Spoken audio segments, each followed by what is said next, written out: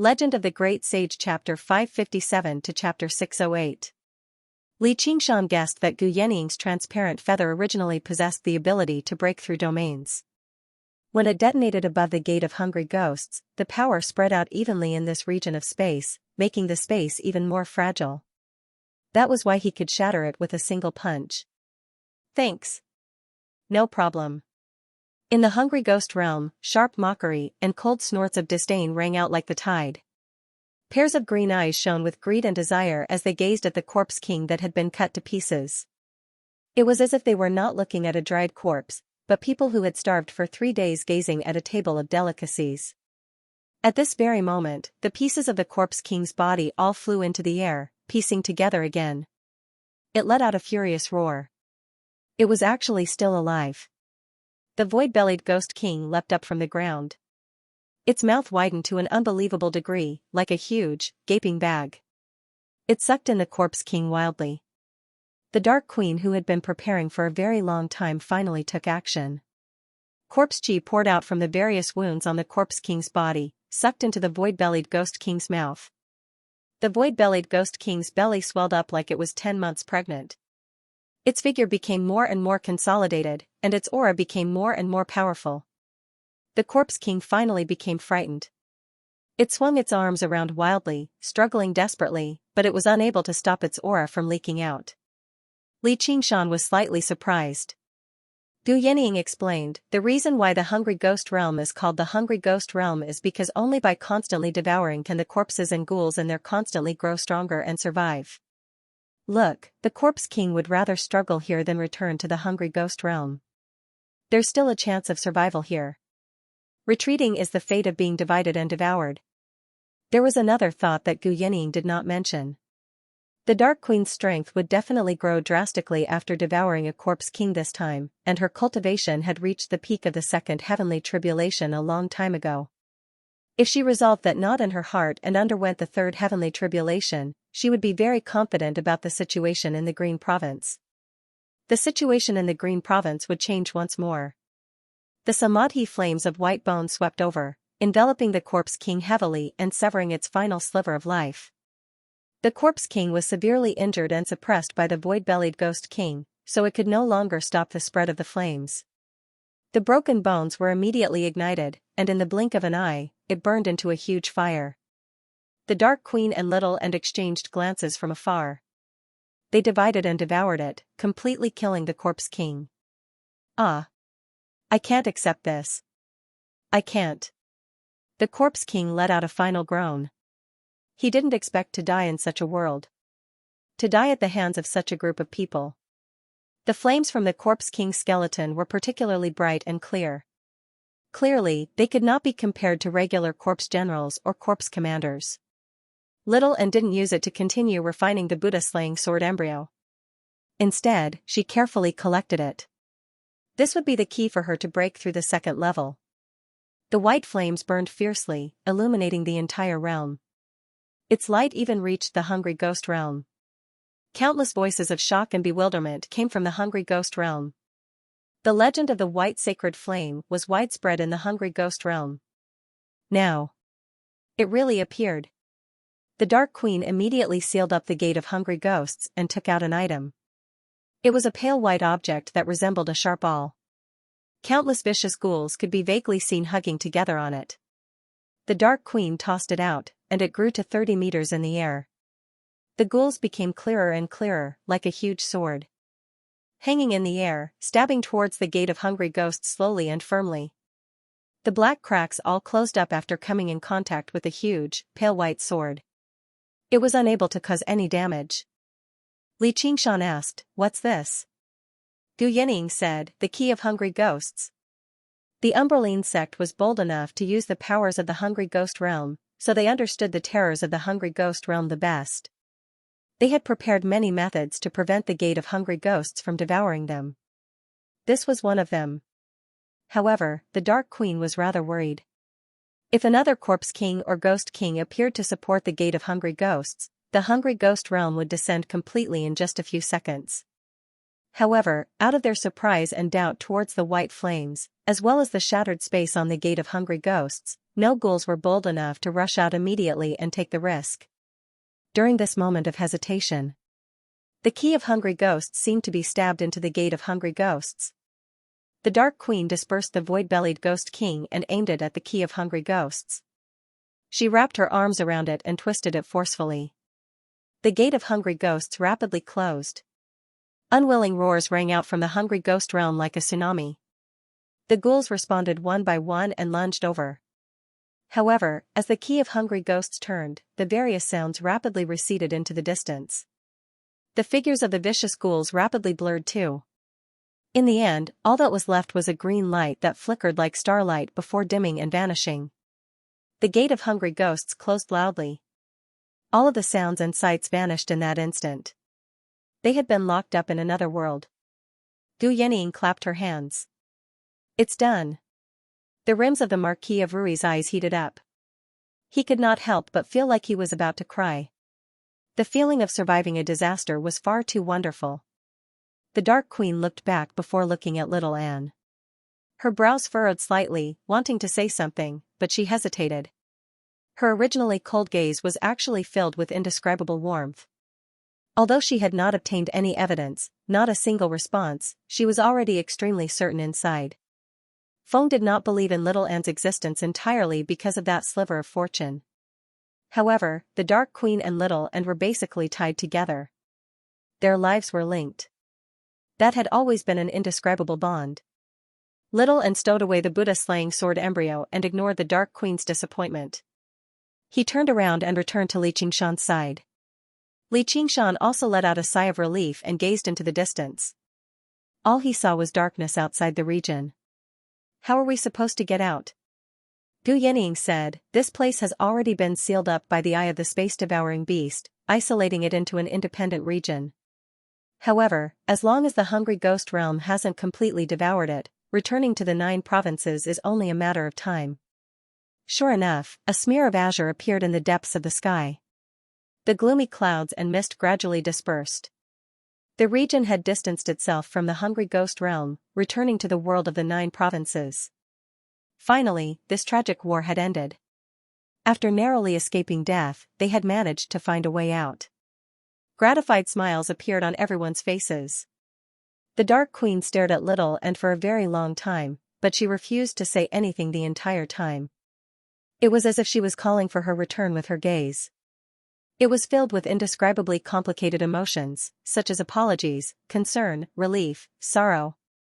She constantly murmured inside, my Yuer, my Yuer. Little Anne was restless. She just hid behind Li Qingshan and hugged her head as if she wanted to cover her non-existent ears. Although she wanted to sever her past, the memories of the past constantly surged and entangled her without end. That was her experience before she started cultivating, as well as her entire life. Severing her emotions was easier said than done. Your Highness, these 2 monsters are vicious. If you let them escape here, they'll definitely become a great problem in the future. The Marquis of Rui gazed into the distance, but he secretly communicated with her soul sense. It had to be mentioned that he had quite the insight. If the Dark Queen took action, Li Qingshan and little Anne really would not be her opponent right now. The void-bellied Ghost King had become even more powerful after devouring the Corpse King's aura, and with this reunion, the knot in her heart began to loosen up too. She could completely unleash the void-bellied Ghost King's greater strength. Right now, even if she faced a regular soul nascence cultivator, the Dark Queen was confident she could put up a fight. What was even more frustrating was that Li Qingshan was currently extremely feeble, trapped in the region, unable to escape. After witnessing Li Qingshan and little Anne's performance, the Marquis of Rui became determined to kill them. Otherwise, once they broke free from this region, they would probably turn the entire Rui commandery upside down.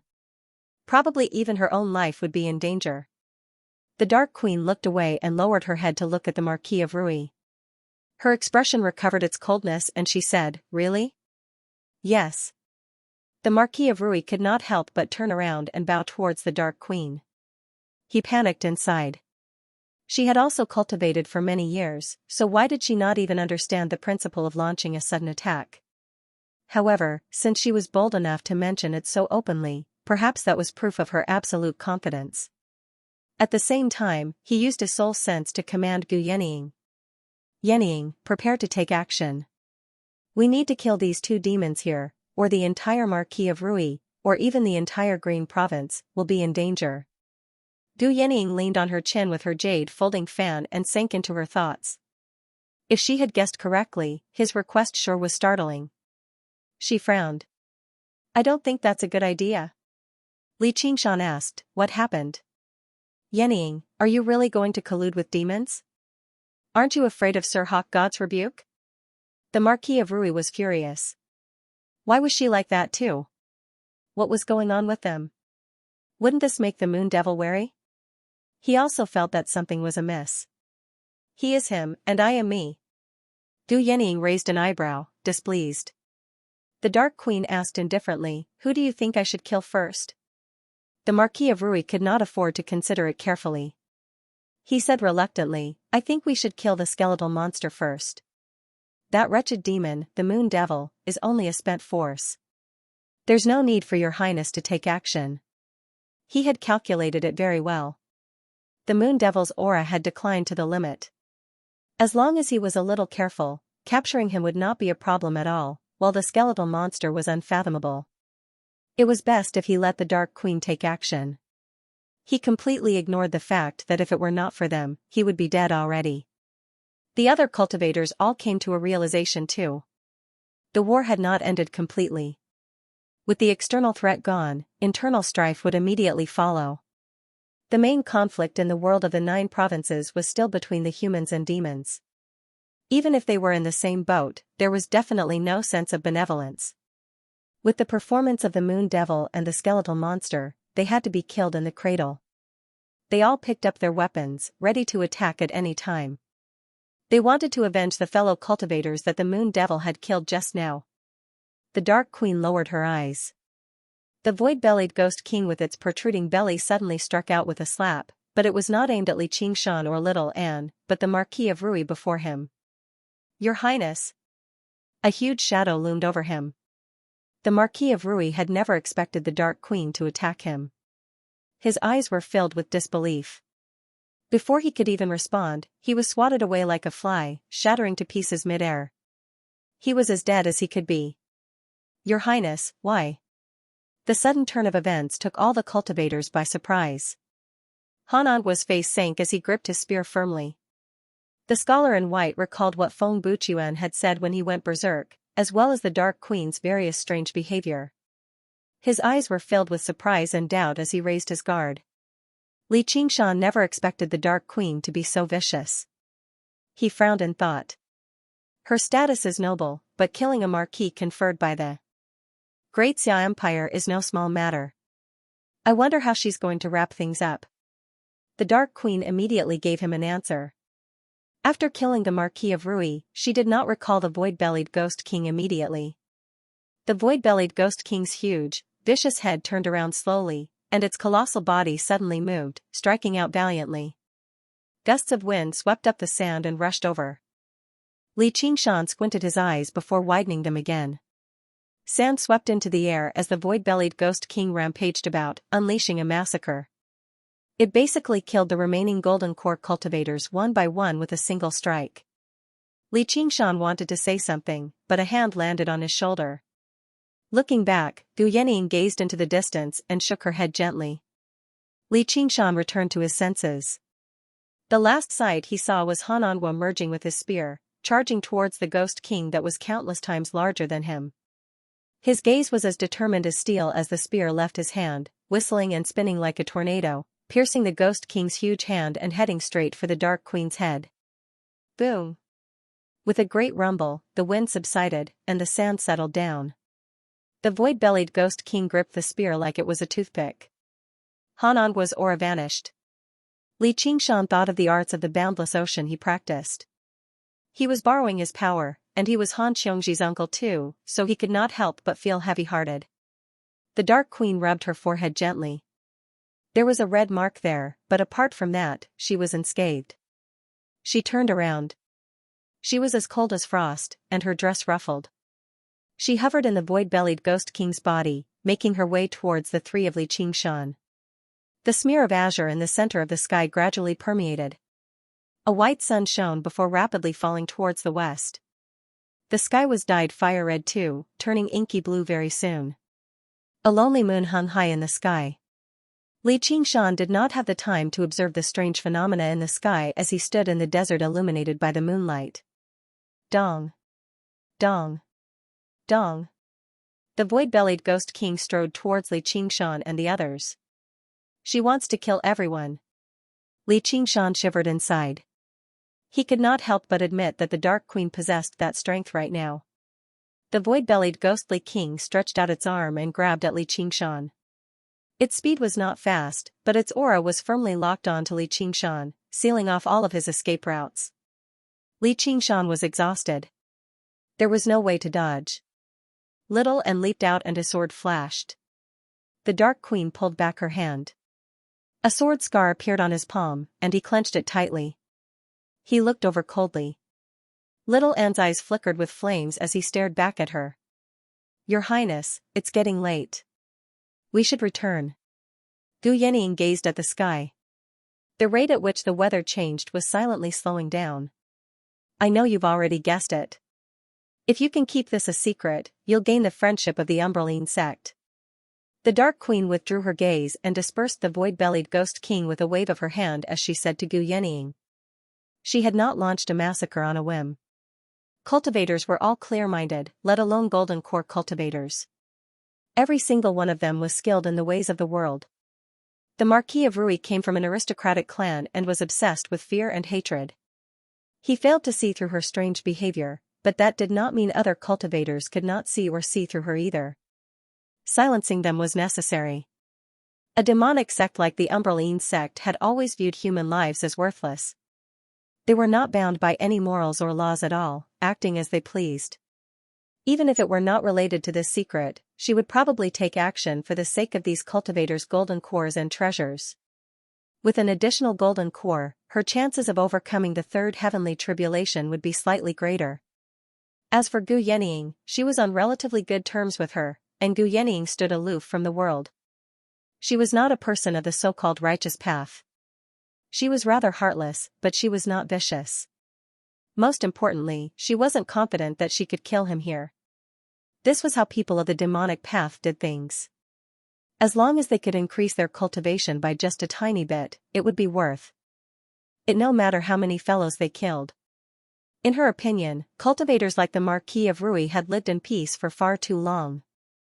They had forgotten about the era when cultivators fought and killed one another. Gu Yanning bowed slightly and bowed gracefully. Please exchange this friendship for 3 golden cores. The Dark Queen immediately tossed 3 golden cores to Gu Yanning. One of them was pure white and extraordinary. It was the Marquis of Rui's golden core. Gu Yanning ingested it without minding it at all and began to meditate and refine it. Only then did the Dark Queen stop worrying, completely dispelling her killing intent. Afterwards, they fell silent, quietly waiting to return to the world of the 9 provinces.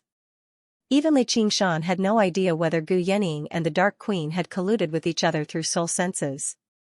However, from the beginning until the end, the Dark Queen and Little and said nothing to each other. Only when the sky lit up did the surrounding scenery gradually clear. The speed at which the sun, moon, and stars fluctuated in the sky returned to normal. The moment they returned to the world of the 9 provinces, Li Qingshan dove into the ground with Little Anne. He was afraid to look back. He sensed several tremendous auras illuminating the night sky like torches.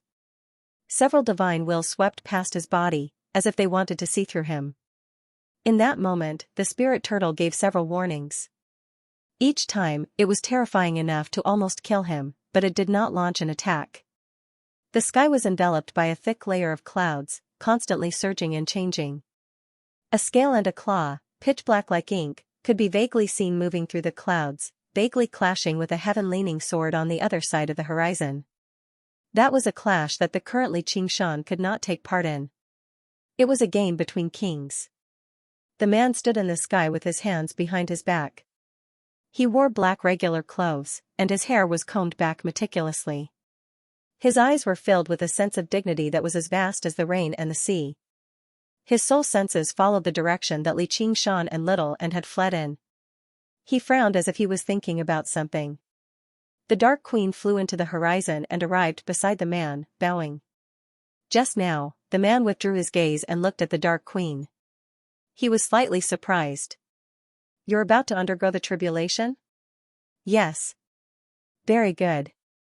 The man nodded slightly, but his brows remained furrowed. He did not seem to be particularly happy. Gu Yening bowed.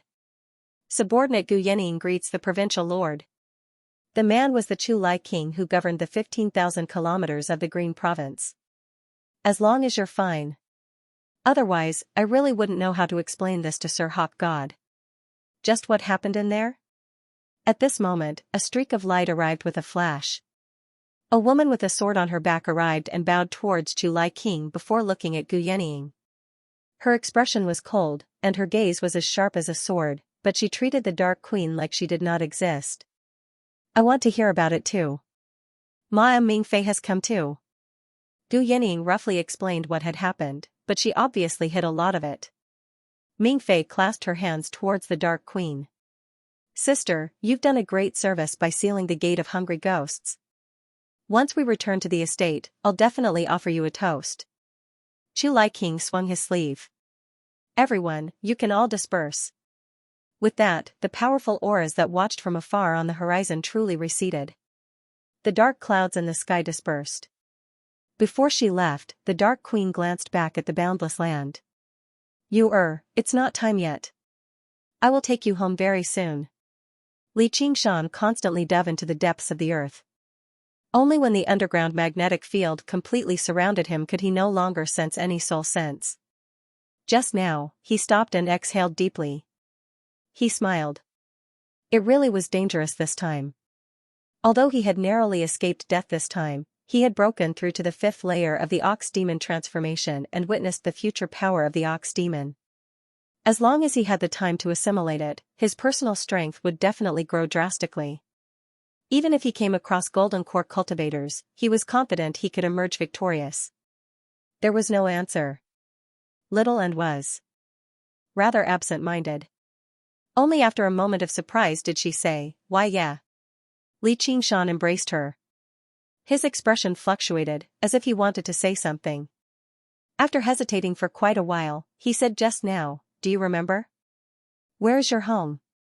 Little and nodded before shaking her head firmly. It's fine. If you want to go home and have a look, I'll go with you. I promised you. Hee, didn't I carve a tablet for you? Don't worry, it's fine. Li Qingshan's voice gradually softened.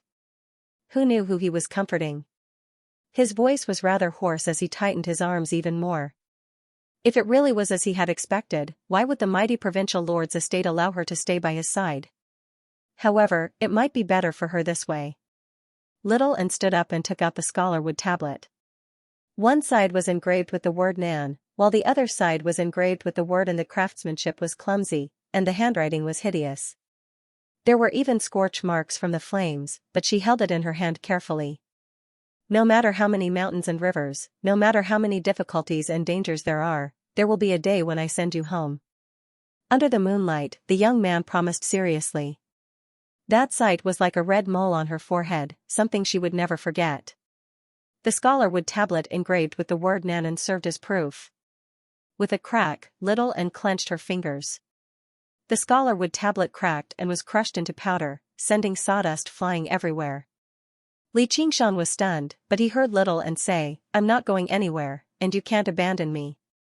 I'll always be by your side, all the way to the 9 heavens, unless death separates us. Where am I? Didn't I die? Slowly opening his eyes, he saw the gloomy sky and countless bones piled up on the ground. A figure crawled to his feet, holding onto a withered tree beside him. He suddenly realized that his hand had also become as withered as the dead tree, pale and cold.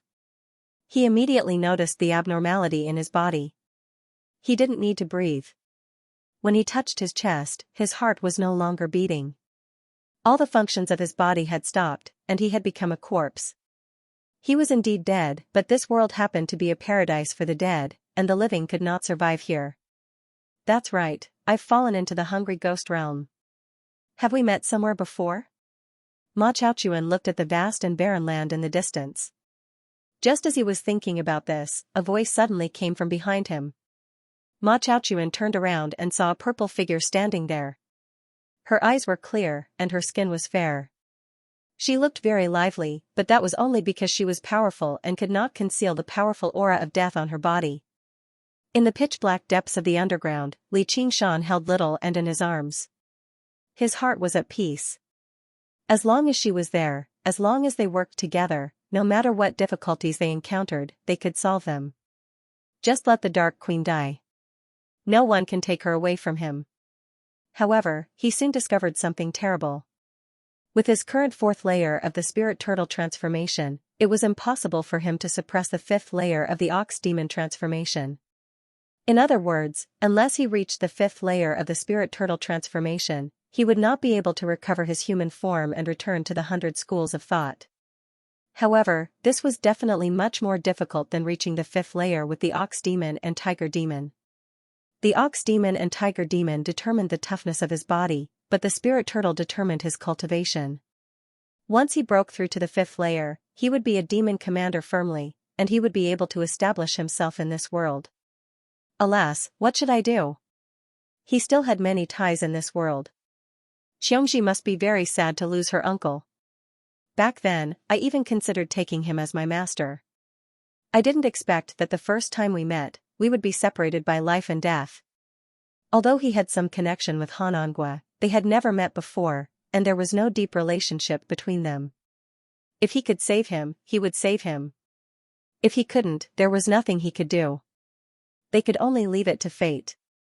Thinking about it, if he, Li Qingshan, died, Hanangua would not feel sad for him. He was just worried that Han Xiongji would become overly sad. Fortunately, the person the Dark Queen finished off was not Han Anjuan's father-in-law, or she really would be torn to pieces. This was the difference between family and friends. He could risk exposing his identity to save Hua Sengzan, but if it was Hua Sengzan's parents or siblings, then he would have to think twice. At most, he would have to do what he could.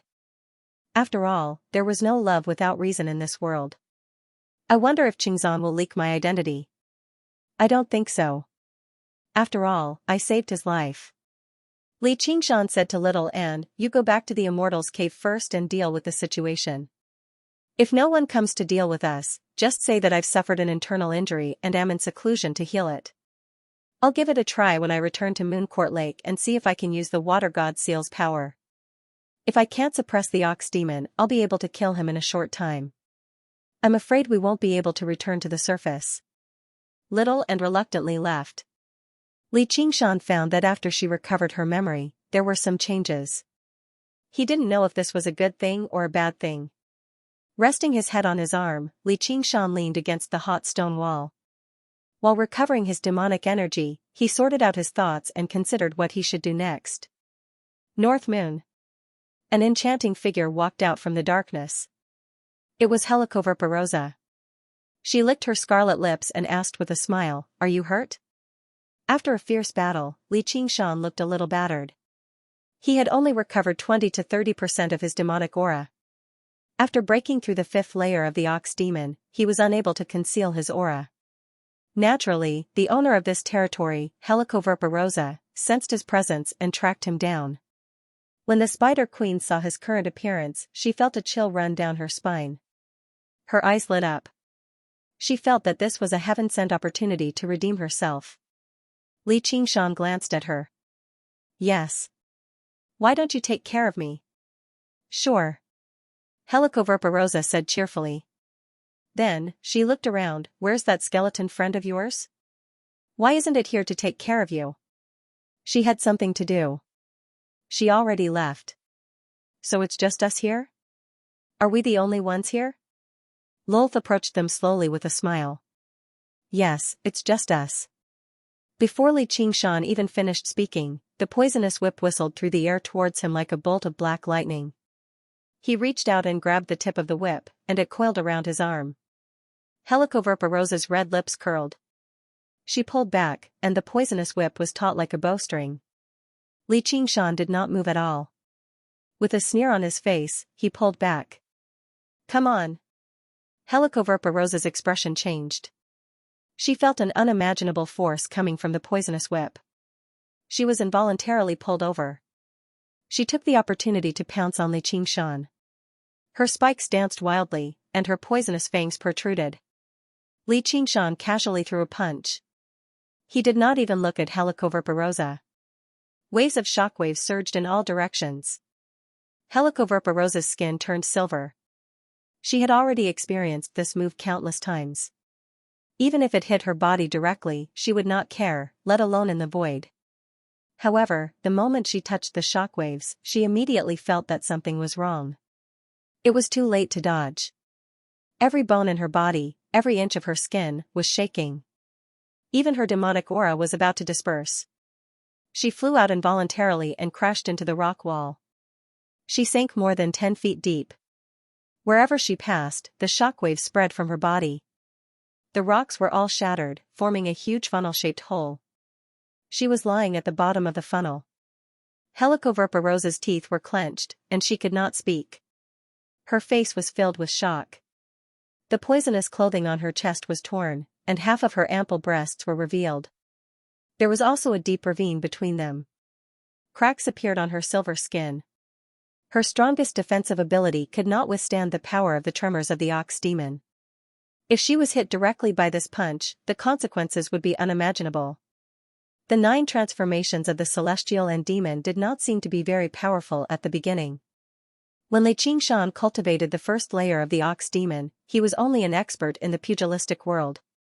However, the growth of each layer became more and more shocking. Under the situation where he did not fully unleash the power of the 5th layer of the ox demon, he was able to contend with the zombie king, who had an extremely strong physique. In terms of strength alone, he was almost close to the peak of this world. Although the tremors of the ox demon was still unable to shatter the void in the world of the 9 prefectures, its power was not something that could be easily withstood. He's become even stronger. Who knows how many times stronger than he was in the past? This is impossible. Is he really a demon? Helicoverpa-Rosa's eyes were filled with disbelief. She could not accept this reality. Previously, she had clashed with North Moon several times. Although she had lost all of them, they were still fierce battles. There was no lack of opportunities for her to win. However, she could not even withstand a single punch from him. How could she accept this? Furthermore, he was still a demon general. Regardless of whether she could accept it or not, she immediately made the most correct choice. Escape. The tiger demon pounced, the phoenix danced, and the wind and fire whistled. In a flash, he arrived behind Helicoverpa-Rosa. Li Qingshan pressed his hands beside her. The tip of his nose almost touched hers. He smiled sinisterly. Didn't you say that you would take care of me? After the battle at Burial Mound Mountain, although the tiger demon transformation had not broken through to the 5th layer, he had a deeper understanding of it. He could control the wind and fire wings more freely. Don't even think about it. Helicoverpa-Rosa opened her mouth and spat out a thread of spider silk. Like a ray of white light, it shot directly between Li Qingshan's eyebrows. At the same time, she squeezed back into the rocks, wanting to escape from the range of his arms. Tremble!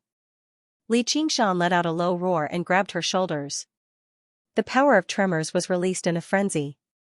With him as the center, black waves of tremors interweaved in the air, forming black cracks that resembled lightning. The spider silk shattered in the air, and Helicoverpa-Rosa felt like she had been struck by lightning. Her body trembled violently in the air, and her poison suit was ripped apart, reduced to shreds. It fluttered through the air like butterflies before turning to dust, revealing her silver body. A while later, her demon chi dispersed as well. She was unable to maintain her innate ability, and the silver receded, revealing her white, naked body.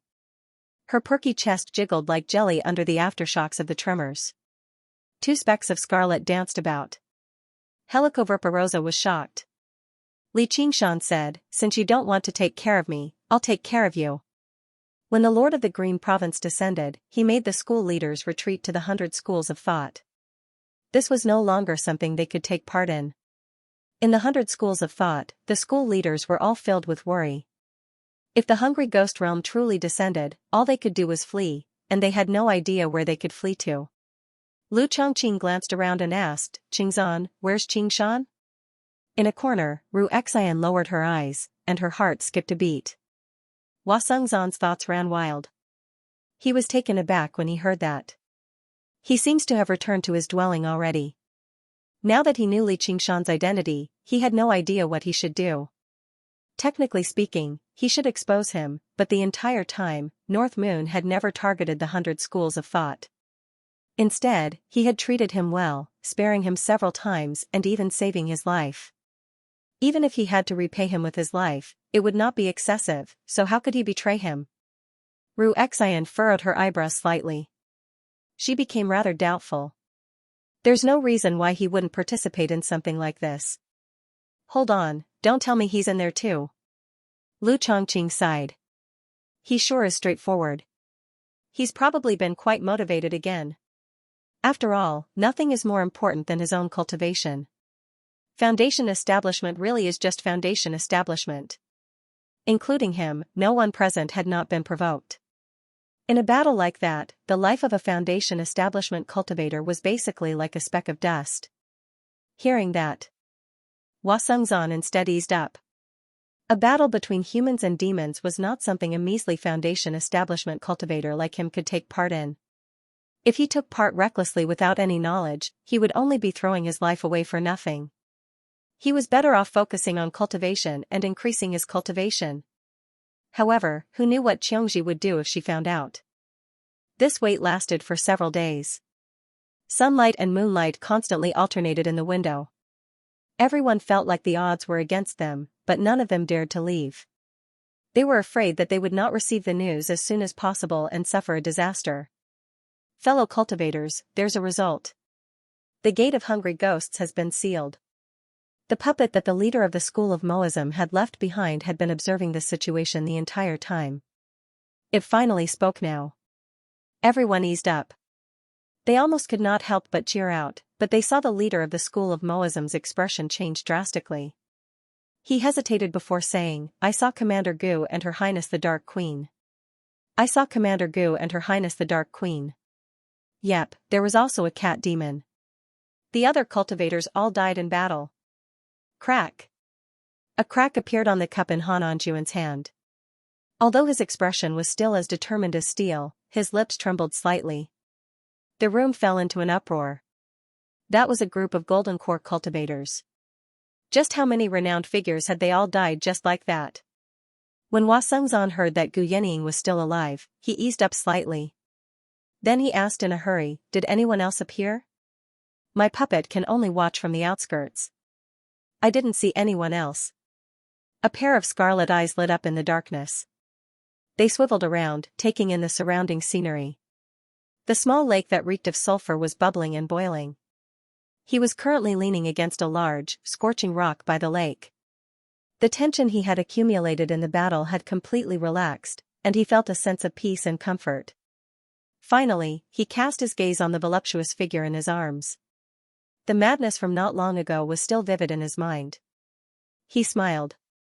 Under the suppression of his absolute strength, all her struggles were futile. In the end, she simply gave up and joined him. There was a feeling that if she could not resist, then she would enjoy it. He gently caressed her back, tracing a beautiful arc until he reached her voluptuous buttocks. He patted them lightly. "Pa." Helicoverpa Rosa also opened her eyes. There was no longer any hatred or resentment in them. There was actually an alluring laziness. She lay in his arms, submissive like never before. The difference in strength between them had already been completely widened. Li Qingshan had already completely demonstrated his strength, proving his qualifications to be her partner. Everything that had happened in the past could not be considered hatred. It could only be considered flirting before sex. Not only was it meaningless for the weak to hate the strong, it did not benefit their survival at all. To a fiendish demon, only being bullied by the weak was worthy of resentment.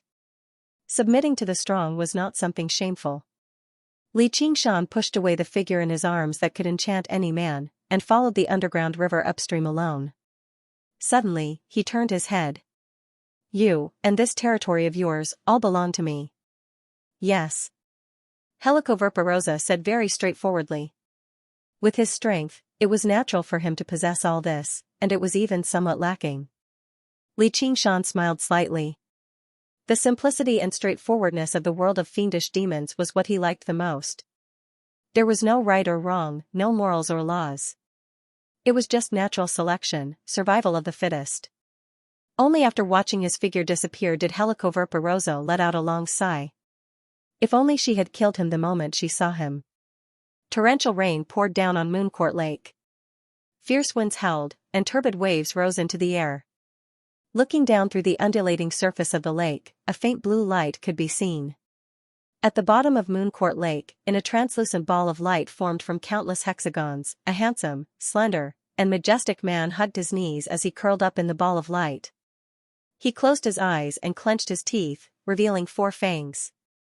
His waist-length scarlet hair fluttered in the water like a burning flame.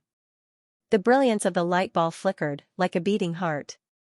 When it was bright, the waves on the lake became more violent. When it was dark, the waves calmed down. The figure of a spirit turtle appeared, as if it was doing its best to suppress something. A wisp of black appeared in his fluttering scarlet hair, spreading bit by bit. His appearance also changed along with it. He was no longer as handsome as before, as ordinary as a stone statue. Boom! A loud sound came from the bottom of the water, and a pillar of water that was over 100 feet tall rose up. Countless raindrops flew into the sky. However, the spirit turtle's profound shell shattered into pieces. The surging waves calmed down unbelievably, like a huge mirror.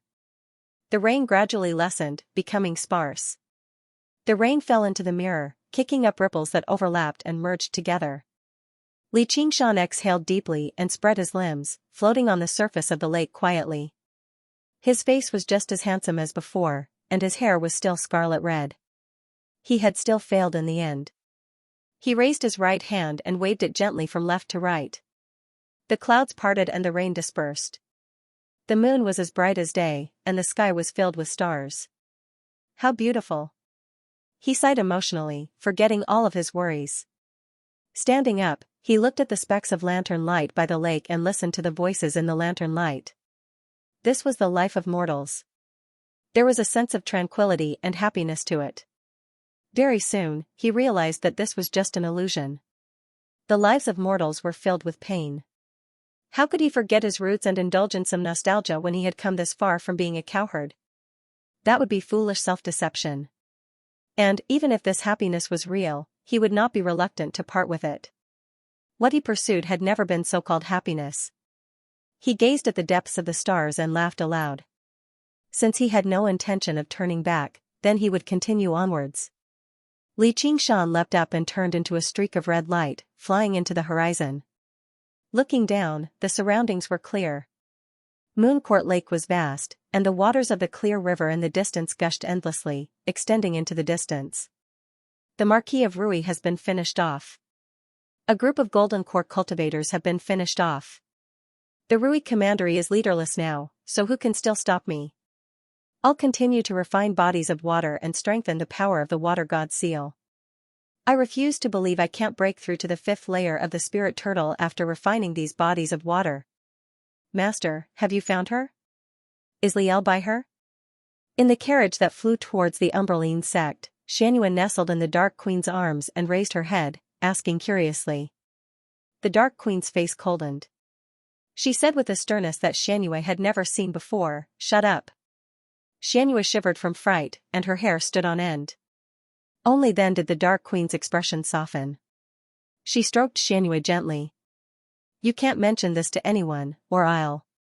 She stopped there, but Xianxia felt a chill. Ever since she left Burial Mound Mountain, her master seemed to have changed. Her resentment had vanished, replaced by a sense of dignity and determination. When she stroked herself, her movements were still as gentle as before, but it lacked warmth. Her gaze no longer landed on herself, instead staring into the endless darkness. Her eyes blazed with wildfire. Perhaps this was her original appearance. Perhaps this was the bearing that a demonic cultivator should possess.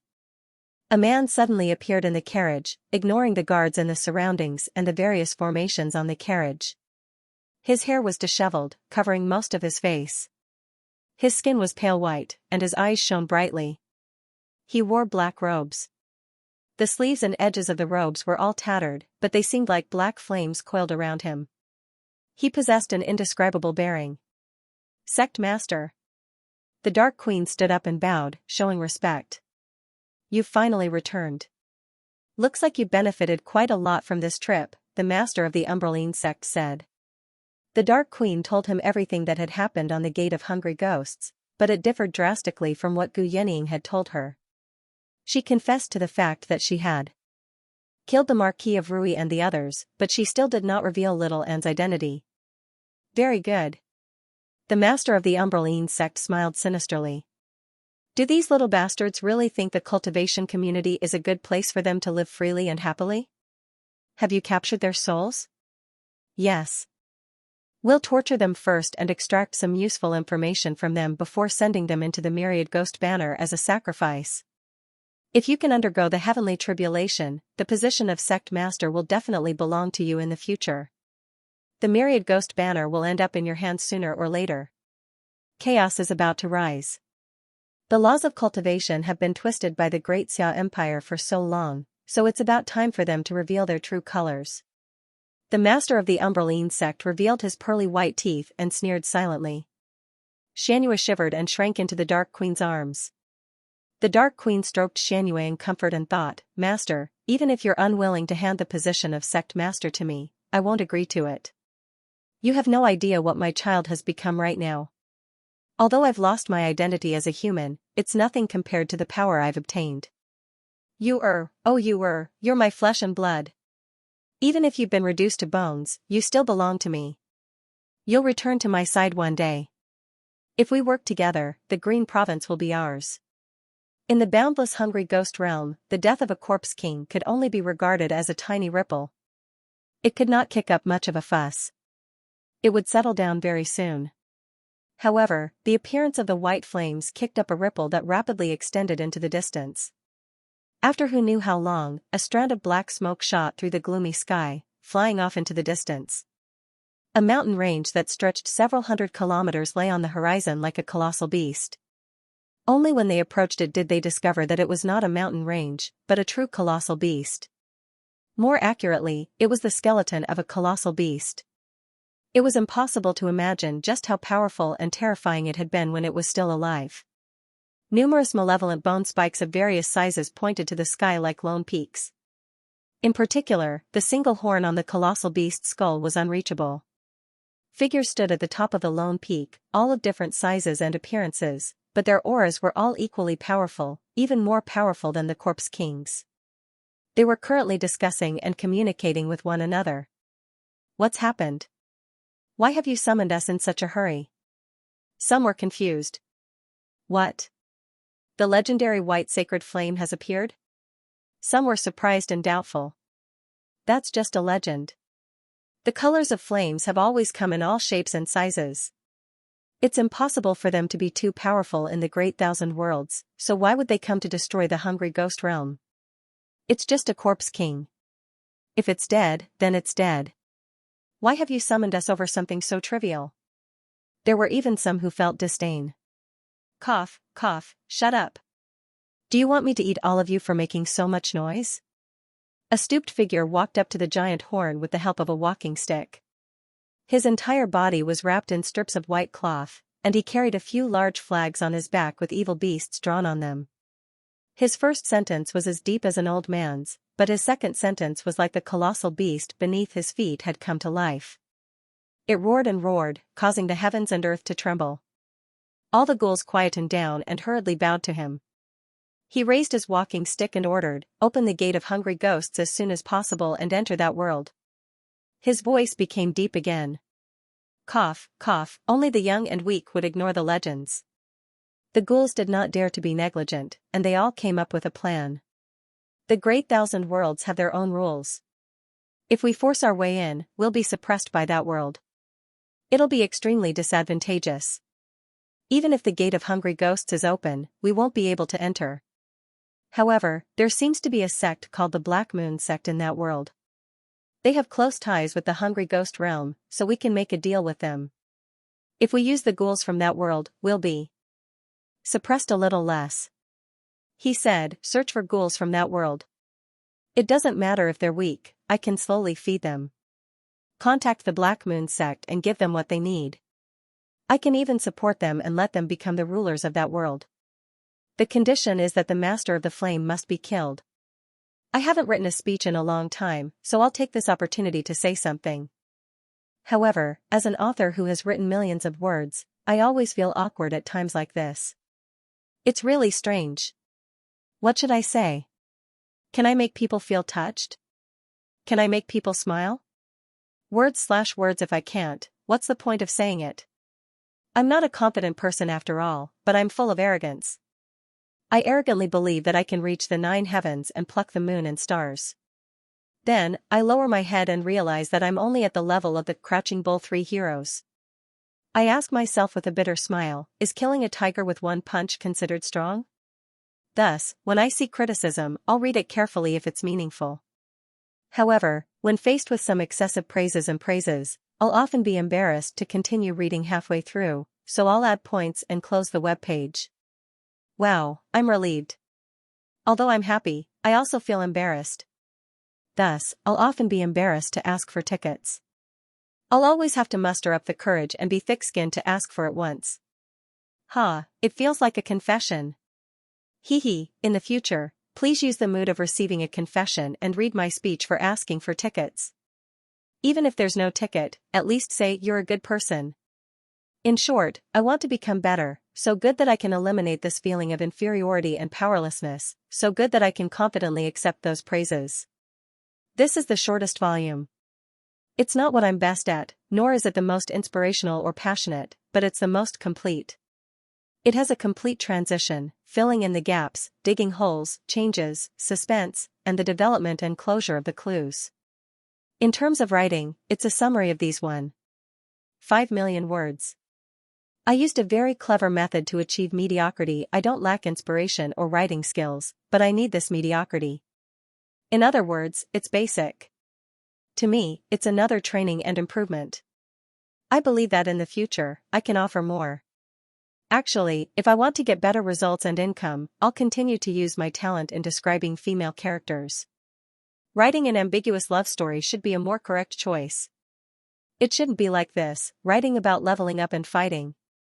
However, that won't reach the 9 heavens. In the great general's estate of the commandery city of Rui, paper money scattered through the air.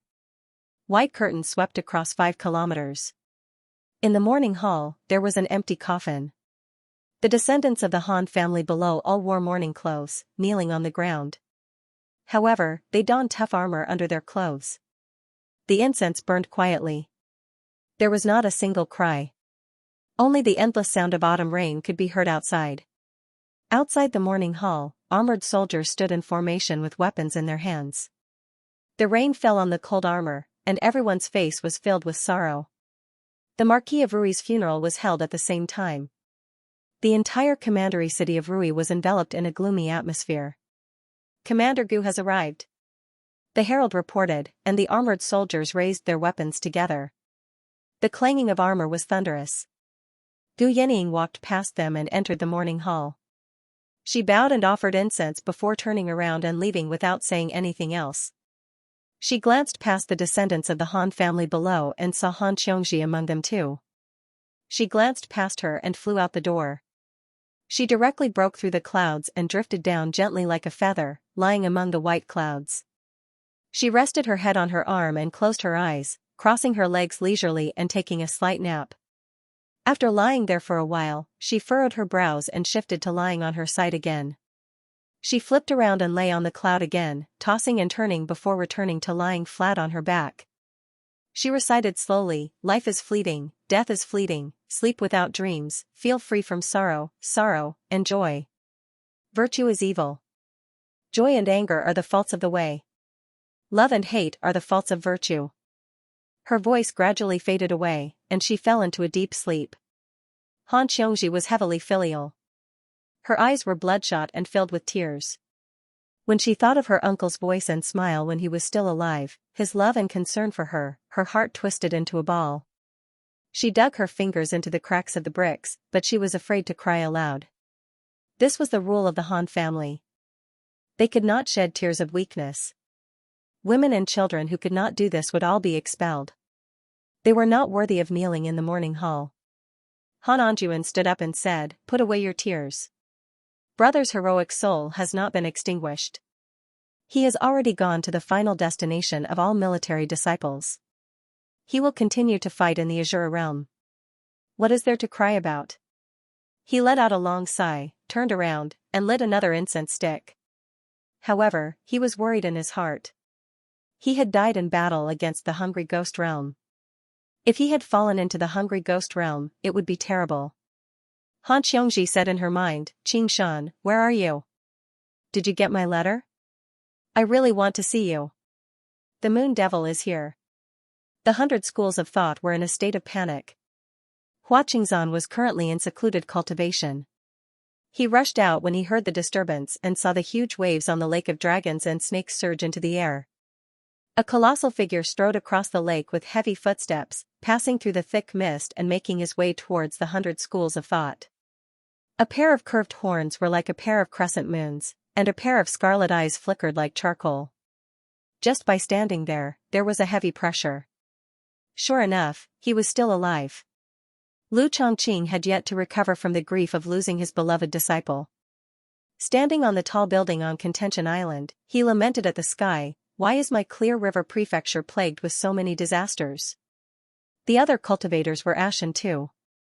They only hoped that the formation of dragons and snakes could stop the moon devil. On Cloudwisp Island, Lu Chuanfeng bellowed out, "Everyone, come with me." The disciples of the School of Novels gathered around him in a hurry, following behind him. The disciples all asked, "Master, are we going to fight the moon devil to the death? It's time for our School of Novels to demonstrate our strength." A young man swung his fist viciously. Lu Chuanfeng said nothing. He arrived in a dense bamboo forest with his disciples. His face was solemn and stirring as he ordered, "Everyone lie down." The disciples were all confused, but they still lay down according to the order. Lu Chuanfeng lay down as well and began to power the divine talisman of great creation. Gradually, his figure vanished, enveloped by a huge, withered tree. The other disciples of the School of Novels turned into withered trees of various sizes as well, lying in a mess in the bamboo forest. Lu Chuanfeng ordered with his sole sense, "Everyone, do your best to conceal your auras. Don't let the moon devil discover you." Master, aren't we going to fight the moon devil to the death? You can go. I'm not stopping you." After a moment of silence, they said, "But Master, this is a bamboo forest. Why would a tree fall here?" "Shut up. I have a brilliant plan. Do you really want me to conjure such thick bamboo?" Although he no longer had to worry about the Marquis of Rui's punishment, even the Marquis of Rui was dead. Who else could stop the moon devil? Lu Chongqing ignored his status and roared at Hua Qingzhan, "Qingzhan, go get Ma Mgu to purge the demon." He made up his mind. He no longer had to live in fear every day and be some prefect. Instead, he wanted to be like Li Qingshan and find a remote dwelling to cultivate in seclusion. "Yes, sir." Hua Qingzhan's expression was mixed. She had probably realized Li Qingshan's identity a long time ago, which was why she paid special attention to him. Why would he purge the demon? However, he probably did not come to the 100 schools of thought to start a massacre.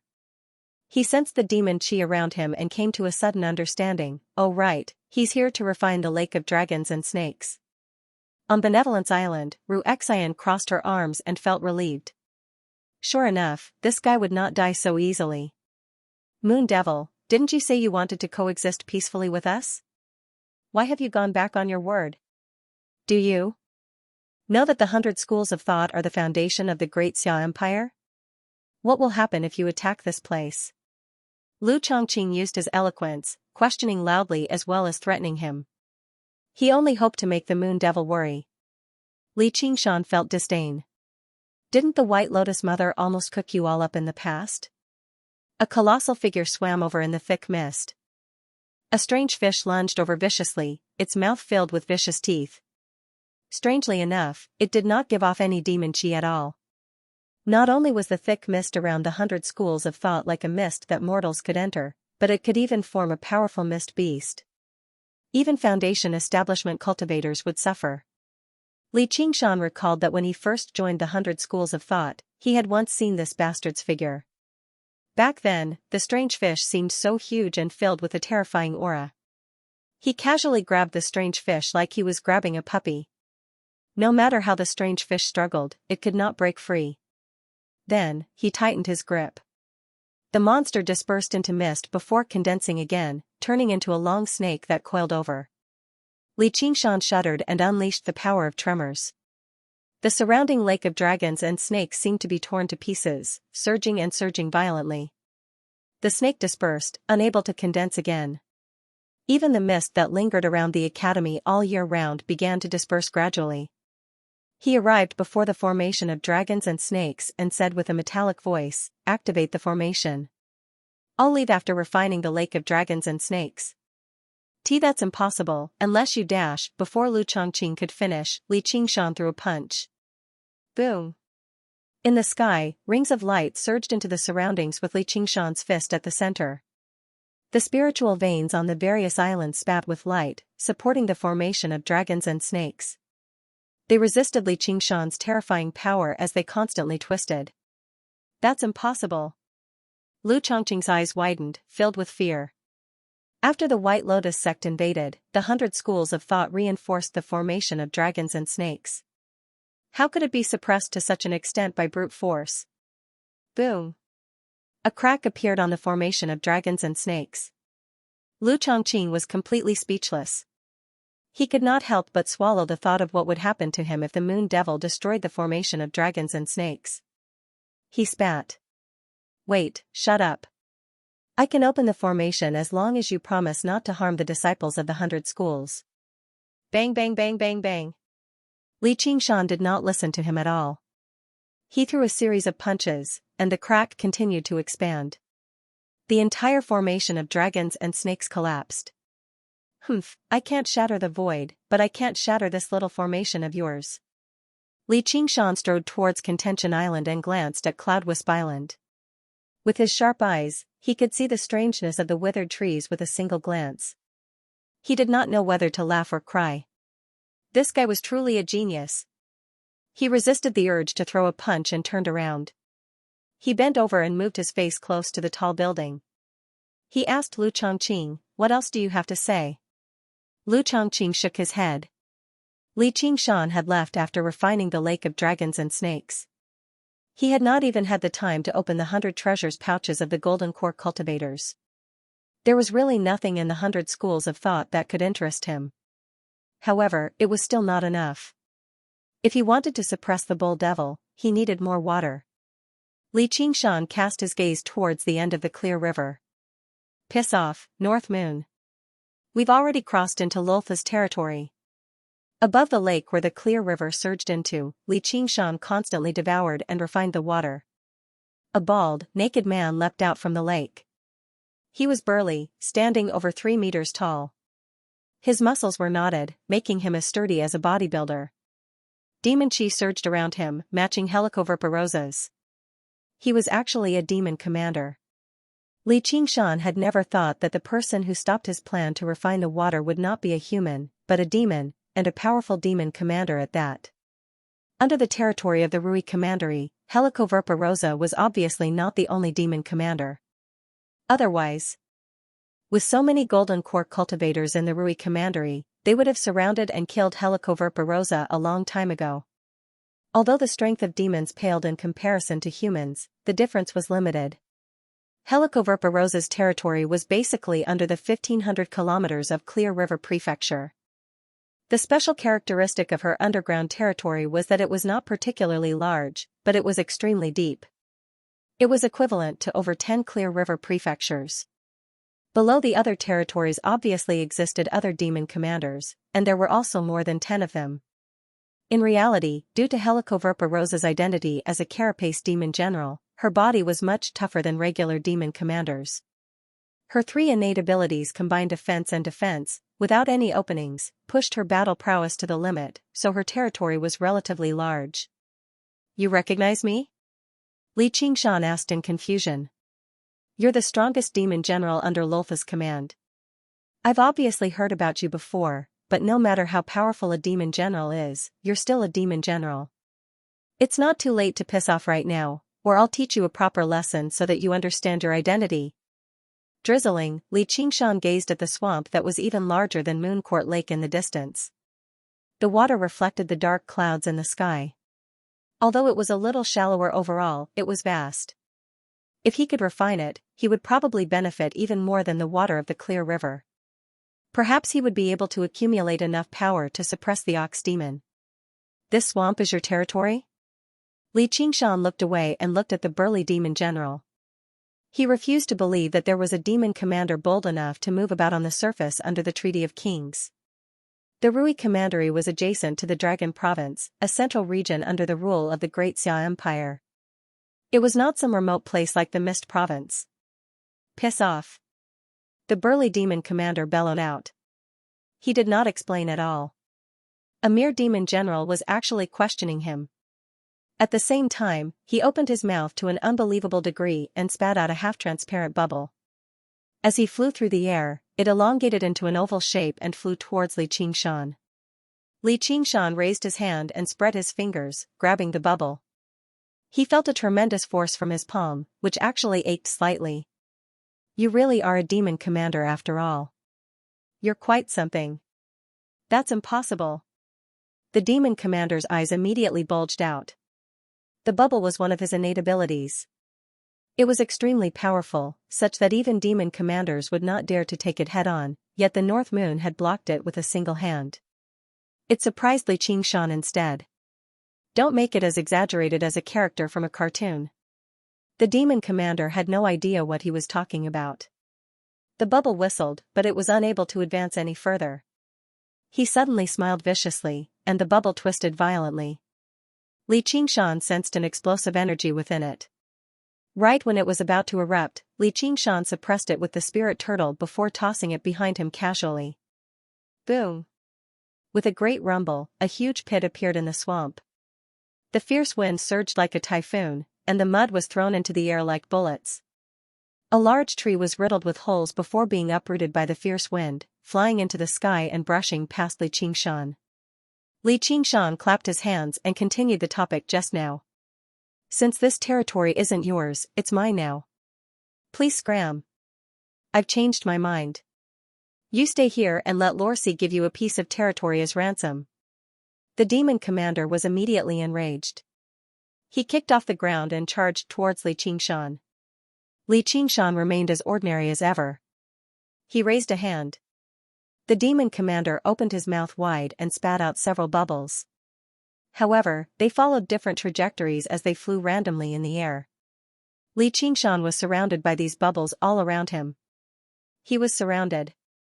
Boom boom boom boom boom. The bubbles exploded at the same time, and the demon commander charged into the center of the explosion with a sinister smile. However, the figure still maintained his original posture, his arm forward, his scarlet hair flying in the wind, although there were some wounds on his body. However, that was nothing to a monster with a strong physique. After breaking through to the 5th layer of the ox demon, his ox hide was indeed much tougher than before apart from his innate abilities. For the first time, it surpassed the spirit turtle's profound shell and became his strongest defense. The demon commander's eyes suddenly bulged out. He felt like the battle was extremely bad. He wanted to stop, but the scarlet figure arrived before him with a flash only inches away. A hand pressed down on his large, bald head, and a terrifying, irresistible force appeared on his head. "I told you not to act like you're in a cartoon. What if you make me laugh during the battle and ruin the atmosphere?" Li Qingshan roared. He grabbed the demon commander's large, bald head and spun him around in the air 3 times before swinging him towards the ground. With a boom, the demon commander sank deep into the swamp. The swamp suddenly bulged. Something seemed to constantly expand beneath the swamp, reaching the size of a hill. A pair of eyes the size of ponds bulged out, pushing through the mud. It opened its huge, fisher-like mouth and produced a thunderous rumble. Croak! Li Qingshan exhaled. So I've misunderstood you. Amidst the scattered drizzle, a small village lay quietly in the valley. The chaotic sound of horse hooves broke the silence. A group of bandits came to the valley. Only the one-eyed rider pulled out his sword and pointed it at the village. Brothers, do you want to do this? Yes. Yes. Yes, the bandits called out together. Steal money, steal food, steal women. We'll kill anyone who gets in our way, the bandit leader called out as his horse raised its hooves high into the air. Kill them all. Kill them all. At this moment, there was a rustling in the bushes. The bandit leader's ears twitched, and he called out, "Who's there?" With a wave of his hand, a metal caltrop flew out. He was also a master of the Jianghu. Clang! The caltrop seemed to strike something, flying back. The bandits swarmed over and swung their blades wildly. The bushes collapsed, but there was no one there. What's this? It seems to be a letter. A short bandit lay on the ground. He blinked his eyes and saw a letter lying on the grass. He didn't know what kind of paper it was made of, but it didn't get wet despite being wet. On it were the words for Qingshan. He reached out his hand to pick it up. The letter moved very quickly. Just now, the bandits saw that there was something under the letter. A skeleton the size of an index finger carried the letter. It looked rather ferocious, but it was so small that it didn't look scary. What is this strange thing? The bandits cried out. It might be a treasure. Catch it, the bandit leader ordered. Whoosh! The skeleton turned into a white light and disappeared. The short bandit suddenly froze, a bloody hole appearing on his forehead. What spurted out wasn't blood or brain matter, but white flames. Whoosh whoosh whoosh whoosh. The white light passed through the bushes, and the bandits were all stunned. Amidst the neighing of the horses, the bandit leader pulled on the reins and retreated, waving the blade in his hand wildly. But the little skeleton stood still in front of him. This lowly one has offended the High Immortal. I deserve to die 1,000 times. Please forgive me, High Immortal. The bandit leader fell off his horse and knelt on the ground, kowtowing repeatedly. The skeleton swelled up, turning into a skeleton demon dozens of feet tall. It cackled strangely as it grabbed the bandit in its hand. It didn't use the samadhi flames of white bone to refine him, but instead stuffed him into its mouth and chewed on him. Blood splattered everywhere. Aha! The scream alarmed the small village in the Colonel Thump. The skeleton demon, who was eating heartily, tilted its head and fell heavily to the ground. It was as if an invisible hand had forcefully flicked its head. The skeleton demon crawled to its feet, its head spinning a few times. Its body rapidly shrank, returning to the size of an index finger. Carrying the letter, it burrowed into the bushes. Little Anne tapped her thumb and middle finger together gently. Her hand was like a lotus flower as she sat in the main hall of the Ansrava temple, gazing up at the Buddha statue and listening to the chimes of the bell quietly. One of the shiny, white prayer beads on her wrist hidden under her sleeve was missing. Once she was too far away, it would take even more effort to control the skull prayer beads. However, with the skeleton demon's strength, sending a letter was no problem. After recovering her past memories, her mind had become even sharper, especially when it came to the ways of the world. She understood a lot more, but she also gained a lot of distracting thoughts and worries. In terms of comprehension alone, she was not as good as the original Little Anne. Although she was muddle-headed, the purity of her thoughts surpassed her cleverness and cunning. She wanted to purge this cleverness and cunning before the Buddha, solidifying her resolve to destroy the Buddha. She did not want to be her original self anymore. She wanted to forget her past name. She only wanted to be his Little Anne. However, the second layer of the path of white bone and great beauty was still lacking something. It was difficult for her to break through. She could only comprehend the Buddhist Dharma that was even more profound. Little Anne murmured to herself, the Chan monastery of Devanaga. A colossal bullfrog flipped over and laid on the swamp. Its white belly faced the sky, like a lone island in the boundless swamp. Li Qingshan laid on the lone island, basking in the sun and slowly recovering his demon chi. The bullfrog demon commander was slightly weaker than the spider queen, but it possessed an innate ability that could reflect external forces. Dealing with it was quite troublesome. The underbrush rustled, and the skeleton demon leapt out, flying over. Li Qingshan swept his messy, scarlet hair behind him and accepted the letter from the skeleton demon. He recognized it as soon as he saw the words. Xianxia. He immediately opened it and read it carefully. His expression gradually grew heavy. It was not a long letter, but it was written intermittently. There were traces of tears on it. He read the last sentence. Qingshan, I really want to see you. Li Qingshan was taken aback for a while. He felt rather apologetic inside. He had underestimated the status Uncle Han held in Han Xiongxi's heart. His parents had passed away when he was young, and he had grown up alone. He had never experienced the so-called familial love from his elder brother and sister-in-law, so he had unavoidably underestimated the word. He stood up and recalled her tearful and sorrowful face. He was tempted to see his current state immediately. All he could do was let out a long sigh. Right now, he could not even suppress his demon chi. Thinking up to there, he suddenly made up his mind. His gaze became determined. The skeleton demon circled around the colossal bullfrog. The flames in its eye sockets shone brightly. It was very interested in such a large pile of quality flesh and blood. Finally, it could not hold back anymore. It grew to several meters tall and bit down viciously. Croak! The bullfrog let out a miserable shriek and leapt several dozen meters into the air, fleeing into the distance in fear. The skeleton demon was about to pursue it when Li Qingshan grabbed its neck and shoved the letter into its hand. He gazed at the horizon and said to himself, I'll be there as soon as possible. Wait for me. In the Umbraline sect, the Dark Queen took out the captured soul. She turned a deaf ear to the pleas and curses of the Marquis of Rui and the others. They would be able to enjoy it themselves later. This was probably the misfortune of cultivators. If mortals died, their souls would naturally return to samsara, which instead made them almost immortal. Cultivators seemed to have long lifespans, but unless they died of old age, once they were killed in battle, their souls would not necessarily have the opportunity to reincarnate. The higher their cultivation was, the higher the cultivation of the cultivator who killed them. Their souls basically struggled to escape the fate of being captured and killed. That was the so-called annihilation of the soul and doom. The Dark Queen was mildly surprised and discovered one was missing. She rubbed her forehead and remembered the final spear strike. Did you let his soul escape? Back then, the Dark Queen had placed all of her attention on little Anne, so she failed to notice this. Although Han was final attempt with everything he had failed to defeat the Dark Queen, his soul managed to escape, avoiding the fate of sinking into the myriad ghost banner. If his soul remained in the world of the 9 provinces, then it would be a troublesome matter. However, in that sealed region, his soul can only go to the 6 realms of Sasra. Has he been sucked into the hungry ghost realm, or is he being judged by the hell realm?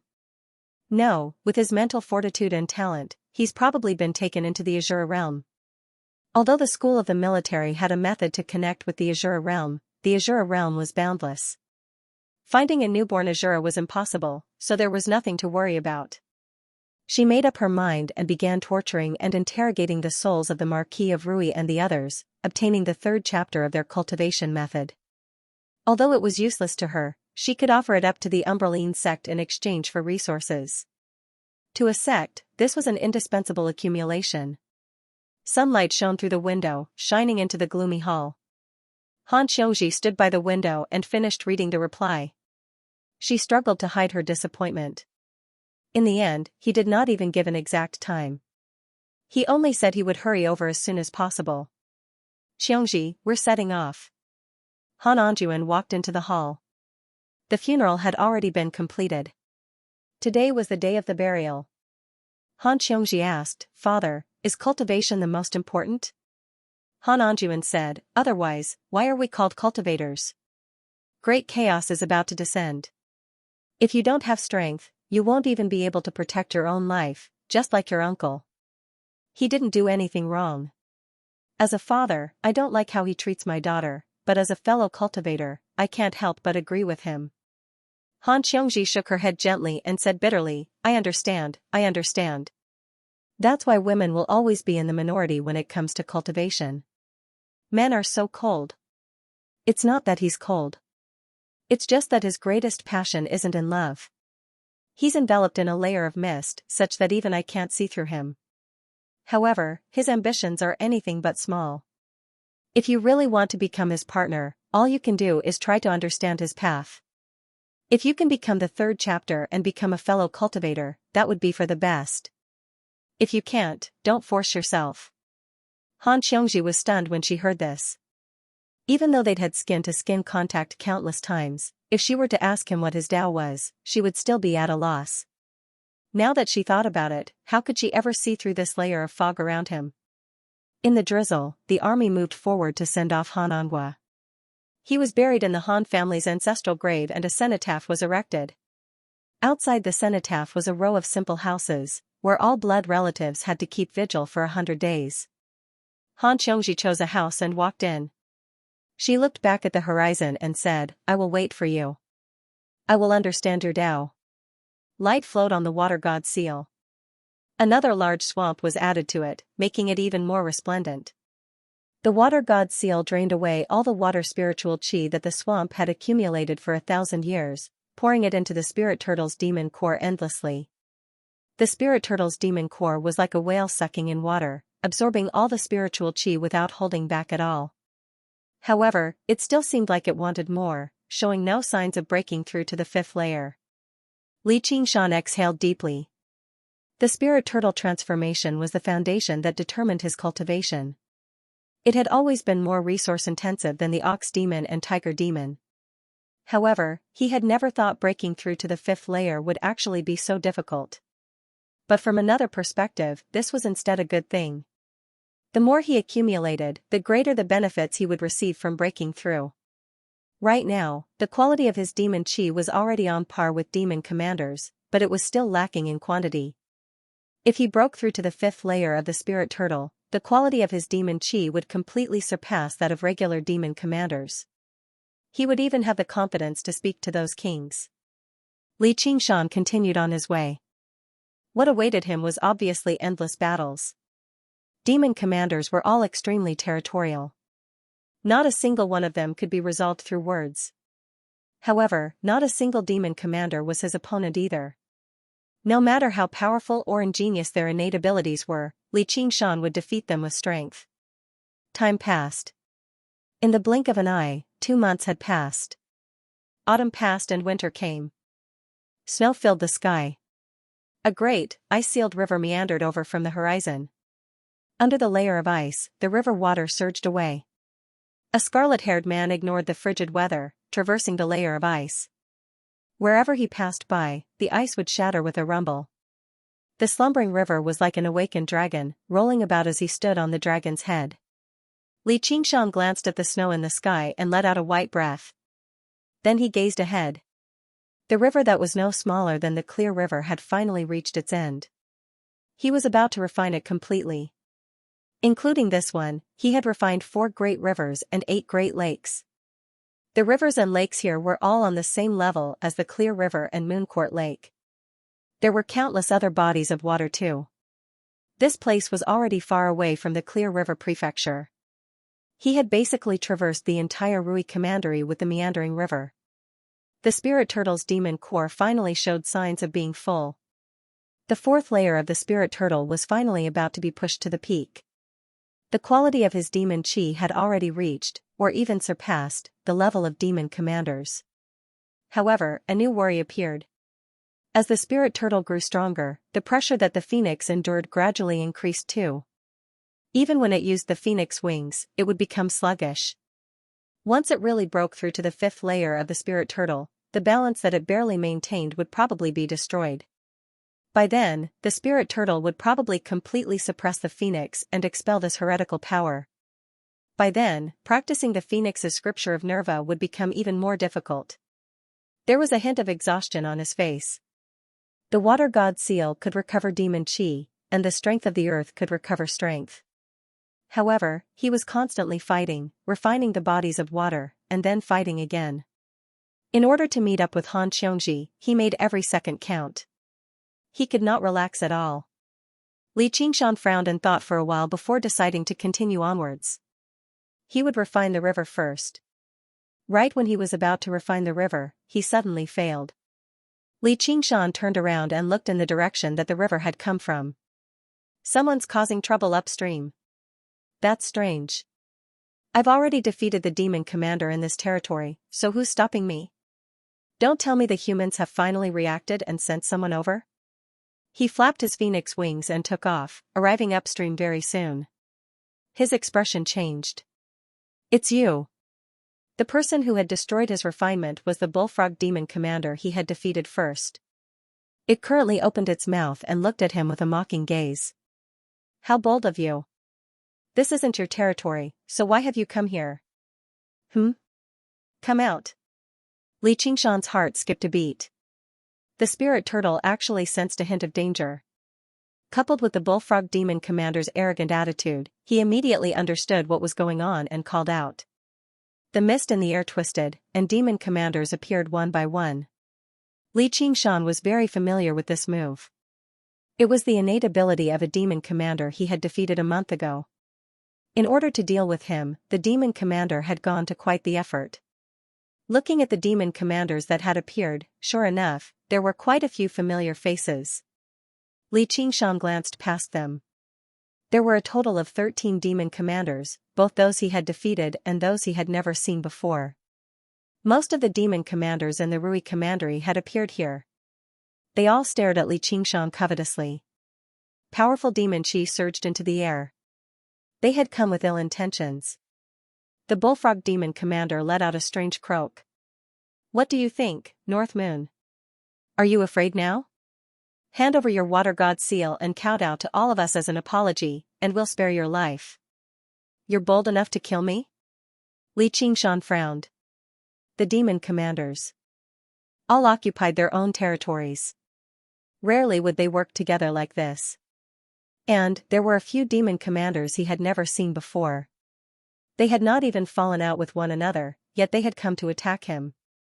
You've offended your superiors and trespassed on our territory. Even if we kill you, Sir Dragon King won't blame us, said the bullfrog demon commander viciously.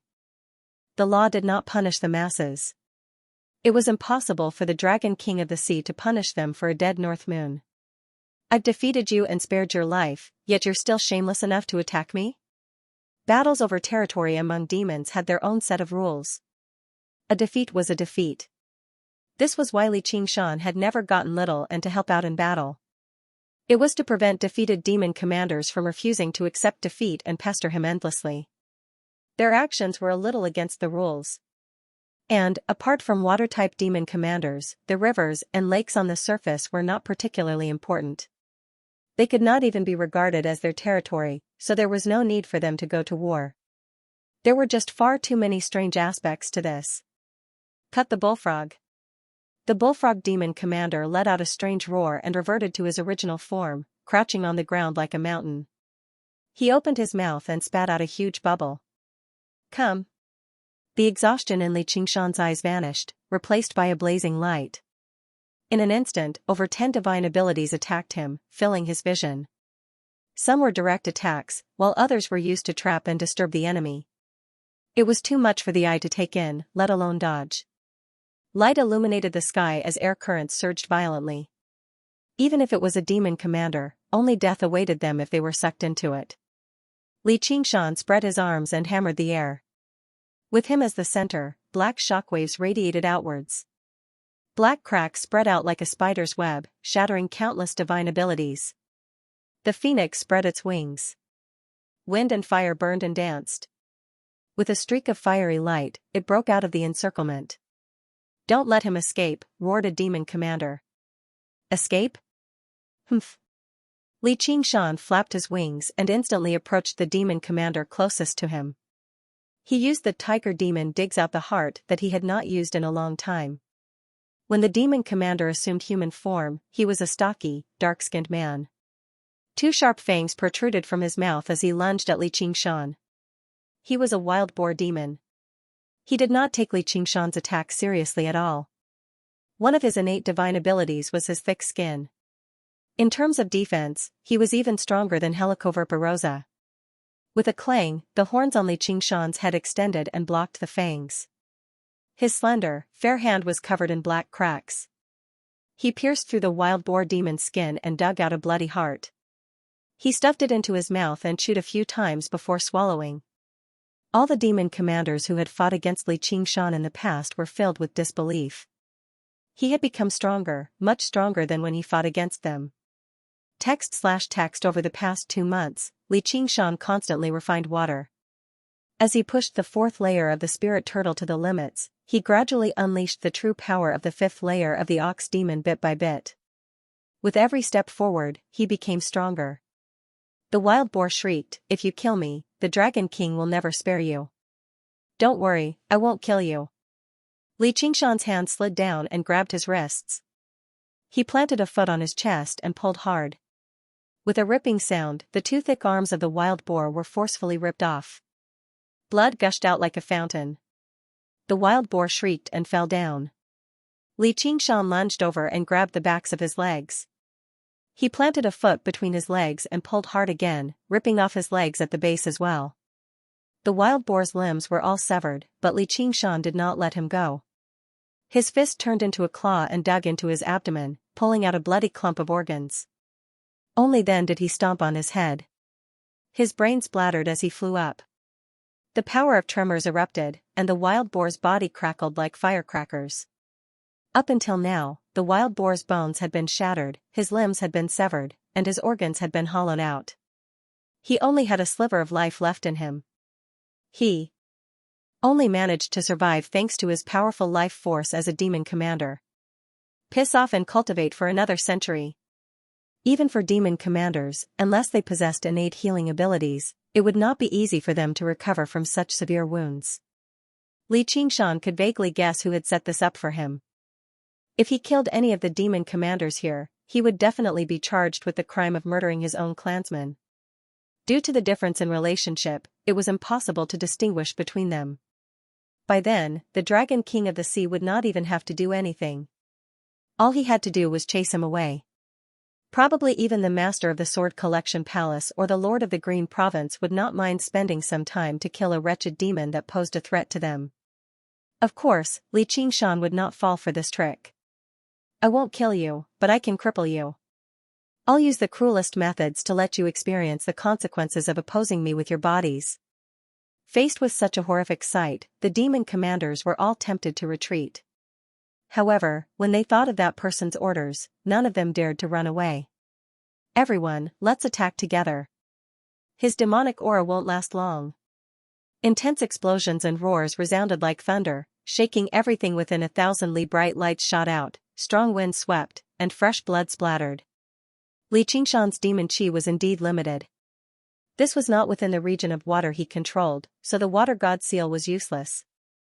After defeating 6 demon commanders consecutively, his demon chi was almost completely depleted.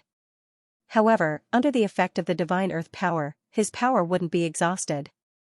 He changed back to his original form, only relying on his cowhide to block the attacks, using the most primitive power to fight. Any demon commander that ended up in his hands could forget about escaping. They would be torn to pieces. Blood poured down like a torrential downpour, dyeing the glacier red. Li Qingshan was bathed in blood.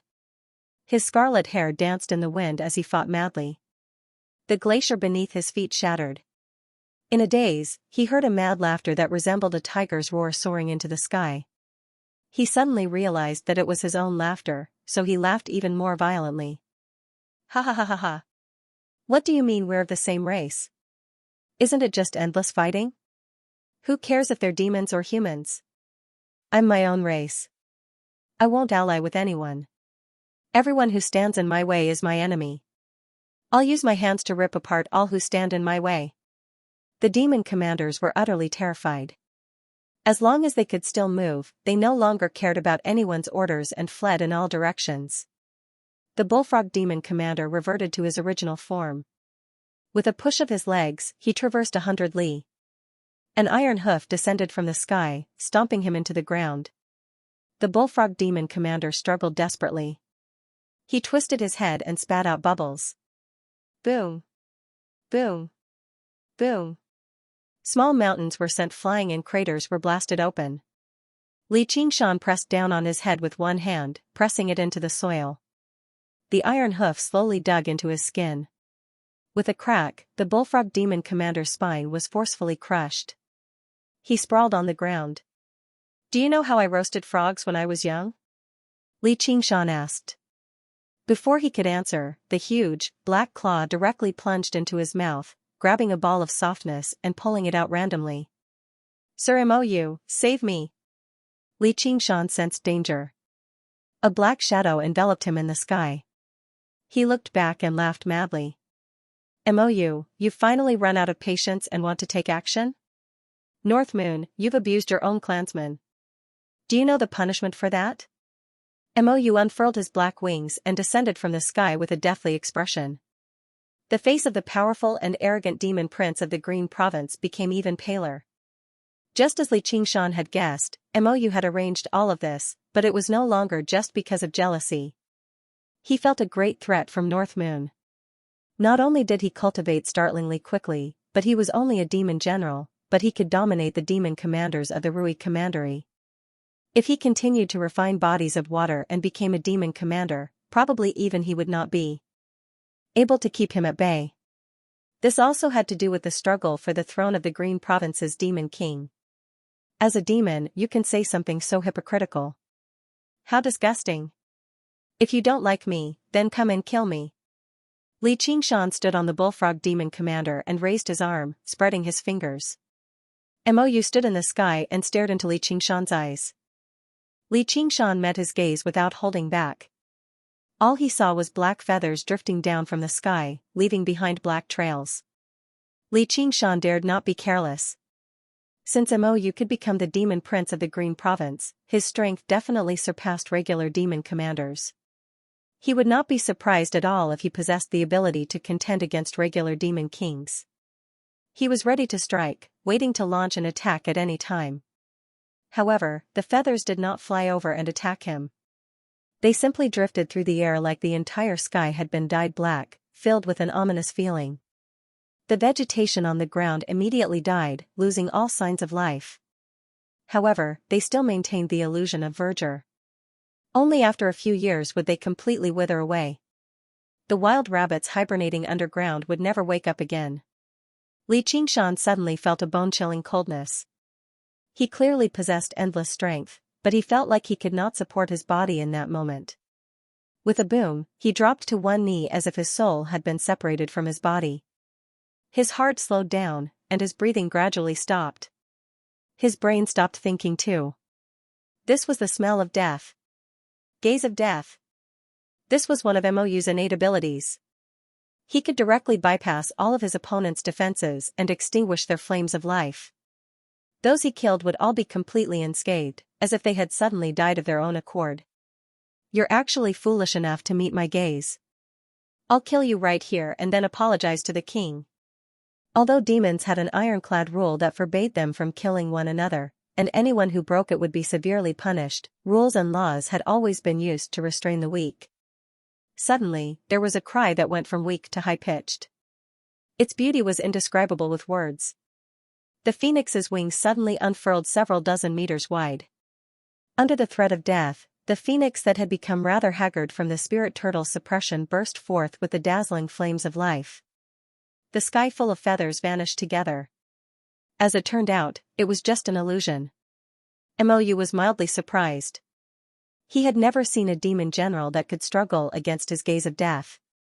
The North Moon's body contained a powerful life force that was endless. However, do you really think you can avoid your inevitable death like this? Mou's black pupils flowed like liquid, filling his eyeballs. In the blink of an eye, there was no longer any white left in Mou's eyes. They were filled with a terrifying and strange aura. The blazing flames of life immediately dimmed, as if they were covered by a black veil. They were suppressed and extinguished. Black feathers fluttered in the air, like a black snowstorm. This was a struggle between life and death, a battle between the phoenix and the crow. Although the phoenix was a divine bird, it was still too young and weak. It was instead weaker than the crow in terms of strength. "Please stop, the two of you." A voice rang out. With a flash, Gu Yanning stood between Mou and Li Qingshan, cutting off their line of sight and their confrontation. Yening, move aside, Mou said with a frown. Gu Yening raised her hand, and a round ink dragon talisman descended. The ink dragon talisman that seemed to be coiled by an ink dragon suddenly came to life. It opened its eyes and glanced at Li Qingshan first. Li Qingshan felt an intense pressure. That was the dignity of a king. Then, it looked at Mou. Stop before you go too far. It was unknown who he was talking about, but the boss of the Green Province demons had said that they should stop before they went too far. Whether it was Li Qingshan or Mou, they could only stop fighting. You'll die. The corner of Mou's lips curled up, revealing a strange, masked smile. Then, he let out a strange, shrill caw like a crow. Caw. The demon chi in his body decreased sharply. Li Qingshan felt a chill run through his body, but he did not feel that there was anything wrong with it. Mou saw how Li Qingshan was fine and frowned again. He unfurled his black feather clothes and vanished into the twisted, collapsing darkness. Gu Yening stowed the ink dragon talisman away and yawned. She said through her soul sense, Oi, I'm the White Hawk commander of the Rui Commandery after all. It's time for you to run. What did he do to me? The Deathbringer curse.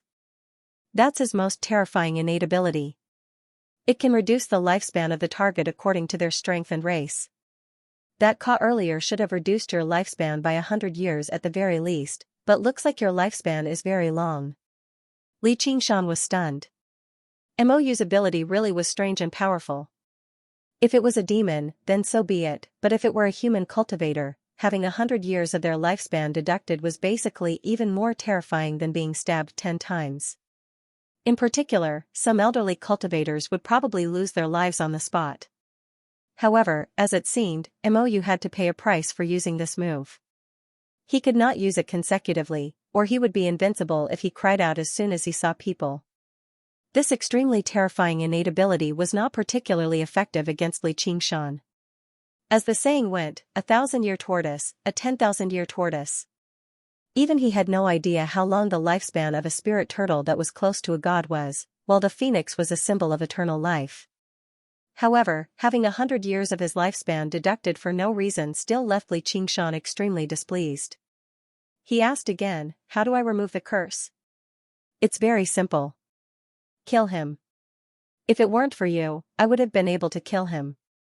Li Qingshan said, but he also knew that just the innate ability Mou had used when he left made him very difficult to kill. Alright. Li Qingshan unfurled his wings of wind and fire and vanished into the horizon as a streak of light. Gu Yening shielded her eyes with her hand. He sure was fast. Big sis, are we just going to let the moon devil go like this and let him continue refining the water system? A young girl flew over from the sky. She had thick eyebrows, large eyes, and a bright expression. If it were not for the bulge in her chest, she would have been mistaken for a boy at first glance. She wore the uniform of the White Wolf commander of the Hawkwolf Guard. She was only second to Gu Yening in the Hawkwolf Guard of the Rui Commandery.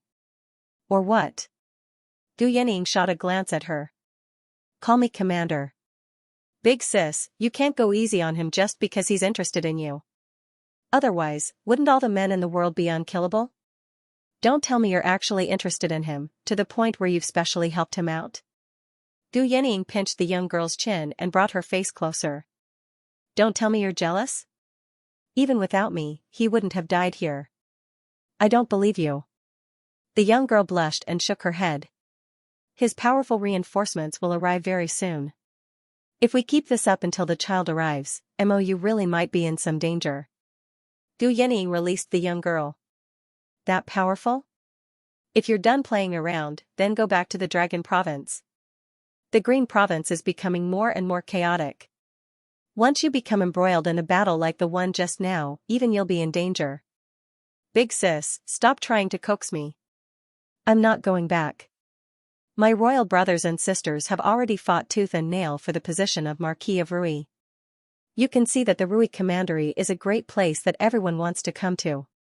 The young girl was serious. It was difficult to tell whether she was acting coquettishly or ignorant. I've come to be a marquis, not to be a follower like you. What's wrong with being a follower? You'll always have big sis to take care of you. As a marquis, I'll have to deal with a monster like the Moon Devil. And, my royal brothers can't even become followers if they want to. Then follow me. Gu Yening swung her sleeve and took off into the air like a white hawk. In the blink of an eye, she turned into a white speck. Big sis, wait for me. The young girl followed her in a hurry and called out from afar. Gu Yening was not the only one watching Li Qingshan's battle with the demon commanders. There were also many cultivators watching from afar using various methods. When they saw the internal strife among the demons, they all cheered inside. There were still many cultivators who wanted to take advantage of the situation, but after seeing the Moon Devil's powerful strength and cruel methods, they all gave up on this idea. Even if such a terrifying demon fought back before death, it was enough to drag a golden core cultivator to his grave, not to mention that he had not really shown any signs of fatigue from the beginning until now. Thus, Li Qingshan continued to refine the water veins without any obstructions. The current Li Qingshan, apart from the top figures and monsters who had undergone the second heavenly tribulation, could only be subdued by kings who had undergone the third heavenly tribulation. There were very few people who could pose a fatal threat to him. He arrived at the end of another large river. The surging demon chi refined the river, and the water god's seal flickered with light, gaining a thick, long trajectory. Li Qingshan could sense that the demon chi in the spirit turtle's demon core had reached the limit. As long as he devoured the water spiritual chi in the river, he would basically be able to break through to the fifth layer of the spirit turtle. After that, the heavenly tribulation would descend. Was he going to use this opportunity to break through to the fifth layer of the spirit turtle and undergo the second heavenly tribulation to become a demon commander? Or was he going to stop and wait for the phoenix to catch up so that water and fire could balance out and fuse together? Li Qingshan considered it for a while and decided on the former. In the past, he would probably choose the latter. Although the long-term benefits were not necessarily better than the immediate benefits, he was not in any life-threatening danger right now. Having a clear order and taking it step by step was obviously the best choice. Being eager for quick success would only cause the difficulty of his subsequent cultivation to skyrocket. The losses outweighed the gains. But right now, she was waiting for it. Li Qingshan began absorbing the water spiritual chi and channeling it into the spirit turtle's demon core. He comforted himself, this is also a choice. If I can become a demon commander, I won't be able to stand up to the kings, but I'll have a certain level of power to protect myself. At the very least, I'll be competent in defeating an opponent like Mou. Even if I gain a foothold in the world of the 9 provinces, I can take my time with the other things. Li Qingshan gradually shone with resplendent blue light, turning into the figure of a spirit turtle again. The 89th day. Han Xianxia sat with her legs crossed and saw the window light up. She murmured inside and pushed open the window to take a look, only to discover that the sky had not brightened yet. Only the light from the snow shone on the window. She had actually made a mistake. Sister, don't wait for that heartless guy anymore. He won't be coming. The young girl walked over from behind. The time when she played around with Han Xianxia in the garden was gone forever. The pain of losing her father had made her much more mature all of a sudden. I'm going out for a walk. Han Xianxia did not reply. She pushed open the door and left. All she saw was white. Heavy snowflakes were still drifting down from the sky. The tombs were covered in snow, turning into mounds of snow. A tall figure walked over from afar, stepping over the snow. The way he walked was so familiar. Han Xiangji's eyes softened as she murmured, Qingshan. The tall figure quickened his pace. Han Xiangji could not help but quicken her pace as well, turning from walking to running. The two figures overlapped and embraced each other tightly. Sorry, I'm late.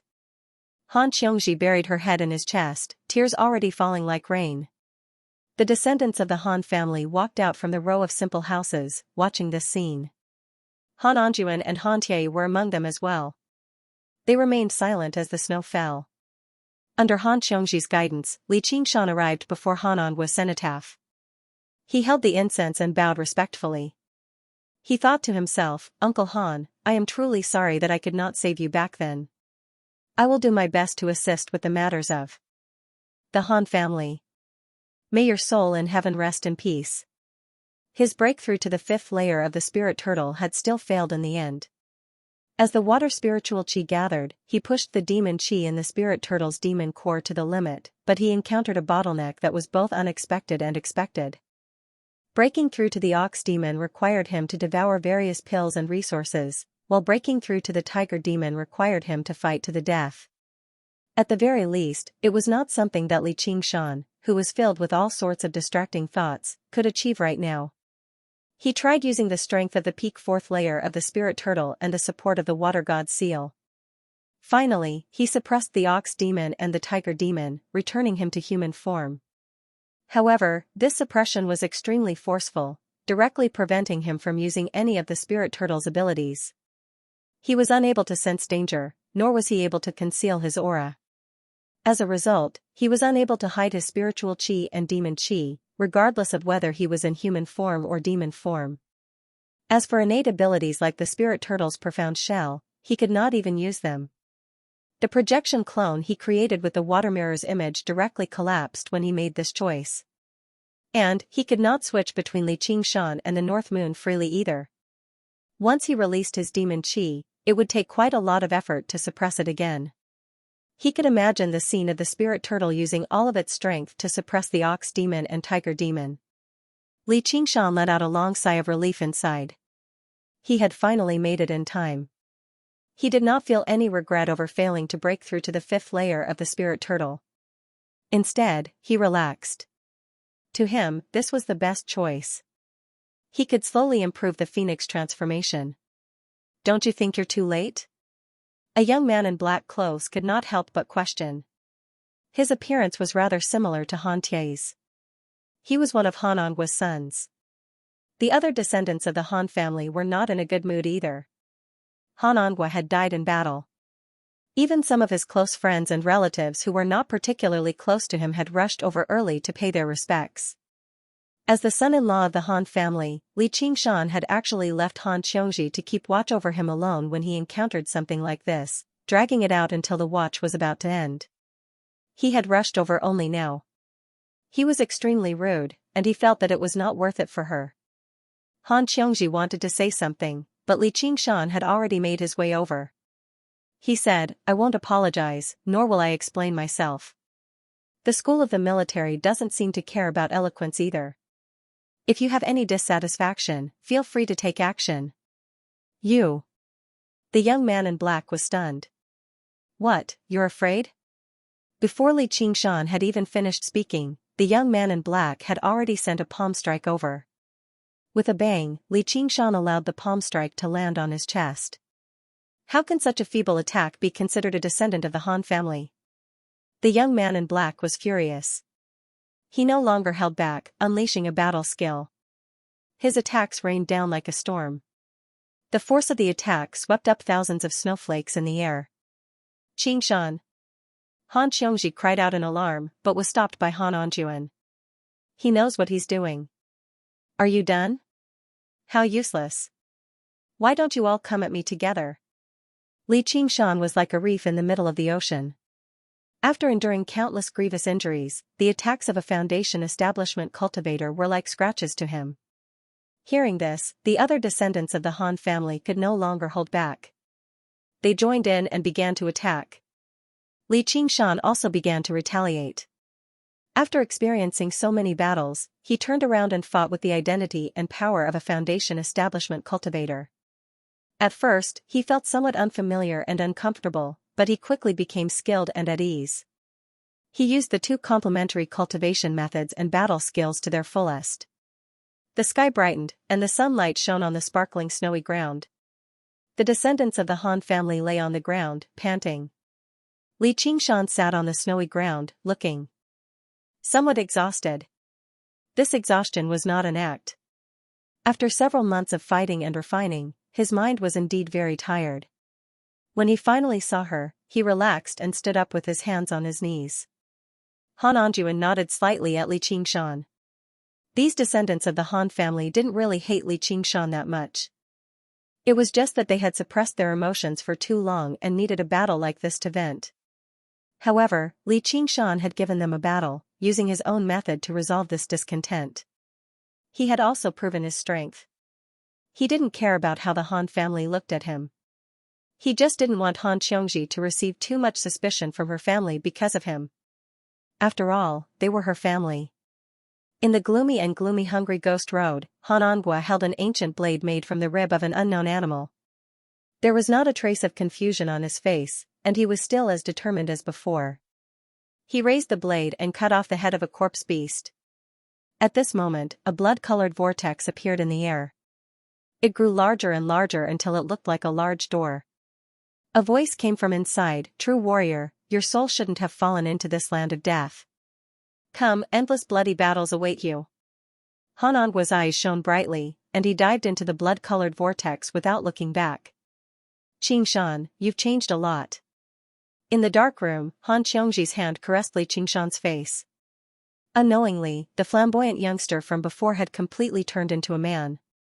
The edges of his face became more defined and his gaze was as firm as steel. Just as her father had said, she couldn't see what was hidden in it. Why was he so determined? It was like a mystery. She had a feeling that in the few years they were apart, he had experienced many things, far more than she knew or imagined, to the point that she felt a sense of unfamiliarity.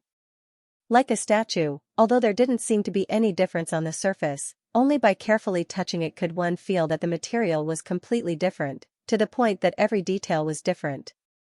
Li Qingshan held her hand and said softly, Chapter 6, the sky is so far away, you are the same, you've lost a lot of weight. And also matured a lot. Han Xiongji responded with an N and leaned weakly in his arms. Li Qingshan hugged her tightly and said in his heart, Xiongji, I've become very strong, I can protect you. On this road to the 9 heavens, he might have to give up a lot, but he wasn't willing to give up on the person in his arms. He remembered a line from a movie from his previous life, who said that a man can't travel the world with his wife. The room was silent as they listened to the snow falling outside the window. That night, the two of them laid down in their clothes and listened in silence. Li Qingshan didn't have any desire in his heart, but he felt very peaceful. At this moment, the bloodthirsty north moon seemed to be far away from him. The long-lost human heart returned to his chest, emitting waves of warmth. When the sun was about to rise, Han Xiongji hesitated and said softly, Qingshan, are you hiding something from me? Li Qingshan put his hand on her shoulder and distanced himself from her. He looked into her eyes and gently nodded, N. Under his gaze, Han Xiongji felt suffocated and a faint sense of fear. Li Qingshan took a deep breath and decided not to hide it anymore. At this moment, he couldn't say anything to deceive her. Even if she couldn't accept it and ran out to spread the secret, he was willing to accept the result. Just as he was about to open his mouth, a hand pressed against Li Qingshan's lips. He was slightly startled, only to hear Han Xiongji say, I'm a little scared. She felt that if she heard the secret, it would break the peace and quiet between them. Li Qingshan did not know what to do. Han Xiongji said, I don't want to hear it anymore. You must have your reasons for not telling me. Let me know when you think it's the right time, okay? Li Qingshan hesitated for a moment. Okay. Her mind had not yet recovered from the grief of losing her uncle. If such a thing was given to her now, it would probably be more than she could bear, and it would be difficult for her to accept it. In the following days, Li Qingshan and Han Xiongji often walked on the snow and roamed the nearby forest. But unlike before, most of the time, it was Li Qingshan who did the talking. He talked about what happened after they parted. He didn't want to hide it anymore, so he didn't lie to cover it up, and there were many white spaces in his words. Most of the time, Han Xiongji listened quietly, occasionally asking a few questions, but never asking questions, as if she was afraid of bursting a beautiful bubble. This made Li Qingshan feel even more pity for her. At other times, Li Qingshan often practiced martial arts with the Han clan's disciples in an open space outside the cemetery.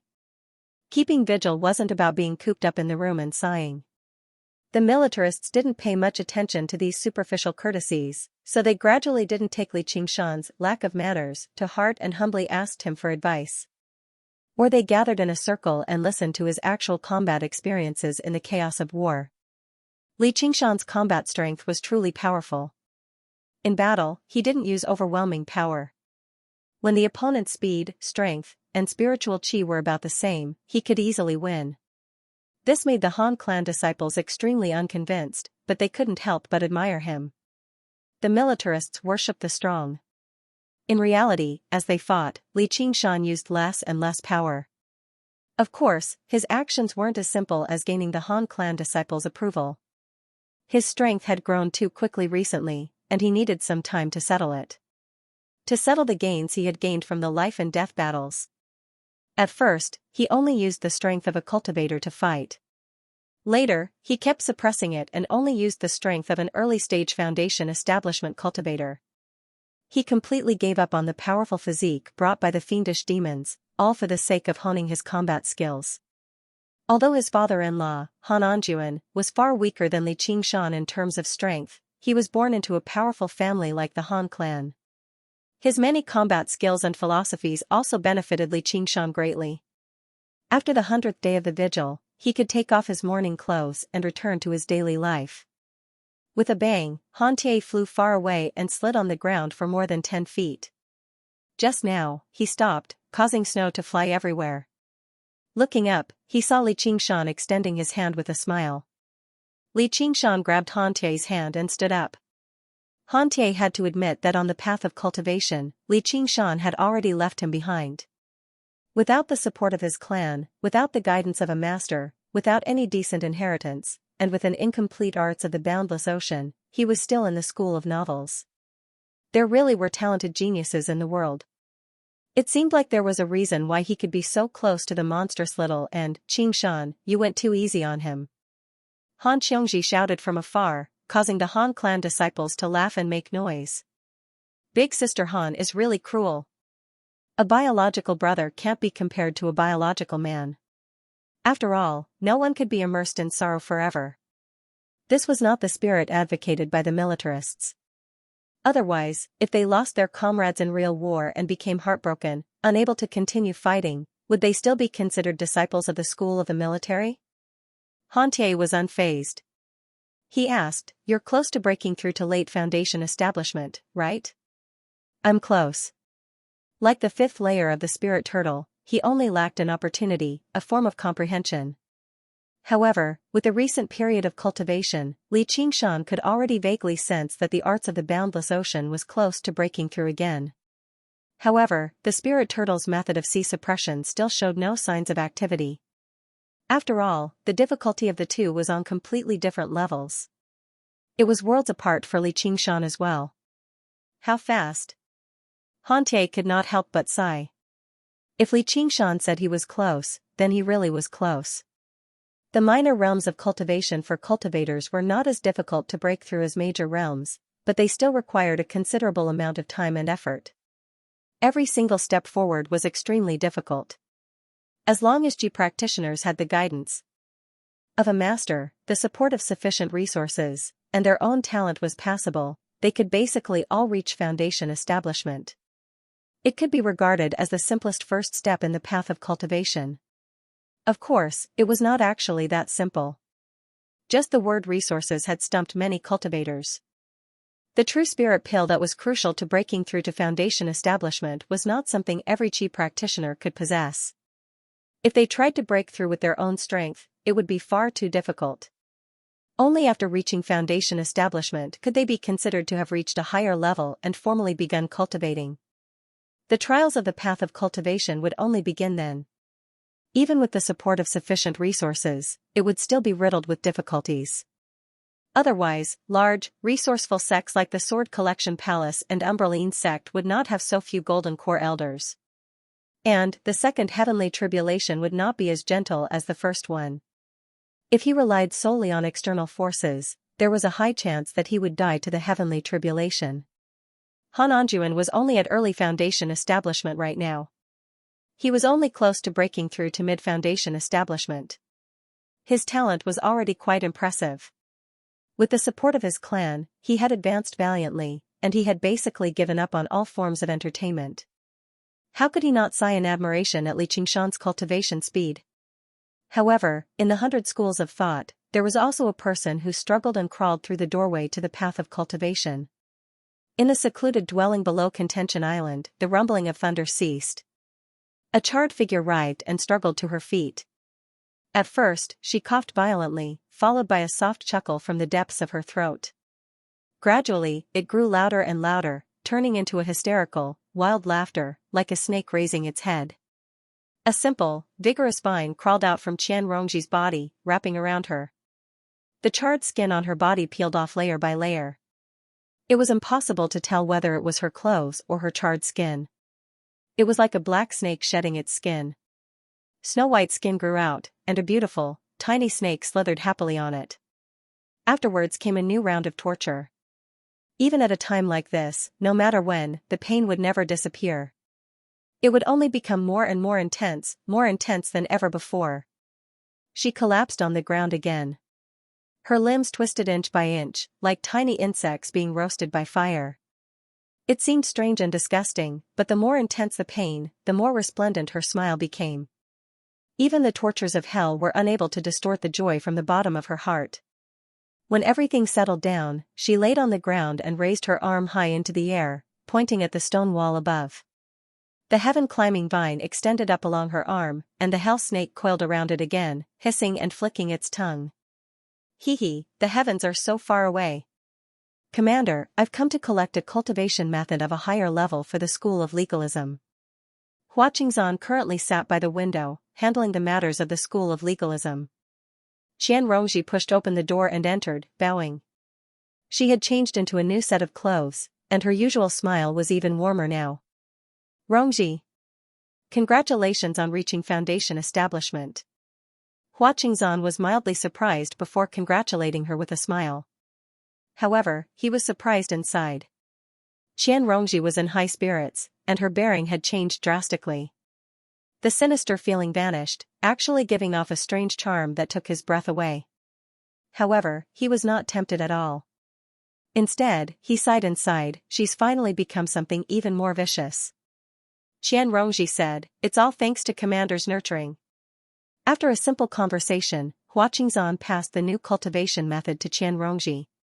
He went through the motions and said, "The power of the hell realm is powerful, but it's also dangerous. You have to be as careful as possible when you sense and use it. The slightest carelessness can lead to great pain. Many disciples of legalism have committed suicide because they lost their minds during cultivation.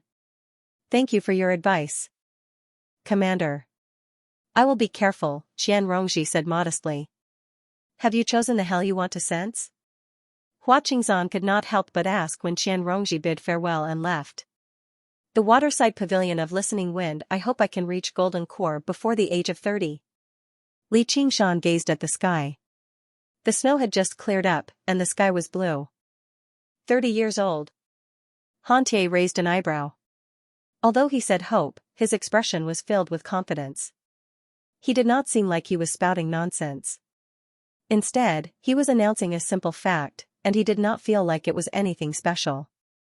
The Golden Core cultivators who had died to Li Qingshan's hands had already accumulated a number, so he did not take it too seriously.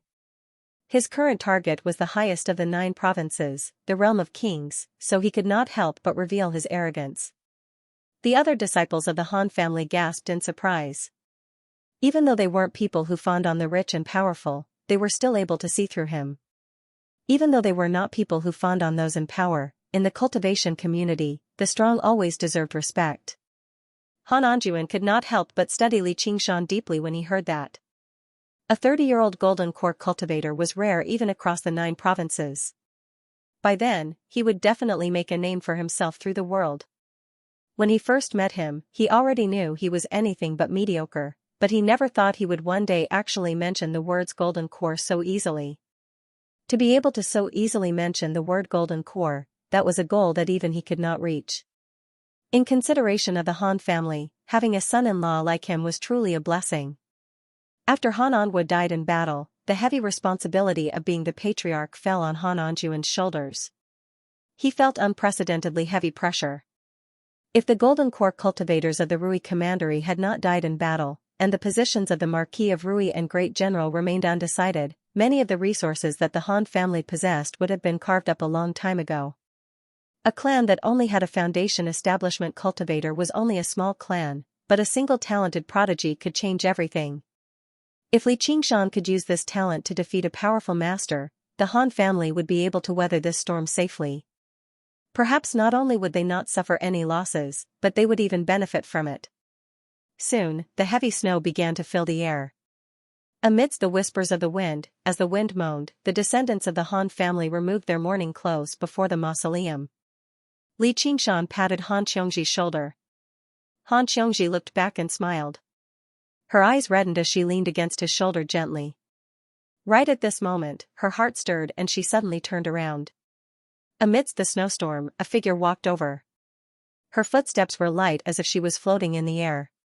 Her wide sleeves and long hair fluttered in the wind. Before anyone could see her clearly, they already felt that she was a peerless beauty. She squinted her eyes, her gaze piercing through the snow, and a look of amazement flashed past her eyes. That face was even more beautiful than she had imagined. The so-called beauty that could topple a nation was nothing more than this. No, it wasn't just the face. The newcomer was dressed in plain clothes, with blue silk wrapped around her waist. Her figure was slender, and her jet-black hair that reached her knees fluttered in the wind. A pair of bare feet stepped on the crystal-clear snow, resolutely striding forward. Even if there was a mountain of corpses and a sea of blood, it would not be able to make this footstep waver. His eyes were like a deep pool without ripples as he stared blankly ahead. It was as if he could see everything in the world. Compared to the simple titles of beauty and beauty, she had an indescribable charm about her that made people overlook her gender. Who was she? Why did she come? Little and, you're here. Li Qingshan turned back and smiled, a look of astonishment flashing past his eyes. Originally, Little and had no concept of clothing, it was just a layer of clothing to cover up the body. Although the current her was dressed very simply, it gave people the feeling that this was the best outfit, exuding an unprecedented beauty. It seemed like it was the after effects of the memory recovery. However, everyone loved beauty, and this was not a bad thing. Little Anne. Han Xiongji cried out involuntarily. How could she associate the person in front of her with that wooden child? Although he had mentioned the changes in Little Anne, it was still far beyond her imagination. Not far away, the disciples of the Han clan stared straight at them. Regardless of whether they were men or women, they could not take their eyes off of them. Little and arrived beside Li Qingshan and silently grabbed Li Qingshan's hand. Although he remained expressionless, his blank eyes lit up in that instant, as if he could express everything in 1,000 words. Han Xiongji felt like she was being ignored. Afterwards, she discovered that she was not just being ignored. Instead, she was ignoring everyone, or even the entire world. Only he existed. Alright, it's time to go. Li Qingshan seemed to understand everything. He nodded with a smile and rubbed her head naturally. She lowered her head slightly, and her red lips curled into a smile. The snow and ice melted away. Where are you going? Han Xiongji asked, breaking through this feeling of being cut off. Oh, I told you before. Didn't the Annihilum Light Chan Master specially come once? Li Qingshan explained. Little Anne's path of white bone and great beauty had reached a bottleneck. The Chan Monastery of Devanaga was the perfect opportunity, as well as fulfilling his promise to the Golden Cicada. You're leaving right now? Han Xiongji asked in surprise, but she let out a sigh of relief inside for some reason. Disciples of a Buddhist sect like the Chan Monastery of Devanaga clearly could not have thoughts of love, or she really would have no idea what she would do. Yeah, don't worry. I'll return as soon as possible. Li Qingshan hugged Han Xiongji and spoke about parting again. Seeing how reluctant she was to part with him, his heart skipped a beat. He said to Han Anjuan loudly, General Han, once Xiongji's 3 years of mourning are over, I'll come to the Han family to ask for her hand in marriage and complete our engagement. Han Anjuan was speechless. Things were different now. The present was different from the past, no matter how he looked at it, he could not turn it down again. Qingshan. Han Xiongji's eyes immediately welled up with tears. She turned her head away and wiped them away with her arm. She smiled. Alright, come back soon. Be careful on your journey. Li Qingshan waved his hand, and a cloud rose up beneath his feet. He vanished into the wind and snow with Little Anne. Before making his way to the Chan Monastery of Devanaga, Li Qingshan still had to see someone, which was Gu Yenying. He was still a Scarlet Hawk commander after all. It was fine if he slacked off normally.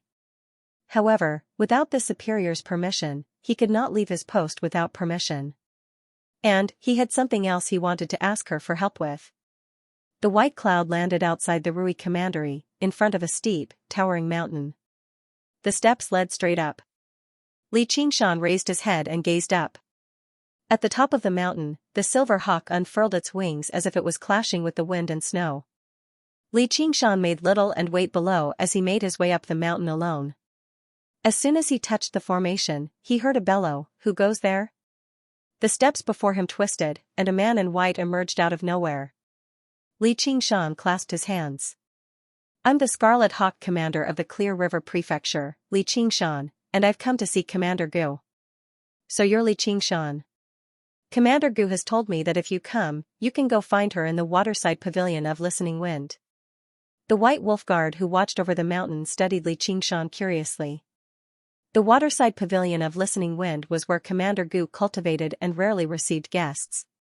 He rarely received guests, so why was he so fond of Li Qingshan? The waterside pavilion of Listening Wind? The wind and snow vanished before his eyes. The sky was a clear blue. On the rippling lake, green lotus leaves stretched endlessly. Pink-white lotus flowers bloomed among the green leaves. With a gust of warm wind, the lotus leaves rose and fell, giving off waves of fragrance. It was like the height of summer. The dense spiritual qi, the fragrance of the flowers, and the warm wind merged together. It was more than 10 times better than the 100 schools of thought of the Clear River Prefecture. Sucking in a deep breath gave him a feeling of relaxation and rejuvenation. And, from the outside, the lake could only be regarded as a small lake at most. However, when he stepped into the formation, he discovered that the lakeside was extremely large, basically no smaller than Mooncourt Lake. It stretched as far as the eye could see. It truly could be described as a place of boundless green lotus leaves. The lotus leaves and lotus flowers bloomed endlessly out of season and against all common sense, giving off an unexpectedly resplendent feeling. The formation that envelopes this place is anything but trivial. It can actually distort space. Probably even King won't be able to get through it so easily. Li Qingshan thought to himself as he flew over the surface of the lake. He heard the pleasant tinkle of a bell and flew in that direction. Very soon, he saw a delicate pavilion surrounded by lotus leaves and lotus flowers. Wind chimes hung from the eaves. Compared to the enormous lake, the waterside pavilion was unexpectedly small. Gu Yanning walked out. Her hair draped down to her waist, swaying gently in the warm wind. A smile appeared on her face too, making her seem slightly less valiant. She unexpectedly felt like she was at home. A rattan table and a few rattan chairs were placed on the balcony overlooking the lake. Li Qingshan did not hold back. He pulled out a chair and sat down. Gu Yanning picked up a teacup and personally poured a cup of tea, pushing it before him. Li Qingshan stared at the tea before him and asked in thought, if Li Qingshan were just Li Qingshan, would he receive such treatment? When has Li Qingshan not been Li Qingshan? "It's just a cup of tea," Gu Yanning said with a smile and sat down before him. Li Qingshan could not help but think about how she had invited him to a cup of tea back then outside Qingyang City. Back then, he had yet to understand just how great the difference between them was. In comparison, her attitude towards him had not changed in any fundamental way. To her, it was just a cup of alcohol. She remained as composed as before, but his own thoughts had fluctuated far too much. He downed the tea and got back to business. "I've come this time to ask for your resignation, Commander, so that I can send Little and to the Chan Monastery of Devanaga." "No problem. There's something else I'd like to ask for the Commander's help with. Please pass this Origin Spirit Pill to General Han Anjuan for me, Commander." Li Qingshan planned inside. Han Anjuan was at Late Foundation establishment. If he could obtain an Origin Spirit Pill, his chances at reaching Golden Core would definitely increase by quite a lot. It would make up for his regret of not being able to save Han Anjua in the past. However, he was unable to explain the origins of this Origin Spirit Pill at all. Its value could not be compared to true spirit pills. Gu Yanning said, "It's just a small matter, but you should still give it to him. Just say it's a gift from me to you." It's quite a generous gift. Let alone marrying off your daughter, you can even sell your daughter. With that, the issue of the origins of the origin spirit pill that troubled Li Qingshan the most would be resolved. He was obviously willing to receive this favor, so that when he confessed everything to Han Xiongji in the future, it would definitely add some points to his reputation. Gu Yanning said, if you run into any trouble in the future, feel free to come find me.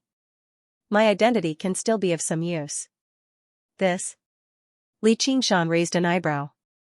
That sure was great kindness. Actually, there are some matters I'd like to ask for your help with. Hee, Li Qingshan probably won't be able to receive treatment like this. Gu Yanning stood up and paced around, looking back with a smile. You can just ask for it, Commander. Sure enough, there was no such thing as a free lunch in the world, but Li Qingshan instead preferred this kind of equality and mutual benefit. Ding ding dang dang. A gust of warm wind blew, causing the wind chimes to sway and the lotus leaves to undulate. Li Qingshan had never seen Gu Yanning show such an expression. Of course, they had not seen it many times, so he was curious as to what it was that made her so serious. Gu Yanning came to the side of the balcony and stood with her hands behind her back. In the past, at Bronze Cauldron Mountain, someone once said something to me. I did not reply at that time, because that person did not particularly care about my answer. But now, I feel that it is better to give a clear answer. Bronze Cauldron Mountain. Li Qingshan recalled that he had confessed to Gu Yanning in front of countless people there. At that time, there was still a huge gap in strength between them. But now, the gap between them had never been so close. Even if there was still a gap, it was not insurmountable. In fact, Li Qingshan was confident that he could eventually surpass her and become stronger than her. So, what was her answer now? Li Qingshan could not help but look forward to it. Looking around, he had a feeling that he was infinitely close to success. Gu Yanning bowed slightly. Thank you for your kind intentions, but unfortunately, I cannot accept it. So she called me here just to give me a good person card. Li Qingshan grinned, not knowing whether to laugh or cry. Although he had vaguely guessed this result, he was still a little disappointed. It's okay, I am still too weak. Weak to the point that you can compete with the Zombie King with just one heavenly tribulation. The depth of your opportunities far surpasses mine, and the speed of your growth is even more shocking. I believe that in the future, your strength will definitely be above mine, but... Gu Yanning spoke extremely sincerely, without any intention of brushing him off. She paused and dipped her index finger into the tea, writing down 4 words on the table. Forget your emotions. Li Qingshan muttered. Gu Yanning said, helping each other in difficult times is better than forgetting each other in the pugilistic world. Today, we support each other. In the future, no matter who leaves who behind, there is no need to worry too much. Even if we are separated by life and death, we can smile at it. That makes sense. Li Qingshan nodded. So it wasn't heartlessness, but forgetfulness. It's not a question of whether it's reasonable or not. If you're not willing to accept it, then there's nothing to talk about. It will be more convenient for us to work together if we have a good impression of each other and acknowledge each other. However, if there are too many feelings mixed in, it will be very disadvantageous and I will not be able to work with you. Gu Yanning's eyes were like an eagle's as she stared straight at Li Qingshan. For a moment, Li Qingshan didn't know what to say. This woman clearly wanted to ask him for help. Even if she wasn't willing to agree, she didn't have to expose him. She could make use of his good impression. However, she insisted on separating the two of them, leaving no room for ambiguity. In fact, if he refused to give up on that idea, they might as well stop working together. She could not help but feel sad for Hua Sengzan. His unrepentant infatuation might be able to move any woman in the world, but it was useless for her. Although you have opportunities and inheritances, your foundation is too shallow. For example, the many resources in the underground, it's difficult for you to transform them into your own strength. Another example is the problem of your identity. There's a possibility that it could be exposed at any time. In the end, you can't hide it from those who have intentions. I believe that I can help you in many ways. Gu Yanning saw that Li Qingshan didn't say anything and thought that he was hesitating. Thus, she added more bargaining chips and seriously persuaded him to give up on meaningless feelings and pursue the path of cultivation. I agree, but not for the benefits you're talking about. If others don't have any feelings for me, I'm not the kind of person who pesters them. I'm going to have a family soon, so don't overestimate your charm. Good. You're indeed the man I admire. Gu Yening smiled and immediately switched the tea to wine. She filled their glasses to the brim and clinked them with Li Qingshan's before downing them. Li Qingshan said, "Now you can tell me what you want my help with." "It's not the right time yet. You'll know when the time comes. I feel that as long as you're given some time, you'll become stronger. At that time, your chances of success will be higher. If you help me with a bunch of small matters, but you want me to risk my life, won't it be hard for me to refuse? There shouldn't be any danger to your life. If there is, I'll explain it to you. You can refuse as much as you want. There's no need to feel embarrassed, because I don't always agree to everything. If you're restrained by your emotions and do something against your will, you can't blame anyone else." Fine. Li Qingshan didn't suffer any losses. Instead, he gained a strong ally. The method of cooperation was that she would deliver the goods first and receive the payment later. If she felt that it wasn't worth it, she could even refuse to pay. There was nothing to be dissatisfied about. However, he still felt a little unhappy that she didn't look at him as a man. The two of them stood side by side, gazing at the endless lotus leaves. Gu Yening suddenly said, "I won't fall in love with anyone, if that makes you happier." "Much happier."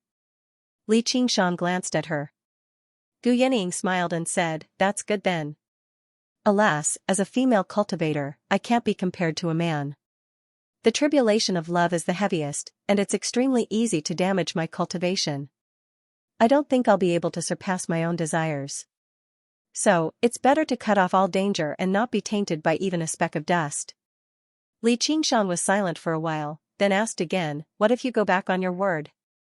Gu Yening smiled but didn't say anything. She raised her head to look at the drifting white clouds in the sky. This kind of question wasn't worth answering. Li Qingshan looked at her profile and had to admit that she was indeed extraordinarily charming. After leaving the waterside pavilion of listening wind, the strong fragrance of flowers hadn't completely dissipated when snow began to fall in front of him. "Let's go," Li Qingshan said to little Anne, then mounted the clouds and flew towards the horizon. From start to finish, he didn't look back once. He sat on the cloud and opened the mental map of the Green Province. He could still remember what she had said to him. The Green Province spans 15,000 kilometers. The Jianghu is only a corner. He smiled gently. The 9 provinces are like a well, trapping me. I'm just a tiny tadpole, so I better do my best to jump upwards. Don't look down on me just because of this bird woman. Although riding the clouds was nowhere near as fast as flying in his original form, it was still extremely fast. He arrived at the edge of the Rui Commandery very soon. He shot past it without stopping at all, as if he had broken through an invisible barrier and stepped into an even greater land. The Chan monastery of Devanaga was thousands of kilometers away, but Li Qingshan was in no hurry. When he encountered particularly moving scenery, he would stop and have a look, witnessing the beautiful scenery of the various places. Apart from Little N's different behavior from before, there were no disturbances along the way. It took him 2 days of time. Suddenly, a tall, imposing mountain appeared on the horizon. Along the way, Li Qingshan had seen many famous mountains and great rivers, but none of them could match the atmosphere of this mountain. Although it was not particularly tall, it stood on the ground like a crouching tiger, possessing its own dignified bearing. Buddhist pagodas stood in great numbers on the mountain. Large halls stretched on into the distance, and the sound of chanting rang out. "We're here. This is the Chan monastery of Devanaga." Li Qingshan stowed the mental map of the Green Province away and descended from the cloud in the distance. Regardless of the sect, none of them liked cultivators flying over their heads. Li Qingshan was confident in his strength, but he was not confident enough to provoke a large Buddhist sect. At this moment, the sun rose up from the east, gilding the entire mountain. Li Qingshan's eyes lit up. Looking up, the silhouette of the mountain seemed like a seated Buddha. The ethereal chanting was like a Buddha chanting softly, awakening the infatuation of people. Under the illumination of the sun, the golden hall at the top of the mountain shone with rings of golden light. It seemed like the halo behind the Buddha's head, adding to its dignified and holy bearing. It was enough to make people want to prostrate and worship it. He understood why the mountain was called Great Buddha Mountain. Li Qingshan sucked in a deep breath and returned to normal. Then he looked at little Anne, who stared at the great fire. The samadhi flames of white bone blazed in the depths of his eyes. "Are you ready?" Li Qingshan rubbed little Anne's head, and little Anne nodded. The two of them slowed down, passing through the dense forest and arriving on the mountain path. Perhaps this could no longer be called a mountain path. It was 300 meters wide, rising and falling like a dragon through the mountains, extending towards the Chan monastery of Devanaga. If this were not a world of cultivators, constructing a path like this would be extremely difficult even with the modern technology of his past life. Even more startling was the number of pedestrians on the path. The closer they got to the Chan monastery of Devanaga, the denser they became. With a single glance, Li Qingshan saw over 100,000 people. Clearly, there were other paths like this in the other directions of Great Buddha Mountain. Countless men, women, old, and young bowed with each step, making their way towards Great Buddha Mountain. Even the gray-haired old woman was no exception. Every time she prostrated herself on the ground, Li Qingshan would worry about whether she could climb back up again. Beside her was a child, probably her grandson. He still seemed rather ignorant, but he also brought his palms together like the old woman, bowing with each step. There was no conversation between them. They were silent and solemn, yet they were also as harmonious as brothers and sisters. The sunlight shone on their faces, pious and firm, radiating with a glow of happiness and peace. That was the light of faith from a determined mind. Even non-believers would be infected by such a scene. Li Qingshan also brought his palms together and bowed towards Great Buddha Mountain in the distance. As a transmigrator, he did not believe in anything, but he respected the faith of others. The lives of mortals were filled with pain. Not everyone had the opportunity to become a cultivator and attempt to break free from the shackles of fate. Having a faith like this was not necessarily a bad thing. People always needed some consolation. Non-believers would always underestimate the word faith. However, getting drunk and partying, becoming addicted to the internet, eating, drinking, and gambling were not necessarily any smarter than bowing to a Buddha statue. Not to mention that Buddhas actually existed in this world. They were experts who possessed great wisdom and strength. The world of Pure Land and the Hell Realm also existed. Accumulating virtue, doing good, and being reborn in the world of Pure Land were all real. Reaching there, Li Qingshan gained an even clearer understanding of what the word Buddha meant here. It was an unimaginably powerful existence. Then he glanced at Great Buddha Mountain in the distance and said to Little and with his soul sense, "If he doesn't provoke us, there's no need for us to oppose him." Li Qingshan warned Little and again and again. The two of them made their way up the mountain path together. They obviously did not bow with every step like mortals. They passed by everyone quickly and arrived below Great Buddha Mountain in the blink of an eye, right before the entrance of the Chan monastery of Devanaga. They were unable to advance any further here. Two protector generals that stood 30 meters tall stood on the left and right of the entrance. They held their chests and bellies, each wielding a weapon. At first glance, they even seemed like two statues. But suddenly, their eyes swiveled and landed on Li Qingshan. Li Qingshan's breathing halted slightly. It really is the Chan monastery of Devanaga after all. Just the two protector generals at the entrance can actually make me feel threatened. Looking back, there were thousands of houses built at the foot of the mountain. There were regular monks who specially guided believers into the houses, arranging their meals and even distributing silver. Unlike the temples of his past life, a sect like the Chan monastery of Devanaga did not need the money of mortals, nor did they rely on invading land to survive. They only needed mortals to offer up their faith. Over thousands of years, just how terrifying of a force would they become? Who was below the steps? Why aren't you bowing? A receptionist monk asked loudly from the high walls that resembled city walls.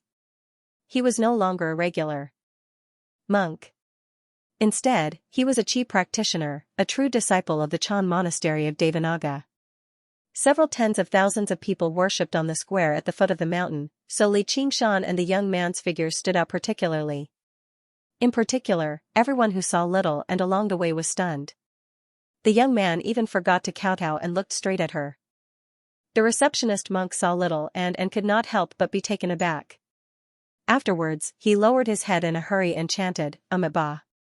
Li Qingshan said, "We're not believers. We've come to see the Annihilum Light Chan Master. Junior Uncle Annihilum Light is in secluded cultivation. He doesn't receive visitors, so you better return." Before the receptionist monk had even finished speaking, a streak of golden light suddenly rose up from a majestic hall on Great Buddha Mountain, landing at the entrance and turning into an old monk. He was the Annihilum Light Chan Master himself, gazing at Little and in delight. "One Will, you're finally here. Junior Uncle Annihilum Light." The reception monk was surprised and bowed in a hurry. The Annihilum Light Chan Master often occupied the position of head monk in the Bodhi courtyard. He was indifferent and liked peace and quiet. Even if he was a direct disciple, it was extremely rare to see such a change in expression. Today, he had personally come out to welcome two insignificant foundation establishment cultivators, and he even revealed such an expression. It was truly rare. Little and put his palms together and bowed, "Master. Follow me." The Annihilum Light Chan Master waved his hand, and the huge entrance behind him opened loudly. Sunlight passed through, landing on Li Qingshan's face. He squinted his eyes slightly. "The door is open. The door is open." Calls rang out from below the mountain. The main entrance of the Chan monastery of Devanaga was not usually open. The disciples of the monastery also entered and exited through a small door below. Only when the main entrance was open like this would they be welcoming esteemed guests. The Annihilum Light Chan Master glanced at Little and before waving his hand. A melodious bell rang out from the top of the mountain. At first, it was just one, followed by 100 bells ringing across the entire mountain, drowning out the chanting and ringing through the entire mountain. The receptionist monk was dumbfounded as well. He studied Li Qingshan and Little and, let alone two foundation establishment cultivators, even two golden core cultivators did not have the right to receive such treatment. This woman seemed to be the final disciple of his senior uncle Annihilum Light, but she was only a disciple, so she was even less qualified. Golden light shone brightly as the bell chimed together. It was a grand sight. Li Qingshan eased up slightly. As it seemed, the Annihilum Light Chan Master still valued Little and very much. That way, she would not be bullied. Actually, this was just him worrying for nothing. With Little and's current strength, just how many people could bully her across the entire 9 provinces? The Annihilum Light Chan Master walked at the front, and Little and followed closely behind. Li Qingshan followed as well. The Annihilum Light Chan Master glanced back at him and Li Qingshan smiled. The Annihilum Light Chan Master said nothing more. Little and welcomed the light and stepped into the Chan monastery of Devanaga. Her seaweed-like hair and her plain clothes were all coated with a layer of golden light. The entire mountain was alarmed. The various head monks emerged from their doors and gazed at the entrance in the distance.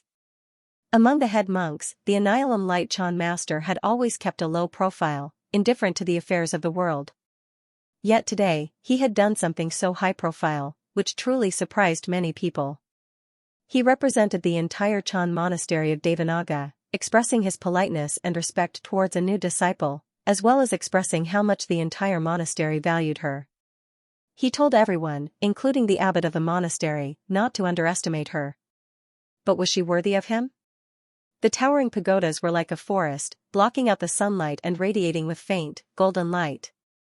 They possessed a wondrous power. This power was not powerful, but it was like sunlight and rain, nourishing everything silently. It was filled with warmth and benevolence, enough to make people submit. There were the sarairas of past eminent monks. Sarairas were equivalent to the golden cores of regular cultivators.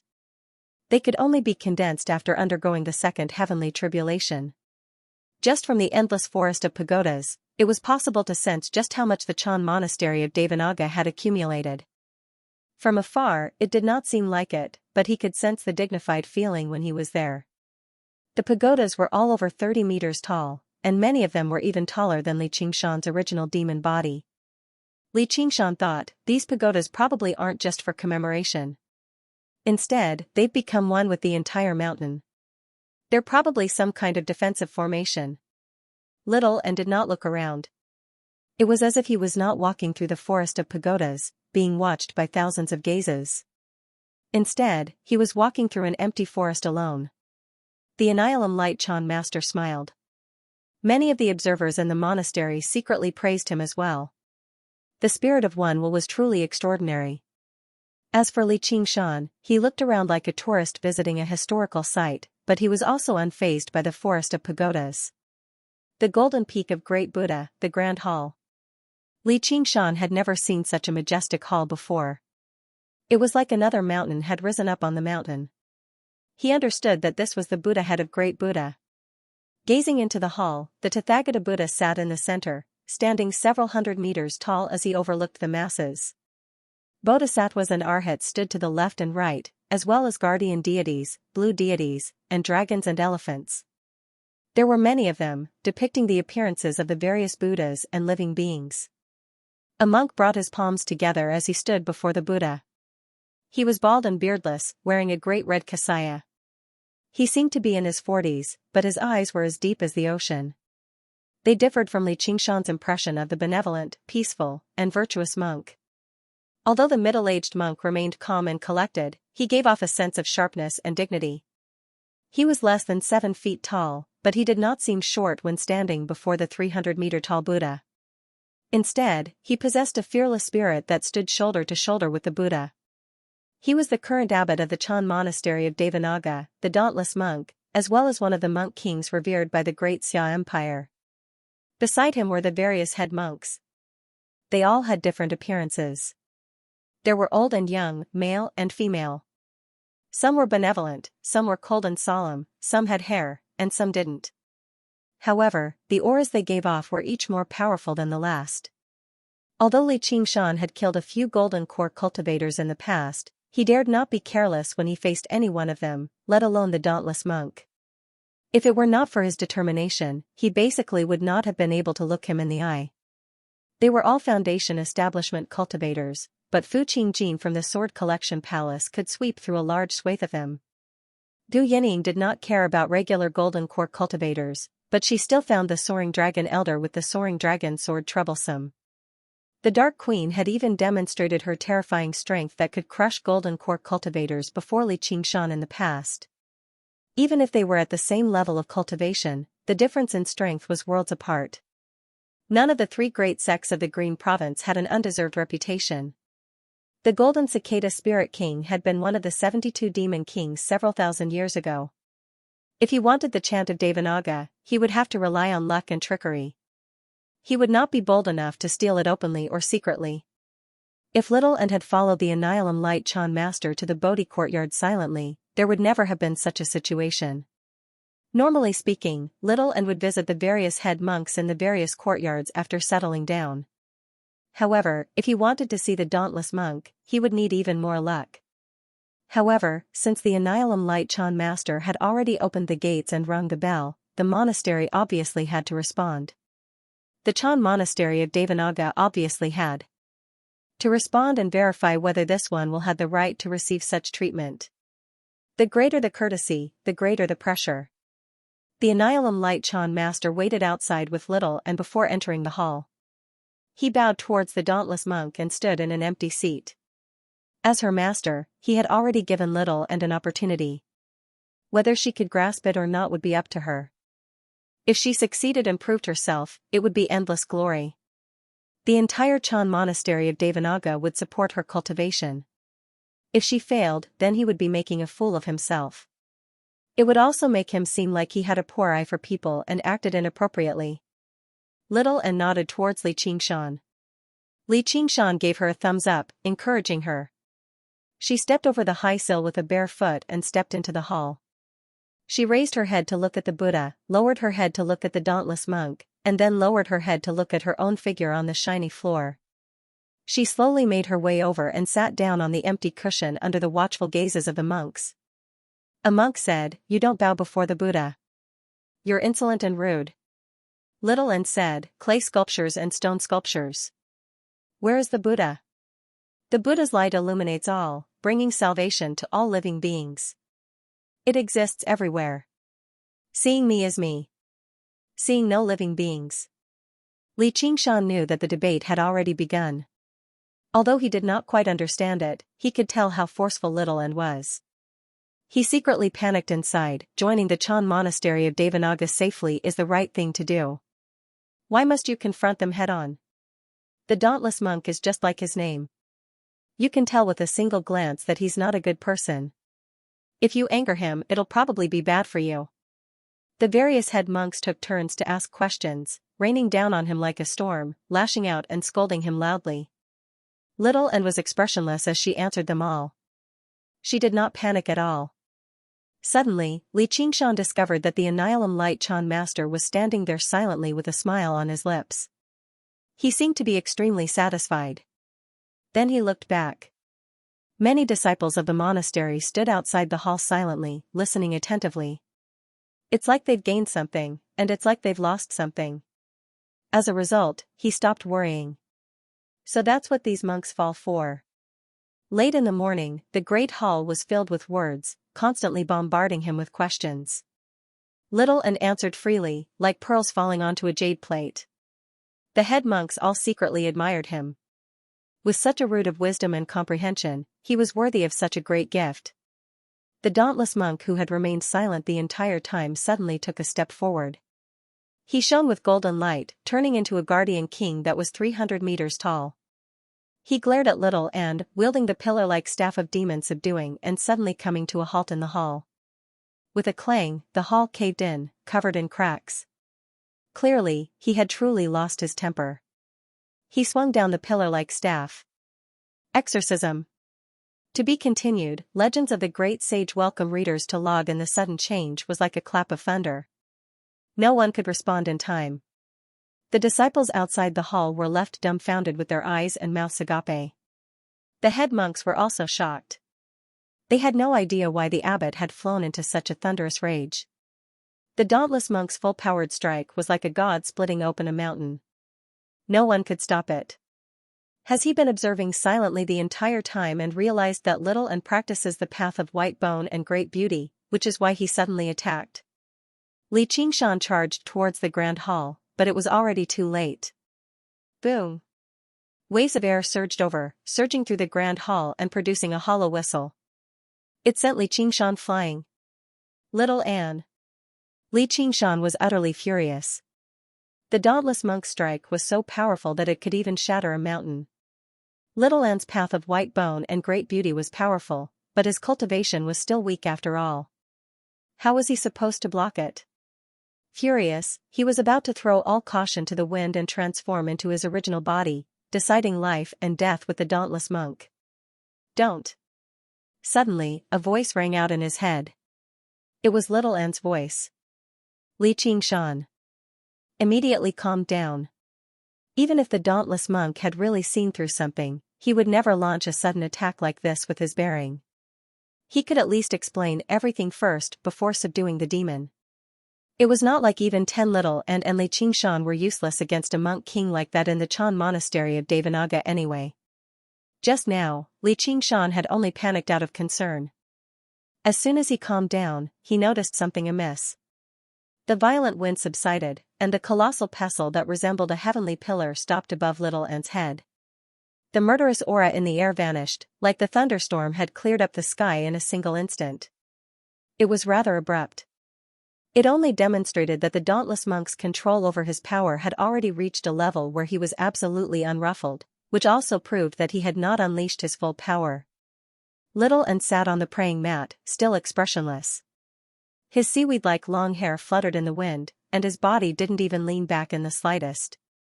His eyes were empty as he stared ahead, ignoring the huge Vajra. As the saying goes, even if Mount Tai collapses in front of you, you won't change your expression.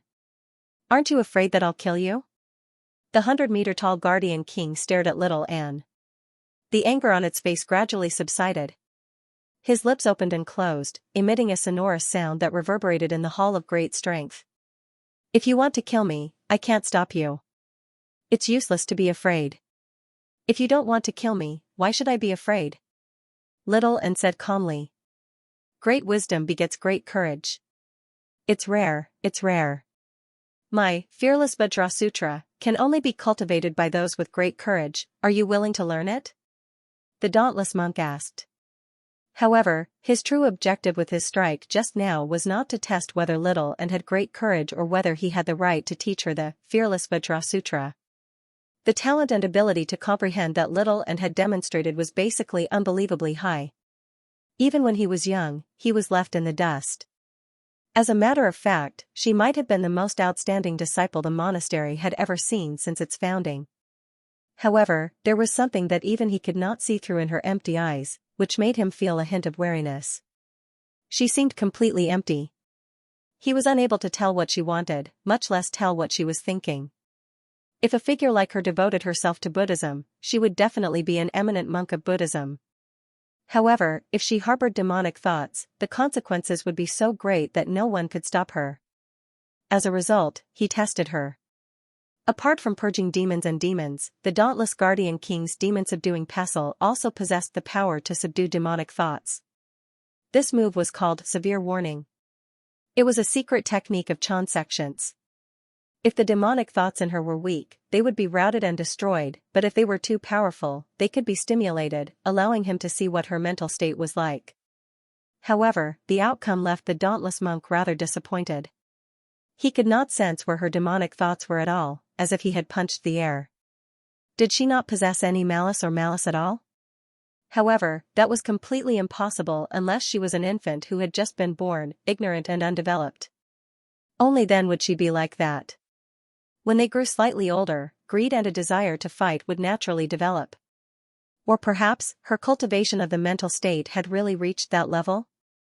Even the master of the monastery, the dauntless monk, could not imagine just what kind of overwhelming change the path of white bone and great beauty had brought to Little An's mind and mental state.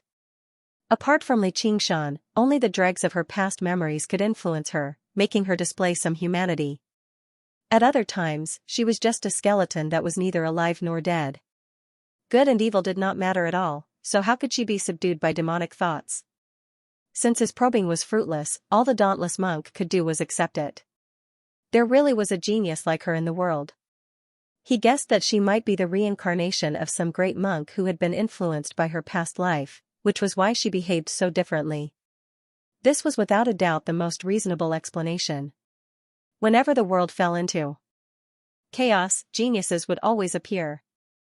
Even if there was something wrong with her, he believed she could return to the right path as long as he guided her well. However, the dauntless monk obviously could not say these thoughts aloud, just in case she developed a grudge and went along with the flow to pass on the fearless scripture of the Guardian King to her. If she were a regular disciple, the dauntless monk would basically be showing her great respect by testing her.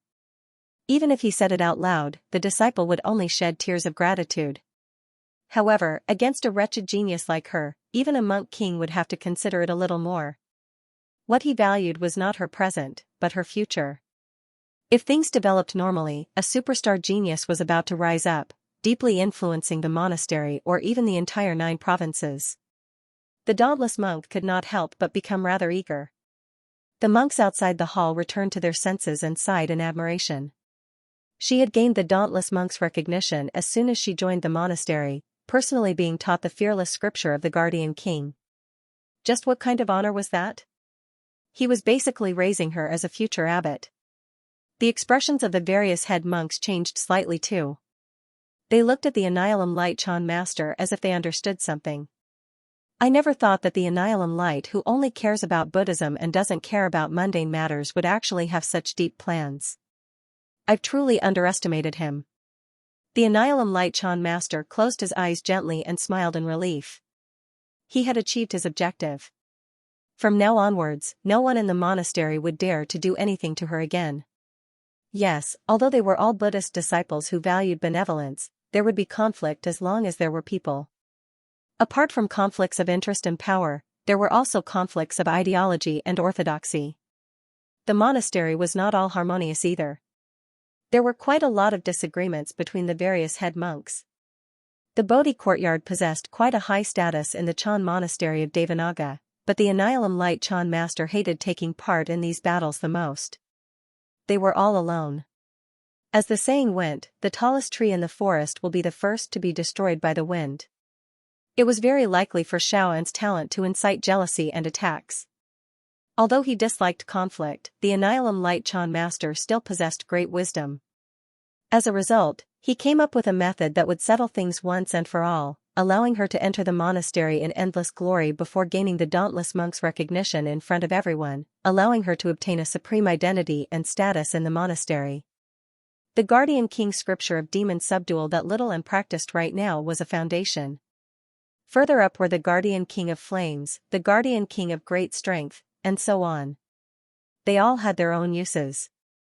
What the dauntless monk practiced was the fearless scripture of the Guardian King. His Dharma name was not originally fearless, but now, people only knew him as the dauntless monk. They had already completely forgotten his original Dharma name. Cultivation methods at the third heavenly tribulation and above were the supreme cultivation methods of this world. They were secrets of the various sects and sections. And she would be taught by seniors who practiced the same cultivation method. This was basically a great fortuitous encounter that regular cultivators could only come across. However, after a moment of thought, Little and bowed gently. I'm willing to learn the chant of Devanaga. The chant of Devanaga. There was an uproar outside the hall. The chant of Devanaga was the supreme cultivation method of the monastery. Normally, only the head monks of the various departments had the right to practice it. Regular elders did not even have the right to practice it. She was a new disciple, yet she was still not satisfied with the fearless scripture of the Guardian King that the abbot had personally passed on to her. She even wanted to learn the chant of Devanaga. Even Buddhist disciples who were pure of heart and few desires could not help but burn with jealousy. They were displeased, feeling that she was too greedy and did not know what was good for her. Li Qingshan's heart leapt into his throat. 2.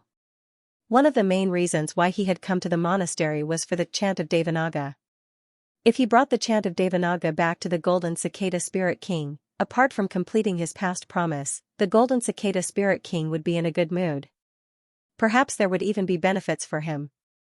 The Golden Cicada Spirit King wanted to jump out of the well, but there were many things that he couldn't bring out. If he just left some for Li Qingshan, it would be a huge treasure. You really want to learn? The dauntless monk dispersed the dauntless Guardian King and frowned slightly. The chant of Devanaga was renowned, but in reality, it was not necessarily more practical than the fearless scripture of the Guardian King that he had personally passed on to her. Why was she giving up what was close at hand and seeking what was far away? Yes. Little and said with certainty. Her foundation lay in the path of white bone and great beauty. While the fearless Vajrasutra was valuable, it paled in comparison to the former. It was dispensable to her. On the other hand, the chant of Devanaga was a technique that could be used, and it was even more useful to her. All right, I can agree. The dauntless monk said firmly, but he changed the topic. Though, you need to undergo the second heavenly tribulation and condense a sarira. Only then can you unleash the power of the chant of Devanaga. By then, I'll pass on the chant of Devanaga to you. It was obviously impossible for him to pass on the sect's supreme technique to a new disciple right away, so he set up this as a barrier. No matter how great her talent was, breaking through the second heavenly tribulation was not something that could be achieved overnight. As a result, he could carefully understand her personality and nurture her loyalty to the monastery. Yes. Little and agreed firmly. She was only a step away from the second layer of the path of white bone and great beauty. As long as she cultivated for a while in the monastery and broke through this barrier, she would basically be able to undergo the second heavenly tribulation. By then, as long as she had the support of sufficient resources, condensing a sarira would only be a matter of course.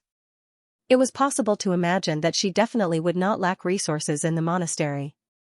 Afterwards, the dauntless monk specially arranged a place for her to cultivate, isolating her from the other disciples, just in case they were influenced by her beauty. Originally, Buddhist cultivators would be better off directly jumping off Great Buddha Mountain if they could not even control the tiny things in their bodies. However, her beauty was far too great, just like the legendary Heavenly Maiden. Disciples with insufficient mental fortitude and cultivation could very easily be influenced. Li Qingshan strode into the grand hall and clasped his hands. I am the Scarlet Hawk commander of the Clear River Prefecture, Li Qingshan. Greetings to the abbot and the head monks. Sensing the dauntless monk's hostility, he purposefully mentioned his identity as a hawkwolf guard so that the monks would have some qualms. The dauntless monk asked, "Who allowed you to enter this place?" "It's the Annihilum Light Chan Master." Li Qingshan looked at the Annihilum Light Chan Master, but he never expected the old monk to completely ignore him. He lowered his head obediently and said nothing. His heart leapt. Oh no, I've fallen for this monk's tricks. The Annihilum Light Chan Master did not allow him to come with them, so he obviously would not admit to it right now. Little and said, "He came with me, so he doesn't know the rules of the Chan Monastery of Devanaga. Please forgive him, Abbot." The dauntless monk could not help but glance at Little and deeply. That was the longest thing she had said after entering the grand hall apart from when she was debating with him. Just now, even when she was talking to him, she still treated her words like gold.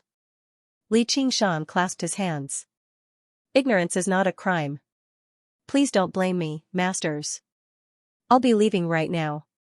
The dauntless monk glanced past the Annihilum Light Chan Master and Li Qingshan and seemed to understand something.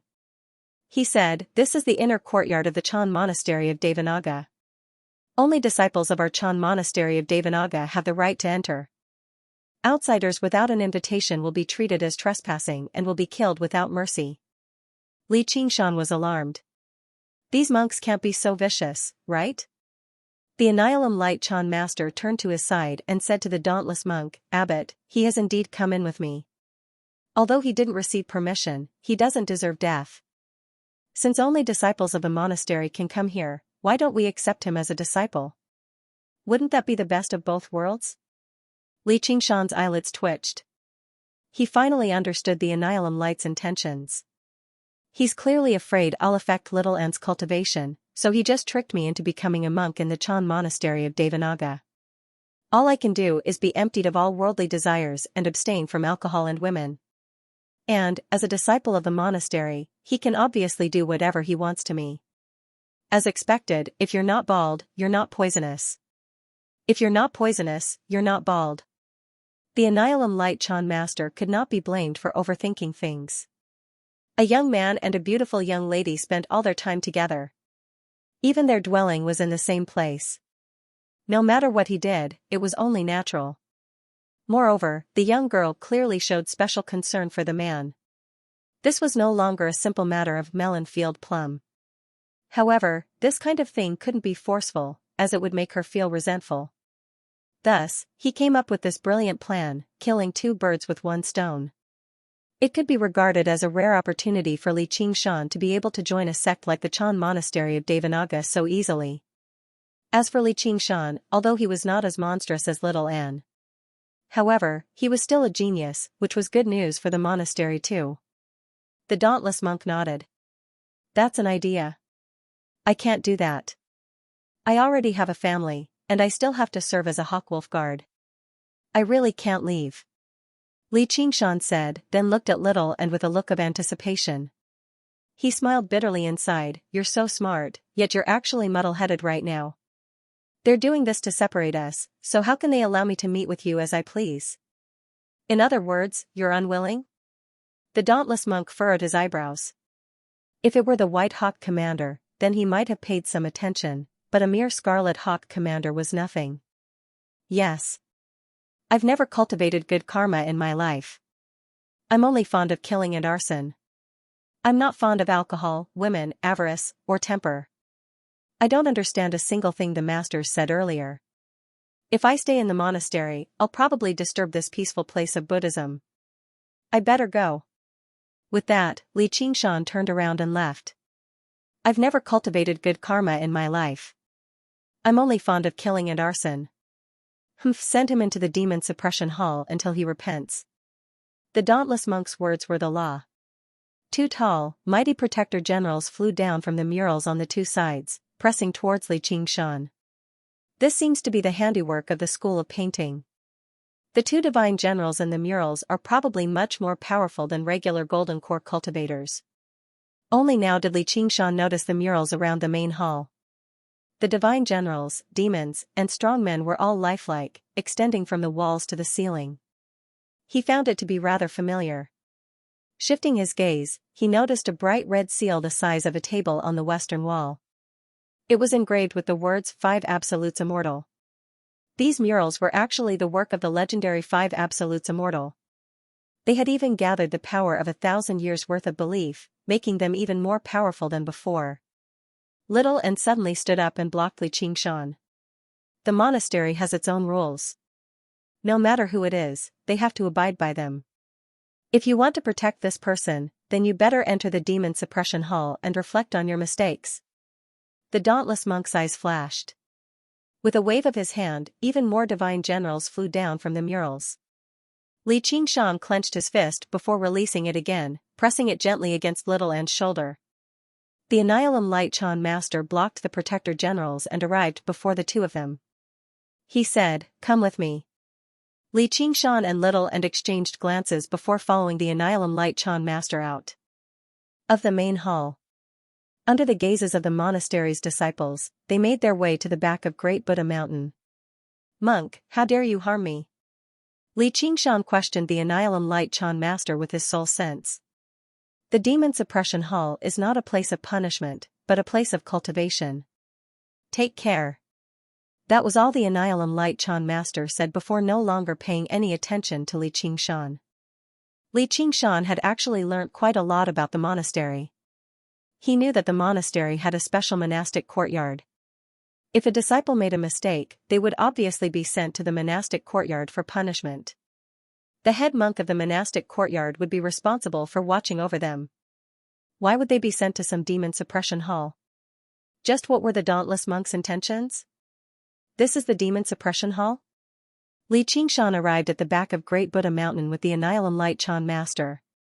In a quiet valley, a simple stone door was constructed from stone pillars covered in moss. It was huge and majestic, but it had almost collapsed. In front of the stone door, a fat monk lay on a large, grey rock, sleeping away. His snoring was thunderous, and his bare belly rose and fell like a small mountain. He gave off a heavy smell of alcohol, and he even held a leg of lamb in his hand. However, Li Qingshan dared not be careless at all. Although the alcohol and meat monk did not give off any aura at all, he knew his strength was no weaker than the dauntless monk through the senses of the spirit turtle. The fat monk opened one eye and glanced over. "Annihilum Light, why have you brought them here?" "Under the abbot's orders, Senior Uncle Unraging has sent them into the demon suppression hall to reflect on their mistakes." The unraging monk leapt to his feet and asked with a chuckle, "What have you done wrong?" Only then did Li Qingshan see the 3 words Demon Suppression Hall engraved on the huge rock he lay on. "Your abbot wants me to become a monk, but I refuse." "Ha ha ha ha, interesting, interesting. If I had a beautiful woman like her, I'd never become a monk either." "Senior brother, why are you forcing me like this?" The unraging monk glanced at Little and patted his belly, laughing so hard that his fat jiggled. His laughter was extremely infectious. Li Qingshan could not help but smile too. "The Chan monastery of Devanaga really should let you become the abbot, master." The unraging monk shook his head like a rattle drum. "What's so interesting about that?" This girl seems like a disciple of Buddhism." The Annihilum Light Chan master gave a rough explanation of what had happened, and the unraging monk studied the two of them in thought. His smile remained on his face the entire time as he muttered to himself, "You're not born with good karma, only fond of murder and arson. You sure do have some courage to say that before my senior brother. Why don't you become my disciple instead? That way, you can save yourself a trip to the demon suppression hall. Apart from women, alcohol and meat aren't too taboo here." What's that saying again? Buddha passes through the intestines, but alcohol and meat remain in the heart. "Senior uncle, you've got it backwards," the Annihilum Light Chan master reminded. A sliver of surprise appeared on his withered face. The unraging monk was a great Buddhist cultivator who had undergone the 3rd heavenly tribulation. His status in the monastery was extremely great, far greater than the various head monks. However, he was eccentric and did not abide by the precepts, so he was punished to guard the demon suppression hall all year round. Originally, with his cultivation, no one could stop him even if he wanted to leave the monastery, but he really did remain in the demon suppression hall, guarding it for a century. He found it troublesome, and he had never taken on a disciple before. He never thought he would actually ask to take on a disciple today. This was basically a colossal fortuitous encounter. If he had a master like that, he might not be able to do whatever he wanted in the 9 provinces, but anyone who wanted to touch Li Qingshan would have to consider the consequences. It's all the same. As the unraging monk said that, he fished out a great gourd of alcohol and gulped down a few mouthfuls before passing it to Li Qingshan. Li Qingshan smelled the fragrance of the alcohol and tried taking a sip. He felt like a scorching flame had spread from his throat to his stomach, burning with pain, but also indescribably refreshing. He had actually never tasted such strong alcohol in his life, and it contained extremely dense spiritual qi. Li Qingshan could not help but take a deep breath, but the alcohol in the gourd flowed endlessly. He drank over a dozen liters in a single gulp, but he still did not finish it. Fine alcohol, but I don't want to be a monk. Li Qingshan drank 50 liters of alcohol before putting down the gourd and wiping his mouth. He was hiding a great secret. Although even great cultivators of the third heavenly tribulation could not see through it with the divine strength of the spirit turtle, it was difficult to be certain that he would not discover it once they spent some time together. By then, master and disciple would become enemies. You damned brat. You're only telling me after drinking. Then forget it. You better pay a visit to the demon suppression hall. The unraging monk had only done this on a whim. He did not mind Li Qingshan's refusal, so he pointed. The stone door opened with a loud bang, revealing a pitch-black cave that emitted a gloomy cold air. Looking into the cave, it was so deep that the bottom could not be seen. It felt a little like the gate of hungry ghosts, as if it led to another world. The unraging monk swung his hand, and a tremendous, gentle power surged over from behind. Li Qingshan flew into the cave involuntarily, and little and was no different. In the air, the two of them clasped hands and dove into the demon suppression hall. Don't go too deep or too far. The unraging monk's voice rang out from behind, growing further and further away as if it came from thousands of kilometers away. The stone door slammed shut loudly. The sound stopped, and the light vanished. Senior brother, aren't you afraid that this once-in-a-thousand-years genius will run into some danger in the demon suppression hall? The unraging monk yawned and turned around. Before he knew it, the dauntless monk had already stood beside the rock with his hands behind his back. As long as she doesn't venture too deep into the demon suppression hall, what danger will she run into? If she died so easily, she wouldn't be a genius. I want to test her temperament again, the dauntless monk replied. Although the test was fruitless, the sliver of uneasiness in his heart was unable to be dispelled. Just now, Little N's behavior had allowed him to discover a breakthrough point, which was Li Qingshan. The influence of a supreme prodigy like that was far too great. Once they decided to support her towards the apex of the cultivation community, they would be the only ones left to taste the bitter consequences. Several thousand years ago, the Chan monastery of Devanaga had once produced a Buddhist prodigy that could be described as supreme, but in the end, the Chan monastery of Devanaga suffered heavy losses, almost falling into decline. With this as an example, how could the dauntless monk afford the slightest carelessness? He asked the unraging monk again, and why do you want to accept this kid as your disciple?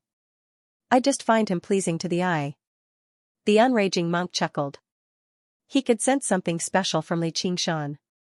Just when the dauntless monk was about to ask further, the unraging monk said, "Look, they've already arrived." It was as if they had been sucked into a black swirl, all the way to the bottom, passing through and entering another world. Li Qingshan and Little N stood hand in hand and looked around. They had already arrived in a splendid room. The floor was paved with golden bricks, and the walls were covered in golden foil, detailed with graceful patterns. It was like an imperial palace, forming a sharp contrast with the dilapidated stone door of the demon suppression hall. However, when Li Qingshan studied the surroundings carefully, he discovered this was not an imperial palace, but a prison. The room they were in was a cage. Before them was a row of glistening, golden bars, sealing off the path out. On the other side of the bars was a similar room. Li Qingshan went up and gave it a gentle push. With a crack, the cell door opened. They arrived in a wide passageway, which was also splendid. However, on the two sides of the passageway were cages of various sizes.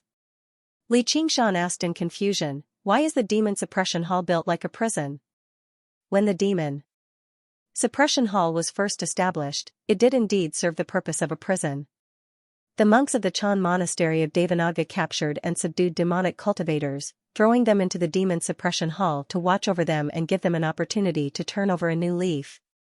However, during the millennia since the founding of Great Xia, the world had been at peace. The demonic cultivators had retired, and the conflict between righteousness and evil no longer existed. Even if there were cultivators who committed crimes, the Hawkwolf Guard would kill and capture them. It was not the Chan monastery of Devanaga's turn to take action. As a result, the cultivators of the demonic Tao who were suppressed at that time either put down their butcher knives and converted to Buddhism or died of old age in there. The original purpose of the demon suppression hall gradually fell into disuse, but a new purpose was born. It became a training ground for disciples.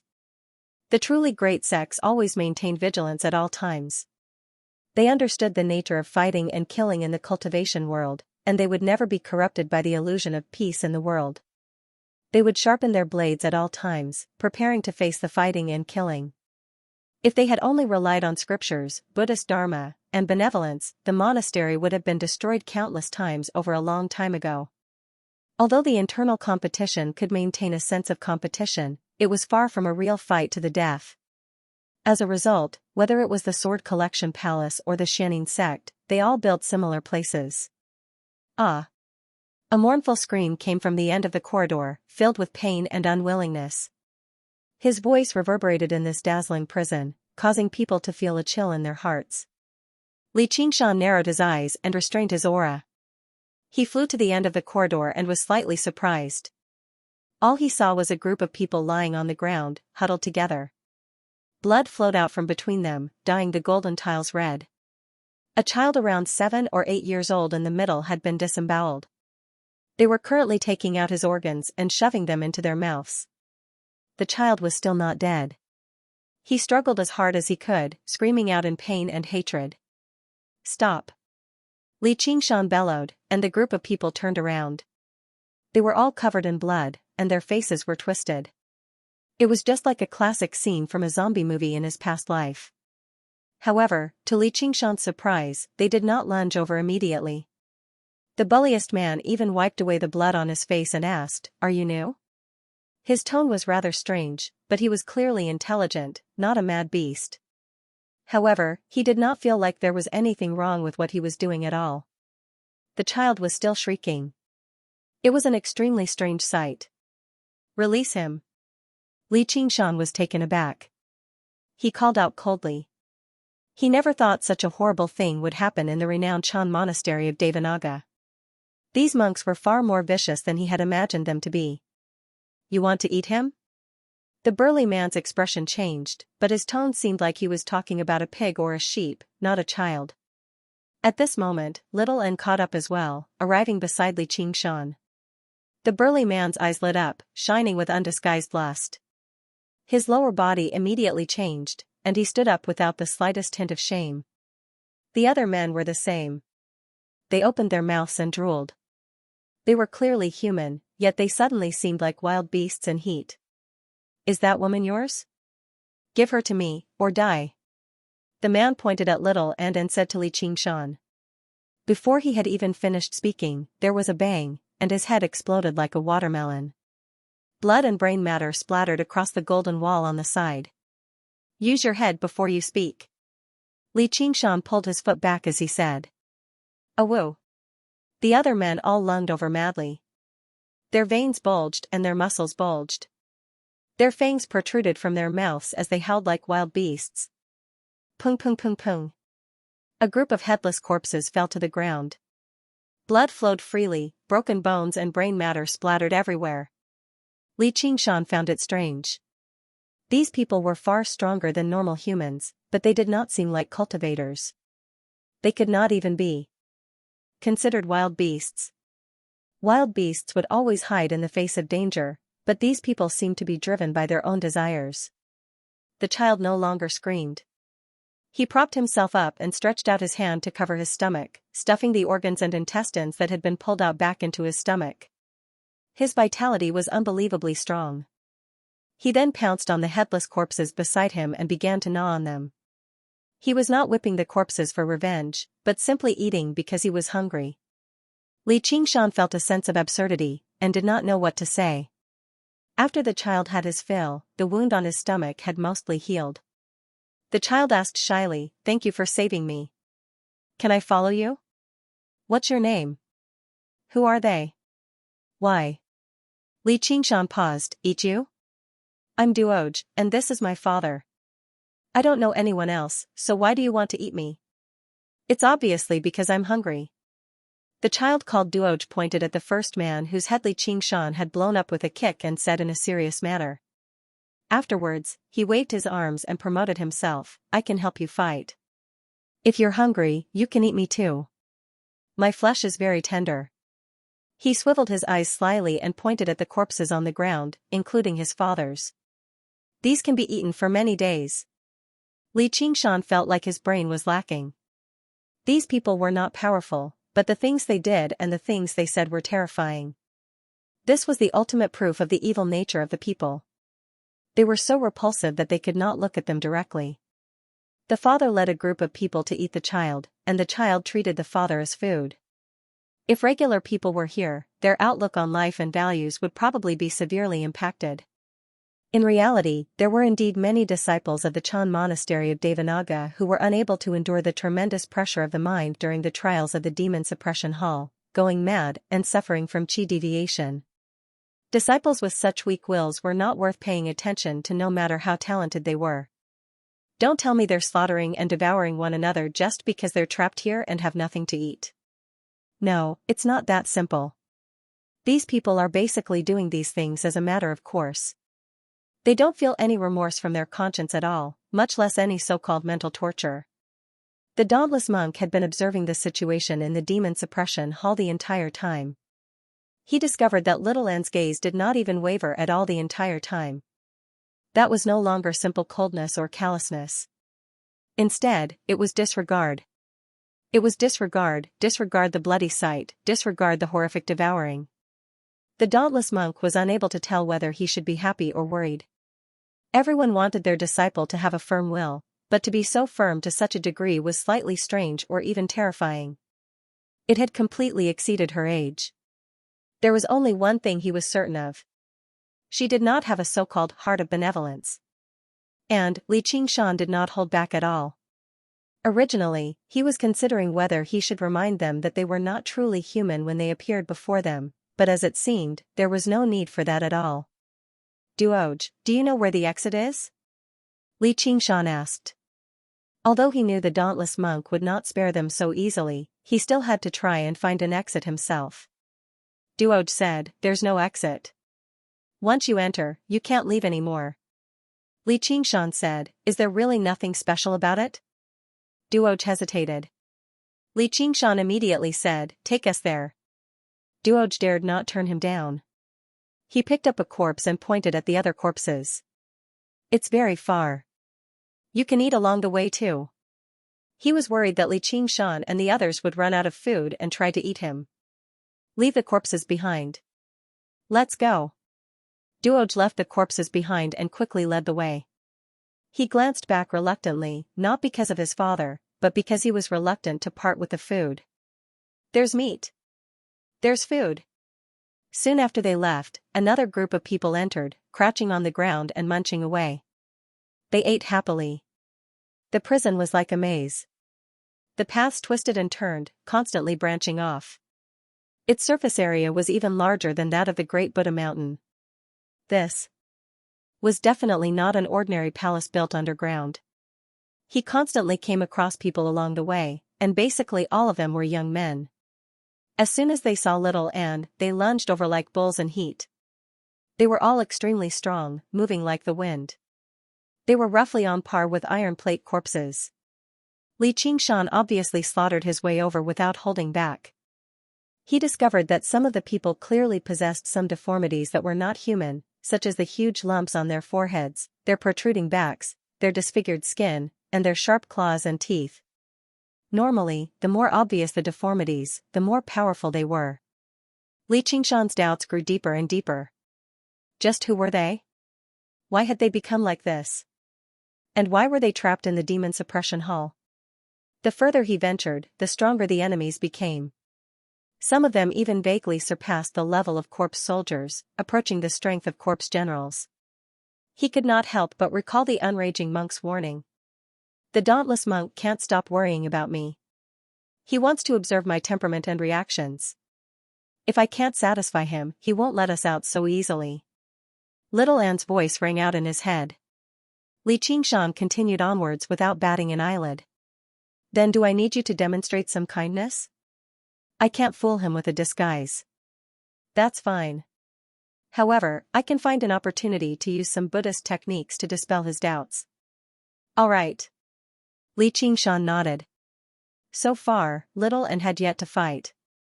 Since he was going to use something, he obviously needed a sufficiently powerful opponent. As a result, they continued onwards. Along the way, basically all the people they came across were men. They would rush over madly as soon as they saw Little Anne, but they basically did not come across any women. According to Duoj, women were too weak, so most of them had already been eaten. As for him, he had only been eaten now, which was already a sign of his father's doting on him. Li Qingshan was unable to comment on this doting. Turning around another corner, a man covered in indigo lunged over with a fierce gust of wind. His lunge possessed startling speed and strength, clearly on par with the steel plate corpse. However, his target was Duoj, who led the way at the front. Duoj cried out. Li Qingshan twisted his right hand and produced a vortex-like suction, pulling Duoj back. Then he pushed with it, and the vortex whistled through the air, turning into a waterspout and piercing the man, crushing him to pieces. Pieces of flesh and bone flew everywhere. It had been many years since Li Qingshan fought and killed outside. He had killed countless people. However, there were not many times when he had a more hardcore taste than in the demon suppression hall. Right now, he was just too powerful. A casual strike from him would dismember corpses and rip open stomachs. It was an extremely bloody sight. However, the tanned, skinny Duoj, who only seemed to be 7 or 8 years old, would let out a cheer every time this happened. Every time this happened, they would let out a cheer of joy, their faces filled with excitement. Li Qingshan forbade him from carrying the corpses, so he scooped up some pieces of meat and shoved them into his mouth like he was snacking. He ate happily. There was nothing Li Qingshan could do. He could not be bothered to stop him. This child was born with a demonic nature. He had no concept of good or evil at all, or in other words, all the people here were like this. They did not seem to have grown up in human society at all. One must know that even in the wildlands, tribes and clans would develop a basic concept of morality. Unless it was due to certain customs and traditions, or if they were forced to do so, they would not devour their own clansmen, let alone father and son. But if they were savages who grew up in the wild, he shouldn't be able to think and speak so clearly. Even wild beasts wouldn't be so crazy. He really had no idea where the Chan monastery of Devanaga had found them. Although he was not afraid of judging others with the greatest malice, the Chan monastery of Devanaga was still an orthodox Buddhist sect after all. Surely they would not go as far as capturing some people and then turning them into something like this. Duoj raised his head and looked reverently at Li Qingshan. Supremacy, are you a demon general? You're already so powerful even without demonification. Li Qingshan said, I'm a human, what do you mean by demonized? You're a human. Duoj took a step back in fright. He had always thought that Li Qingshan was just like him. What's there to be afraid of about humans? Li Qingshan was completely baffled. This child was not even afraid when he saw him slaughter his own clansmen. He was actually afraid when he heard he was human. This? Tell me. I heard that humans are all extremely kind and lowly. They like doing stupid things like helping others for free, and they're not ashamed of it. Instead, they take pride in it. They constantly attack us under this reason. They'll only be satisfied when we become as stupid and lowly as them, Duoj mumbled. How did kindness and lowly become derogatory terms when they were put together? Li Qingshan rubbed his head and felt his head ache slightly. This was no longer just evil, but a complete reversal of the concept of right and wrong. It was as if in their minds, anyone who did good deeds like Lei Feng and sacrificed themselves for others would be utterly humiliating and extremely stupid. He vaguely understood the meaning of the demon suppression hall. If these people were not suppressed here and made it outside, they would all be extremely vicious and evil. Didn't I just save you earlier? Isn't that supposed to be helping others? Acting bravely for a just cause? No, no, no. Definitely not. I can lead the way for you and help you fight. If you're hungry, you can even eat me. This is all within your calculations. It's definitely not supposed to be helping others. It's very clever and very powerful, a demon among humans of great evil. Duoj was frightened out of his wits. He trembled and explained himself in a hurry. In the end, he even raised his thumb and gave Li Qingshan the glorious title of demon among humans. This was like someone asking you, do you think I'm a whore, an idiot, or a piece of trash? It was very difficult for you to not treat it as an angry threat. The corner of Li Qingshan's lips twitched, and he barely managed to make a happy expression. He sucked in a deep breath and raised his head, yelling at the ceiling, "Let me out. I don't have the right to enter the demon suppression hall at all." He felt like he could already be regarded as an extremely kind person compared to this child. Oh right, he was cursing. The unraging monk laughed aloud. The dauntless monk shook his head. These demon folk are still as thick-headed as ever. They don't know how to repent. Even this little demon folk is filled with evil from the bottom of their hearts. Demon folk are born with a demon heart. Their 5 skandhas flourish, unable to distinguish between good and evil. Right and wrong are inverted. Probably only the Buddhas of the Western paradise can purify them. It's not something we can do, so there's no need for you to get angry, senior brother. Junior brother, we might not be able to purify them, but we can destroy these enemies of Buddha, just in case they grow up and cause even greater trouble. We can't be soft-hearted just because they look human or because they're young. The dauntless monk said that, vaguely warning the unraging monk.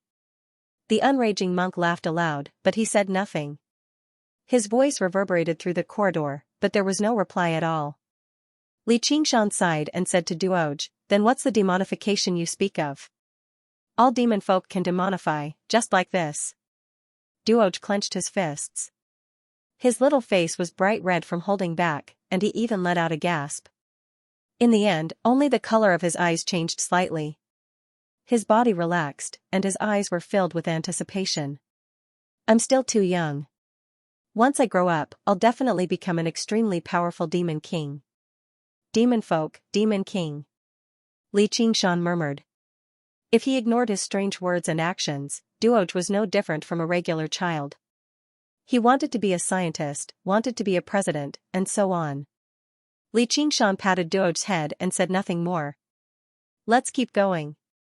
Are there no stronger opponents here?" "Venerable, you really are a vicious and brutal demon among humans. The place we're going to has a lot of powerful experts for us to kill." Duoj's eyes lit up in admiration.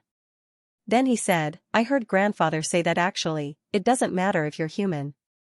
As long as you have a demon heart, everyone can become a demon. You'll definitely become a powerful demon king in the future." He seemed to be trying to comfort Li Qingshan. Li Qingshan shook his head with no idea how to react. With a gentle wave of his right hand, a rolling cloud rose up, lifting up Duoj as well. Afterwards, he said, "All you need to do is point the way. Let's get to the place you're talking about quickly." The cloud took off with a swish. Duoj lay at the front, constantly pointing in a certain direction. The cloud soared through the maze-like demon suppression hall. Flying past thousands of prisons, Li Qingshan imagined the dignified manner in which the Chan monastery of Devanaga suppressed demons when this place was filled with prisoners in the past. After several millennia of recuperation, they would only become even more powerful. If his identity was exposed, he would probably struggle to avoid being suppressed. Demon folk appeared before him one by one. If they did not come to obstruct him, Li Qingshan would not pay any attention to them, but if they dared to block his path, he could not be bothered with doing anything either. He just rammed over with a cloud. Under his control, the cloud-treading mist subdued the soft and the hard, and it moved with startling speed. Everyone he rammed into would suffer broken bones and spurt out blood. However, These demon folk were all tough and possessed great vitality, so he had no idea whether they would die or not. The path gradually widened, and the twists and turns and branching paths decreased. However, more and more demon folk appeared, and they became stronger and stronger. Some of them even wielded weapons such as blades, spears, swords, and halberds. Their abnormalities became more and more severe too. The speed of the cloud naturally slowed down. With a bang, the cloud knocked away a blade-wielding demon folk, and the blade flew out of his hand. Duoj stuck his body out of the cloud and reached out to scoop it up. Holding it in his hand, he tossed aside the bone club he had just obtained and placed the bloody longsword on his back. However, it was taller than him, making him look a little comical. However, he looked very happy. His innocent look was no different from that of a mortal child who had obtained a favorite toy. Li Qingshan felt rather sorrowful. He was not a person who was overflowing with sympathy, but he would always feel some gentleness towards children. Children were always weak and powerless. Everything was bound by their environment. They were powerless to fight back when they were oppressed, humiliated, and oppressed. They could not distinguish themselves even when they were bewitched by others. By the time they grew up and could make their own decisions, they had already been twisted beyond recognition a long time ago. Perhaps I'm thinking of myself in the past. Li Qingshan exhaled and rubbed Duoj's head. Duoj shrunk his neck back and turned around. He seemed vigilant and uneasy. Don't worry. As long as you have no ill intentions towards me, I won't kill you, nor will I eat you. I'm not a demon folk, but a stupid human. Duoj stuttered. He had no idea what to say. Two huge, gilded doors appeared at the end of the path. Several dozen strangely shaped demon folk stood or sat in front of the doors, forming a circle. Two demon folk were currently locked in a battle to the death in the center as the others made a ruckus on the side. Kill him. Kill him. They all watched over him covetously, ready to devour the flesh and blood of the loser. Seeing the cloud approach, they all turned around. Only the two demon folk continued to fight with bloodshot eyes, sinking their sharp teeth into each other's bodies viciously like two frenzied fighting dogs. One of the demon folk originally leaned against the gilded doors, but he suddenly stood up now. He was already far taller than humans. His entire body was riddled with muscles, making him seem like a metal tower. A crown protruded from his head like a longhorn beetle. The longhorn beetle demon folk emerged from the crowd and made his way towards Li Qingshan with heavy steps. The other demon folk all parted to form a path. Only the two demon folk continued to fight one another. The longhorn beetle demon folk did not even look at them. He stepped over them, and with a spurt and crack, blood sprayed and bones broke. The two demon folk were crushed in half, but their upper bodies still wrapped tightly around each other, tearing at one another furiously. The longhorn beetle demon folk arrived before Li Qingshan. His eyes were filled with lust as he stared straight at Little and, dripping with sticky saliva. It's best if you use your head before you speak. If you don't need it, I can remove it for you. Li Qingshan raised his head impatiently. Woman! The longhorned beetle demon folk let out a furious roar. His skin glowed blue as the crown on his head bulged, elongating into a huge horn that slammed towards Li Qingshan viciously. Be careful, Venerable. He's demodified. Duoj called out. If Li Qingshan died, only death would await him too. He would not be able to escape the fate of being eaten. Li Qingshan casually grabbed the huge horn. The long-horned beetle demon folk constantly stepped backwards, but what blocked his way was like a mountain, standing firmly. Li Qingshan pulled gently, and the long-horned beetle demon folk felt an irresistible force. He was pulled over against his will before his neck tightened. Li Qingshan's other hand had clamped around his neck. He used force with both hands at the same time and pulled gently. His skin and flesh ripped open, revealing Sanbai's neck bone. Blood gushed out like a fountain. He forcefully ripped off the great head of the long-horned beetle demon folk and tossed it away like a ball. With a bang, it struck the gilded door and shattered, sticking to it. Several dozen demon folk bellowed out together, all demonified and charging over together. A while later, the corpses of the demon folk were scattered on the ground, forming a thin layer of blood. Only the two demon folk who only had half their bodies left continued to fight in a frenzy.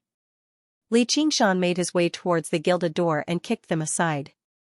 They slammed into the golden wall with a thud and turned into a pile of mush. They merged with each other and slid down slowly. Duoj, what's behind the door?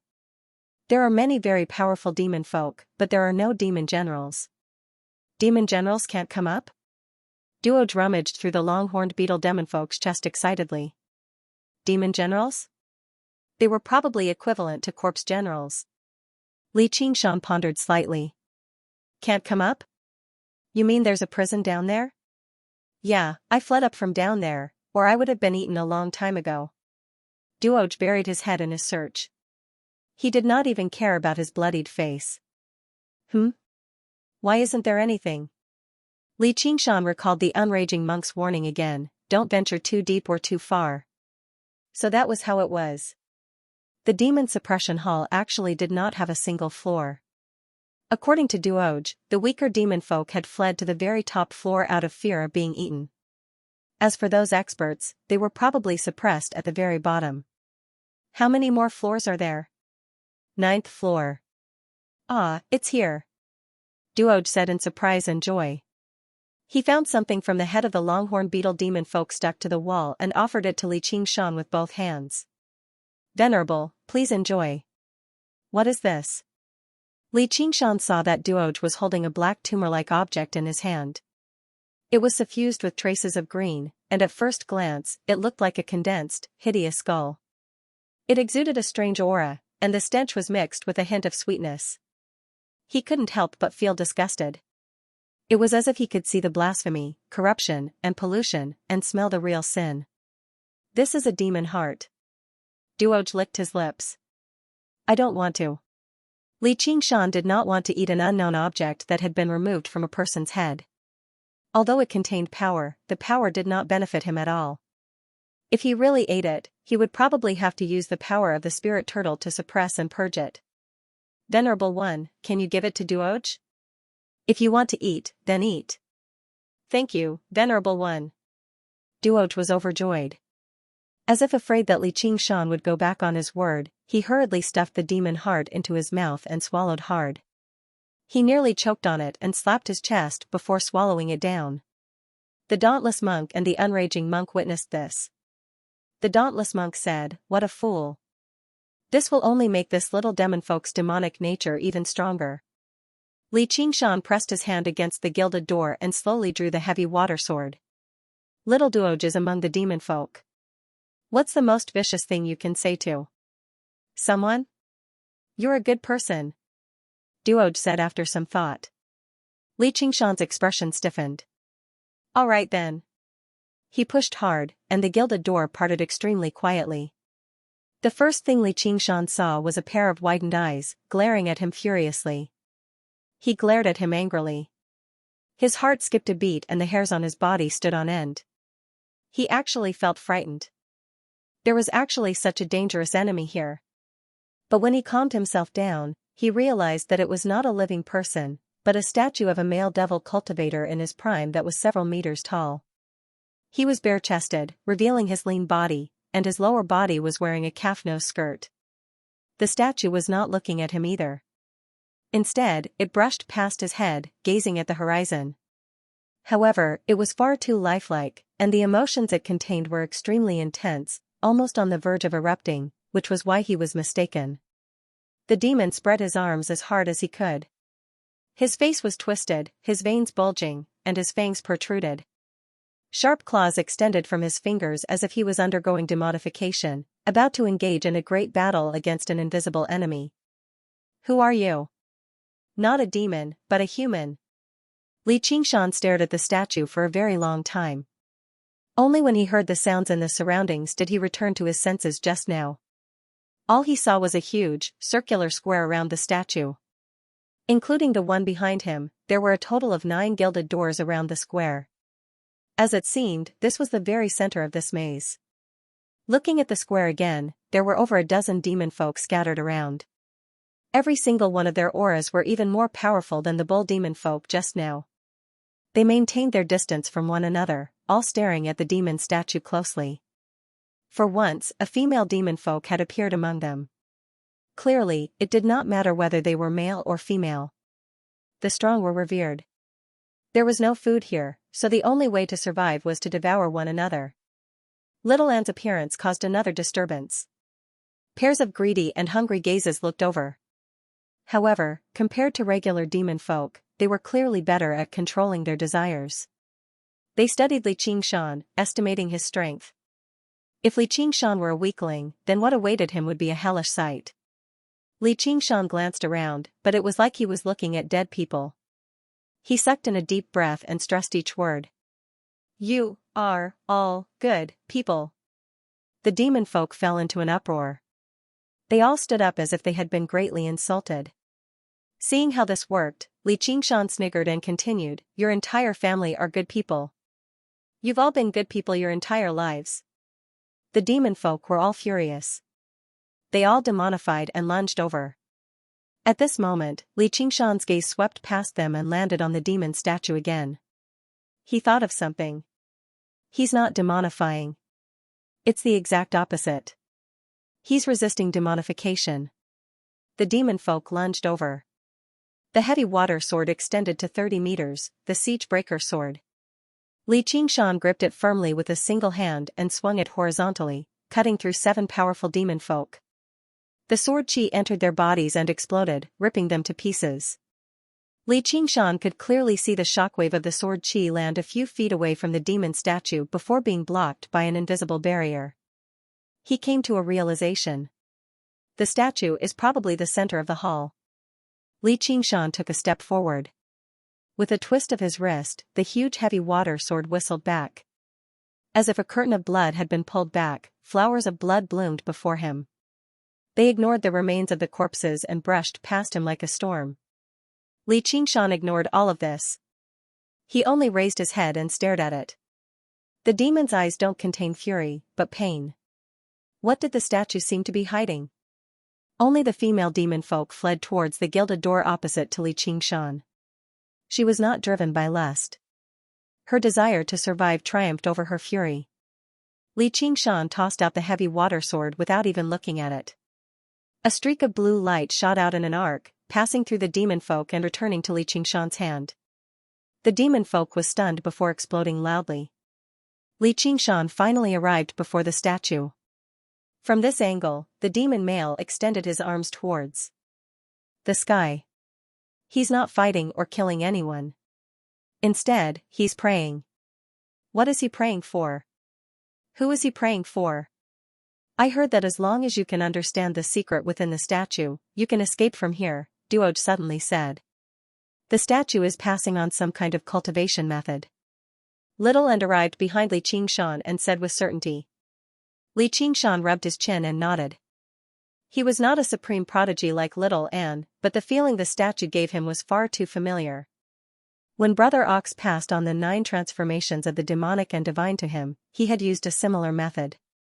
The 8 figures of the demonic and divine still remained in his sea of consciousness, and they were definitely of a much higher level than the statue before him. He had already comprehended the true meaning of the ox demon and tiger demon from the figures. When he looked at the statue again, he felt like it was not that difficult to understand. Impressive. You actually managed to see the demon suppression statuary with a single glance. The unraging monk chuckled. When regular people saw the statue, they would only think it was a relatively more realistic statue. Who would have thought there would actually be other mysteries within it? Seeing it is one thing. Whether you can comprehend it or not is another. The dauntless monk said disapprovingly, but he was rather confused inside. Li Qingshan did not seem like a person with exceptional ability to comprehend, so how did he manage to see the mysteries hidden within the statue with a single glance? The existence of the demon suppression statuary was not a secret in the Chan monastery of Devanaga. There had been plenty of talented and clever disciples who had entered the demon suppression hall for training, and they had sensed the existence of the demon suppression statuary. However, no one had managed to comprehend this cultivation method. They could not even comprehend the simplest first layer. Even with the dauntless monk's current knowledge and cultivation, he could only discover some of its mysteries. He could not truly comprehend it. It was rumored that this cultivation method was not prepared for the monks of the Chan monastery of Devanaga. Instead, it was for the demonic prisoners who had once been imprisoned here. It required people with extremely powerful demonic natures to cast aside their weapons, repent, and become a Buddha. However, this was clearly anything but simple. Over the past several millennia, not a single demon folk had managed to comprehend it. The unraging monk asked, "If he really does comprehend the demon suppression statuary, what should we do?" Speaking of which, the demon suppression statuary was the greatest cultivation method of the Chan monastery of Devanaga. Even the chant of Devanaga paled in comparison. However, because no one had managed to practice it over the past several millennia, it was not renowned. "That's impossible," the dauntless monk said firmly. Over the past several millennia, whether it was the monks of the monastery or the demon folk imprisoned here, there had been countless people with extraordinary intelligence, but none of them had managed to comprehend the demon suppression statuary. How was it possible for him, a measly foundation establishment cultivator, to do it? The unraging monk shook his head with a smile. The human heart is mysterious and deep. Normally, it only shows the tip of the iceberg, and it's restrained by the customs of the secular world, making it even more unpredictable. Just now, he's acting so viciously and brutally. It's no longer just for victory. Everyone has a Buddhist nature in their hearts, but everyone also has a demonic nature. You can't deny that, can you, senior brother? I won't deny it, but if his demonic nature really is unbearable, why would he be so lenient to that cannibalistic little demon folk? The dauntless monk pointed out. Duoj currently had his head lowered, searching for the scattered demon hearts on the square. The demon hearts were made of extraordinary materials. They were the only parts that could not be destroyed by Li Qingshan's sword qi. Perhaps he has always been suppressing the demonic nature in his heart, the unraging monk said. Even he found it to be rather unlikely. If demonic nature could be suppressed so easily, then the world would be filled with kindness. What was the point of the demon suppression statuary then? They never imagined that Li Qingshan was constantly using the spirit turtle's method of sea suppression, a cultivation method even more wondrous and powerful than the demon suppression statuary, to suppress the demonic nature in his heart at all times. Otherwise, he would have become a demon a long time ago. Little Anne stared at the demon suppression statue and shook her head before long, giving up on comprehending the demon suppression statuary it contained. What, even you can't comprehend the cultivation method inside? Li Qingshan asked curiously. He had never seen anything that could trouble Little Anne said, "The statue has merged with the entire demon suppression hall. It's called demon suppression, not demon purging, which only demonstrates that the creator of the demon suppression hall did not do it for the sake of slaughter and torture, but for the sake of benevolence. The cultivation method inside should be for the demonic cultivators and descendants of demon folk imprisoned here to suppress the demonic nature in their hearts, allowing them to return after they've lost their way. However, I don't have any demonic nature in my heart, so I can't cultivate it." Outside the demon suppression hall, the dauntless monk and the unraging monk exchanged glances. They were both surprised. In just a moment, she had understood the purpose of the demon suppression hall, including the function of the demon suppression statuary. It was truly unbelievable. All those years ago, all the cultivators of the Devil Tao that were imprisoned in the Devil Suppression Hall were formidable figures that ran amok through an area. Because they possessed an extremely strong devilish nature in their hearts, they had the opportunity to comprehend the path of repentance from the Devil Suppression statuary. However, they did not believe her when she said, "I don't have any demonic nature in my heart," but she was clearly speaking to them. "I understand why you're so cautious, senior brother." The unraging monk shook his head gently.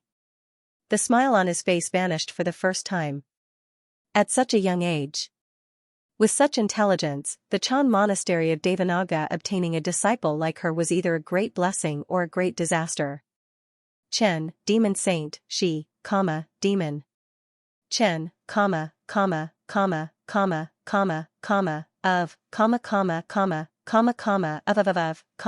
of.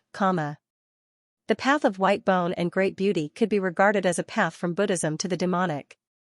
It could be described as the exact opposite of the demon suppression statuary.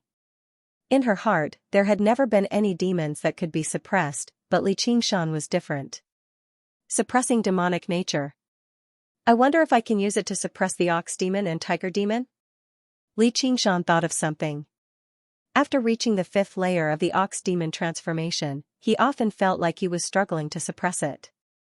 Forcefully suppressing it took quite a lot of effort. If he could learn the demon suppression statuary, he wondered if he could obtain some assistance. And the grade of this cultivation method did not seem low. At the very least, it was much better than the arts of the boundless ocean. Those bald donkeys had casually locked them up here as a test. Learning a cultivation method like this was not exactly a bad harvest. Li Qingshan circled around the demon suppression statue before turning around. With his back to the statue, he probed it with his soul sense.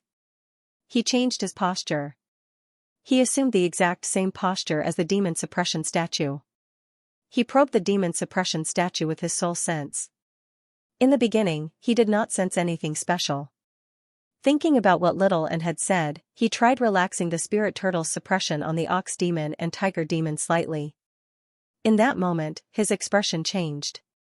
His eyebrows rose, and his eyes widened as he raised his head and gazed at the empty space. His lips were pressed firmly into a line. The ox demon's demonic nature was unshakable. The tiger demon's demonic nature was surging with viciousness. He spread his thickened arms, and his muscles bulged. His chest let out a soundless roar, as if he was clashing with an invisible enemy. Duoj, who was currently picking up demon hearts and stuffing them into his mouth, leapt in fright. He took a step back and collapsed on the ground. His mouth hung wide open, forgetting to swallow the demon hearts. He stared straight at Li Qingshan, feeling an urge to bow down and worship him. Originally, although Li Qingshan had saved him, he did not feel any gratitude. There was no such thing as gratitude in the hearts of demon folk. Only good people knew how to repay a debt of gratitude. After learning Li Qingshan was a human, he feared his strength and said a lot of praise, but that was not what he thought inside. In particular, after Li Qingshan expressed his kindness to him, he found it strange. He believed humans were just as baffling as the legends described them to be. But in that moment, Duoj was filled with sincerity, prostrating himself on the ground like a monk worshipping an eminent monk of great virtue. The Venerable truly is a demon among humans. Even those demon generals are nowhere close to him. He's already so powerful without a demon heart. If he obtains a demon heart and becomes a demon folk, wouldn't he be even more powerful? This is. Even with the dauntless monk and the unraging monk's mental fortitude and cultivation, they were surprised right now. How could he possess such a powerful demonic nature as a mortal? The demonic nature in Li Qingshan's heart was so powerful that it was beyond anyone's imagination. Even the gods and Buddhas were unable to enlighten the ox demon's stubborn persistence. The tiger demon's will to battle the world was like a madman. The demonic nature of demon folk seemed powerful, emotionless, and ignoring all morals, but that was only because they had been infected by their demon hearts. The so-called demonic nature that had been instilled with their thoughts twisted was as feeble as a maggot compared to the ox demon and tiger demon. They were essentially the same as the mortal worshippers who worshipped Great Buddha Mountain, except that they had gone from believing in Buddhism to believing in demons. True demons could run amok and do as they pleased. With a single thought, they would have no regrets even if they died 9 times over. This was the demonic nature that Li Qingshan possessed. As for the various desires and killing intent, they were just byproducts. They could not sway his mind. The dauntless monk's face sank. He clenched his fists firmly in his sleeves. Such a heavy demonic nature was basically rare in the world. If he encountered this kid outside, he would basically throw caution to the wind and kill him on the spot. He turned around and said to the unraging monk, "Junior brother, if he doesn't comprehend the demon suppression statuary, we can't let him leave the Chan monastery of Devanaga, no, the demon suppression hall." The unraging monk shook his head. "Senior brother, I know you abhor evil and have sworn to purge the world of evil for the sake of the Buddha. However, even if our Chan school emphasizes seeing one's true nature, since he hasn't committed any sins, how can we punish him because of the demonic nature in his heart?" The dauntless monk frowned. "You want to protect him?" The unraging monk dodged the question. All he said was, since he has such a demonic nature in his heart, yet he can keep it to himself, it's impossible unless he possesses supreme willpower. Perhaps he's the best person to practice the demon suppression statuary, the fated person the demon suppression hall has been waiting for. That's not necessarily the case. The dauntless monk said that going from the path of kindness to the path of evil only took a single thought, but if he wanted to realize his error and repent, it was easier said than done. So many demon folk and demonic cultivators had entered the demon suppression hall, yet not a single one of them had emerged with the demon suppression statuary. It could be said that the demon suppression hall had never been able to unleash the function that its benevolent creator hoped it could unleash. In the end, it was just a prison, a trial ground. Can he become the first person to practice the demon suppression statuary in the Chan monastery of Devanaga for the first time?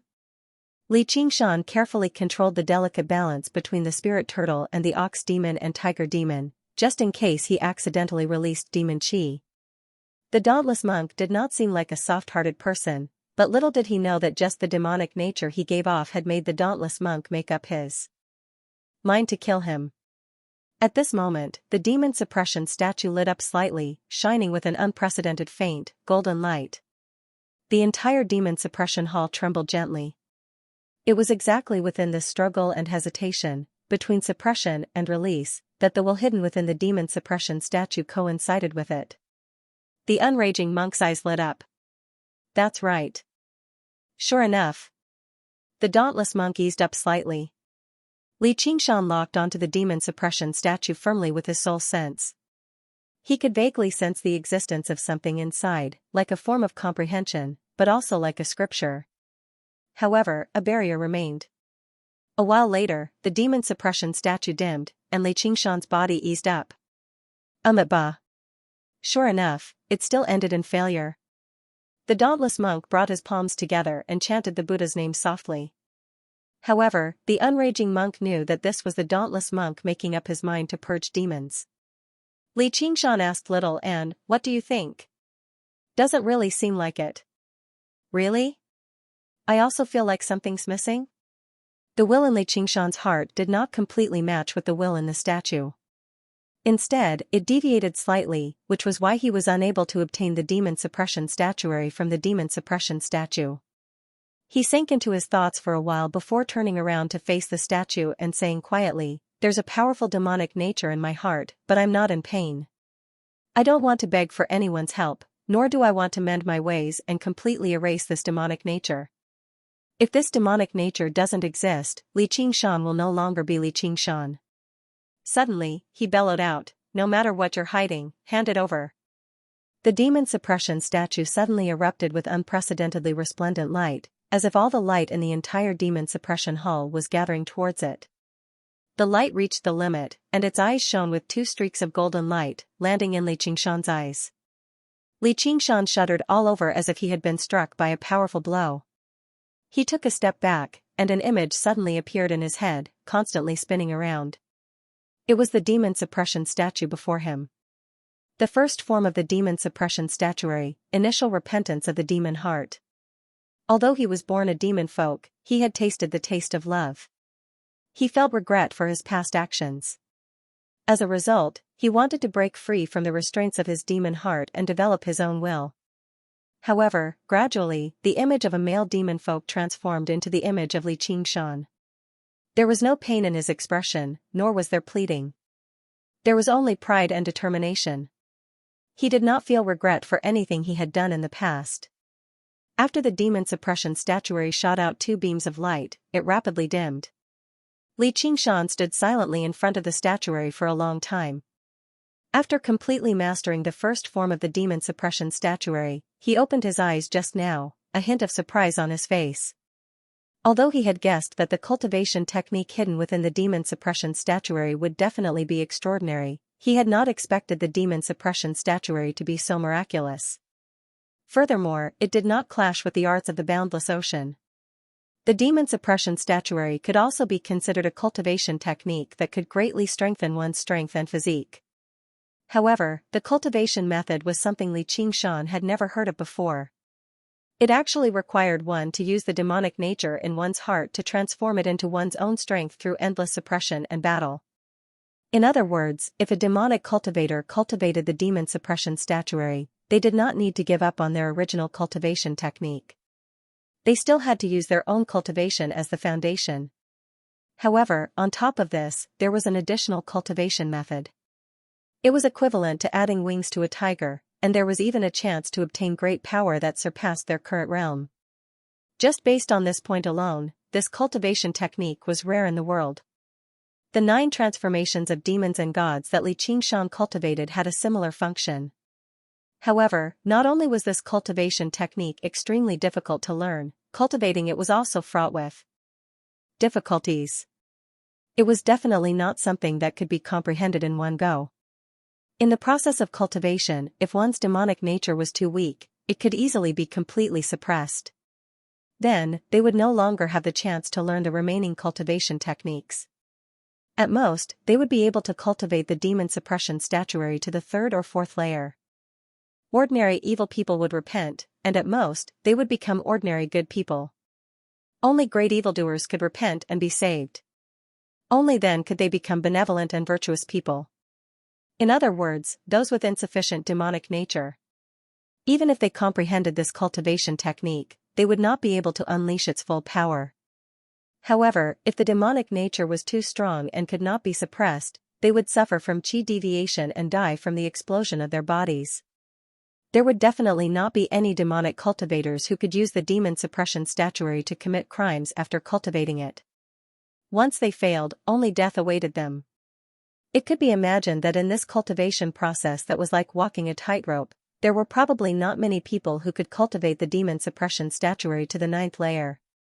Li Qingshan clenched his fists, the corners of his lips curling up into a smile. He thought to himself, this cultivation method is basically tailor-made for me. My demonic nature is definitely enough, and it will become stronger and stronger as I cultivate. The most important resource for practicing the demon suppression statuary is almost endless, and with the spirit turtle's method of chi suppression, I won't face the so-called danger of chi deviation at all. Whether it was Demon Heart's first repentance or Demon Heart without regrets, they both required a Demon Heart first. This first demon suppression statuary also contained the method to condense a Demon Heart. Li Qingshan thought of the things Duoj had eaten. He wanted to form something like that in his body. He felt disgusted, but for the sake of cultivation, he couldn't care less. He sat down cross-legged and began to gather his demonic nature to form this regretless demon heart. What does senior brother think? The unraging monk stared at Li Qingshan. His eyes shone brightly, and his face brimmed with a smile, like of Maitreya Buddha. Only now did he demonstrate his great power equivalent to a monk king. Bah. He'll have to take care of himself from now on. The dauntless monk brought his palms together and closed his eyes, chanting. He could not practice the demon suppression statuary, but he did understand a few things about it. He knew that once he practiced this cultivation method, it was equivalent to wearing invisible shackles. All he could do was constantly suppress his demon heart and demonic nature, preventing him from deviating from the correct path. Otherwise, he would be reduced to ashes.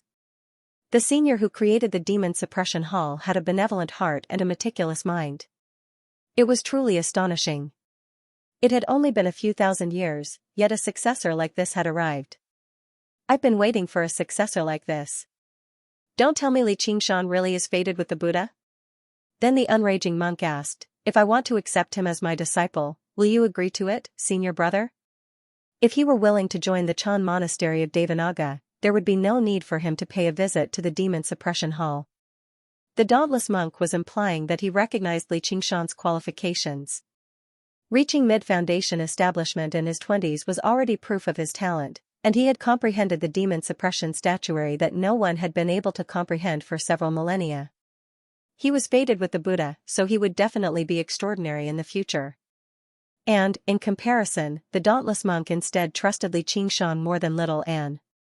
Although Li Qingshan said he liked killing and arson, he clearly drew a clear line between his likes and dislikes. And, with the demon suppression statuary as a restraint, there was even less need to worry about him harming the Chan monastery of Devanaga. The unraging monk smiled. But he has practiced a true secret technique of our Chan monastery of Devanaga now.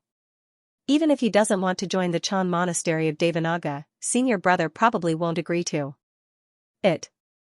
The dauntless monk pondered for a moment. Do you really want to accept him as your disciple?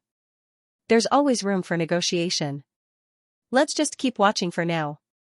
Li Qingshan used the demon suppression statuary and released the spirit turtle's suppression bit by bit at the same time, allowing the ox demon and tiger demon to stretch out their muscles. Extremely dense demonic nature gathered in his chest, condensing without dispersing. Demonic nature was originally an invisible will that could only be sensed. However, under the power of the demon suppression statuary, it was converted into a visible aura that gushed out. A dark red aura coiled around Li Qingshan. As it surged and danced about, it turned into hideous faces, filled with greed, anger, stupidity, anger, and resentment. At a closer glance, they all resembled Li Qingshan, while his face was sunken like water, sitting in meditation like an old monk. The demon chi was like a wisp of smoke, rushing towards the ceiling of the demon suppression hall. The cries and roars of fury and the cold sounds of slaughter could be vaguely heard. They became louder and louder, like the cries of an army. Duoj lay firmly on the ground, afraid to move at all. He constantly said, "Please calm down, Venerable. Please calm down, Venerable." Li Qingshan no longer dared to allow the ox demon and tiger demon to unleash their demonic nature. He was afraid that the demon suppression statuary would not be able to suppress it and expose him. As a result, with a thought, the surging demon chi began to revolve, worming into Li Qingshan's head like a tornado, dispersing in the blink of an eye. Li Qingshan's eyes flickered with dark red light. His chest puffed up high as the surging demon chi gathered towards a single point, constantly condensing and condensing.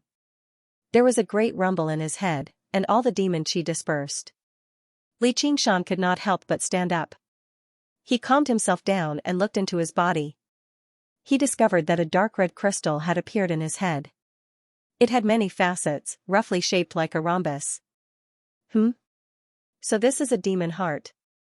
It seems a little different from the ones Duoj ate. It's like Buddhist sariras.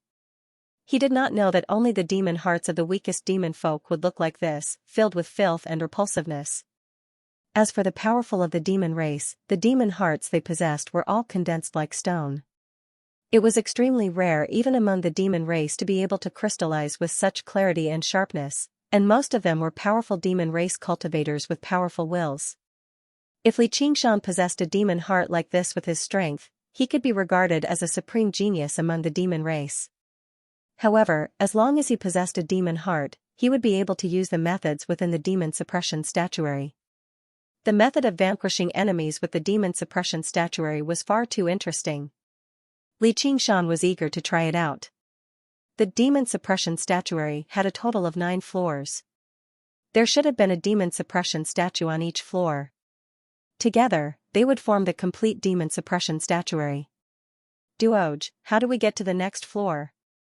Before Li Qingshan had even finished talking, the huge pedestal below the demon suppression statue flashed, and a door appeared. A few people barged in frantically. When they saw Li Qingshan blocking their way, they yelled, "Piss off." This was the highest floor of the demon suppression statuary. Powerful demon generals could not come up here, and they were all powerful cultivators close to the realm of demon generals. Li Qingshan blocked their way here alone, so they obviously did not take him seriously. Li Qingshan licked his lips, and his eyes immediately turned dark red. The figures of the demon folk were reflected in them. Demon suppression. Spurt. Spurt. Spurt. Spurt. The demon folk stiffened as if a huge, invisible hand had slammed down, smashing them into a bloody pulp. Duoj was so shocked that his mouth was agape. He had no idea what had happened. The demon suppression statuary did not just suppress the demonic nature in one's heart. It suppressed the demonic nature of others too. The method of attack was extremely special. Not only did its destructive power depend on the strength of Li Qingshan's own demonic nature, but it also depended on the demonic nature in the enemy's heart. The stronger the enemy's demonic nature was, the greater its destructive power would be. If he used this move on an infant, it would not even be able to harm a single hair on them. If he used it on these regular demon folk, it basically possessed overwhelming power. Originally, he was afraid of using demonic techniques in the demon suppression hall, so his strength was greatly limited. However, with the demon suppression statuary in hand, he just happened to be able to suppress these demon folk. Let's go. Li Qingshan made his way towards the open door. Duoj hesitated and said to Li Qingshan, "Venerable, you better hide your woman. There are many very powerful demon generals down there." Because Little Ant had never fought, Duoj also believed she was just Li Qingshan's woman. With the great strength that Li Qingshan had demonstrated, he would not be in any danger even if he reached the next floor. However, walking among demon folk with a woman like that was basically like walking into a pack of wolves with fresh meat. He would definitely be attacked by the entire group. "My woman?" Li Qingshan was taken aback. He rubbed Little Ant's head and smiled. "She's not my woman." Little Ant lowered her head and avoided Li Qingshan's hand. Her lips pouted slightly, seeming unhappy. It left little Duoj, who had no idea about the relationship between a man and a woman, dumbfounded. Li Qingshan was taken aback too. It was extremely rare for her to show an expression like that. He extended his hand and wrapped it around her shoulder and smiled. "I'm her man. Can't you tell?" "Huh?" The hired thugs obviously walk at the front. "She doesn't fight only because there's no opponent worthy of her fighting here," Li Qingshan said. If it were not for the demon suppression statuary, Little Ant's battle prowess would indeed be greater than his when he could not unleash his powers as a demon. However, against these demon folk, even if she fought, it would not prove anything. It was better to find some more powerful fellows down there and kill them. The unraging monk laughed aloud. "The two of them are both fated with the Buddha, and they've entered our Chan monastery of Devanaga together. It's truly fated, a match made in heaven. It won't be easy for senior brother to separate them. You need to keep your disciple in check." The dauntless monk was displeased, but he instead felt slightly relieved inside.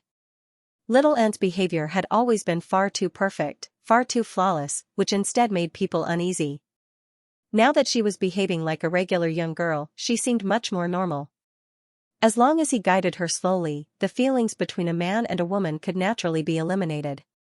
Li Qingshan made his way towards the open door and suddenly asked, "Duoj, don't you like women?" Duoj said, "I'm still young. I don't like women, or who knows what would happen.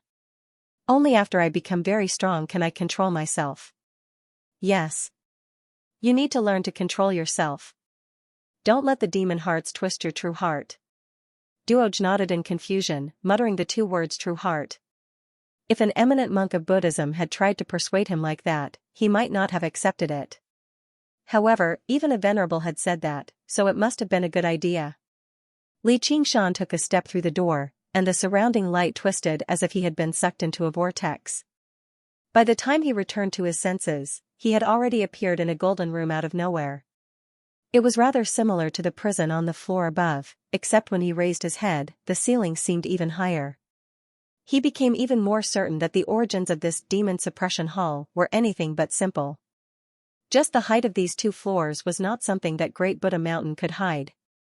If he followed this logic, the height and area of the demon suppression hall would probably be much higher than Great Buddha Mountain and much larger than the Chan monastery of Devanaga.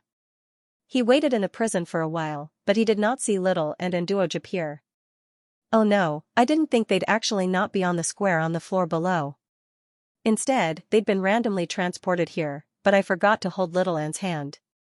Though, with Little Ant's strength, he shouldn't be in any danger. All I have to do is search for him." Seeing Li Qingshan and Little Ant walk through the door one after another, Duoj picked up the demon hearts scattered on the ground and shoved them all into his mouth, but he began to hesitate. The demon folk on the next floor were much stronger than the ones on this floor. With his current strength, there was no guarantee of his safety at all. And after eating these demon hearts, he felt the blood and chi in his body boiling, and his strength greatly increased. There was not much danger on this floor, and it was a good opportunity to escape from them. One by one, the demon hearts entered his body. Like water droplets, they merged with his own demon heart and pulsed with vitality. A creepy smile that did not match his age appeared on his face. "If I follow them, I'll be able to obtain more demon hearts and become stronger. It's worth it to take some risks." Before entering, Duoj looked up at the towering demon suppression statue again and found it rather strange. He's clearly not injured. Why is he in so much pain? There was a hint of confusion on his face. He thought back to the time when he was almost eaten just now. It was also very painful. It wasn't just his body that was hurting. There was also a very, very deep place that was aching. He subconsciously touched his chest, his heart pounding. Was this his true nature? To demon folk, as long as their demon hearts were not destroyed, they would not die even if their hearts were pierced, so they would often overlook their existence. It was said that once he understood the secret within the statue, he would be able to return home. Return home? He shook his head. His mother had already been eaten. She no longer had a home. Suddenly, he pressed his hand against his chest. The strange feeling appeared again, and his nose became rather sore. His small, dark face scrunched up into a ball. He hated this feeling. Fortunately, at this moment, another voice rang out in his heart, "Hurry up and follow them, or there won't be any demon hearts to eat. It's rare for such a good opportunity to appear. You have to make good use of them." He let out a sigh of relief. The strange feeling had finally vanished. However, when he stepped through the door, the demon suppression statue remained firmly imprinted in his heart. A pair of pained eyes stared right at him. As soon as Duoj touched the ground, he felt his body weigh down, and he was pushed to the ground viciously. "Look what I've caught." "Heh, it's a little guy. He seems to have come down from above. How courageous. He's just enough for me to eat." A fierce-looking fatty stepped on Duoj. He held a bloody butcher's knife in his hand, showing it off to his companions. He waved it around on Duoj's body, and as he laughed, he revealed his mouth full of sharp teeth. "Venerable, venerable, save me!" Duoj cried out in fright, but no one paid any attention to Duoj's cries. That was only the wail of food. "What do you mean enough for you to eat? Everyone who sees it gets a share. Cut it down the middle, and we'll split it half." Beside the fat demon folk was a tall demon folk as thin as a bamboo pole. His arms were abnormally long, almost reaching the ground, like a gibbon. He grabbed one of Duoj's arms with one hand and called out in dissatisfaction. "What are you doing? Let go. I was the one who caught him, so why should I split it? I'll give you an arm at most to have a taste." "An arm? You wish." "No, I'll give you half at most." The fat demon folk stepped on Duoj firmly, while the thin demon folk extended his other hand and grabbed Duoj's other arm, tugging it firmly and refusing to let go. Duoj felt like his body was about to be ripped apart. He let out a painful howl. Swish! There was a flash of the blade, and blood splattered. The thin demon folk staggered backwards. His two abnormally long arms had been cut off. His face was filled with surprise and fury. "How dare you?" The fat demon folk raised the butcher's knife and pointed it at him. "Since you're unwilling, I'll eat you too. Let's see who'll eat who." The thin demon folk's waist suddenly elongated, lunging towards the fat demon folk like a snake. Two long tentacles grew from his severed arm, wrapping around the fat demon folk's neck. Duoj's body crackled. Who knew how many bones in his body had been broken? He was in excruciating pain. However, his body became unbearably hot. His demon heart thumped violently like a drum. Duoj had devoured many demon hearts consecutively. The demonic power in each one was several times greater than his own. It should have erupted a long time ago. However, just now, he was beside the demon suppression statue, constantly radiating with the power of demon suppression. Now that he was far away from the statue, this power immediately erupted. And he was far too young. He did not understand the dangers of recklessly devouring demon hearts. Filthy demon chi surged out, coiling around his body. His small, thin hands completely turned into pitch-black claws, clawing at the golden ground and producing a sharp, ear-piercing screech as sparks flew. Bone spikes burst out of his body as his joints extended backwards. His eyes completely turned violet as he roared out, "I'm going to eat you." In the end, it completely turned into a wild beast's roar as he struggled violently. "He's completely demonified. Kill him." The fat demon folk felt a violent resistance from beneath his feet. He actually struggled to suppress it with his strength. The thin demon folk cried out, "How can he possess this kind of power?" Demonification was the most basic power of demons. Once it was unleashed, their strength would multiply. However, demon folk focused on becoming one with the demon. If the power of the demon heart was too great and they were unable to control it, their bodies would be invaded and they would lose their minds, turning into violent beasts and completely demonify. Even vicious demon folk were unwilling to become like that, which was why they were extremely careful when devouring demon hearts. Normally, devouring the demon hearts of demon folk weaker than them was completely useless. It would only make their own demon chi become impure. Although devouring the demon hearts of powerful demon folk could increase their strength, it was very easy for them to lose control and completely demonify. The butcher's blade swung viciously towards Duoj's neck. With a clang, it missed, striking the ground. Duoj broke free from the suppression and lunged at the fat demon folk violently. With a plop, he dove into his great belly, like a pregnant woman who was 10 months pregnant, except a hand protruded out here and a foot punctured there. The thin demon folk waved his 2 tentacles, unable to do anything. The fat demon folk's face was filled with malice. He swung the butcher's blade and stabbed it towards himself, piercing through his body. A while later, he stabbed it 7 or 8 times. Blood sprayed out, covering the walls and floor. It was extremely bloody. With a clang, the butcher's blade fell to the ground. The fat demon folk's chest bulged up before exploding with a bang. Duoj burst out of his body with a demon heart in his mouth. His body was riddled with horrific slashes. He landed on all fours, like a vicious little beast. He chewed the demon heart a few times randomly and swallowed it. The slashes on his body healed at a visible rate. Another 3 bony spikes protruded from his head like a sharp horn, and his body swelled up as well. His mouth split open to his ears, revealing a row of blade-like teeth. He no longer seemed human at all. He turned his head and stared at the thin demon folk with his purple eyes, lunging over. The thin demon folk turned around and fled, but it was already too late. He was pushed to the ground. With a crack, his mouth opened to an unbelievable degree before suddenly closing. A semicircular gap appeared on the thin demon folk's shoulder. At the same time, he clawed around with his claws, spraying blood all over him. The tentacles wrapped around him loosened, and Duoj tossed aside the remains and leapt to one side. After eating the 2 demon hearts, his body became even larger. His small, skinny body became as agile and sturdy as a black panther, but he was several times larger than the black panther. His body was covered in sharp spikes, which made him seem extremely vicious. He lowered his head and sniffed the ground before turning around and leaping onto the wall, running off into the depths of the corridor. This little demon folk has become a demonic beast. He can't turn back anymore. The unraging monk sighed gently. Who knew how many times he had seen something like this during the century he spent guarding the demon suppression hall.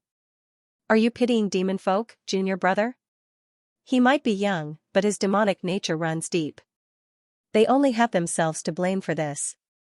They can't blame anyone else, the dauntless monk said coldly. You're right, senior brother. Let's take a look at your precious disciple. Her situation doesn't seem too good. When Li Qingshan stepped through the door, little Anne's heart skipped a beat. She extended her hand in an attempt to grab him, but she was a step too late. Her vision dimmed and lit up. She looked around, but she did not see any traces of Li Qingshan. She thought to herself, have we been separated? This was a relatively large prison cell, equivalent to a spacious hall. It was still resplendent, with several dozen demons either sitting or standing. There were a few females among them. This was probably a nest of demon folk, and as long as they could form a colony, there would definitely be a leader present. To the east of the hall, a demon folk with a tumor on his head sat on a platform constructed from white bones. He gave off a powerful aura. The female demon folk all sat around him. Clearly, he was the master of this nest, the leader of the demon folk, a powerful demon general. FF37, FF18, XFF33. FF23, OMU85C0F, 8BF4, 66F4, 65B0, 6700, 5 February, 5C0F, 8BF4, 9605, 8BFB, 7F51, the dauntless monk became cautious. The world that demon folk lived in was filled with cruelty and slaughter. Although the cultivation of demon generals was only equivalent to Foundation establishment cultivators, Their battle prowess was far greater than regular Foundation establishment cultivators. Under the control of the demon heart, there were extremely few vital points on their bodies. Even disciples of the school of the military who practiced both chi and body might not necessarily be able to match them. The inner courtyard disciples of the Chan monastery of Devanaga would often suffer losses in trials as well. As a matter of fact, some of them had even been slain due to a moment of carelessness. He thought, one will is supremely talented and possesses a deep understanding of the Buddhist Dharma, but she's still young after all. She might not necessarily be this demon general's opponent. And, in the demon suppression hall, even a monk king like the dauntless monk was restricted by the rules, going down floor by floor. If Little End was in danger, he probably would not be able to save her in time. However, a life-threatening situation like this was the perfect opportunity to observe a person's temperament. Whether it was bravery, timidity, calmness, or panic, none of it could be hidden. As a result, he observed patiently. One will, don't disappoint me. Did you come down from above? A demon folk extended his forked tongue and licked his face as he asked with ill intentions. I never thought there would be such a beautiful woman among the humans. A demon folk drooled.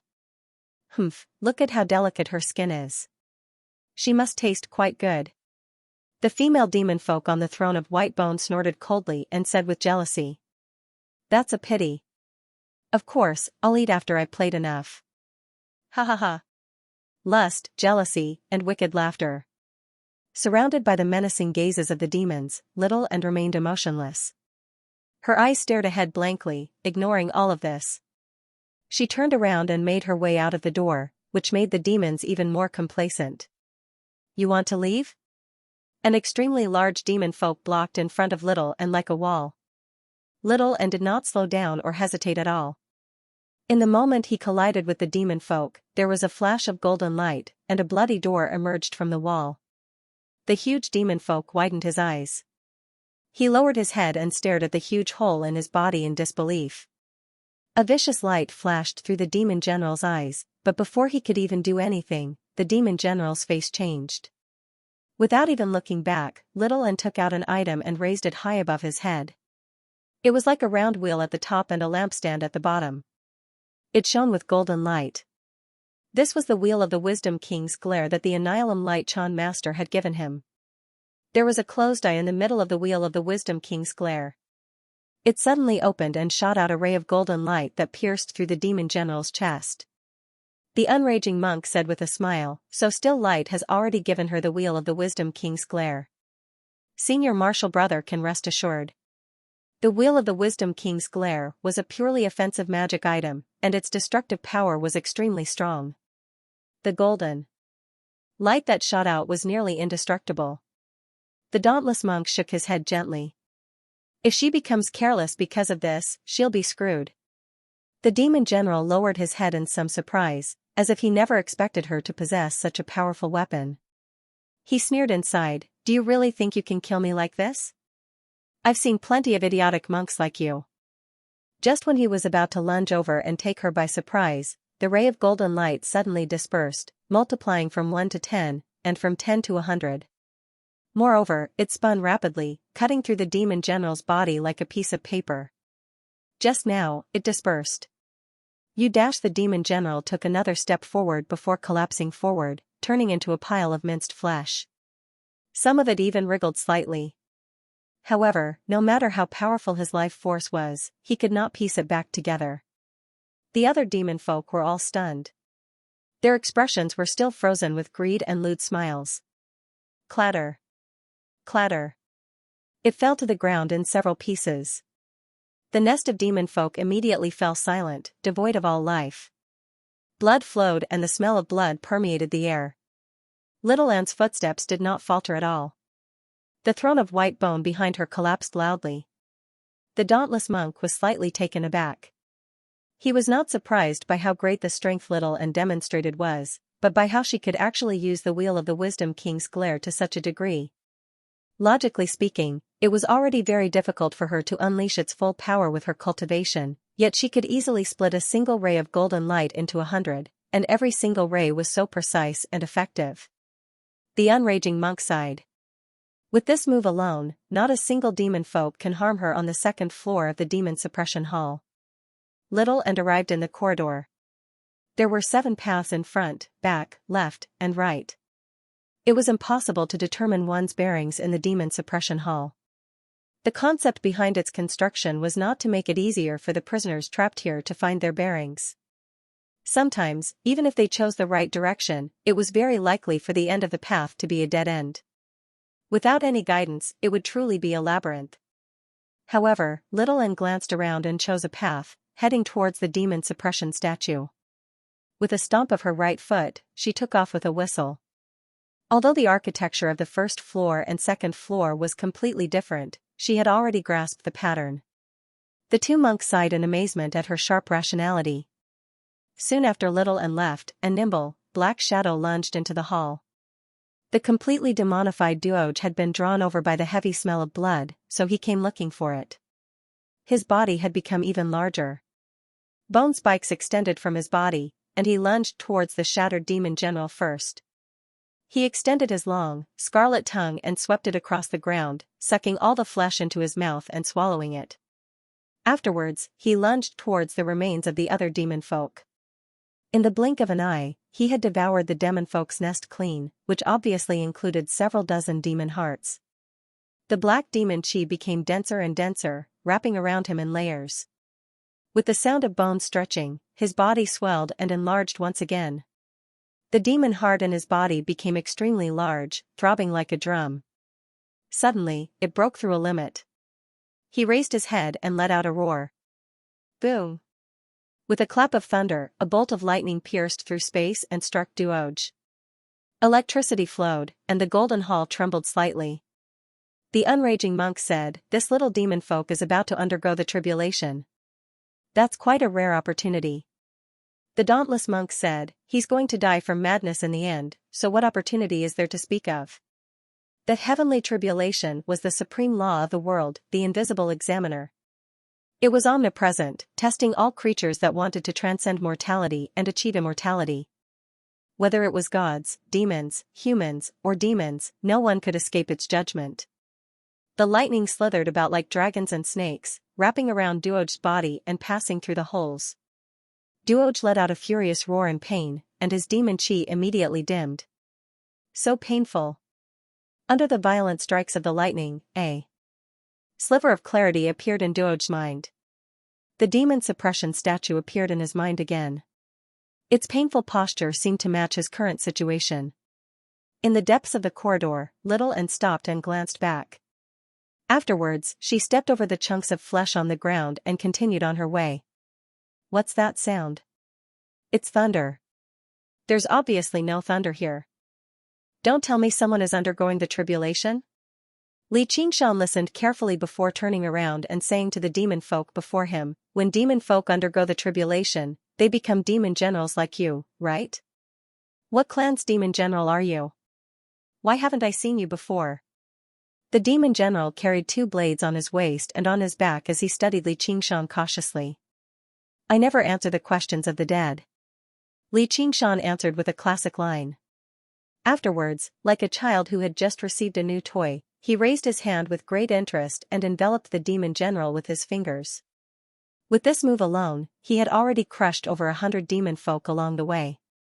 The feeling was indeed similar to crushing ants when he was young, except the effect was much more satisfying. Right before him was a supersized ant, the kind that was particularly satisfying to crush. The unraging monk asked in confusion, "Why does it seem like this kid's demonic nature has become stronger after practicing the demon suppression statuary?" In terms of killing intent and malice, Xianxia was much stronger than these demon folk. He just controlled it and was unwilling to release it normally. Now that he had the opportunity, he might as well do whatever he wanted. What was wrong with using the demonic path against demon folk? "What did you do?" The demon general's expression changed. He clutched his chest and took a step back. He felt like he was being crushed by a huge rock, while the aura in his body constantly filled and pulled at him. "Don't make me say the same thing a second time," Xianxia said impatiently. He pulled back his hand and muttered to himself, "Looks like the suppression on demon generals is limited." "Why?" You won't get anything out of killing me? Wave-treading form. Li Qingshan said no more. Waves rose up under his feet as his fingers curved like a tiger's claws, reaching towards the demon general's head. The demon general roared furiously and extended 2 more arms from his back, drawing 4 blades and swinging them around like a rolling wheel. Tsunami form. Li Qingshan switched from a claw to a palm strike. Surging spiritual qi turned into a huge tsunami, filling the wide corridor and slamming against the wheel of blades loudly.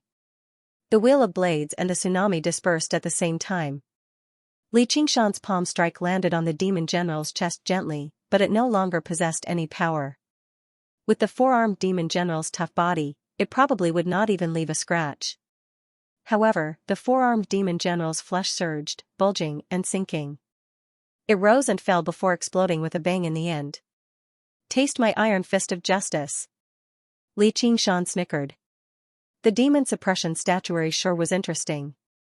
Right now, he had completely become the embodiment of justice. He did not care about right or wrong at all. All he had to do was throw a punch.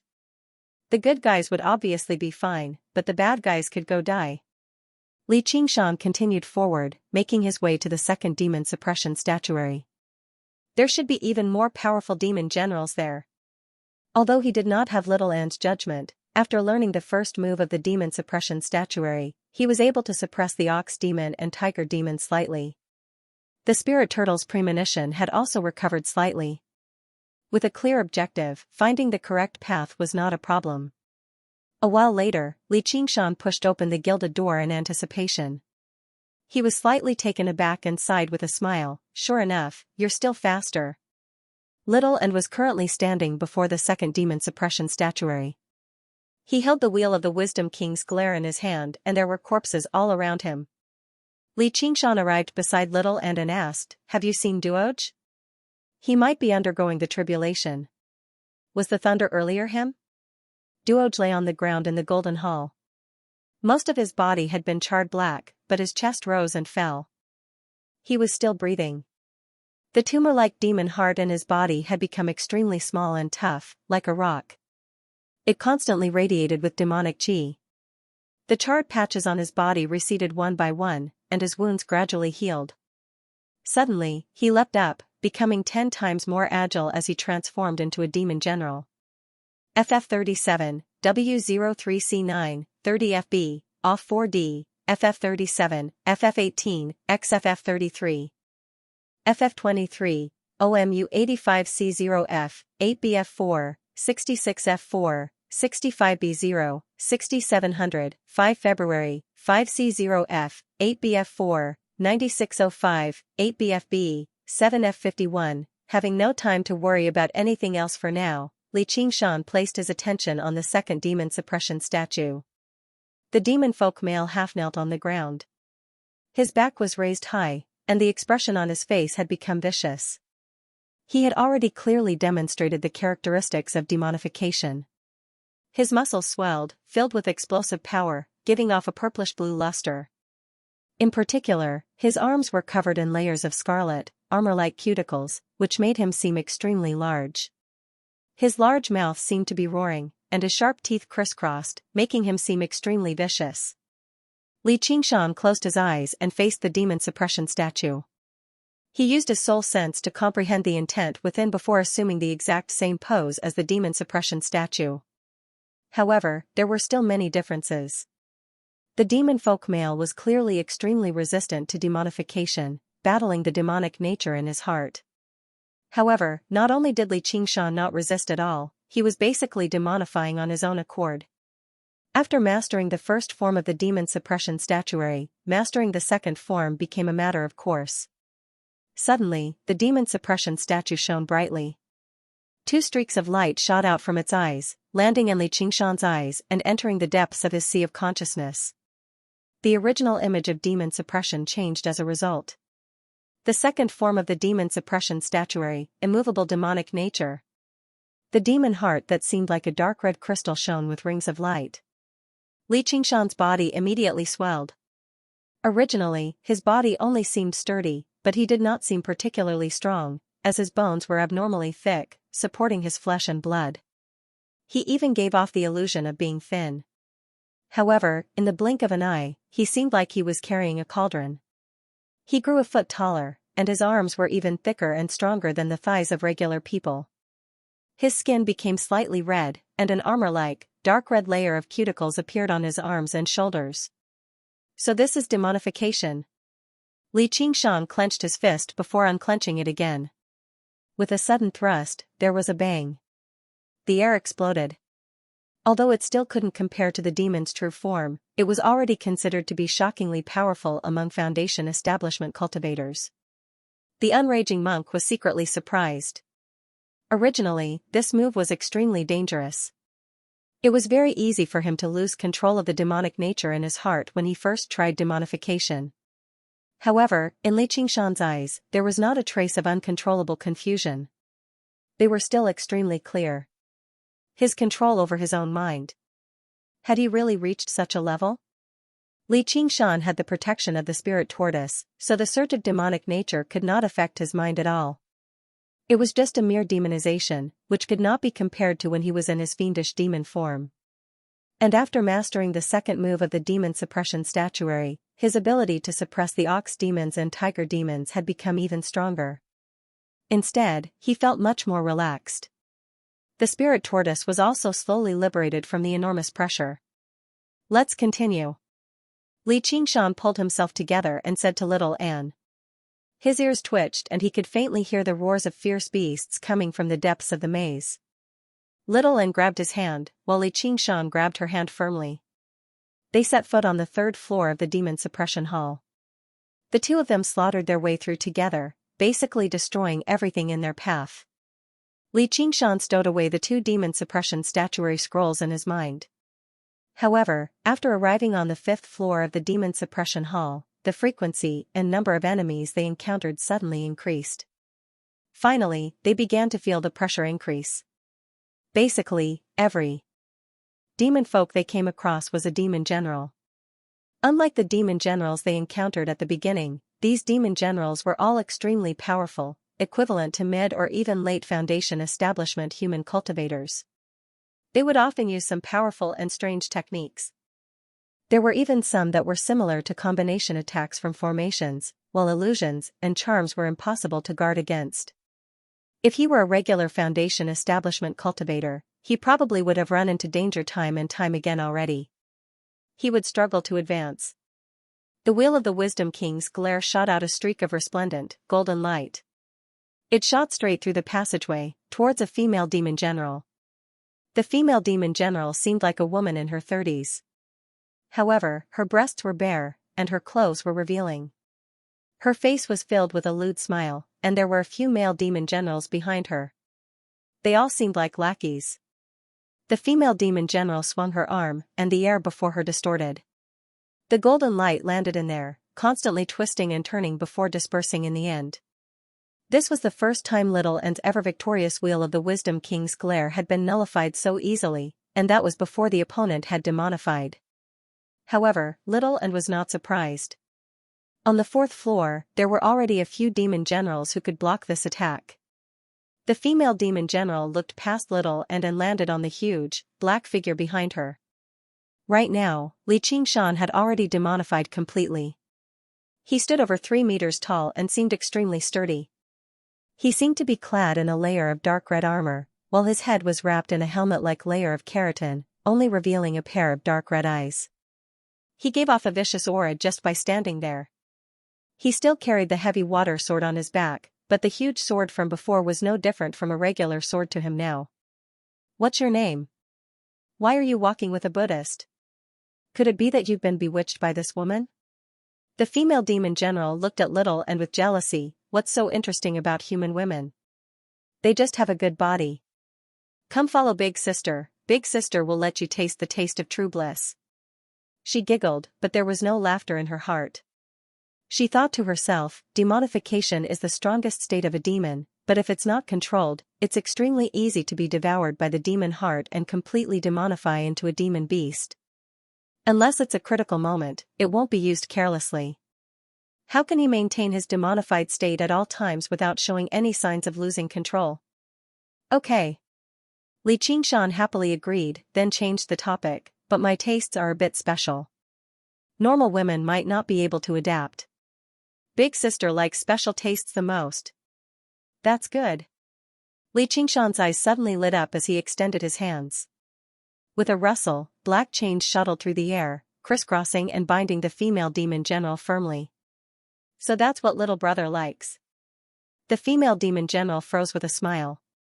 Her expression changed, and her smile vanished. Not only did the black chains bind her body, but they also bound the demon chi in her body. I'm not done yet.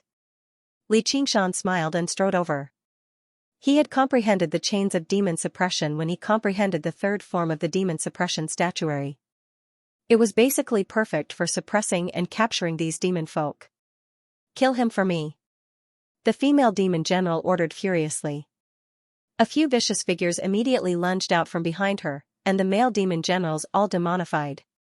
With a flash of golden light, she blocked the demon generals. Little and used the Guardian King scripture of demon subdual for the first time, manifesting her golden avatar. The golden wheel of the Wisdom King's glare remained in her hand, as if it had completely fused with the golden avatar. The golden wheel spun and spat out 3 feet of golden light. With the base as the hilt, the golden wheel as the guard, and the golden light as the edge, it conjured thousands of streaks of light and pushed forward. The streaks of light vanished with a flash. Little and dispersed her golden avatar and returned to her original state. The wheel of the Wisdom King's glare remained in her sleeve. The demon generals collapsed backwards, their bodies disintegrated by the sword chi. The unraging monk said, "Looks like there's no need for you to worry, senior brother. If she doesn't possess a Buddhist nature and root of wisdom, how can she unleash Buddhist cultivation methods and Buddhist arcane artifacts to such a degree?" The dauntless monk said, "Did that wretched demon golden cicada lack a Buddhist nature and root of wisdom several thousand years ago? That's different. One will is a human after all. If golden cicada was a human, he would have become the abbot of the Chan monastery of Devanaga already." The dauntless monk fell silent. He felt like the unraging monk had a point. He might have been worrying too much. In the past, that wretched demon had almost stolen the position of abbot, but if he really was a human, he would probably be a respected eminent monk of a generation.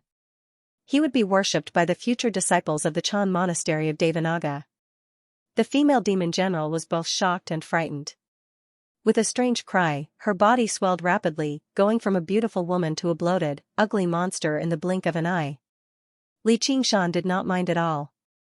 The more demonified she was, the heavier her demonic nature would be, and the more the chains of demon suppression would suppress her. The chains of demon suppression dug deeply into her swollen skin, and Li Qingshan grabbed her face. "I'll give you a quick death." "Don't." The female demon general let out one last shriek. The demon chi in her body surged, and the chains of demon suppression wrapped around her madly. In the end, she exploded to pieces with a bang. The two of them stepped over the dismembered corpse and continued onwards, killing everything in their path. Finally, they arrived at the very center of the 5th floor of the demon suppression hall, before the gilded door. The structure of every floor of the demon suppression hall differed drastically. Only the gilded door remained the same. On the golden square, the demon generals were split into 2 sides, currently glaring at each other in an attempt to force them back. At this moment, the gilded door slowly opened. The demon generals all looked back, only to see 2 figures appear. One was a burly man shrouded in demon chi, while the other was a beautiful woman shining with golden light. They each wielded a strangely shaped sword in their hands. They had come with ill intentions. "If you don't want to die, you can piss off." Li Qingshan had only said half of that when a streak of golden light shot out from beside him, piercing a demon general. Little and raised his golden sword and aimed it at the demon generals with the wheel of the Wisdom King's glare.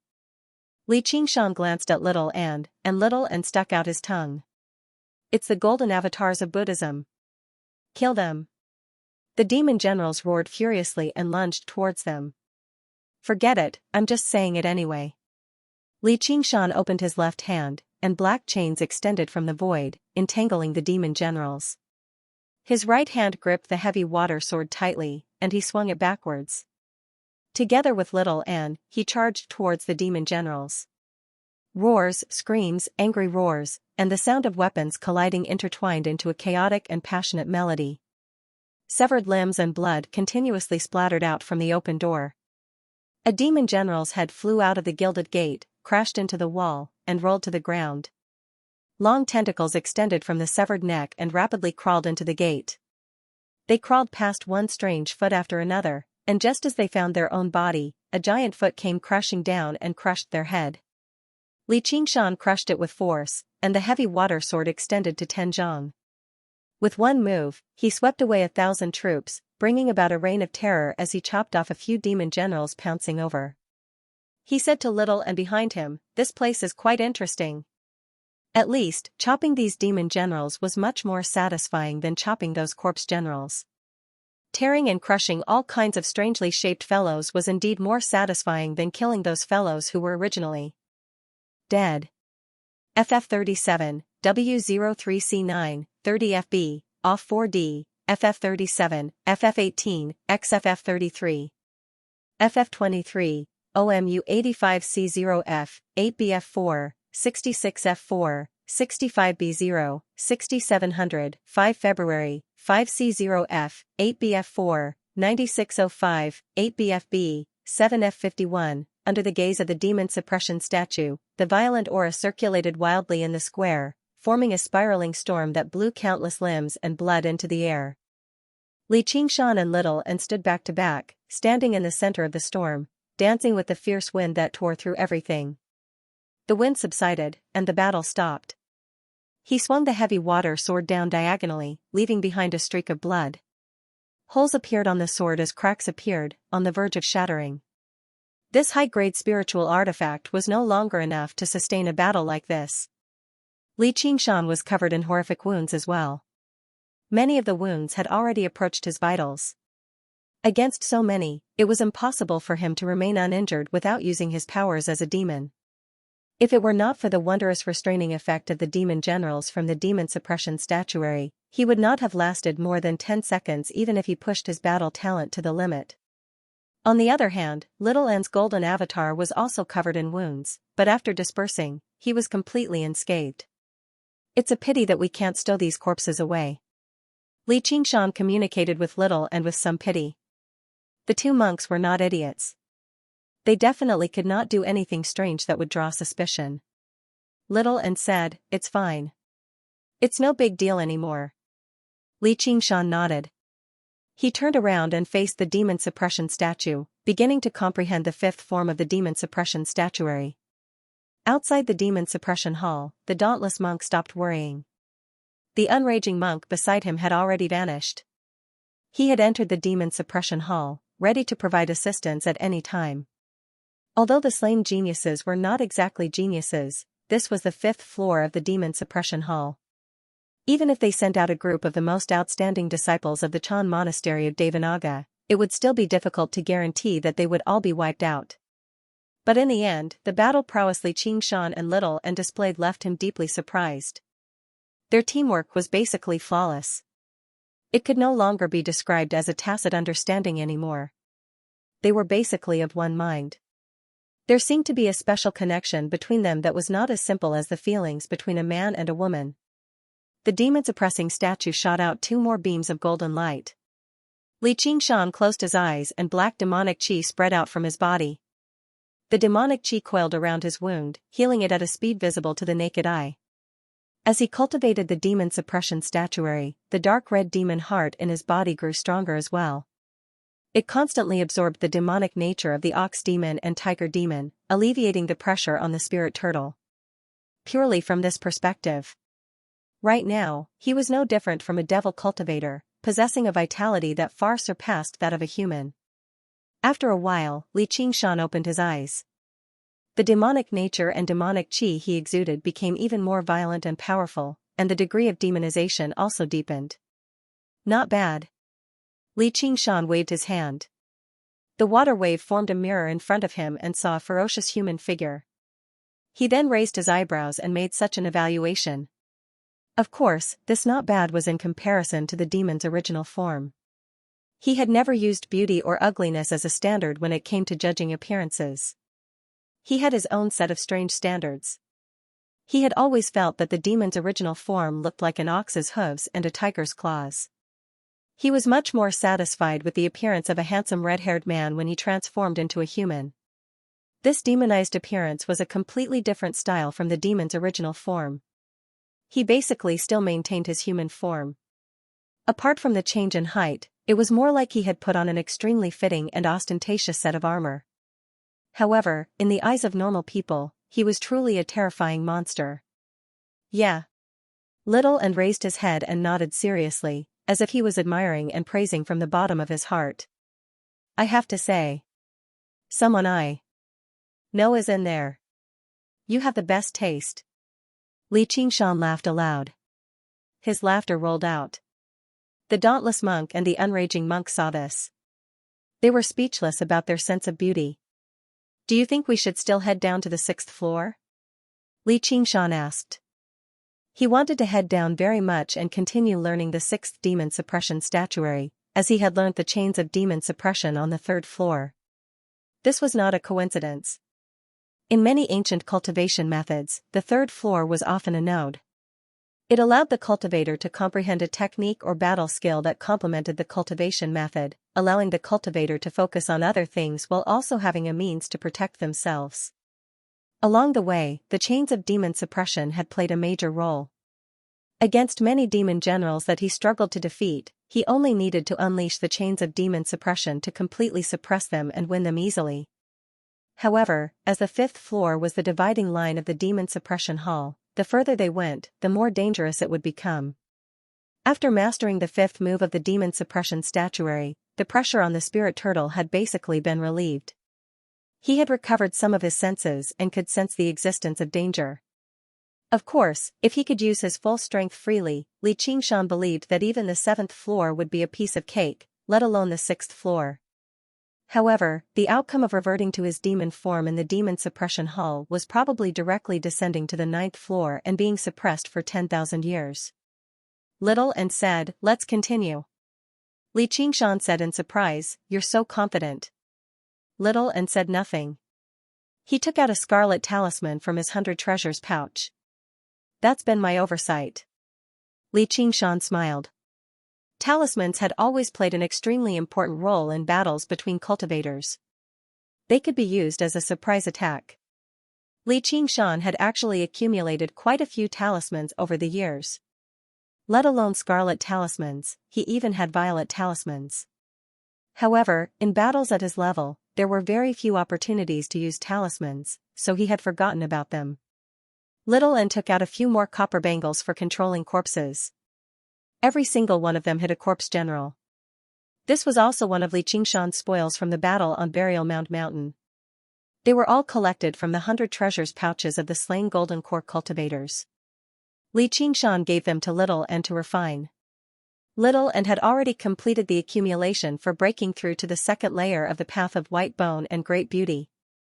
All he lacked was comprehension, so he left them behind in case he needed them in the future. Of course, a refined and controlled corpse general like this was worlds apart from the corpse generals of the hungry ghost realm. And, if he dared to use them before corpse commanders and corpse kings, they would immediately change sides.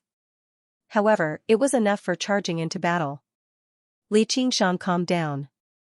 The two of them continued forward, stepping through the door. The heavy smell of blood prevented regular demon generals from approaching this place, but there was a colossal figure that flew over instinctively. Duoj lunged in, leading to another feast. On the 6th floor of the demon suppression hall, in the central square. Close to 100 demon generals gathered below the demon suppression statue, comprehending the secrets within the statue. They hoped that there would be a day when they could leave this prison. The atmosphere here was rather oppressive and silent. The demon generals had no intentions of fighting one another. As they observed the demon suppression statue, they would glance in front of the statue from time to time. A man with disheveled hair and an indifferent expression sat with his legs crossed. A strange-looking sword shrouded in demon chi was placed on his knees.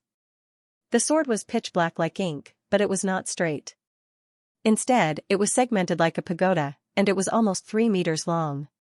It was possible to imagine what kind of figure was required to wield a sword like that freely. The strangest part was the hilt of the sword. It was not metal, stone, or wood. Instead, it was a mass of coiled flesh and tendons. At the center was an eye the size of a bowl. It only had the white of the eye and no pupils. It was covered in blood, which made it seem extremely strange. The other demon generals maintained a distance of several meters away from him, afraid to approach him. They felt like they did not even dare to breathe loudly. "What the fuck are you all doing? Piss off. Don't get in the way." A bellow broke the silence. A demon radiating with a vicious aura suddenly leapt out from the door under the demon suppression statue and swung his hand towards the indifferent man. The indifferent man's location was definitely the best location to study the demon suppression statue, but it just happened to be in the path of the demon who came up from below. The eyes of the demons were filled with schadenfreude. Sir Liatu is a genius of the demon race. Although he's been knocked down from demon commander, he's still not someone a demon general can contend against, let alone the fact that he has the evil eye. Liatu waved his right hand slightly, and a foul wind swept across the square. The vicious demon general staggered past Liatu. A horrific wound had appeared from his left shoulder to his right waist, spurting with a mist of blood. He looked back. "You're..." Suddenly, he felt like he was missing something important. He lowered his head and glanced at his chest. Liatu also had his head lowered, fiddling with a black demon heart that resembled a rock in his hand. With a thump, the vicious demon general collapsed on the ground. Liatu did not even look back. He placed the demon heart into the strange eye at the center of the sword hilt. The eyeball pulsed and absorbed the black demon heart. Like the finishing touch, a black pupil appeared in the eyeball. The eyeball swiveled around. Every single demon general that it saw felt a deep chill.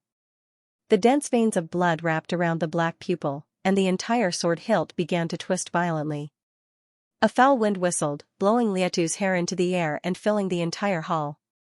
All the demon generals felt like they were suffocating. The entire longsword glowed with a black light, as if the dark night had descended. The dazzling golden light around it immediately dimmed. Only the demon-suppressing statue did not change its original color, and looked down at this scene from above. However, a while later, the demon heart was squeezed out by the eyeball, landing on the ground with a clink. It felt like a person who had eaten something disgusting and had spat it out with great disdain. Liatu shook his head slightly. Sure enough, it's still not enough. The demon heart of a demon general can't satisfy the evil eye. I need an even more powerful demon heart. I need to recover my strength as soon as possible and kill my way back to the 7th floor to find a suitable demon heart. His pointy ears suddenly twitched. He could sense a lot of death chi gathering outside the door. The other demon generals were afraid of Liatu, but they were not weak either. They all sensed it and became vigilant. Bang! The 9 gilded doors suddenly opened at the same time, and 100 corpse soldiers swarmed in. The demon generals were unconvinced. As it turned out, they were just corpse soldiers. Liatu frowned. He felt like something was amiss. There were plenty of demon folk who could control corpses. These corpse soldiers were all humans in the first place, so how could there be so many human corpses in the demon suppression tower?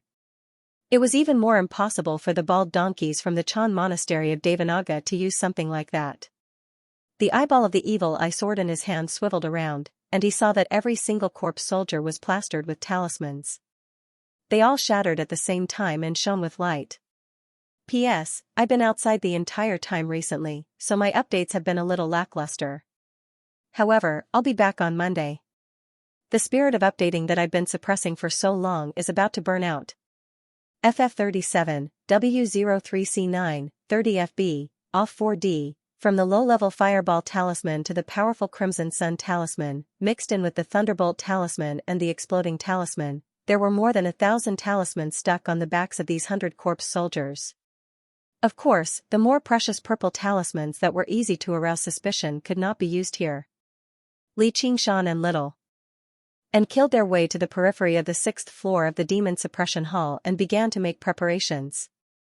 This was a trick commonly used by terrorists. Of course, it was Li Qingshan who had thought of it. Originally, he just wanted to catch them off guard so that he could launch a surprise attack. But from the moment he stuck the first talisman, Li Qingshan was like a child who wanted to test the power of firecrackers. He took out all the destructive talismans of the thunder and fire attribute. Then, under Little An's order, the 100 self-destructing corpse soldiers rushed in together. The reaction of the devil generals was not slow, and they each used their own defensive methods. But there were only 9 doors in this circular square, and not all the corpse soldiers that Little An had arranged rushed in. There were 9 left behind to be responsible for closing the doors. The 9 gilded doors opened and closed in the blink of an eye. Rumble, rumble, rumble. All the corpse soldiers were first torn apart and burned by the thunder and fire. The flames surged wildly, and the lightning moved like dragons and snakes, engulfing the group of devil generals and slamming them into the 4 walls. However, they were firmly blocked, rebounded, and then became more and more violent. In an instant, this process was repeated countless times, and the power of the explosion was completely released. The entire demon suppression hall shook violently, and then after a long time, the shaking completely subsided. Li Qingshan squatted outside the door with 2 index fingers stuck in his ears. He shook his head hard, stood up, and whistled.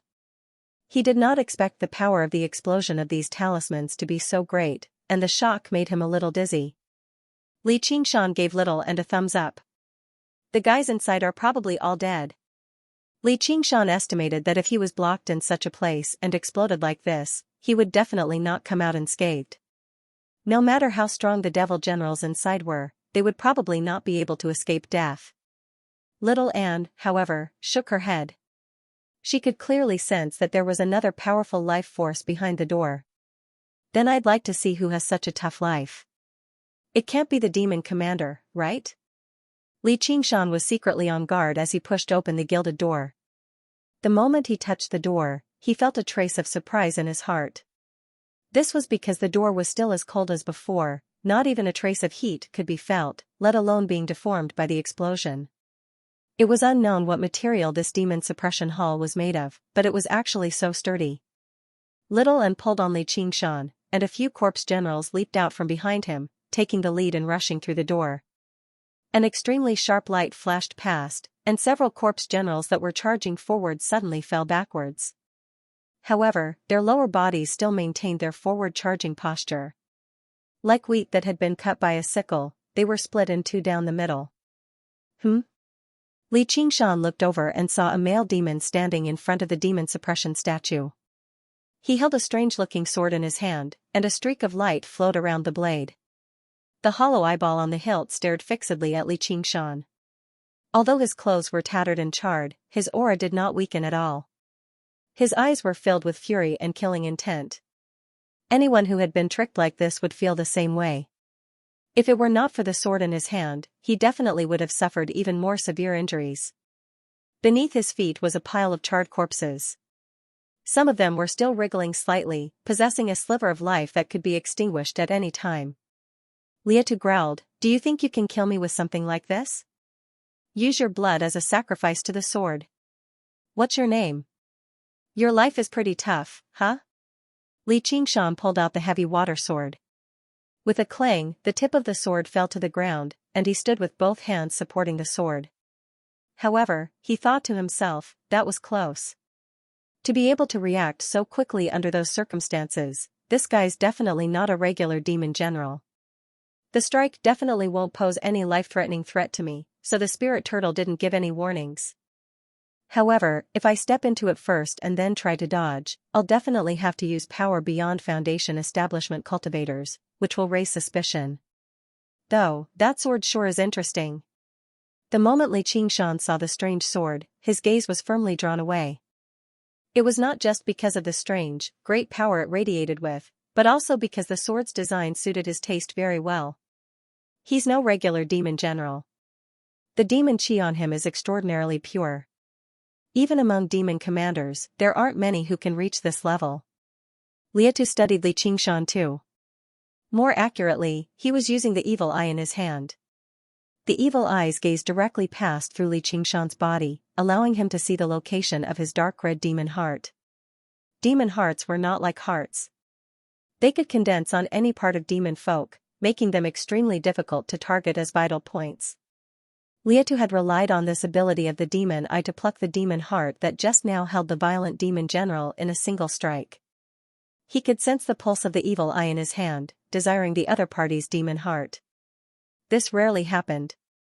In the past, in order to strengthen the power of the evil eye, he had killed many demon commanders, but not every demon heart could satisfy the evil eye.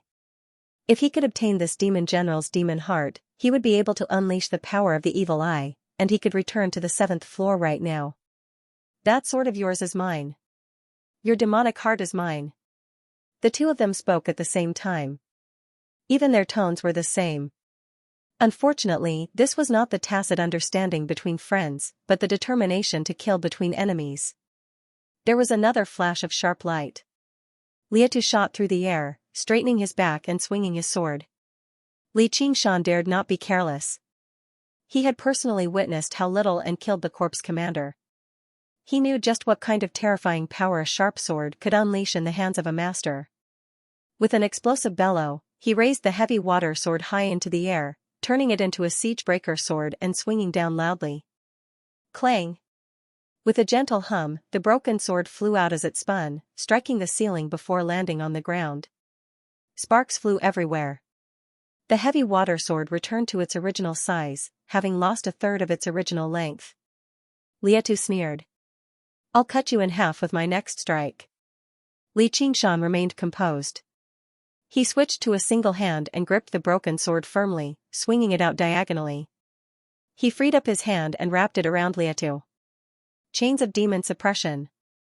With a clatter of metal, the black chains pierced through the air, crisscrossing around Liatu. What? Liatu was taken aback.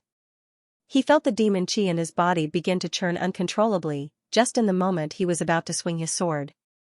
The chains of demon suppression wrapped around him tightly, binding him where he was.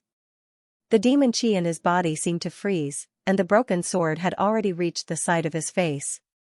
Who knew how many demon generals with various abilities Li Qingshan had used this move to kill? It was basically unstoppable. However, the broken sword did not feel the pleasure of a slash. Instead, it felt like it was stuck. Liatu's mouth protruded forward like a canine's, biting down firmly on the sword. He bit down hard, and his sharp teeth stabbed into the sword. Cracks rapidly spread, and with a shattering sound, the heavy water sword had actually been forcefully bitten to pieces. He smiled viciously at Li Qingshan. Li Qingshan was taken aback. He glanced at the empty hilt and stabbed it viciously into Liatu's head. Do you really think you don't have to pay up, you idiot? He extended his hand to snatch the strange sword in Liatu's hand. The eyeball in the center of the hilt suddenly pulsed, and the thumb-thick, vein-like objects wrapped around it suddenly sprang to life. They surged up and stabbed into Liatu's hand, completely fusing with it.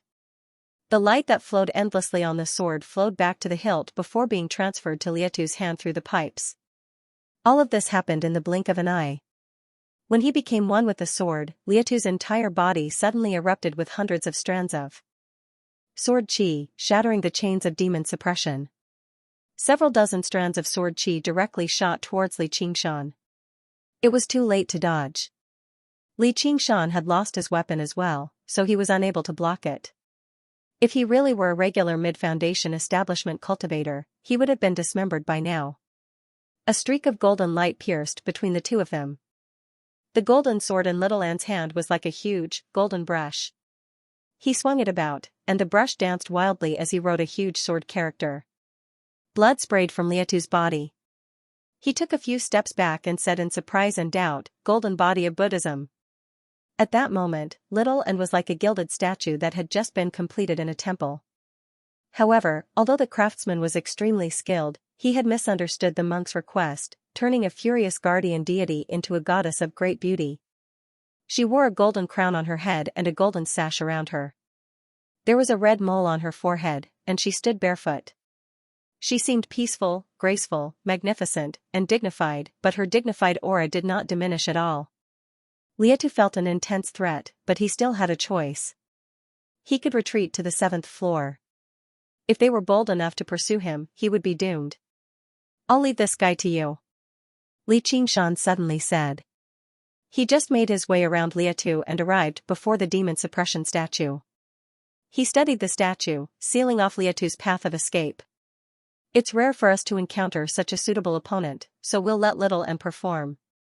We've killed our way here. Those two damned peeping monks should be satisfied. The dauntless monk and the unraging monk were not just satisfied. They were even rather overjoyed.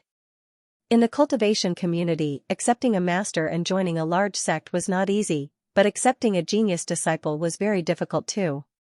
However, not only did the two of them have a deep affinity with the Buddha, but they were also skilled in attacks. They were the perfect candidates in these chaotic times. They would definitely be able to strengthen the Chan monastery of Devanaga's reputation. This sounded rather contradictory. In the eyes of the secular world, monks seemed to be pure and compassionate.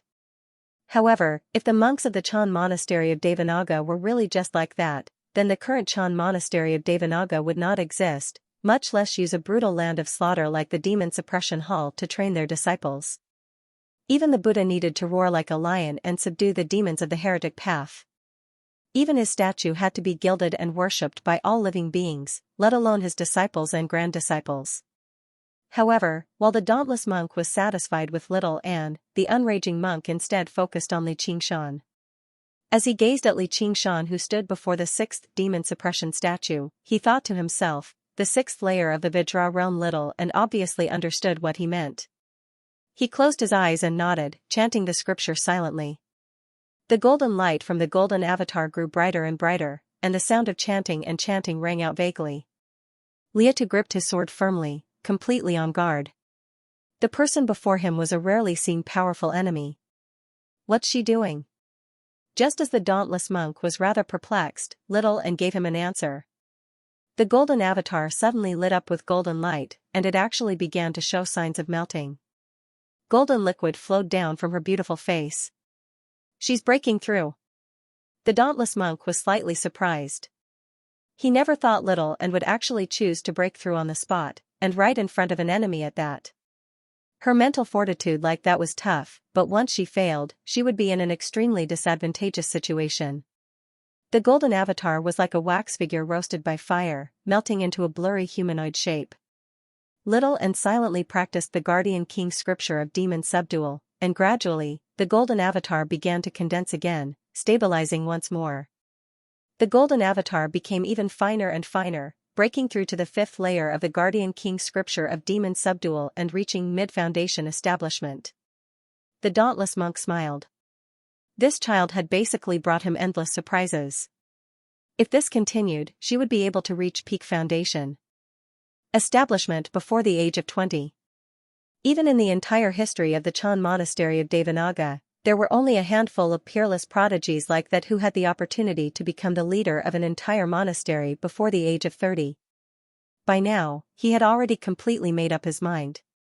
He would cast aside his misgivings and properly guide her so that she could accept the benevolence of the Buddha. The golden avatar was reflected in Liatu's eyes, and his pupils narrowed.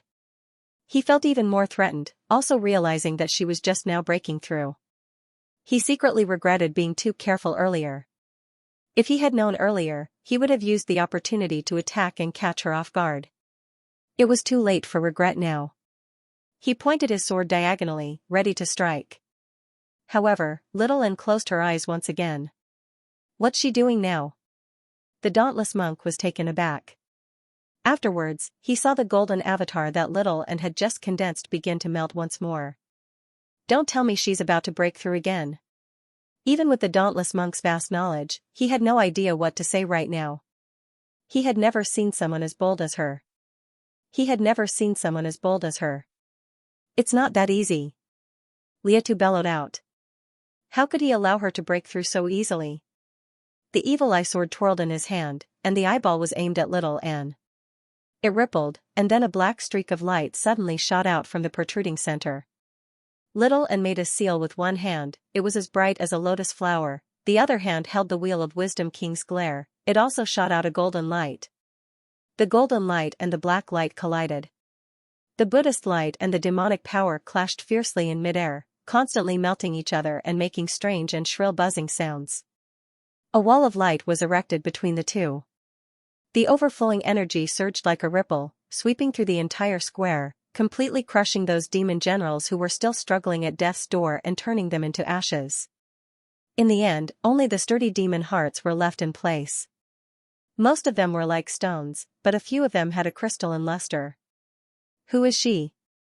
She's actually able to split her attention to deal with the enemy when she's wholeheartedly focused on breaking through.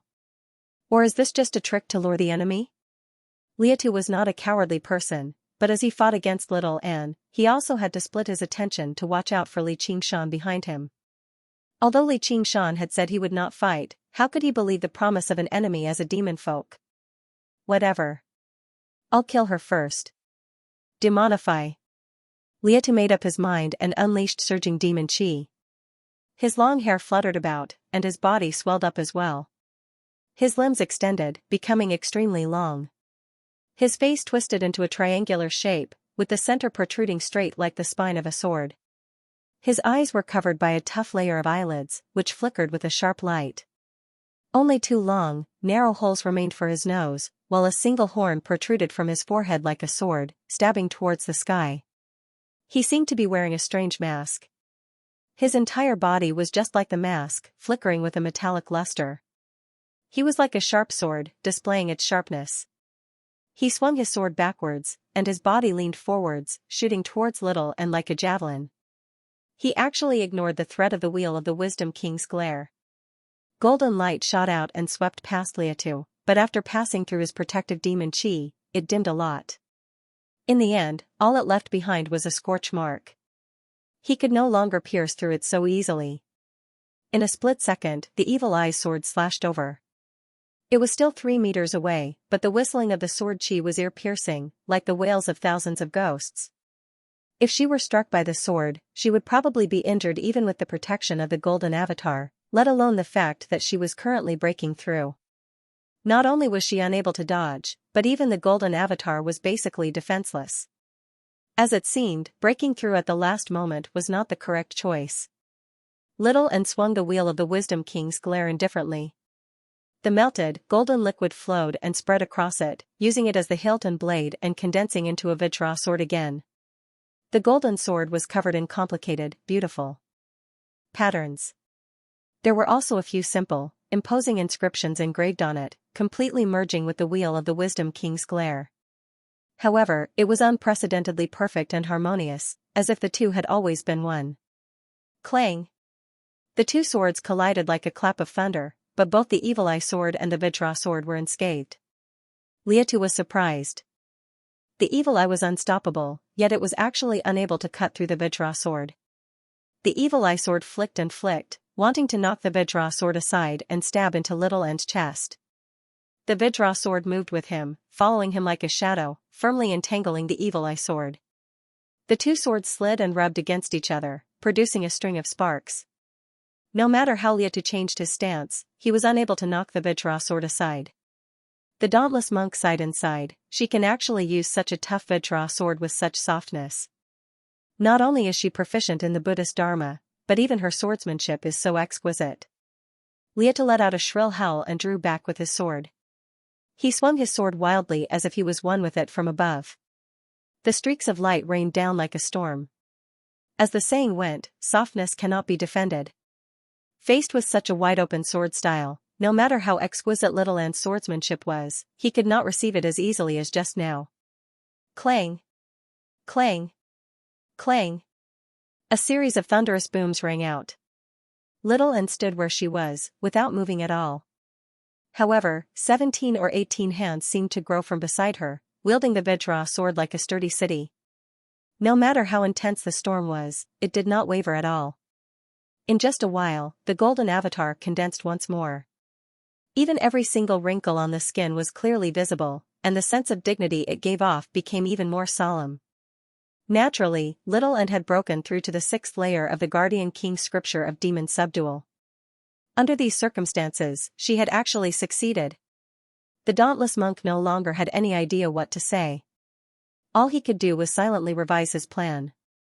If this continued, perhaps she would have the opportunity to condense a Saraira and undergo the second heavenly tribulation before the age of 20.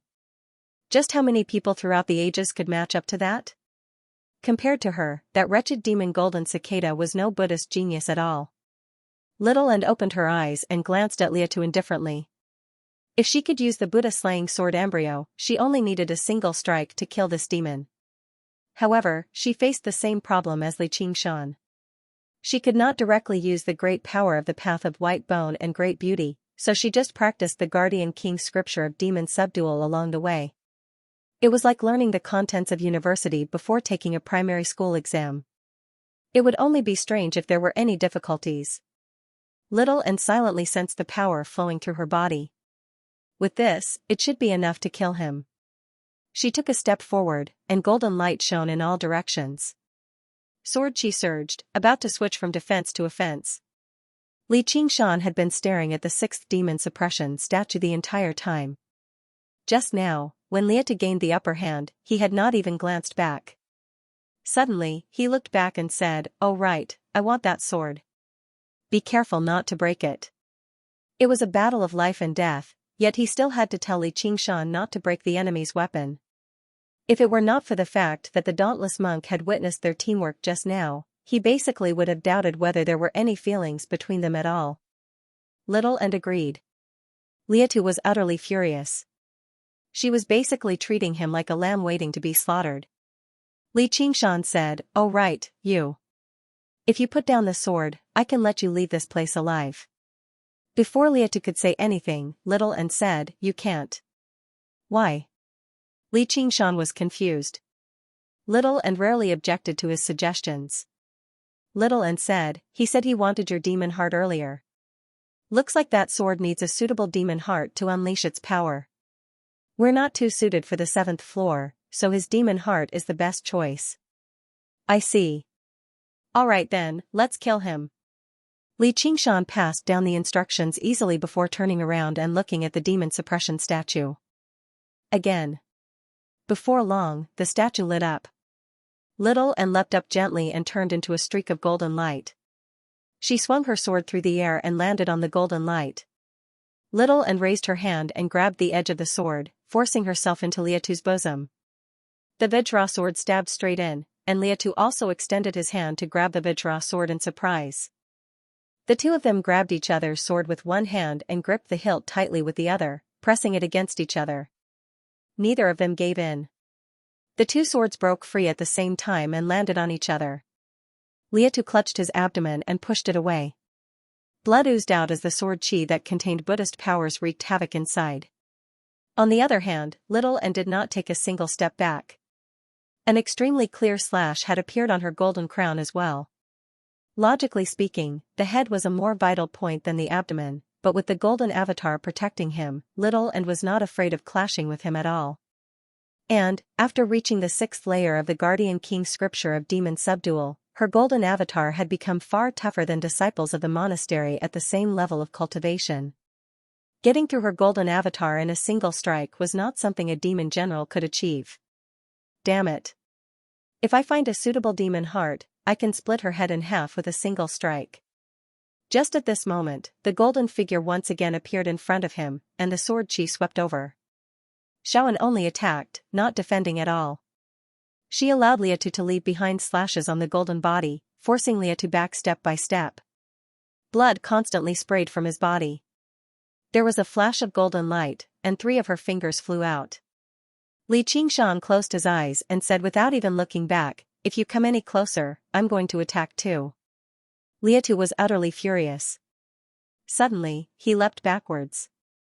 In the air, he stabbed his sword into his own chest. Li Qingshan was surprised. Don't tell me he's lost his mind from anger.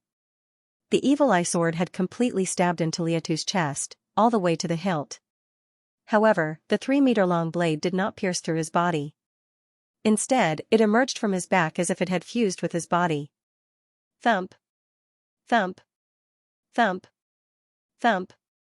There was the sound of swords piercing through flesh. Several dozen blades emerged from his back, his arms, his neck, and even his mouth. Liatu's demonic aura exploded as he became covered in a forest of swords. He was like a strange, twisted hedgehog as he lay on the ground, staring at Little and hatefully. He had completely fused with his sword. This was extremely similar to complete demonification. It was very difficult for him to recover his original form.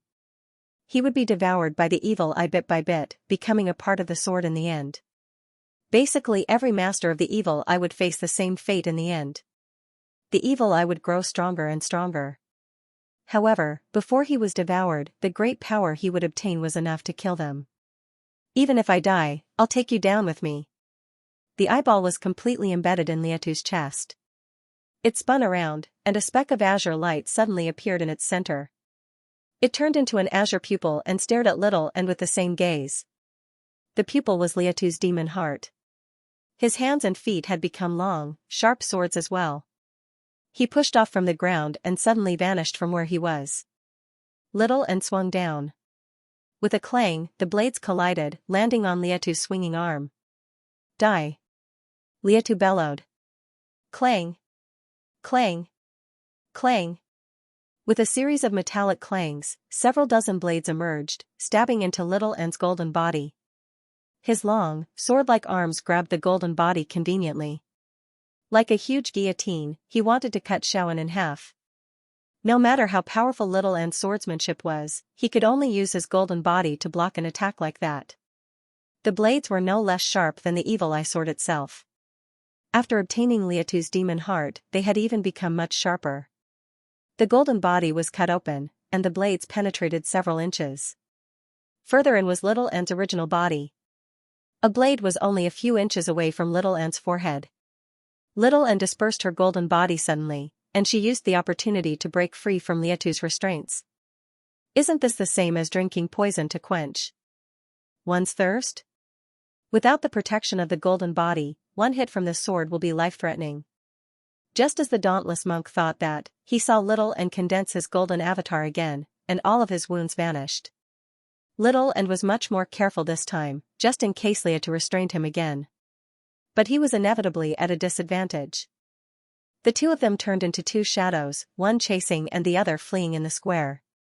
They were constantly intertwining and changing, and the ear-piercing sound of metal clashing was incessant. Even if Little And's Vajra sword landed on Liatu, it would be blocked by the blade. It was useless. As Liatu's fusion with the evil eye deepened, Liatu's eyes widened. His attacks became sharper and sharper, and the sudden thrust of his sword left a deep mark on the golden body. It turned into a whirling metal storm, and every time it collided with the golden body, it would send golden powder flying.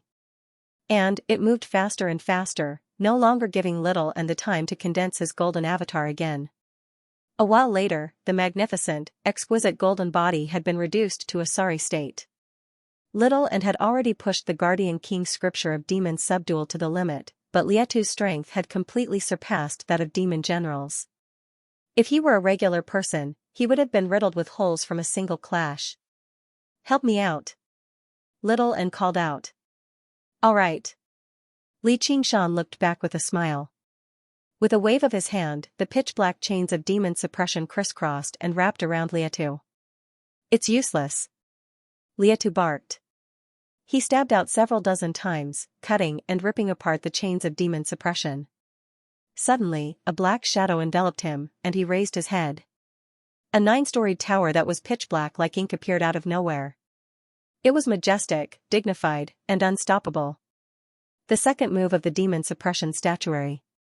The demon suppression tower. Boom! The square shook violently, and the demon suppression tower descended from above, crushing Liatu beneath it. This move really is brutal, Li Qingshan smiled. Let me out. Liatu's bellows rang out from the demon suppression tower. After fusing with the evil eye, he would be constantly devoured. If he could not kill the two of them quickly, he would be completely devoured in the end and become a part of the sword. In the end, only Li Qingshan would benefit from it. He struggled with all his might, stabbing out sword after sword, but this black pagoda was not as weak as the chains of demon suppression. Before the sword could even get close to the pagoda, it rapidly weakened, and the demonic chi in his body was continuously suppressed. Liatu was also ferocious, ramming about madly in the tower. The demon suppression tower shook and shook as if it could topple over at any time. Li Qingshan waved his hand again, and the 9 chains of demon suppression flew over with a clatter, wrapping around the demon suppression tower before nailing it to the ground and pulling it taut. The demon suppression tower immediately stopped shaking. Only a series of bangs rang out, but the demon suppression tower did not budge at all. I've done it. So this is the true use of the chains of demon suppression. With the demon suppression tower suppression, just how many people can escape? Having mastered another powerful new move, Li Qingshan was overjoyed. The only flaw was that the moves in the demon suppression statuary focused on suppression. They did not aim to kill in a single strike. At least the chains of demon suppression can trap him before killing him, but the demon suppression tower has isolated me.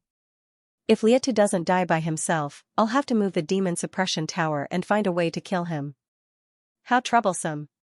Li Qingshan studied the black demon suppression tower and suddenly thought, it also has 9 floors. Is this the original form of the demon suppression hall? If this demon suppression hall was actually a demon suppression tower, then how big would this tower be? It's probably even larger than Great Buddha Mountain. Suddenly, a tyrannical aura smashed open a gilded door and barged into the plaza. The huge figure seemed to have squeezed in through the door. Each of its fangs was sharper than a spear, and it spat out gusts of foul wind. Another one. Are you Duoj? Li Qingshan noticed the monster's deep violet eyes and recalled how Duoj looked like when he held back his strength and demonified. Roar. Duoj let out a threatening roar before attacking. I never thought he'd become like this. Is it because he's devoured too many demon hearts? Li Qingshan could sense that the demon chi on Duoj was extremely violent and intense. He had to maintain the demon suppression tower and chains of demon suppression, so he could not free up his hands to suppress Duoj. Duoj also glanced at Li Qingshan and little Anne. He looked past them and stared at the demon suppression statue. The demon suppression statue also stared back at him. In the end, it lowered its head and looked at the scattered demon hearts on the ground. Greed filled its eyes. Li Qingshan's heart skipped a beat. He powered the divine talisman of great creation, and a monster identical to Duoj but even larger and more vicious blocked Duoj's path, roaring loudly. This is? Does he even know illusions? The dauntless monk was slightly surprised. He was knowledgeable, but he did not know much about the school of novels that was on the brink of decline. Duoj's body shrank slightly. He was immediately angered. He lunged over viciously, but he missed. The monster twisted and vanished with a gentle touch from him. With his current level of intelligence, it became even more difficult for him to understand what was going on. He was taken aback. However, Li Qingshan used this opportunity to wave his hand. His aura swept up all the demon hearts and returned them to his hand. He said to Duoj, "Do you want them?" Duoj lunged over with a roar. Although he was colossal, his lunge was extremely agile. The more demon hearts he devoured, the more violent he became and the more he demonified. However, he was unable to suppress this urge, as if he was a person drifting on the ocean. He was like a person who could not help but drink seawater. The hunger and thirst he felt could not be described with words. Li Qingshan turned around and threw hard, tossing all the demon hearts backwards. Duoj did not hesitate. He immediately gave up on Li Qingshan and flew over Li Qingshan's head, pursuing the demon hearts. The demon hearts all flew in the direction of the demon suppression tower. Rise! Li Qingshan sniggered. The chains of demon suppression slackened, and the demon suppression tower flew high into the air. Liatu was crushed under the demon suppression tower. He finally gave up on the pointless struggle. However, when he sat down, he discovered the speed at which the evil eye corroded him. It was not as fast as he imagined it to be. Beneath the tower, his mind instead recovered some clarity. He came to a slight understanding. This tower can suppress demonic nature and demon chi. It's not just mine, but also the evil eye's. This is a great opportunity for me to completely control the evil eye. I refuse to believe he can suppress me forever. As long as he withdraws the technique, I'll charge out and kill them. No, I'll make them taste the torture of the demon race. Just as he was thinking about this, his eyes suddenly lit up. His reaction was extremely fast, and he immediately swung his sword. He saw nearly 100 demon hearts flying over, but behind them was a huge and malevolent demonic beast. The killing intent on his face turned into astonishment. In the air, Duoj extended his long, scarlet tongue and swallowed the demon hearts of almost 100 powerful demon generals. However, his colossal body lunged towards Liatu with the momentum. His two large, deep purple eyes suddenly saw the eyeball on Liatu's chest, as well as the demon heart in it. Immediately, he was like a dog that had seen a bone. His lunge became even more determined. He pushed Liatu to the ground. Boom! The demon suppression tower became even larger and more dignified in the air. It crushed down once again, crushing both Duoj and Liatu. The demon suppression statuary had one benefit. The stronger the opponent's demonic nature and demon chi, the more powerful their attacks would be. After suppressing the two of them at the same time, it instead became more and more stable, as they were not working together to destroy the tower. Instead, they were locked in an intense internal battle. Li Qingshan sat on the top of the tower. The furious roars of humans and beasts rang out from beneath him. Liatu was extremely powerful when he became one with the sword, while Duoj had become extremely crazy after completely demonifying. He had just devoured 100 demon hearts, so he was definitely not a weakling either. Liatu could no longer calm down and slowly control the evil eye, or he would only be devoured. He could only beg for power from the evil eye while it devoured him bit by bit. The sliver of clarity in his heart vanished, and he gradually became crazy. In the narrow space, man and beast engaged in a melee where they could not dodge, biting and stabbing madly. Once they're almost done fighting, I'll open the tower. We'll kill the swordsman first and take the sword for ourselves. Li Qingshan sat on the top of the tower and instructed Little and asked, then what about Duoj? If we can help him recover his consciousness, that would be for the best. If not, Li Qingshan paused, kill him. A while later, the sounds of battle in the demon suppression tower did not weaken at all. Instead, they became even more shrill and loud. After the time it took to brew a cup of tea, it gradually weakened. Li Qingshan and Little exchanged glances. They called out, rise. The traitorous demon soared. The demon suppression tower flew high into the air, and scarlet blood immediately began to flow. Duoj pressed down on Liatu with his claws and fangs, pressing down firmly on Liatu's shoulders with his powerful claws. He completely ignored the swords that had pierced him as he bit down desperately with his gaping mouth. His scarlet tongue constantly flickered, wanting to devour the demon heart in Liatu's chest. Liatu no longer seemed human at all. The swords on his body were like thorns, stabbing deeply into Duoj's body. However, they were unable to stop his fanged mouth, constantly pressing down. Duoj was attracted by the smell of the demon heart. He completely ignored how many wounds he had received. Blood flowed down like a spring, dyeing the golden ground red. Originally, Liatu possessed the evil eye and the ability to see where the demon heart was. No matter where his opponent hid their demon heart, he could strike a fatal blow. However, who knew how many demon hearts Duoj had devoured along the way with Li Qingshan and Little An? He was unable to digest them immediately, so he stored them all in his body, preventing the evil eye from finding the true location of the demon heart. Liatu raised his head and vaguely saw Li Qingshan and Little An. He could sense that his will was being assimilated by the evil eye. Before long, he would be completely devoured. Arg! Liatu let out a hysterical howl of despair. The swords on his body retracted one by one, and his jaw widened to an unbelievable degree. Suddenly, a streak of light shot out from his mouth, shooting towards Li Qingshan like a bolt of lightning. Faced with such an unexpected situation, Li Qingshan was unable to dodge, or in other words, he could not use his true strength to dodge. He remained composed. The demon-suppressing pagoda descended from the sky, and with a loud bang, it enveloped him within. An idea struck Li Qingshan as well. Yes, as it turned out, not only could the demon suppression tower trap enemies, but it could also protect him. Although it could not kill enemies, it was still an extremely practical move. And, he could sense that the glow of the demon heart had dimmed significantly in the demon suppression tower. The demon suppression tower was not just used to suppress demons. More importantly, it was used to suppress his demonic nature. He could not help but think of the third demon suppression statue, where the demonic man was bound in chains. He must have bound himself with chains and used the tower to suppress himself when he was unable to control himself. However, it was pitch black here, so he couldn't see what was happening outside. Just as he thought of that, his eyes lit up. He saw what was happening outside. The demon suppression tower seemed to become transparent. He could clearly see the fierce light colliding with the demon suppression tower, kicking up sparks. As it turned out, it was a sword, constantly shooting out from Liatu's mouth. Liatu's desperate counterattack was quite powerful. Perhaps even the spirit turtle's profound shell would struggle to block it, but it was unable to pierce the demon suppression tower.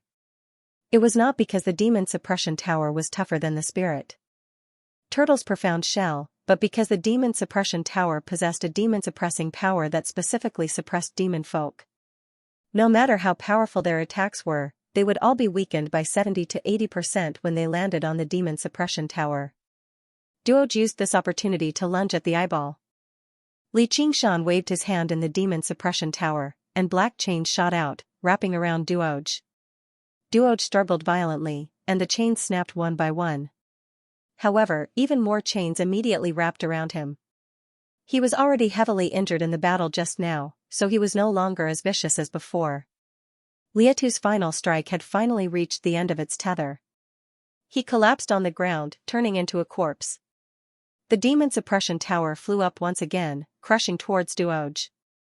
Li Qingshan smiled. I can't just let you eat the sword that I've taken a fancy to. At this moment, something happened. Duoj's scarlet tongue suddenly elongated rapidly. A mouth filled with sharp teeth opened up at the front, biting towards the eyeball on Liatu's chest. Just when Little and wanted to swing his sword and cut off the tongue, the situation changed again. Liatu's corpse moved again, flying towards Li Qingshan. Humph, you actually know how to play dead. Li Qingshan extended his hand and grabbed Liatu by the neck. To his surprise, Liatu did not struggle or resist. He simply stiffened, without moving at all. His flesh and blood rapidly withered away. Only the eyeball on his chest remained the same. A while later, black residue fell to the ground. Liatu had completely vanished, only leaving behind a strange-looking sword in Li Qingshan's hand. Interesting. Looks like it's not just the divine sword that's sentient. The demonic sword is the same. This sword actually knows how to seek fortune and avoid calamity, forsaking darkness for light. Not bad, not bad. Li Qingshan caressed the sword and smiled. The demonic sword that had just lost its master seemed extremely docile. The eye swiveled around, even voluntarily transferring its power to Li Qingshan. A voice seemed to whisper in his ear, I'm very sharp. I'm very powerful. Pick me up. I'll help you kill all your enemies. If a regular person obtained such a strange demonic sword, they would inevitably feel some disgust, even if they loved its power and could not bear to destroy or abandon it. However, Li Qingshan liked it very much. He said to the strange eye on the hilt, Sword, oh sword. Sword, oh sword, every master of yours must have ended up like this, right? You've abandoned and betrayed them all. However, it's not your fault. You're just a sword. It's their fault for being too weak. People always wanted to be loyal to themselves. Women needed to be loyal, friends needed to be loyal, and even dogs and horses needed to be loyal. However, eternal loyalty did not exist.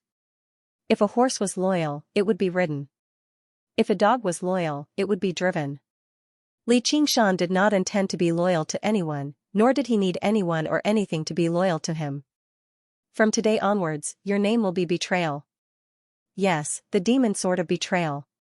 I'll call you the traitorous demon sword. The sword glowed brilliantly, as if it was leaping in response. Li Qingshan smiled slightly.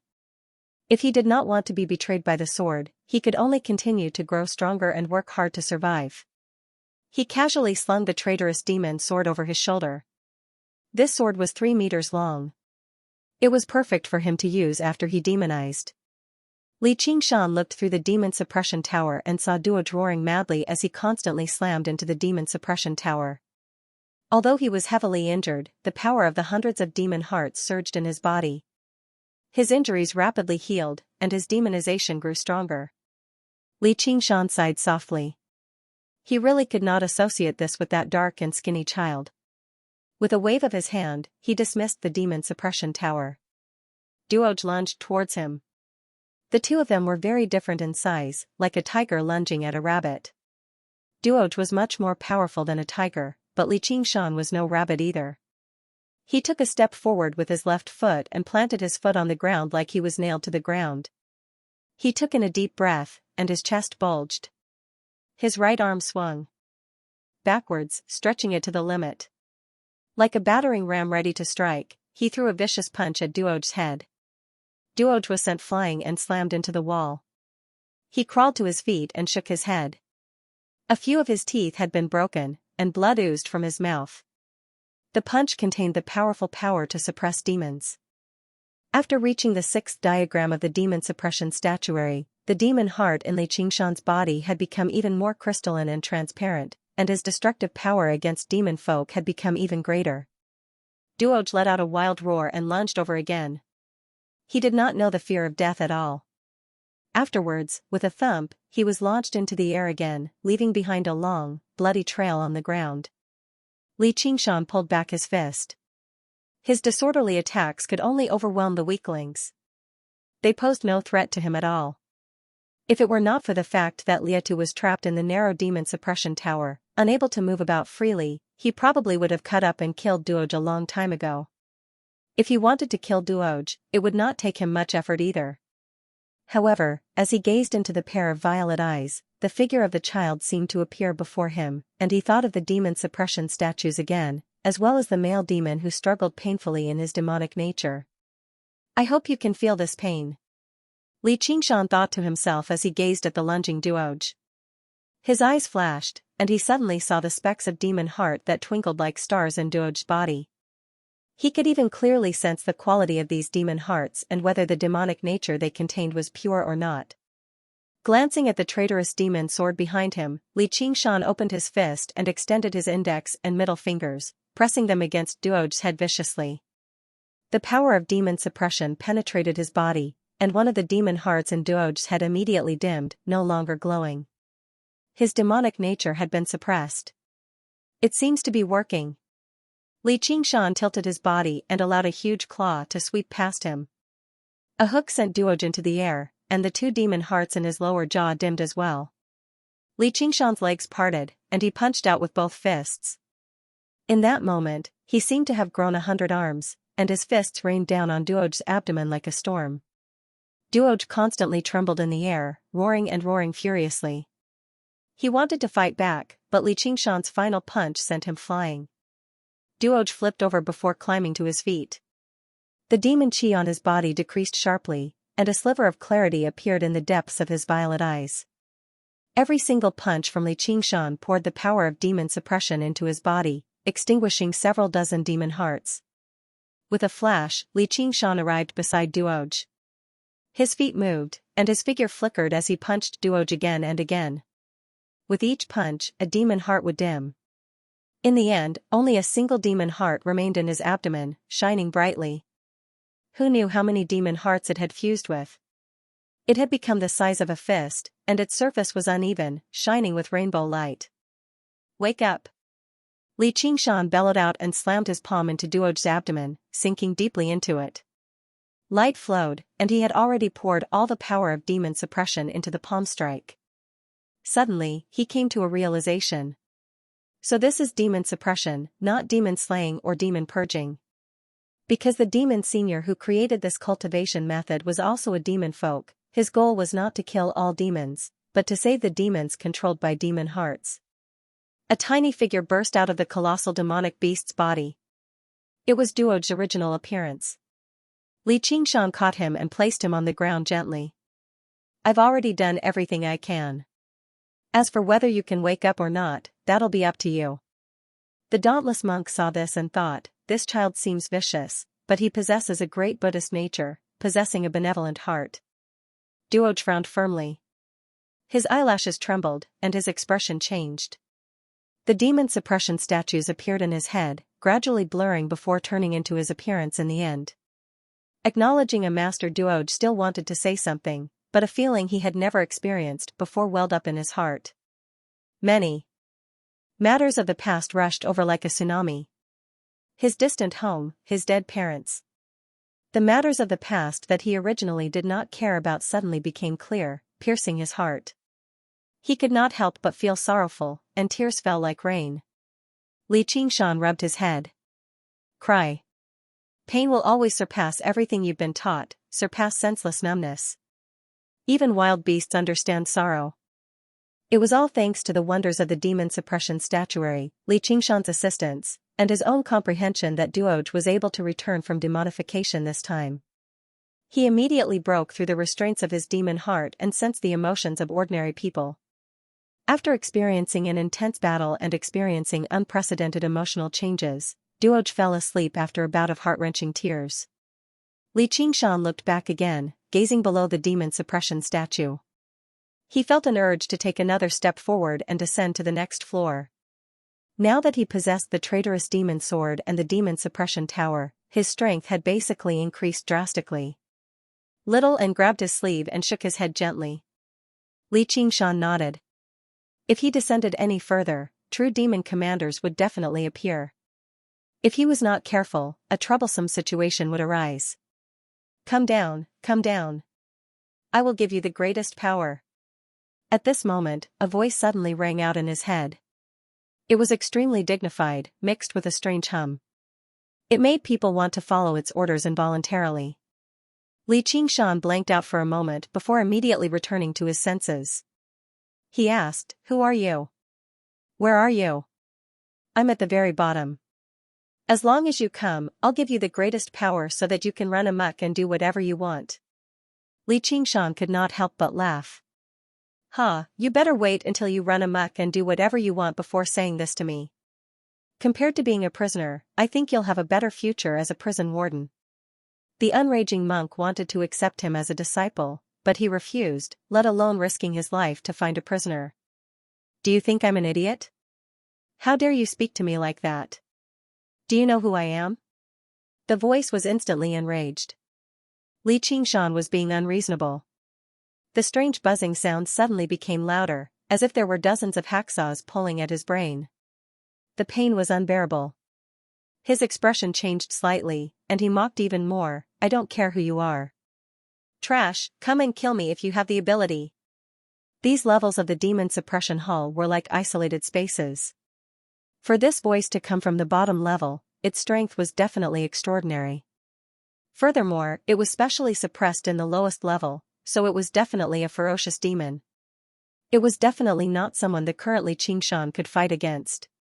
But since it was already suppressed, what was there to be afraid of?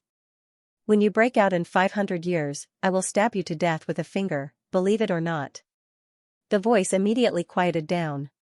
Suddenly, there was a tremor beneath his feet. The demon suppression hall rumbled and shook, as if a ferocious beast was about to break free from its suppression. It can't be that bad, right? It's going to be born today. Li Qingshan was shocked. At this moment, a fat, smiling monk strode over with a leg of lamb in one hand and a gourd of alcohol in the other. His sleeves ruffled as he strode over. He wore a pair of tattered shoes. With each step he took, the demon suppression hall would tremble a little less. By the time he arrived in front of Li Qingshan, the demon suppression hall had completely settled down. He was the unraging monk. The unraging monk was tall and large, but he only reached the waist of the demonified Li Qingshan. However, when he walked over, Li Qingshan felt like a mountain was crushing down on him. The unraging monk laughed aloud. "My good disciple, why don't you hurry up and acknowledge me as your master?" Li Qingshan was taken aback. "Didn't I say I don't want to become a monk? You and the Buddha have we have a destiny." The unraging monk extended his hand and pressed it against Li Qingshan's shoulder, smiling mysteriously. Due to the difference in height, the unraging monk originally had to leap up to reach Li Qingshan's shoulder. In the eyes of others, it seemed like Li Qingshan had voluntarily reverted to his human form, allowing the unraging monk to succeed. However, when Li Qingshan glanced at the fat hand on his shoulder, he understood it extremely well. When the hand extended over, it possessed a tremendous yet extremely familiar power, suppressing all of his demonic nature and demon chi. He suddenly understood what the unraging monk meant when he said "we have a destiny." This was the power of demon suppression from the demon suppression statuary. And it was clearly much more skilled and powerful than him. Perhaps it had already completely comprehended the demon suppression statuary. As it turned out, the unraging monk was the first person to practice the demon suppression statuary in the Chan monastery of Devanaga. Li Qingshan could not help but study the smiling, kind, chubby face in front of him. Who would have thought the unraging monk who was equivalent to a monk king in the Chan monastery of Devanaga would actually possess such a powerful demonic nature? He did not know that over a century ago, the unraging monk was known for being easily angered and bloodthirsty.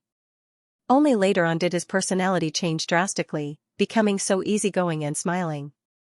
However, he could vaguely guess that the unraging monk might be even more dangerous than the dauntless monk. Li Qingshan cursed and sighed, sure enough, if you're not bald, you're not venomous. If you're not venomous, you're not bald. There's nothing good about monks. Afterwards, he deliberated over his words. Master, I'm about to return to my hometown to get married very soon. I really can't convert to Buddhism, so please spare me. No matter how powerful the voice earlier was, it was still suppressed under the demon suppression statuary. It was equivalent to a vicious beast trapped in a cage. However, the vicious beast before him stood outside the cage, with a claw on his shoulder. You're the first person to practice the demon suppression statuary in the Chan monastery of Devanaga. The demon suppression statuary is the supreme cultivation method of the Chan monastery of Devanaga, a secret that is not passed on to outsiders. My senior brother said you trespassed in the inner courtyard, and he was only using it as an excuse. He won't do anything to you in the end, but when it comes to a cultivation method like this, do you think he'll spare you even if I spare you? This? If you don't agree to it, all I can do is cripple your demon heart and destroy your demon suppression statuary. Everything you've obtained along the way will be for naught. Then do it, master. That woman is deeply in love with me. I really can't turn my back on her. Li Qingshan exhaled deeply. I didn't think you'd be so infatuated looking at how heartless you are. The unraging monk shot him a glance and clicked his tongue in wonder. You're the infatuated one. Your entire family is infatuated one. I'm a heartless, true man, Li Qingshan said. He felt like he was becoming closer to a demon for some reason. Was it because he had condensed a demon heart? Forget it. There's no need for you to be a monk. The unraging monk swung his sleeve. Thank you for your generosity, master. Li Qingshan clasped his hands. Though, you still have to accept me as your master. Huh? Secular disciples aren't prohibited from marrying. Eating meat and drinking alcohol are all fine too. You don't have anything to say about that, do you? The unraging monk scratched his bald head and smiled bitterly. With his cultivation, the number of people who wanted to accept him as their master could line up all the way from the Chan monastery of Devanaga to South Hub City. He had taken the initiative to accept this kid as his disciple, yet he was extremely reluctant. Then I have another question, Li Qingshan said sternly. Ask away. Are there any benefits? What benefits do you want? The unraging monk chuckled. Li Qingshan felt his shoulder tighten. The unraging monk's voice exploded in Li Qingshan's head. If you still don't agree, I'll destroy you. Master, please accept a bow from your disciple. Li Qingshan did not try to be unreasonable. It was not like he had to remain in the Chan monastery of Devanaga as a monk.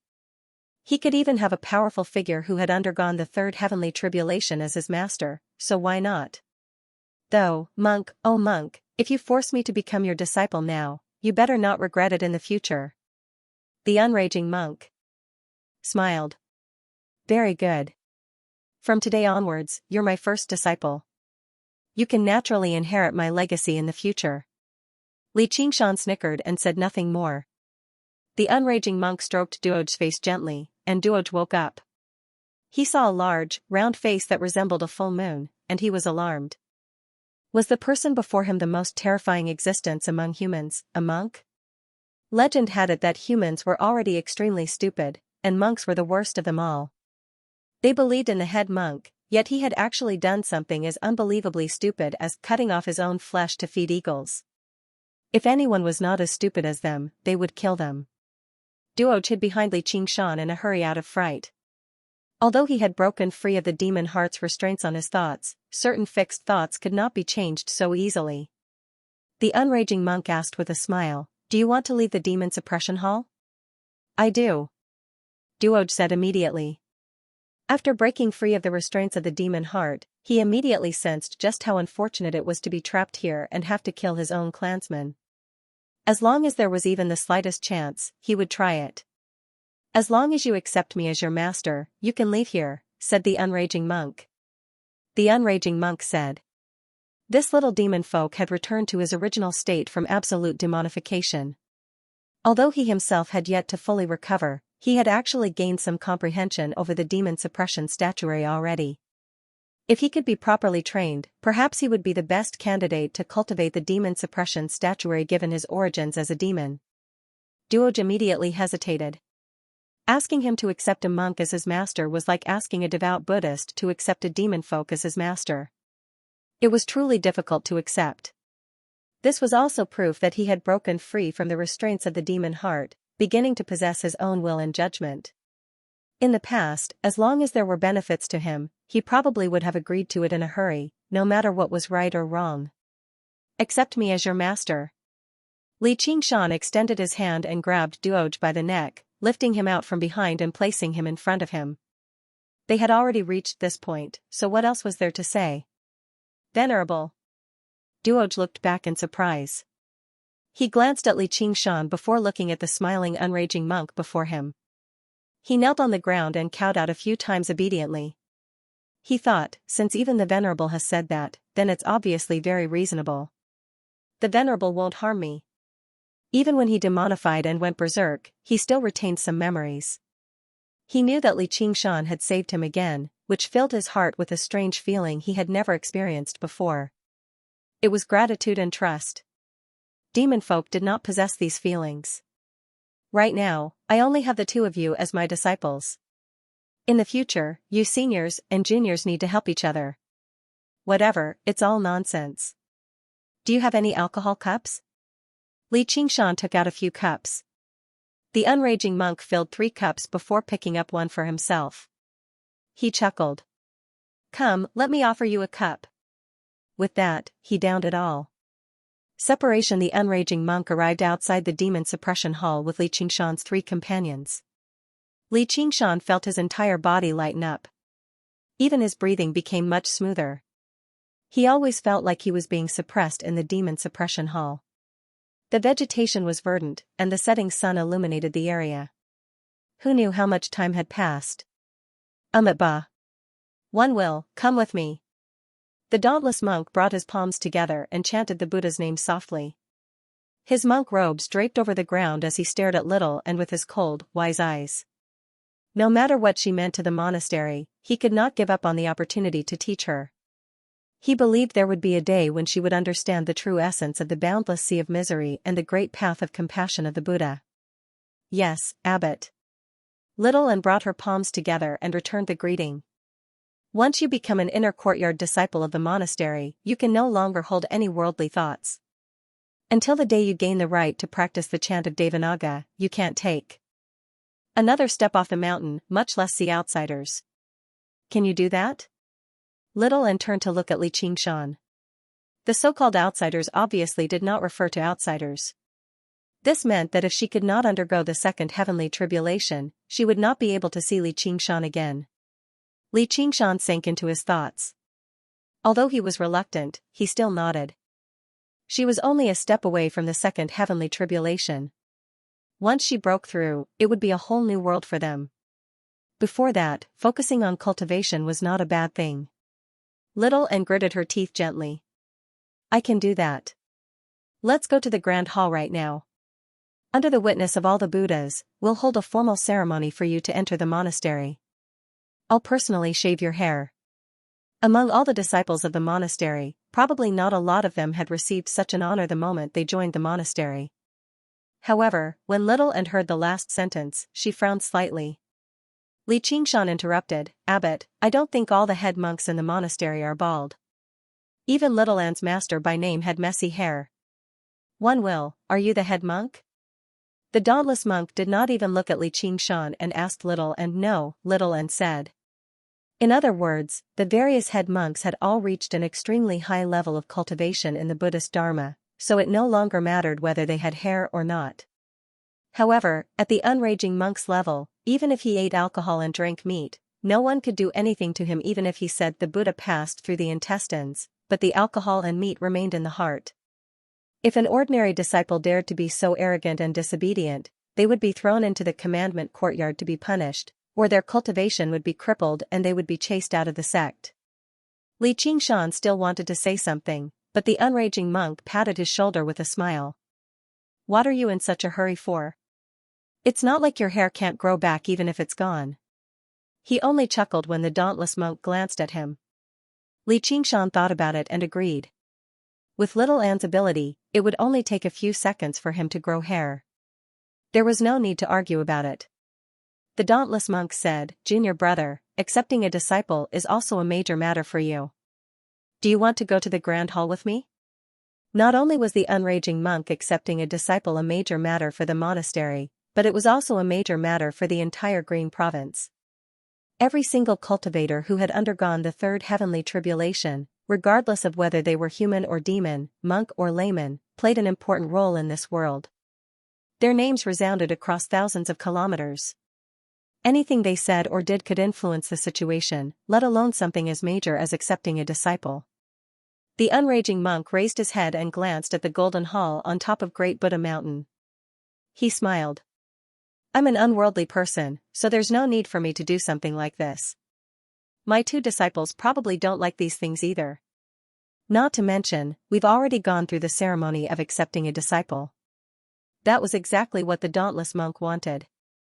Although the unraging monk's two disciples possessed great potential, one was a demon, while the other was a so-called secular disciple who refused to become a monk. It would bring no benefit to the monastery's reputation if it became public. "Let's go." The dauntless monk turned around and left. Little and followed closely behind. Li Qingshan accompanied Xiaoan all the way to the Chan monastery of Devanaga. The dauntless monk walked at the front, crossing over a tall doorsill. Suddenly, he said, "Idlers, stop." Any further ahead was the inner courtyard of the Chan monastery of Devanaga, and Li Qingshan was only a secular disciple. All Li Qingshan could do was stop and watch Little and cross over the tall threshold before turning around. Their eyes met, and he opened his mouth, wanting to say something. The sun was setting right now. The afterglow of the setting sun landed on Little and, making her seem even more beautiful and otherworldly. Li Qingshan stood with his back to the light. The light outlined his tall figure. The dauntless monk's eyes flickered, and the vermilion door slammed shut loudly, cutting off their vision. The only color in Little Anne's eyes vanished. The world turned into a half-transparent, pale white color. Color was emptiness. From today onwards, there would only be candles and Buddhas, morning bells, and evening drums as companions. She did not dislike a life like this, but she wanted to be by his side even more. Li Qingshan extended his hand and clenched his fist. He felt an urge to smash the door with a single punch and pull her back through it. The door was not particularly sturdy, but no one had ever been bold enough to do that throughout the ages, as this was the monastery's entrance. It represented an inviolable authority. He was not afraid of authority. He believed that only strength could decide everything. He believed that as long as he constantly grew stronger, there would be a day when he could see her whenever he wanted, and no one could stop him. After standing there for a while longer, he heard the chanting from the top of Great Buddha's mountain rush into the air. The dauntless monk's solemn voice rang out from afar, announcing that she had been accepted into the monastery. The Chan monastery of Devanaga had finally opened its arms to her, bestowing her with the greatest honor. The entire cultivation community of the Green Province would learn that the Chan monastery of Devanaga had accepted a disciple, treating her like a supreme treasure. Li Qingshan stood in front of the entrance alone. After listening for a while, he scratched his head and turned around to leave. He returned to the demon suppression hall. The unraging monk sat on the rock with a chuckle, raising his hand to pick up an item. It sparkled under the sunlight. It was a demon heart, and the quality was extremely high. Even Liatu's demon heart paled in comparison. Duoj sat in front of the rock with his legs crossed, raising his head and staring at the demon heart in a daze, like a child who wanted to eat candy. The unraging monk said, "Call me master 10,000 times, and I'll give it to you." Duoj immediately said, "Master, master, master." The unraging monk laughed aloud in great delight. Li Qingshan was speechless. His actions really did not resemble an eminent monk of Buddhism at all. He made his way over and clasped his hands. "Master, I've come to bid farewell."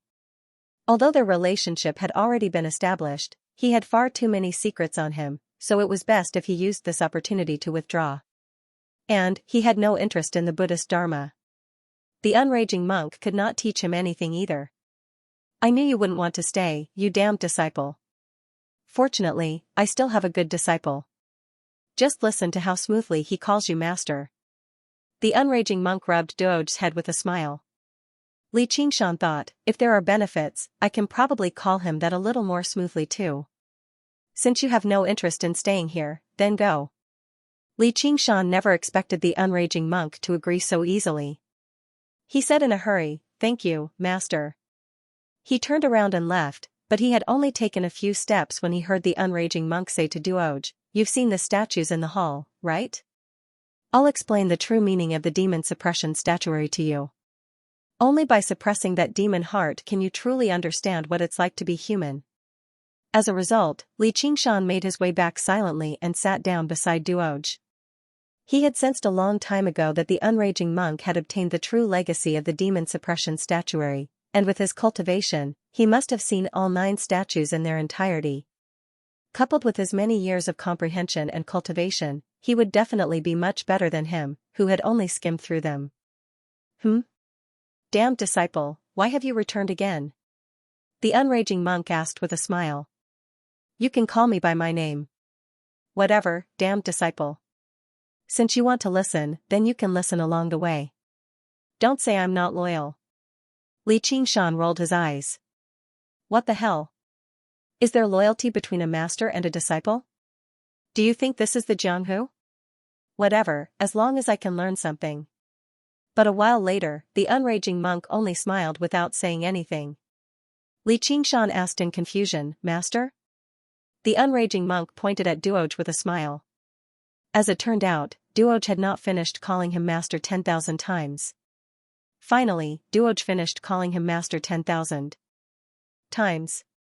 Under Duoj's eager gaze, the unraging monk stowed the demon heart away slowly and said kindly, "You're still too young right now. I'll help you put it away for now. I'll give it to you in the future." Duoj pouted, but he dared not say anything. He only felt that monks were not as stupid as they were rumored to be. Li Qingshan vaguely recalled how all his lucky money from his past life had vanished just like that. He could not help but say, "Master really is a good monk who's loyal." Duoj had noticed a long time ago that the great monk before him was not easy to deal with. When he heard Li Qingshan say good, he panicked and sighed. Isn't he cursing me? The Venerable is standing up for me. It'll be bad if I anger this monk, so he said in a hurry, "The Venerable is wrong. Master is a bad monk. He's evil through and through. He's the worst monk in the world, a great demon among monks." He wanted to flatter Li Qingshan a little and help him make up for it. Li Qingshan was taken aback. He could not help but laugh aloud. When he looked at the unraging monk again, his expression became rather strange. All he saw was Duoj doing his best to appear sincere, scratching his big, bald head. About this. Li Qingshan rubbed Duoj's head. "Kid, don't call me Venerable anymore. You can just call me Senior Brother." Senior Brother. Senior Brother, let me tell you. What you said just now might not be without reason, but the people of this world all like to hear others praise them as good. Ah.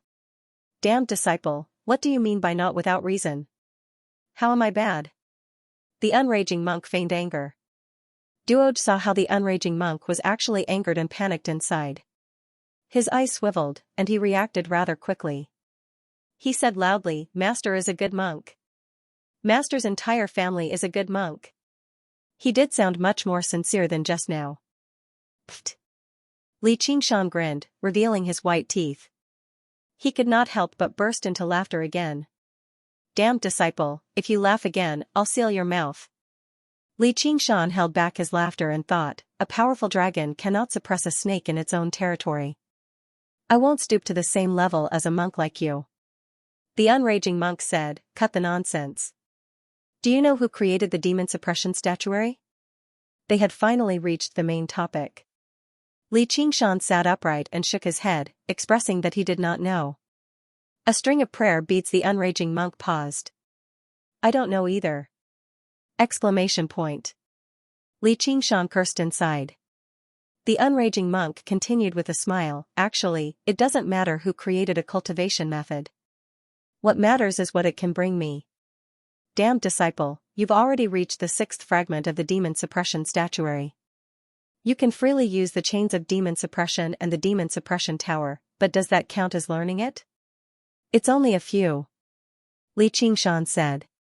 Even the arts of the boundless ocean required him to constantly cultivate and comprehend before he could make a breakthrough, let alone the even more profound demon suppression statuary. He was just taking advantage of the powerful demonic nature and the fact that he did not have to worry about it losing control.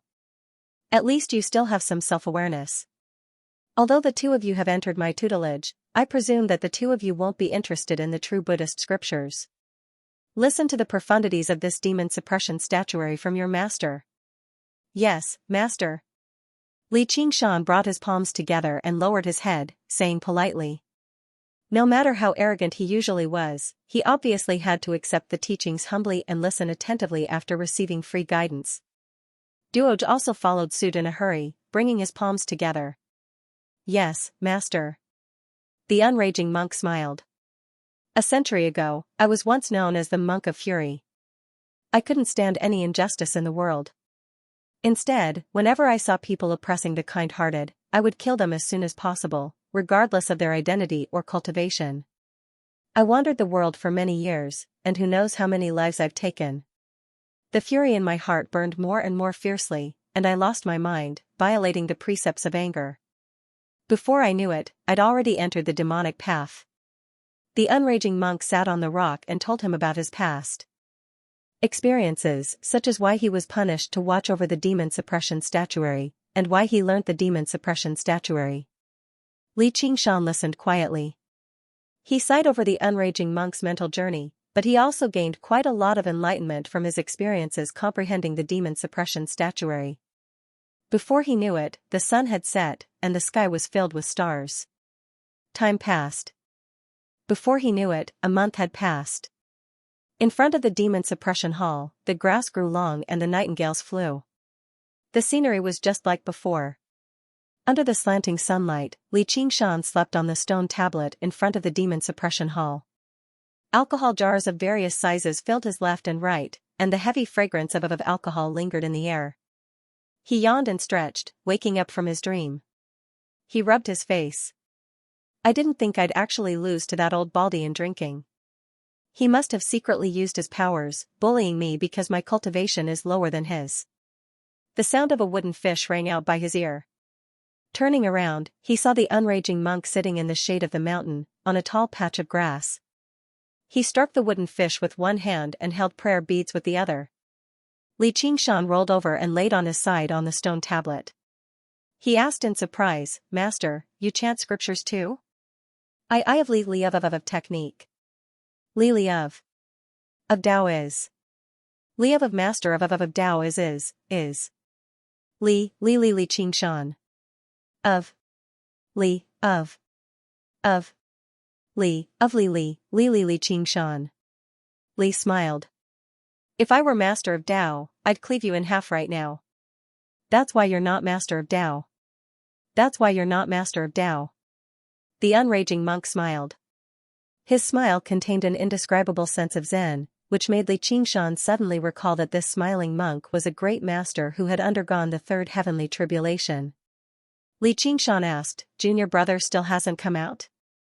The unraging monk said, soon. He's already reached the 4th floor. It's about time for him to back out. Master, why don't you just teach us the entire demon suppression statuary? Recently, Li Qingshan had listened to the unraging monk explain the true essence of the demon suppression statuary day and night. He felt like he had benefited tremendously from it, and he acknowledged this unrestrained and fearless master a little more. However, he also became more and more curious about what would happen to the demon suppression statuary next. The unraging monk said, "If you want to learn it all, then you'll have to kill your way through the floors yourself. The demon suppression statuary is not written. It can only be passed on to outsiders. It's not something that can be passed down through words. I'm very curious. If the first diagram of the demon suppression statuary is on the very top floor, only the weaker demon folk will have the opportunity to see it. Their demonic nature is insufficient, so they'll struggle to achieve anything even if they comprehend it. As for the powerful demon folk, if they're suppressed at the very bottom, won't they never have the opportunity to learn the demon suppression statuary? Once you reach the very bottom of the demon suppression hall, you'll naturally understand. Don't worry, that day will come sooner or later. As long as you're confident. However, before you undergo the third heavenly tribulation, I won't allow you to enter the 9th floor of the demon suppression hall. Just what is suppressed there? You'll naturally understand when you see him in the future. Alright. No matter who he is, I'll kill him sooner or later." Xianxia leaned on his arms and gazed at the sky. It had already been a month since he last saw little Anne, so he felt rather empty inside. Only when he thought about how close they were now did he feel slightly at ease. Actually, the unraging monk had basically told him everything he needed to tell him about the demon suppression statuary a few days ago. What happened next required Xianxia to slowly comprehend it himself, but he did not make a decision immediately. After being away for so long, the power of the water god's seal had already declined by quite a lot. Without the assistance of the water god's seal, the suppression of the spirit turtle immediately became unstable. The demon suppression statuary could only serve as a support. It was about time for him to return. If he stayed any longer, he would probably give himself away, and there were still many entanglements in the Clear River Prefecture that he could not give up on so easily. If it were not for these reasons, he would be more than willing to remain in the valley and watch over the glistening top of the Buddha silently, waiting for the day she returned.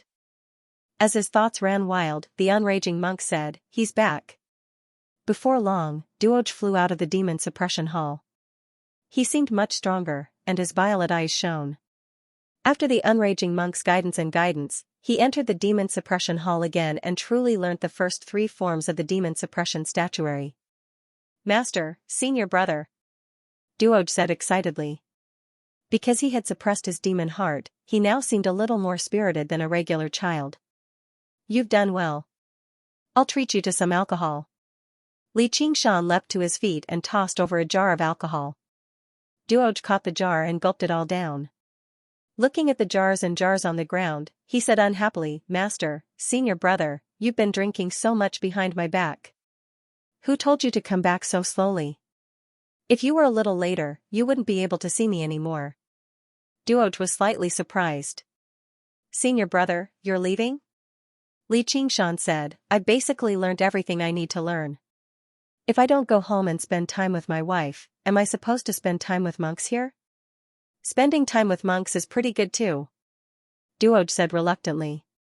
During this period of time, he had also experienced unprecedented warmth in the human world, and understood the warmth between people. He was no longer that little demon folk who was completely unaware of his father's death. "You're still young." Xianxia sniggered and bowed towards the unraging monk. "Master, I've finally waited for little junior brother to come out. I still have many mundane affairs to attend to, so I'll be bidding farewell to Master right now. If Master has anything to say, please say it quickly. Both of you, come here." The unraging monk chased Xianxia off the rock and sat down with his legs crossed, rubbing his ankles. He did not care about his posture at all. When the 2 of them arrived before him, he said, "You've become my disciple, so you should receive a gift for your first meeting. However, the time wasn't right in the past. If my traitorous disciple wants to leave today, I won't be able to stop him, so I have something for each of you." Xianxia's face lit up. The gift he had been waiting for was finally here. With his master's cultivation, the gift definitely wouldn't be shabby. "Though, there's no need to call me a traitorous disciple at a time like this. Duoj, you're the most obedient, 10 times better than this traitorous disciple." I'll give it to you first. Li Qingshan twitched his lips and snorted, but when he saw the gift the unraging monk had taken out, he could not help but become stunned. The unraging monk had taken out a great string of prayer beads. There were 108 of them in total. Every single one of them was a different color, and they varied in size too, but they were translucent and glowed with rainbow light. If they were just regular gems, then so be it, but the issue was that every single prayer bead was a demon heart. The demon heart that the unraging monk had used to make Duoj call him master was among them. These were not 108 prayer beads, but 108 demon hearts from demon commanders. In the cultivation community, that was basically equivalent to 108 golden cores. Duoj became even more dazzled by it. He even forgot to speak. I've watched over the demon suppression hall for a century, and I just happened to collect a string of prayer beads like this. I'll give it to you today. Duoj, as a demon folk, your demon heart has already merged with your body, so you can't remove it. If you want to continue on the path of cultivation, the best way is to practice the demon suppression statuary. Wear this string of prayer beads. The power and demonic nature inside will naturally infect you. I hope you can hold on to your original heart and not be bewitched by the demonic nature. Then, these won't be 108 demon hearts, but 108 Bodhi. All your worries are Bodhi. The unraging monk hung the string of demon heart prayer beads around Duoj's neck gently. He gulped and held back his urge to directly devour them. He lowered his head. Thank you, Master. Li Qingshan already knew that the demon suppression hall was not completely sealed off. Instead, it was connected to a certain world of demons. Every once in a while, many demon folk would be drawn in, which was why it could serve as a trial ground for the Chan monastery of Devanaga. The unraging monk had watched over the demon suppression hall for all these years, so it was nothing strange for him to have accumulated so much. With this string of prayer beads, not only would Duoj have the opportunity to learn the entire demon suppression statuary, but his cultivation would probably advance rapidly too. This was an extremely rare opportunity. Li Qingshan could not help but become eager too. What would his gift be? He was not particularly eager for demon hearts. As the demon hearts condensed from the demonic nature of the ox demon and tiger demon were far too pure, they instead could not tolerate the existence of any other demonic nature. Even if he obtained these demon hearts, he would only be able to feed the traitorous demon sword, and these demon hearts should have already depleted his master's reserves. Was it the renowned Great Dragon Core of the Chan Monastery of Devanaga? It was rumored that the Great Dragon Core could ward off all poisons and heal all wounds, not only physical wounds, but also wounds to the soul. It could also purge inner demons, allowing cultivation to advance rapidly. It was known as the Pill of Vigor that could cure all illnesses in the cultivation world. Sunlight could not reach the entrance of the demon suppression hall. A string of prayer beads lay quietly on the unraging monk's wide, fleshy hand, drawing over Li Qingshan's gaze. There were only 18 prayer beads on the string, and they were worn on the wrist. They seemed to be made of wood, perfectly round and uniform in size. Only one was slightly larger. They did not glow at all, so they did not seem special at all. They were no different from regular prayer beads. However, Li Qingshan was not worried. Just like how sages kept their appearances hidden, powerful arcane artifacts and treasures were probably the same. The string of prayer beads seemed to be worn by the unraging monk regularly, so they must be extraordinary. The treatment of his first disciple could not be any worse than Duoj's. However, the unraging monk's behavior made Li Qingshan even more certain of this. He glanced at the prayer beads in his hand rather reluctantly before saying, "Damned disciple, extend your hand. Damned disciple, extend your hand." Li Qingshan extended his hand, and the unraging monk personally placed the string of prayer beads on Li Qingshan's hand. Li Qingshan was secretly perplexed. He did not sense any pulses of spiritual energy at all. He tried to probe it with his soul sense, but he could not sense anything special either. However, there must be some other reason why his master treasured it so much. The unraging monk explained, "This string of prayer beads itself isn't some powerful arcane artifact, but my master personally handed it to me, so it holds extraordinary significance.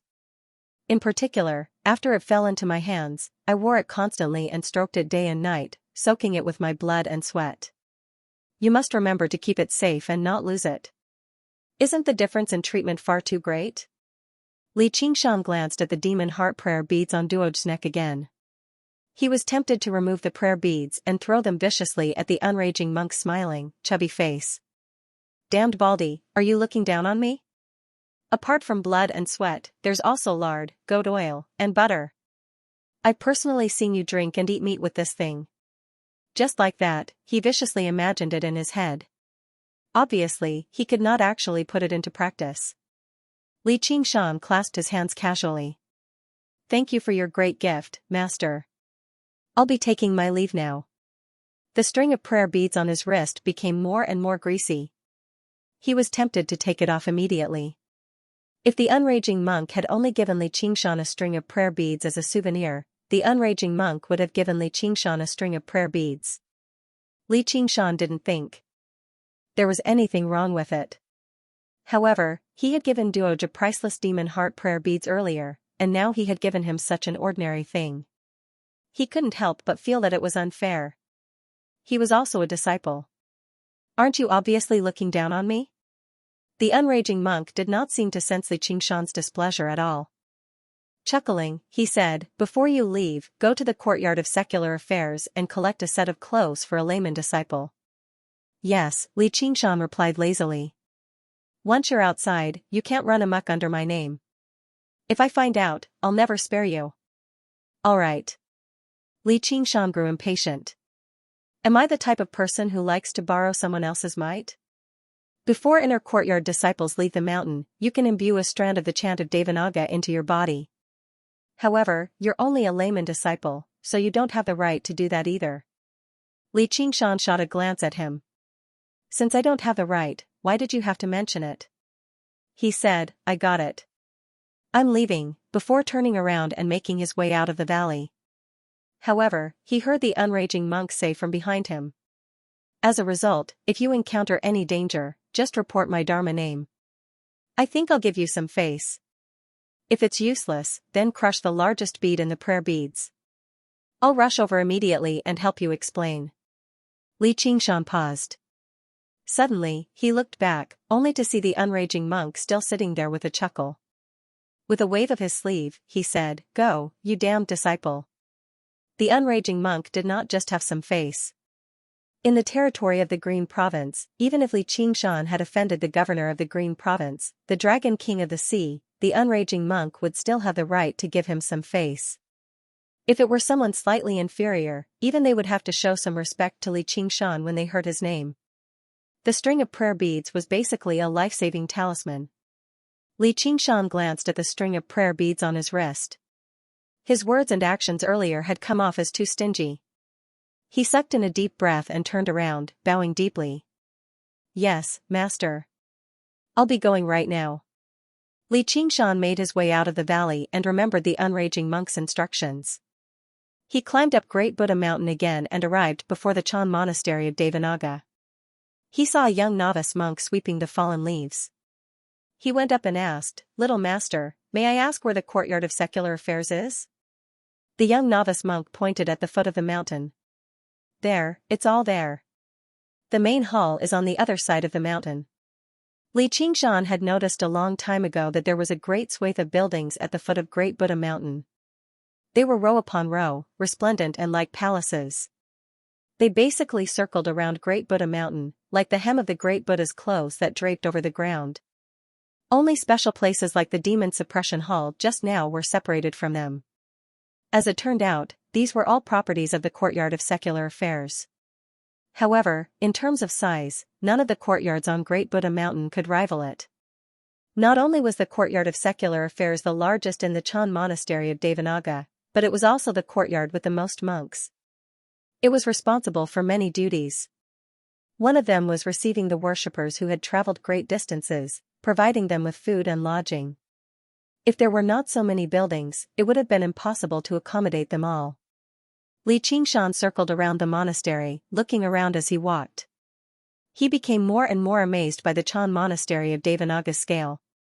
Famed, ancient monasteries in the regular sense of the word were all located within the mountains, while the structures of the Chan Monastery of Devanaga covered the entire Great Buddha Mountain.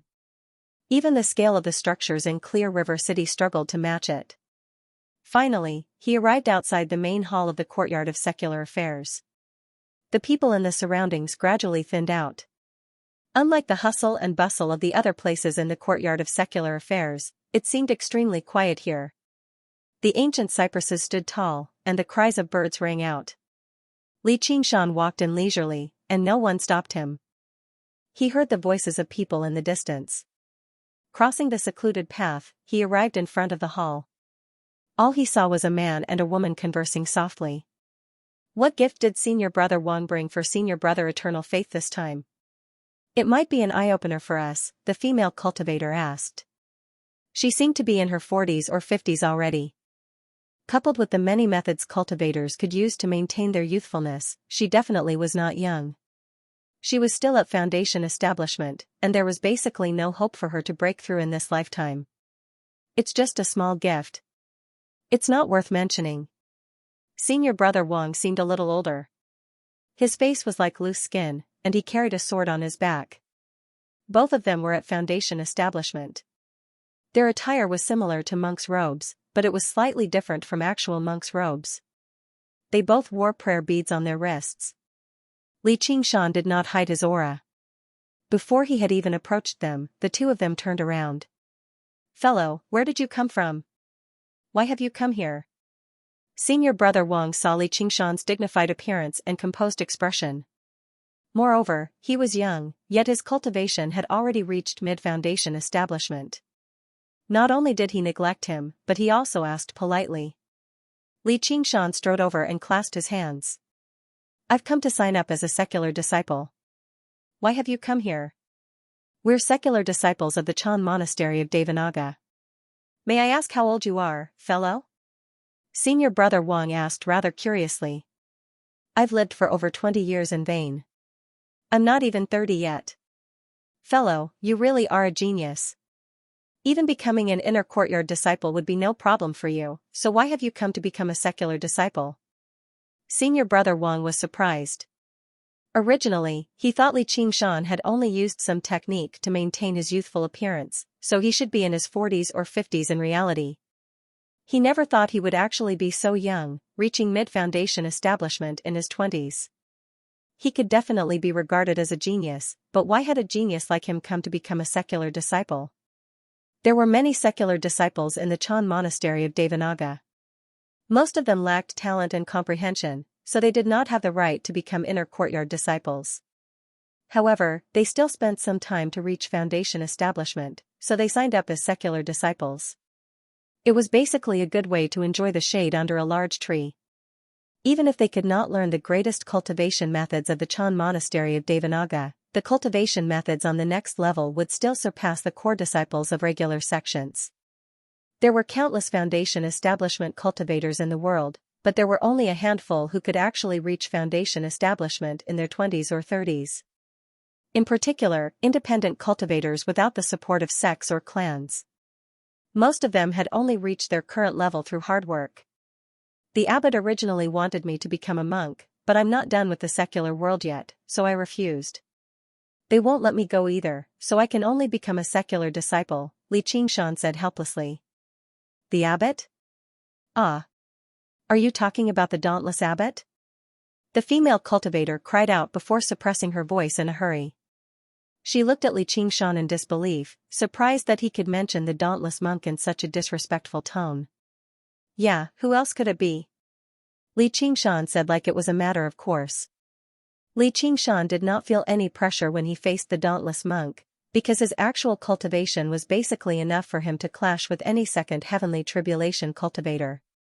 Moreover, he was confident that he could constantly improve. There would be a day when he could stand on equal footing with the dauntless monk and the others, or even surpass them. There was no weakness in his heart. However, in the eyes of regular foundation establishment cultivators, the abbot of the Chan Monastery of Devanaga, the monk king revered by the great Xia Empire, was basically like a god. Being able to receive a proper glance from someone like that was already worthy of praise. Not to mention the fact that the dauntless monk had personally asked to take him into the inner courtyard. That was basically a supreme honor. However, he had actually turned them down, and the reason was actually because of some unfinished ties with the secular world. What a waste of a great opportunity. The two of them were tempted to take his place. Wang Yu thought of something and asked, "Fellow, are you Li Qingshan from the Rui Commandery?" "Yeah. Do you recognize me?" Li Qingshan remained in the back of the mountain for over a month, but he had no idea that the Chan monastery of Devanaga welcoming little and into the monastery with the greatest honor, and then the dauntless monk personally tonsured him. This had already spread through the cultivation community of the Green Province. Little An's Dharma name, One Will, had risen to fame too. He had already gained the title of the greatest disciple of the monastery. Even now, the repercussions had yet to settle down. The matter of Li Qingshan publicly turning down the dauntless monk in the Grand Hall before being sent to the Demon Suppression Tower as a punishment obviously could not be hidden from these secular disciples. "I've heard a lot about you, Senior Brother Wang said. The female cultivator also said, "We'll be fellow disciples in the future, so there's no need to be so polite. I'll just be ashamed to refer to myself as senior sister." "Why?" Senior Brother Wang said, "Senior Brother Eternal Faith is currently receiving another senior brother. Once that senior brother comes out, we'll let you line up before him." "That won't be necessary. Just follow the rules." "May I ask what Senior Brother Eternal Faith's identity is, for him to put on such a grand show, even using the word receiving? Since Junior Brother wants to become a secular disciple, you have to know about this. Senior Brother Eternal Faith is the head monk of the Courtyard of Secular Affairs, the primary disciple under the distant Enlightenment Chan Master. He's basically our first senior brother. Normally, the distant Enlightenment Chan Master studies the Buddhist Dharma, so Senior Brother Eternal Faith handles the matters of the Courtyard of Secular Affairs." "Hee, that's very impressive." Senior Brother Wang saw how disapproving Li Qingshan was, so he suppressed his voice and said, "Don't look down on Senior Brother Eternal Faith. Our merits and demerits, rewards, and punishments are all on Senior Brother Eternal Faith. The dauntless abbot is a mighty monk king. Even if you speak rudely to him, Junior Brother, he won't stoop to your level," but this he stopped talking. Li Qingshan smiled and also suppressed his voice. "I understand. It's easy to deal with the king of hell, but the little ghosts are difficult." "That's often the case. If he doesn't provoke me, there's no need for me to provoke him either. Looks like this Senior Brother Eternal Faith isn't a broad-minded person. I'll be a little more careful when I speak later. I might not be afraid of him, but it's best if I avoid any trouble.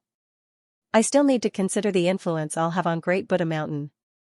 Seeing how Li Qingshan listened to his advice, Senior Brother Wang seemed rather relieved. He stroked his beard and said, "Young man, you need to know how to hide your abilities. Even if you're a prodigy, you'll suffer greatly if you don't understand the ways of the world." Li Qingshan found it funny when he heard how he was lecturing him in such an old-fashioned manner. However, he had good intentions, so he did not comment on it. He just smiled and said nothing. Senior Brother Wang spoke excitedly. "Did you bring a gift with you this time?" Li Qingshan was surprised. "What gift? For who?" "For Senior Brother Eternal Faith obviously." Senior Brother Wang's expression was like, "Why is your comprehension so bad?" followed by a pained expression, as if he was looking at a disappointing nephew. The secular disciples of the Chan monastery of Devanaga were scattered throughout the Green Province, but they had not left them to their own devices. They would often receive some missions, such as building temples or collecting various resources. Completing these missions would earn them merits. He could exchange them for benefits like cultivation methods in the Chan monastery of Devanaga. Many quests are considered completed. Sometimes it all depended on Eternal Faith's words. Although he was a secular disciple, he still bore the name of the Chan monastery of Devanaga, so he could not be clueless about Buddhist scriptures. He couldn't act recklessly. As a result, secular disciples from various places would come to the Chan monastery of Devanaga every once in a while, and the monks of the Courtyard of Secular Affairs would test them on their Buddhist studies and moral conduct. If he failed, it would be troublesome, and he might even be stripped of his identity as a layman disciple. Eternal Faith's authority was even greater. Among the lay disciples, there were many like Li Qingshan who were completely uninterested in Buddhist scriptures. All they needed was a gift to ensure that they would pass the test. This had become the norm for a long time. The lay disciples had to bring some gifts to pay their respects to senior brother Eternal Faith. The gifts were not necessarily precious, but the key was that there were many lay disciples. As the saying went, sand could make a tower. But my master didn't tell me anything. Li Qingshan raised an eyebrow and smiled mysteriously. He was the mighty first disciple of the unraging monk, yet he wanted to give a gift to some first senior brother of the courtyard of secular affairs. Was that not a joke? Who's your master? The female cultivator interrupted and asked. The main reason why they had become secular disciples was because no master in the Chan monastery of Devanaga was willing to accept them. Otherwise, any other courtyard would surpass the courtyard of secular affairs. You'll need to comprehend that yourself. And, there's a knack to it. Not every senior understands it. Fortunately, you ran into me. Otherwise, you'll suffer if you go in unprepared. Senior brother Wang patted Li Qingshan's shoulder earnestly. In his opinion, Li Qingshan's master had only come under his tutelage in the past when he practiced qi. Otherwise, if he had a proper master, why would he become a secular disciple of the Chan monastery of Devanaga in the first place? Buddhist disciples also accept bribes? Li Qingshan could tell that if he did not give a gift, he would be made difficult for, so he could not help but raise his voice slightly. He was rather surprised. Senior brother Wang said in surprise, "You can't say that carelessly. This is our brotherhood. How can it be considered a bribe? The blessed land of Buddhism. Who's making a racket outside?" A middle-aged monk walked out of the hall. He raised his broom-like eyebrows and stared straight at Li Qingshan with a hint of annoyance. Li Qingshan also looked back at him. He had always been that senior brother Eternal Faith. His appearance was nothing special, and his head was shaved shiny. He was slightly plump, standing there with a bulging belly. He really did seem rather impressive. Not far behind him stood a thin and small man, presumably the fellow Taoist who had entered before senior brother Wang and the others. Senior brother Eternal Faith. Senior brother Wang and the middle-aged female cultivator brought their palms together in a hurry and bowed. Eternal Faith did not return the greeting. He directly asked Li Qingshan, "Who are you? How dare you trespass on my courtyard of secular affairs?" He thought, "Bastard, this is your first time here, so you don't know the rules. If you don't give a gift, then so be it, but you're bold enough to say I'm accepting bribes. You really don't know what's good for you. I need to teach you a lesson." Li Qingshan clasped his hands. "I'm Li Qingshan. I've come to become a secular disciple." Secular disciple? Is what you're doing right now a Buddhist greeting? You can't become a secular disciple just because you want to. Eternal Faith's expression changed. As an inner courtyard disciple of the Chan monastery of Devanaga, he had obviously heard of Li Qingshan's name before. This kid is arrogant and rude, actually daring to defy the abbot's orders. He deserves to be thrown into the demon suppression hall. After being taught a lesson, doesn't he still end up running off to become a secular disciple with his tail between his legs? Now that he's in my hands, I need to properly make fun of him and make him learn what it means to respect his seniors. Senior brother is right. You can tell with a single glance that such a crude and rude person comes from a small place. How can he have the right to be our senior brother? The skinny man behind Eternal Faith chimed in as well. His face was filled with flattery. "Kid, why don't you apologize to Master Eternal Faith?" Senior brother Wang urged loudly. The female cultivator also shot him a glance from the side. Bullshit. Li Qingshan furrowed his thick eyebrows and bared his teeth. A vicious aura naturally radiated out, making everyone's hearts leap. Even their auras were suppressed. They felt like the surroundings had dimmed. His bellow was even more like the roar of a tiger in the forest. The chirping of insects and chirping of birds immediately ceased. The surroundings were frighteningly quiet. Normally, the spirit turtle kept the tiger demon and ox demon suppressed, but ever since he condensed a demon heart, he seemed to have found a vent. Although he practiced the demon suppression statuary, the first form was the remorseless demon heart. He had never thought about suppressing and restraining the demonic nature in his heart. As soon as his emotions stirred, it naturally manifested on his face. What kind of vicious, savage madman is he bold enough to roar in the Chan monastery of Devanaga? Eternal Faith pointed at Li Qingshan. Just now, he had actually become infuriated from humiliation over how he had actually been intimidated by a guy whose cultivation was even lower than his own. He felt even more surprised. He had also trained in the demon suppression tower before. Even demon folk or even demon generals could not give him so much pressure. Li Qingshan took a step forward. Originally, he wanted to mention the unraging monk's name, but he thought of something. Master has specially told me not to use his reputation. I've only just come from the back of the mountain to the front, so breaking this rule is rather inappropriate. He doesn't want me to be a secular disciple, so that's perfect. I'll just not be one. As a result, he smiled. Do you think I want to be some nuisance of a secular disciple? I'm not going to stoop to the level of a scumbag like you who accepts bribes. He directly turned around and left. The most important thing was that he had established a master-disciple relationship with the unraging monk anyway. Whether he became a secular disciple or not really did not matter. Who are you calling a scumbag? Eternal Faith barked. As the primary disciple of the courtyard of secular affairs, all he saw were the fawning faces of secular disciples. Who was bold enough to insult him to his face?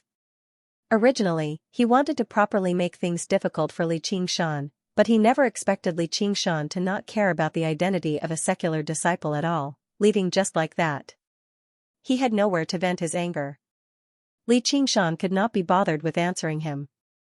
Senior Brother Wang wanted to say something, but he was afraid of offending Eternal Faith, so he ended up shutting his mouth.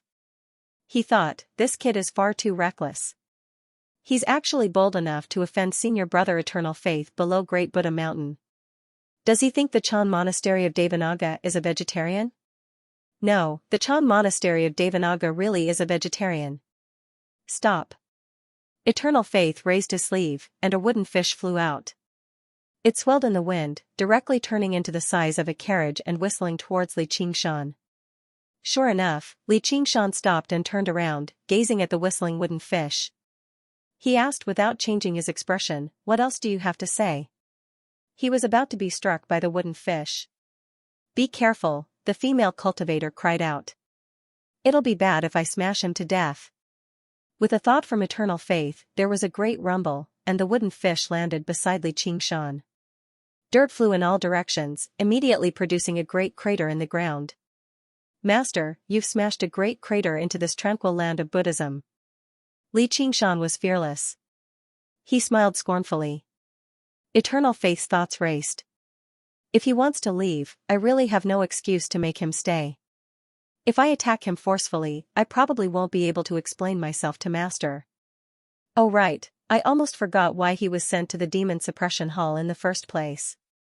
Eternal Faith said confidently, since you're not a secular disciple, you've already broken the rules of our Chan Monastery of Devanaga by trespassing on our courtyard of secular affairs, and you've done it again. You must be punished. One of the great responsibilities of the courtyard of secular affairs was to receive believers and secular disciples, which was why Li Qingshan was able to barge right in, making his way all the way to the front of the hall. However, he could always find a way to pin a crime on him. Li Qingshan, that sounds a little familiar. Don't tell me you want to pay a visit to the Demon Suppression Hall? Eternal Faith was complacent inside. I basically borrowed the Dauntless Abbot's wisdom. That immediately infuriated Li Qingshan. He had been sent to the Demon Suppression Hall for no good reason. Although it was a blessing in disguise and he benefited quite a lot in the end, he still felt rather displeased inside. However, he was forced to lower his head when he was under someone else's roof. Now, someone was actually bold enough to use that to threaten him. That was basically messing with the Dauntless Monk. Who do you think you are? How dare you imitate the Dauntless Monk's words? Li Qingshan sneered and strode towards Eternal Faith, radiating with viciousness. Save me. Senior Brother Wang and the other two were taken aback. They never thought things would actually end up like this. They were about to start fighting over a single disagreement. Even though they dared not offend Senior Brother Eternal Faith, the person before them did not seem to be a pushover either. He was a genius in the first place, and it was rumored that he had an extremely close relationship with the One Will. Even the skinny man who had spoken up for eternal faith just now dared not strike recklessly right now, afraid of provoking some kind of trouble. With this hesitation, Li Qingshan had already arrived before the steps. His tall figure directly approached eternal faith. "You damn thief! Eat my severe warning." Eternal faith was both surprised and furious. The wooden fish mace in his hand suddenly transformed into a huge club that resembled a beam, smashing down towards Li Qingshan's head. Li Qingshan felt his head ring as if he had been struck. His mind went blank. Faced with this club, he actually felt like he could not dodge it. This move was not as simple as a simple swing of an arcane artifact. Instead, it was a special technique of the Chan monastery of Devanaga, called severe warning. It used a weapon like a club. Before the club had even smashed down, the attack had already been launched. At the same time, the wind whistled behind his head, and the wooden fish that had fallen to the ground rose up.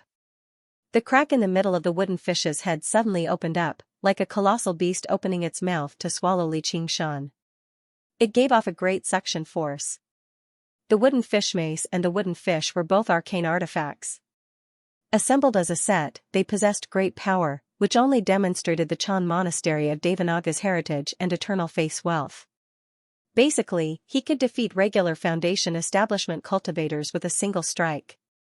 This kid is only at mid-Foundation establishment. How can I be frightened by him? The three secular disciples on the side instead let out a sigh of relief.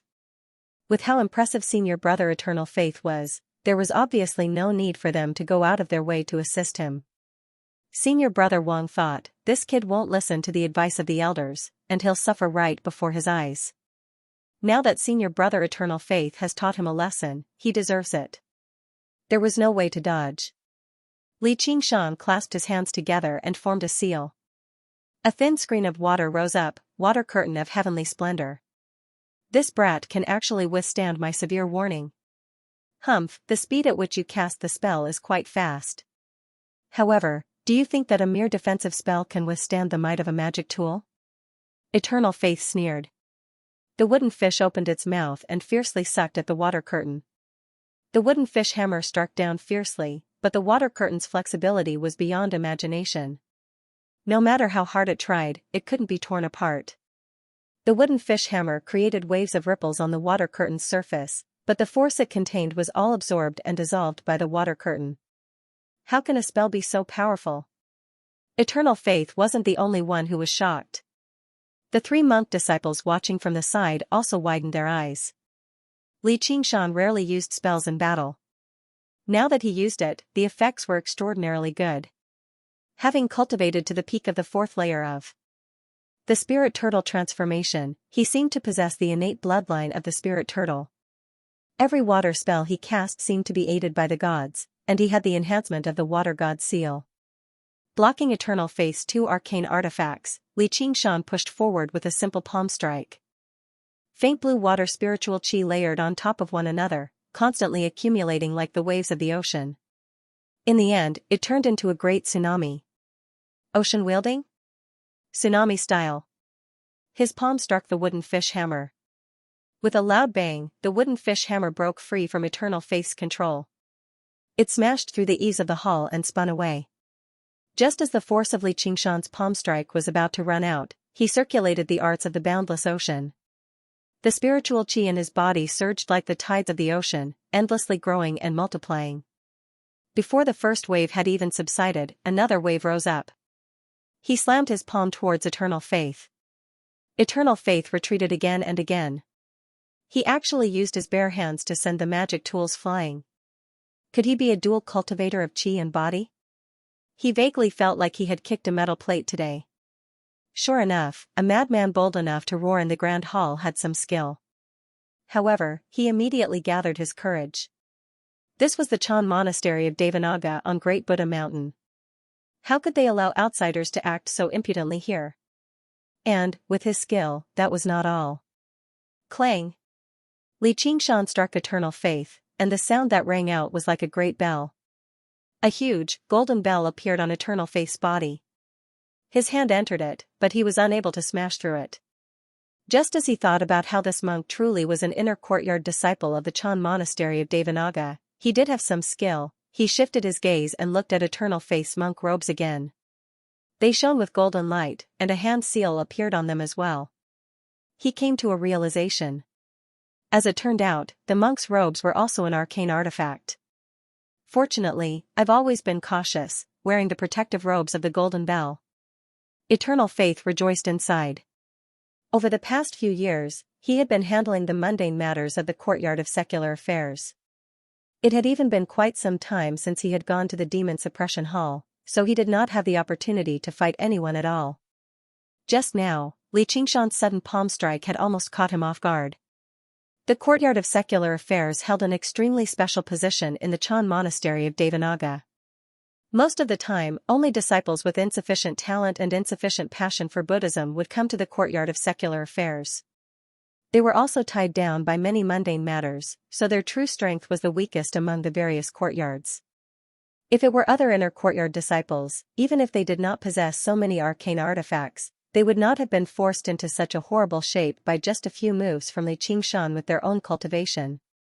Li Qingshan smiled. Looks like you've accepted quite a lot of bribes in the past few years, you damned baldy. Don't you dare speak nonsense. Eternal Faith bellowed out, and golden light surged from him. Another golden avatar appeared. With a golden bell on the outside and a golden avatar on the inside, he was truly impregnable, standing in an undefeatable position. He stood before the hall and stared at Li Qingshan with a gaze that seemed to say, "What can you do to me?" Li Qingshan pulled his palm back and retreated. He could kill demon commanders as a demon general, but as a Foundation establishment cultivator, it was impossible for him to do anything to a golden core cultivator. Even Eternal Faith, who was covered in arcane artifacts, was quite troublesome to deal with. Of course, if they engaged in a great battle, Li Qingshan believed he would still be the one to emerge victorious. However, he was below Great Buddha Mountain right now. Figures flickered between the walls. The other disciples of the courtyard of secular affairs heard the disturbance and hurried over as well. They asked, "Senior brother, what's happened?" Eternal Faith stowed away the wooden fish and wooden fish mallet, striking them gently a few times. With a solemn expression, he pointed the wooden fish mallet at Li Qingshan. This person slandered me for accepting bribes, made a ruckus in the temple, and trespassed on my courtyard of secular affairs. I spoke out to correct him, but he actually attacked me violently, trying to harm me. Our Chan monastery of Devanaga is benevolent, but we can't tolerate such a madman. Junior brothers, capture him with me and send him to the disciplinary courtyard. The monks answered loudly and surrounded Li Qingshan. They all flickered with golden light, conjuring golden avatars. They were all Foundation establishment cultivators, and basically every single one of them wielded an arcane artifact. With so many arcane artifacts attacking him together, he would struggle to fend them off no matter how powerful his techniques were. If he were a regular Foundation establishment cultivator, he probably would have been crushed to a pulp in a single stroke. Eternal Faith smiled. Victory was within his grasp. He said to Li Qingshan, "If you surrender now, you'll still be able to live. Otherwise, you'll probably stain this blessed land of Buddhism with your blood." Li Qingshan laughed aloud and glanced at Eternal Faith. "I said I wanted to teach you a lesson. Even if you have 1,000 more people, it'll still be useless." Eternal Faith shook his head. "You're still bold enough to spout nonsense even in such dire straits. It's especially lamentable that you're so insane. If you don't believe me, then come and try me." Water splashed under Li Qingshan's feet. He leapt up and spread his arms, lunging over like a vicious tiger. Eternal Faith's heart skipped a beat, and he became a little timid. However, how could he retreat in front of so many senior and junior brothers? In any case, he had the golden avatar and the golden bell to protect him, so Li Qingshan wouldn't be able to do anything to him. He ordered, "Attack." At the same time, he knocked the wooden fish in his hand. Every sound seemed to be knocking on Li Qingshan's heart, directly attacking his spirit. This was the most powerful way to use this set of arcane artifacts. At the same time, the monks pounced on Li Qingshan at the same time, suppressing him to the ground in the blink of an eye. Li Qingshan smiled. His spirit was so powerful that he completely ignored the knocking sounds of the wooden fish. This most powerful way to use it was actually the most useless against him. He crossed his arms forcefully. Clatter, clatter, clatter. The black chains crisscrossed. Eternal Faith's expression changed. That sound seemed to be directly ringing in his heart. The golden avatar wielded the wooden fish hammer and fiercely struck at Li Qingshan's forehead. Out of the corner of his eye, he saw that the monks all had shocked expressions. They looked at the top of his head and shouted, "Senior brother, watch out." A 9-floored pagoda appeared above Eternal Faith's head. It was shaped like a pagoda, but it had a great might that could suppress everything. It descended from the sky. Boom! The demon suppression pagoda enveloped Li Qingshan and Eternal Faith at the same time. It shook half of the front of the courtyard of secular affairs, and cracks appeared on the ground, spreading in all directions. The last scene that the monks saw was Eternal Faith's wooden fish hammer about to strike Li Qingshan's head. However, Li Qingshan's lips were curled up in a confident smile. A monk raised his hands and attracted everyone's attention. He said, "Everyone, don't worry. With Senior Brother Eternal Faith's cultivation and so many arcane artifacts, why would he be afraid of this scoundrel?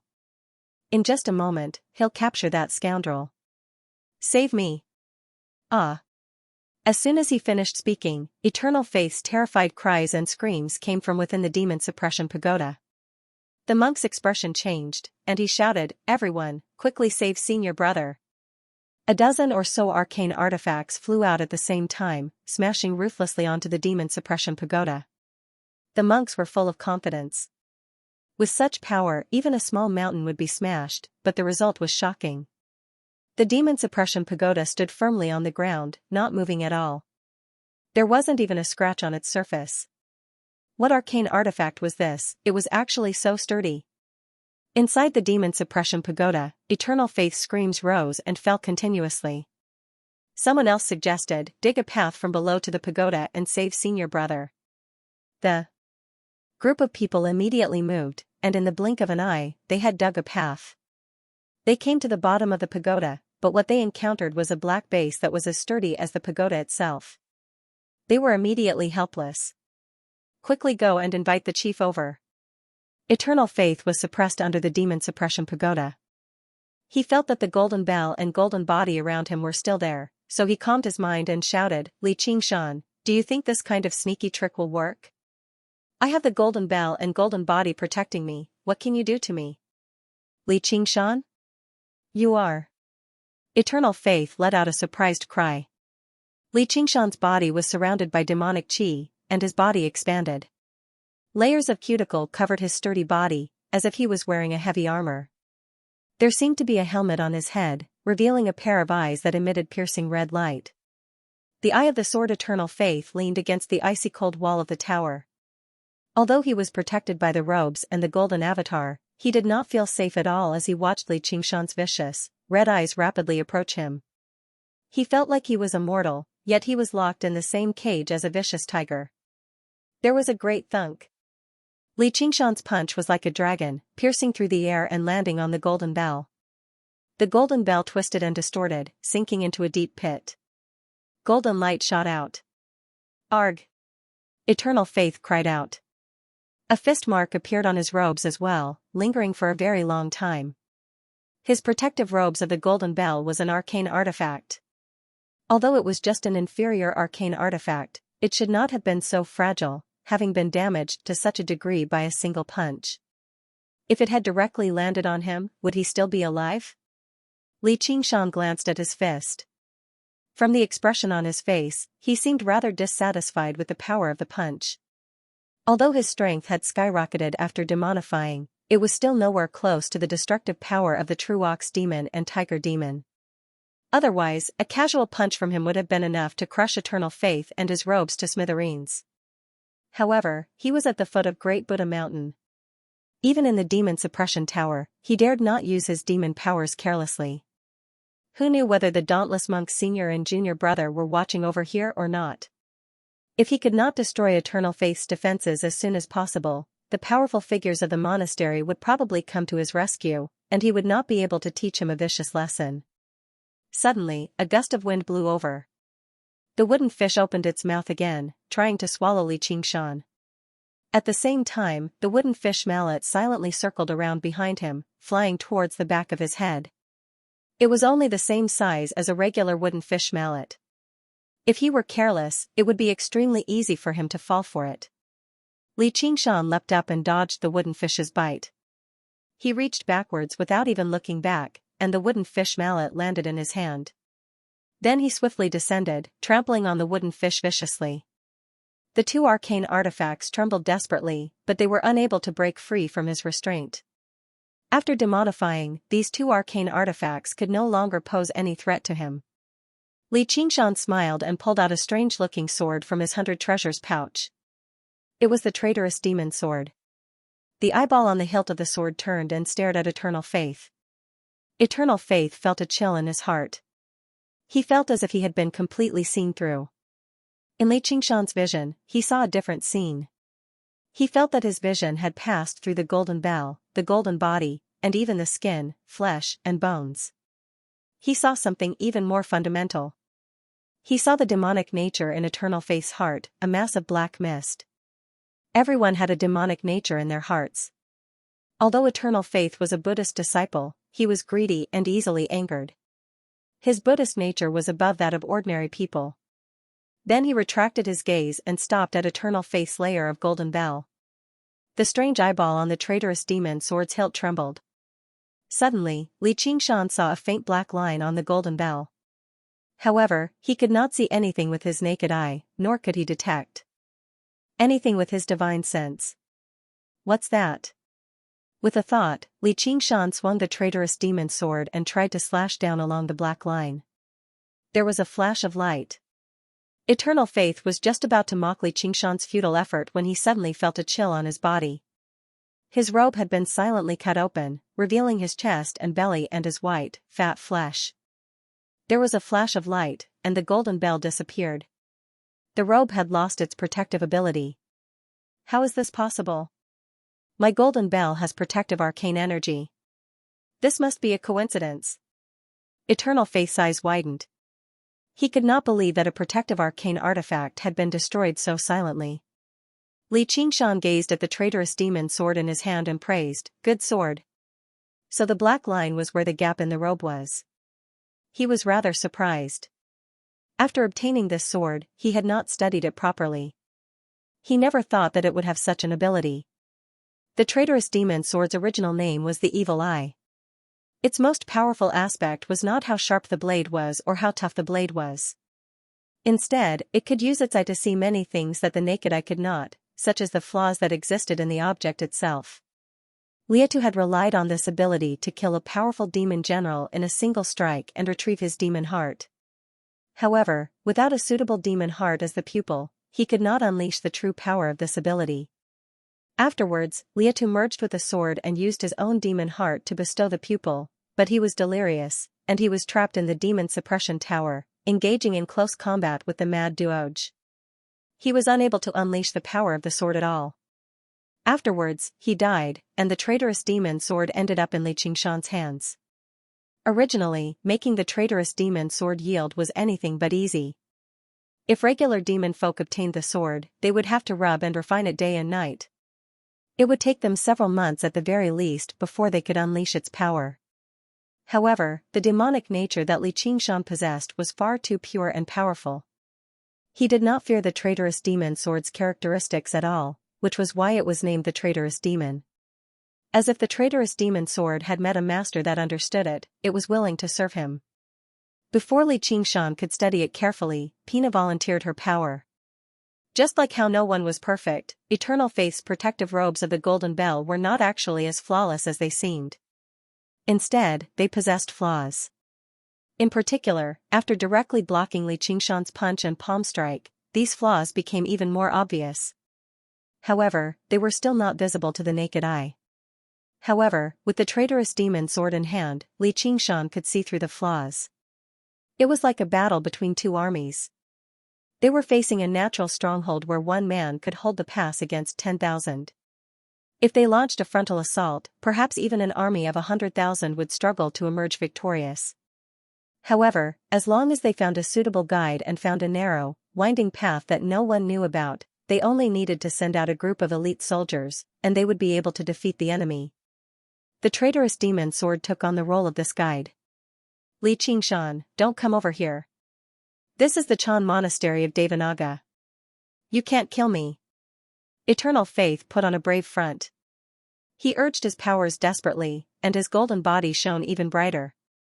He groaned inside, so this Li Qingshan's true identity is a demon folk. Now that I've seen his true form, he definitely won't let me escape. He'll silence me. If I had known earlier, why would I have been so angry with him over a few words? He was angry with Li Qingshan not only because he was narrow-minded, but also because he believed he had the upper hand. He viewed Li Qingshan as a turtle in a jar, able to do whatever he wanted to him. Never did he think he would actually be able to force him into such a situation under the encirclement of so many people. Li Qingshan smiled faintly and closed his eyes.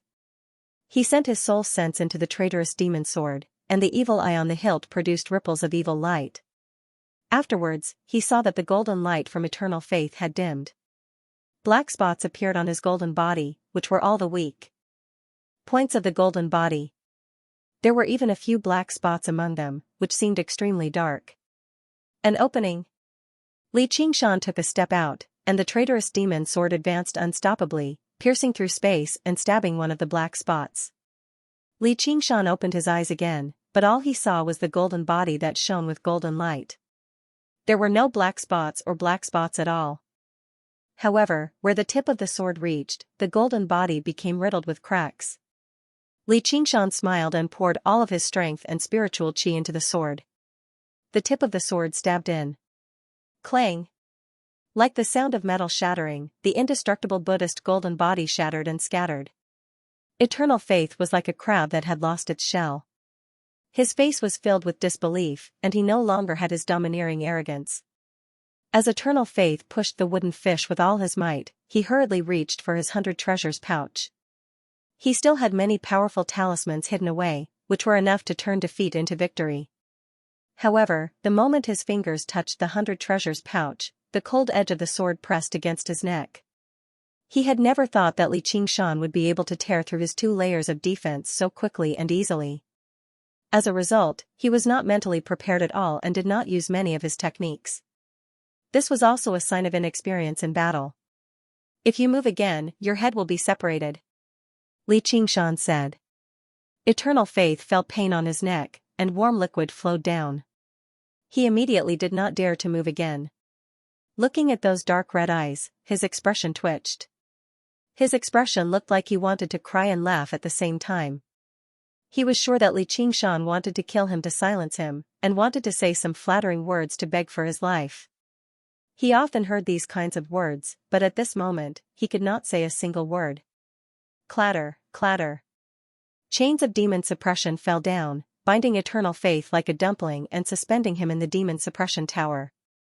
Eternal Faith forced himself to calm down.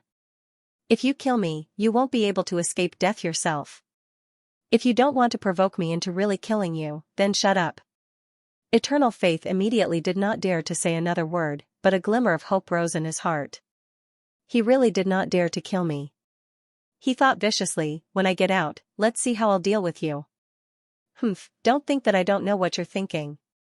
You're a lowly person who takes bribes. You did it yourself, so why can't I say it? I originally did not want to pay attention to you, but you chased me relentlessly and refused to let me go. You even dared to imitate others and play tricks with words. Why don't you take a look at yourself first? There's a saying in my hometown, don't take my low profile as your capital to show off. Have you heard of it? Eternal Faith naturally did not dare to reply. Li Qingshan took out a whip from his 100 treasures pouch. This was only a high-grade spiritual tool, and he had forgotten where he had obtained it from. Adding on that he was not good at using whips, he had not thought that he would be able to use it. He did not think that he would have the chance to use it today. He grasped the handle, shook it hard, and swung it around his head before lashing it out fiercely. With a paw, a bloody mark instantly appeared on Eternal Faith's body. His entire body trembled, and he let out a scream like a pig being slaughtered. Although he was bound, he still had spiritual qi to protect his body, so he should not have been so weak. However, Li Qingshan's whip contained a demon-suppressing power. With a demon in his heart, he could not escape punishment. Eternal Faith cursed again. Li Qingshan laughed loudly, and brandished the whip like a dragon or a snake, fiercely lashing at Eternal Faith. He felt great pleasure in his heart, and felt that Xianxia was attacking the demon suppression tower outside, but he did not take it to heart at all. The special characteristic of this demon suppression tower was that the stronger the demonic nature of the person being suppressed, the sturdier it would be. Although Eternal Faith was a lowly person, and did not have a deep demonic nature, Li Qingshan's own demonic nature was really too strong. Being inside, this demon suppression tower was extremely sturdy, unprecedented. He felt a tremor coming from under his feet.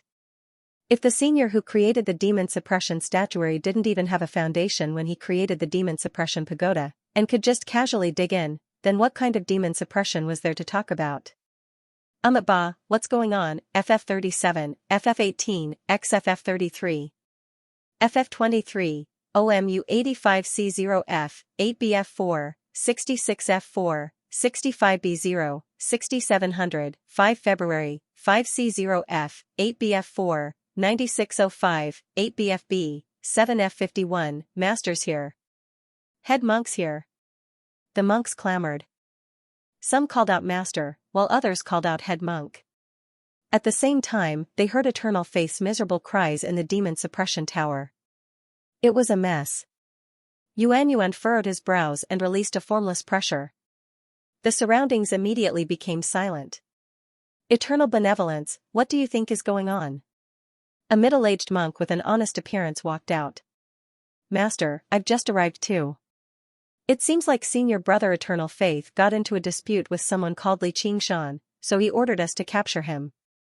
As a result, Li Qingshan summoned this tower and trapped them together. Monk Eternal Benevolence was renowned for his honesty in the courtyard of secular affairs, which was why Distant Enlightenment trusted him the most. As a result, he told him what he had seen and heard. He did not listen to Eternal Faith and describe Li Qingshan as a sinner. Li Qingshan. Distant Enlightenment's heart skipped a beat. In the past, when Wanwell first entered the Chan monastery of Devanaga, he was also in the Grand Hall. He had a rather deep impression of this stubborn man.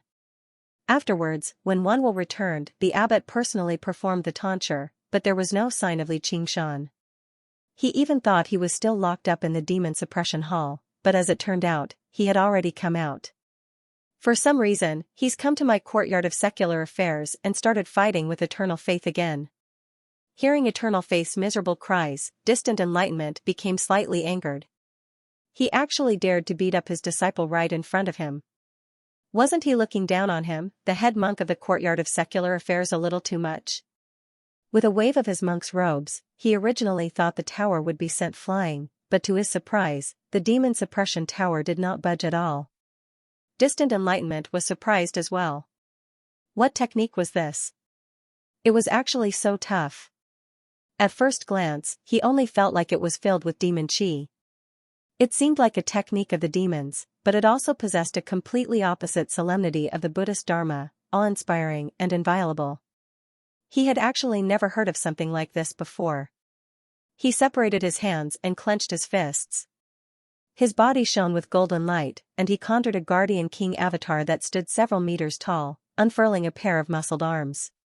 He hugged the devil-suppressing pagoda tightly and pulled it up. The Vajra's immense strength was more than 10,000 kattis. The devil-suppressing pagoda shook for a moment before it was lifted up bit by bit. Li Qingshan put away the whip and coldly snorted. He immediately sat down cross-legged. His demon heart glowed with dark red light, and his demon chi billowed. It soared into the sky, as if it wanted to break through the devil-suppressing pagoda. However, the more he stimulated his demon heart and released his demonic nature, the larger the demon-suppressing pagoda became. At the same time, he circulated the demon-suppressing statuary, causing the demon-suppressing pagoda to grow several feet taller. Jiu Yuan refused to give up. The two of them were locked in a stalemate for a while. Then, with a loud boom, they firmly suppressed the ground. All the monks cried out in alarm. They originally thought that with Zhuan Yuan's help, he would be able to capture Li Qingshan easily. They didn't expect that even after using the Vajra incarnation, he still wouldn't be able to shake this strange pagoda. Distant enlightenment helplessly dispersed his golden body. Although he had other powerful techniques, he was confident that he could break through this pagoda. However, if he did that, it would cause far too much of a disturbance. If his sect caught on fire, it would be detrimental to the reputation of the Chan monastery of Devanaga. This Xianxia is actually so impressive. He can actually contend against my golden body with just a cultivation at the first heavenly tribulation. He's not someone to be underestimated. Sir Li, please come out. How? Has my disciple offended you? Why don't you tell this penniless monk about it? This penniless monk will handle this impartially. You monks are all so full of yourselves. You're bullying me because I'm alone. If I come out, I'll be humiliated by you again. Xianxia's voice rang out from the pagoda, and all the monks were furious. Humiliate you? That's probably a little inconsistent with what this penniless monk has seen. Appearance is emptiness. You can't just look at the surface of things. Don't you even understand this principle, master? Bah. This penniless monk has learned his lesson. Then may I ask how my disciple humiliated you?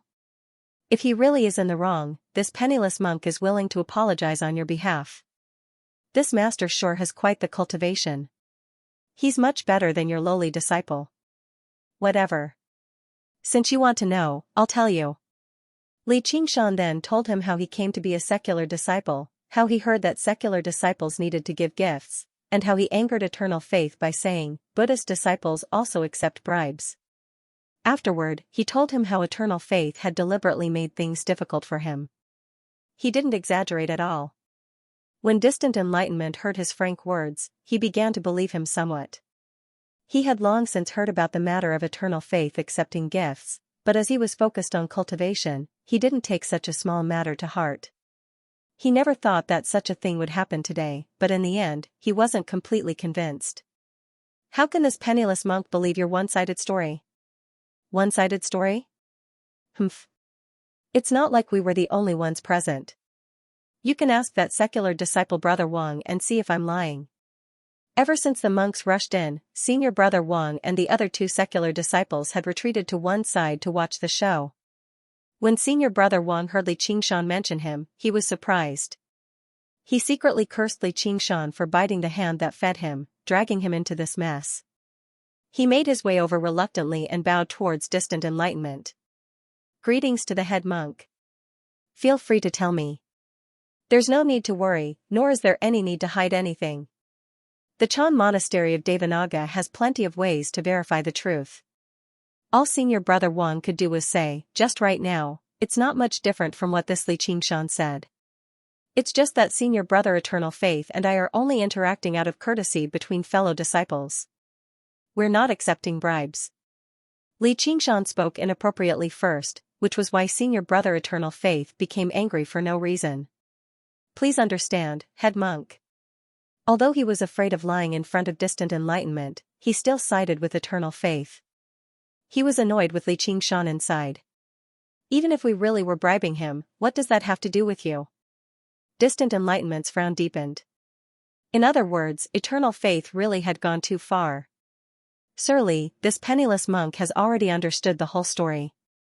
You can come out. Just understanding isn't enough. Tell me, how should we deal with this? My young disciple has acted improperly right now, violating the rules and regulations of the Chan monastery of Devanaga, so he should be sent to the disciplinary courtyard for punishment. This penniless monk apologizes to you. If you want to become a secular disciple, then it's the honor of my courtyard of secular affairs. Distant enlightenment sighed and bowed slightly. Xianxia secretly praised.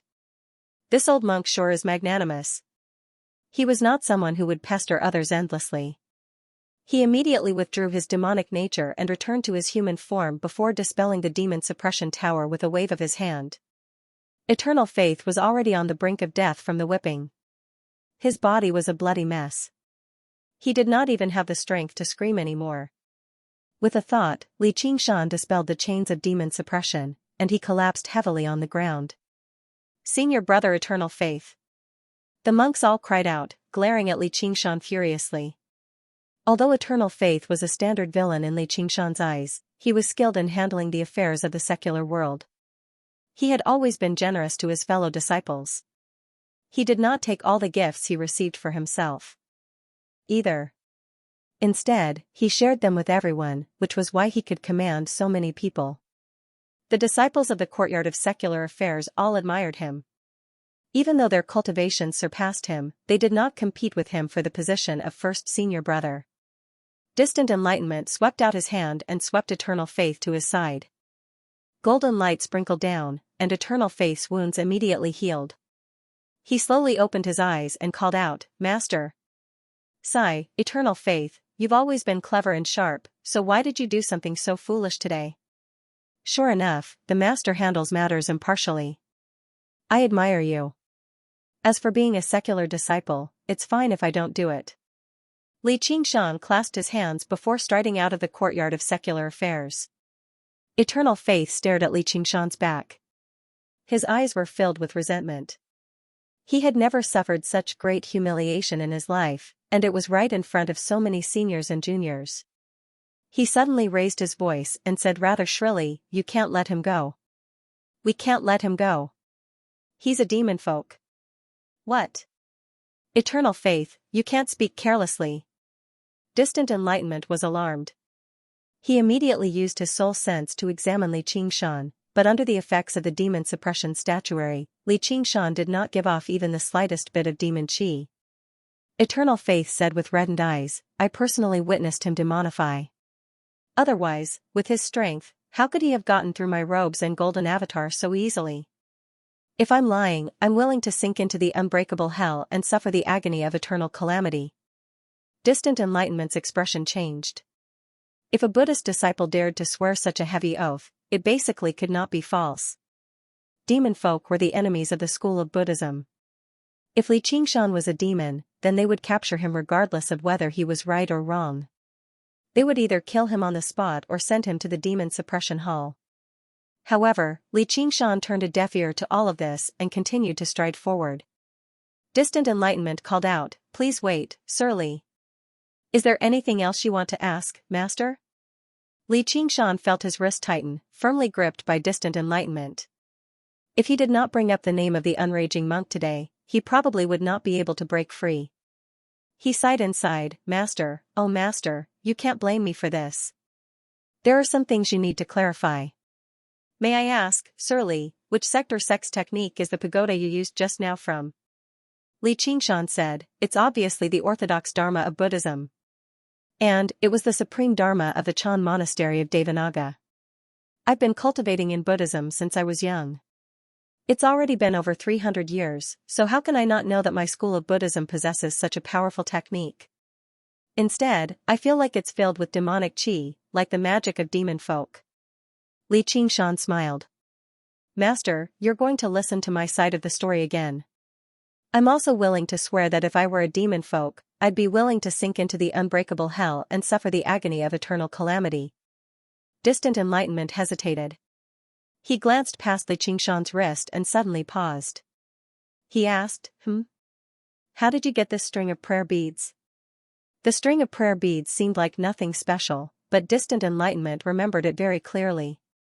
This was clearly the personal belonging of that senior in the back mountains.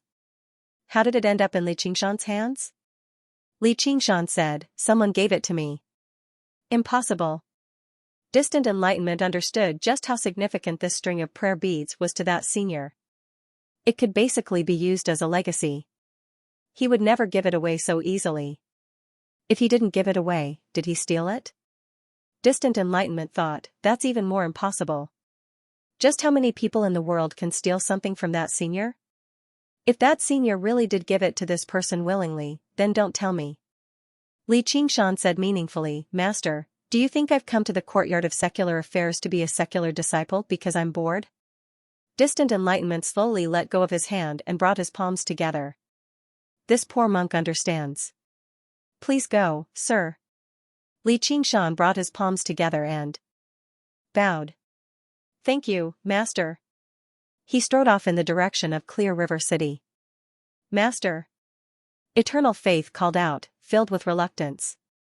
Distant enlightenment shook his head slowly, expressing that there was no need for him to say anything more. He watched as Li Qingshan's figure gradually disappeared into the distance. Whether this child is a human or a demon, that person will be the judge. FF37, W03C9, 30FB, off 4D, the new Marquis of Rui Li Qingshan left the vicinity of Great Buddha Mountain and immediately took off into the air. He looked back at Great Buddha Mountain in the distance and seemed to see little Ant's figure on the top of the mountain, but it also seemed like there was nothing there. He sucked in a deep breath and let out a great roar. The mountains will never change, and the waters will always flow. His voice constantly echoed through the mountains. The thousands of believers below all raised their heads and gazed at the sky, wondering what had happened. Li Qingshan chuckled a few more times before turning around and taking off. He sped along the way without stopping at all, returning to the Rui Commandery in a day and a night. He went to report to Gu Yening first, but he did not go to the Hawkwolf Guard. Instead, he directly went to where she cultivated and called out loudly. "Commander Gu, I, Li Qingshan, have come to seek an audience." A while later, a gate opened up in the formation, and Li Qingshan flew into the small lake. He crossed over 100 kilometers of lotus flowers and arrived at the waterside pavilion of Listening Wind. Gu Yening was already waiting on the balcony above the lake. She smiled from afar. "You've been gone for quite some time." Li Qingshan arrived on the balcony and could not help but be interested. He saw Gu Yening in snow-white clothes, standing in the wind in a graceful manner. She was far more enchanting than regular women. However, when he recalled their conversation last time, he immediately dismissed his thoughts. He had always been a flexible person. He had never been as devoted as Hua Sengzan in the first place. Coupled with the fact that he had already promised her last time, there was even less reason for him to change his mind. He said calmly, "I ran into some small problems, so it took me some time." Gu Yening could not help but smile when she saw his expression and listened to his words. She stopped worrying. He really was a courageous man. "Looks like you benefited quite a lot from this trip." After a moment of thought, Li Qingshan smiled. "I think the gains outweigh the losses. What do you think? Do you plan on asking me for help?" "There's no hurry. It's not time yet." Gu Yening tapped her hand gently with her folding fan. She seemed like she had everything planned out. Li Qingshan said, "Then I won't hold back. I want you to help me with something small. Feel free to tell me. I've experienced many battles, big and small, and have accumulated a lot of spoils of war. However, how to sell these spoils of war and convert them into my own strength is a problem. I wonder if you have any ideas?" After exchanging blows with eternal faith, Li Qingshan realized that he was still too weak as a human. If he had not learned the demon suppression statuary, eternal faith, who had extremely poor battle instincts, would have been able to force Li Qingshan into a corner with just a few artifacts. Demonification and the traitorous demon sword were his trump cards. He did not plan on using them unless it was absolutely necessary. He wanted to get a few powerful magic tools. In fact, he did not lack magic tools, but he did not dare to use any of them casually. It was like guarding a gold mine, but not being able to mine it. That's not a problem. Actually, even if you didn't mention it, I would have wanted to talk to you about it. There are many resources underground. If we can properly manage and utilize them, the profits will be greater than you can imagine. Of course that would be for the best. Li Qingshan smiled. Something that was extremely difficult for him was extremely easy for Gu Yening. With her connections, she naturally had methods to deal with these spoils of war.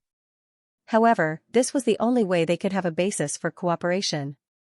Li Qingshan took out a portion of the spoils of war.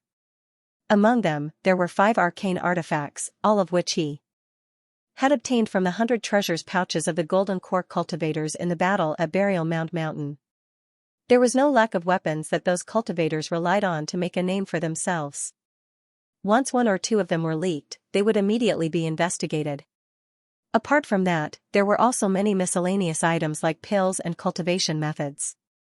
All added together, their value was considerable. Sure enough, you've gained quite a lot. However, that's not all, right? Since you want to trade, take it all out. Little bro Qingshan, it's not like I'm greedy for these things. Gu Yenying said. Even golden core cultivators would be envious of these items, but they were nothing to her. Li Qingshan said disapprovingly, it's not like you know what I want. When it comes to trading, you have to see if the price is right. Gu Yenying unfolded her folding fan and waved it lightly, I guarantee that you'll be satisfied. Li Qingshan looked at her for a while, all right then. Here, take all of it. He took out all of the spoils of war he had accumulated in one go. Among them, there were everything, cultivation methods, formations, arcane artifacts, spirit artifacts, pills, talismans, and everything else. He only kept a few purple talismans for self-defense. Gu Yenying skimmed through them briefly and had a rough estimate of their value. She would occasionally comment on a certain arcane artifact or a certain cultivation method, then accept all of them and put them all into her 100 treasures pouch. Li Qingshan said, where are my things? Gu Yenying said, I don't have these things on me. Let's go take a look at the arsenal of arms. The arsenal of arms? Surely you can't just buy the things I like and give them to me. In the past, Li Qingshan's first official weapon came from the arsenal of arms. Afterwards, after he embarked on the path of cultivation, he came into contact with them a few more times. He learned that the arsenal of arms was extremely influential, basically monopolizing the sale of various artifacts across the entire Rui commandery. If he wanted to find a few suitable arcane artifacts, that would obviously be the best choice. However, if he wanted to buy something from there, the price would be much higher. Gu Yenying said, there's no need for that. The two of them left the waterside pavilion of Listening Wind and arrived at the commandery city of Rui together. As the very center of the entire Rui commandery, the Rui commandery was even vaster than the Clear River prefecture. The city walls stretched for several dozen kilometers, and buildings of various styles towered into the clouds. Most of them were made from wood and stone, giving them a sense of antiquity, but at the same time, they were filled with fantastical colors. They no longer gave off the feeling of an ancient city. Probably even modern cities could not match up to them in terms of advancement and convenience. Li Qingshan could clearly see wooden carriages that resembled trams sliding along the streets, stopping from time to time and letting off a group of people. Clearly, this was the handiwork of the school of Moism. At this time, it was dusk, and lanterns had just been lit. However, what lit up was not candlelight, but specks of spiritual light, as if balls of lightning had appeared out of thin air. The specks of light sprinkled down on the crisscrossing streets and spread in all directions. In the blink of an eye, the commandery city of Rui had sunk into a sea of stars. It was magnificent. This was clearly the formation that enveloped the entire commandery city of Rui. The mortals who lived there all seemed to be accustomed to it. However, it left Li Qingshan amazed in the sky. Suddenly, he discovered that the entire commandery city of Rui was decorated with lanterns and streamers as if they were celebrating something. He asked, is it some kind of festival right now? Gu Yenying said, oh right, you still don't know. The new Marquis of Rui has already taken office. You'll be able to see him tonight. Tonight? There's a banquet in the Marquis of Rui's estate tonight. You can come with me. Why would I want to join in on the fun? This prince from the imperial family of the Dragon Province cannot be compared to Jiangfu. You better consider it. With that, Gu Yenying flew down. Li Qingshan pondered it for a while before chasing after her. Then I'll do as you say. The 5 arcane artifacts. The two of them arrived before a building that stood several dozen meters tall. Li Qingshan raised his head and saw that it was shaped like a sharp sword, pointing at the sky. Silver blue light flowed through it, and the 3 words Arsenal of Arms appeared. Gu Yenying walked in, and Li Qingshan followed close behind. As soon as he stepped through the door, before he could even look around, an attendant immediately came up to receive him. When he saw Gu Yenying, he was first surprised before becoming filled with reverence. "Ma'am, you've come for an inspection." He called out loudly, and in a moment, almost 100 cultivators descended from above and below. They said together, "Your subordinates welcome you, ma'am." Li Qingshan originally thought it was because of Gu Yenying's status as a White Hawk commander, but when he heard how she referred to him, he felt that something was off. They were not Hawkwolf guards, so why did they refer to themselves as subordinates? And it did not seem like they were receiving esteemed guests. Gu Yanning answered his question, "Don't you know that the arsenal of arms is my property? You can choose whatever arcane artifact you want. There's no place in the entire Rui Commandery that has more arcane artifacts than here. Sure enough, you're well versed in making money. You're rich and overbearing." Li Qingshan could not help but recall that when he first heard Hua Sengzan mention her name, he had heard her refer to him as Boss Gu. Only now did he understand what she meant. "You can all disperse. Old Wu, take Commander Li to the storeroom upstairs to take a look." Gu Yanning waved her hand and dismissed everyone. Afterwards, she gave an order to an honest-looking foundation establishment cultivator in his 40s or 50s. He happened to be the shopkeeper of the arsenal of arms who received guests from everywhere. Shopkeeper Old Wu could not help but study Li Qingshan. The storeroom was an important place, so how could he let an outsider enter so casually? Even if he was receiving esteemed guests, he could just invite them to a private room. However, Gu Yanning had personally given him orders, so he dared not disobey. "Yes, ma'am." Under the guidance of that old shopkeeper Wu, they went down to the top floor. On the way, they passed through countless alarms and opened a few more doors. Just now, they entered the treasury of the arsenal. "With my abilities, it's not difficult for me to break through these formations on the outside, but I don't know what these gates are made of. Even with the traitorous demon sword in hand, it'll be difficult to break through them if I pour power into them." Just as Li Qingshan was thinking this, his eyes suddenly lit up, and a bright light rushed toward him, almost blinding him. Narrowing his eyes, he saw that it was the glow of countless spiritual tools, big and small, filling up the storeroom. Shopkeeper Wu closed the door and said, "Master, we're here." Gu Yanning said, "Let's go take a look at the artifacts inside." "This? I'm afraid it's inappropriate." Shopkeeper Wu hesitated and looked at Li Qingshan. "Don't do this and that, go quickly." Gu Yanning urged with a smile. Her voice was very calm, as if she was talking to an old friend instead of a subordinate. "Yes." Shopkeeper Wu had no choice but to go to the wall on the east side. He formed a hand seal and chanted an incantation, and the smooth wall opened another door. He turned around and said, "Please."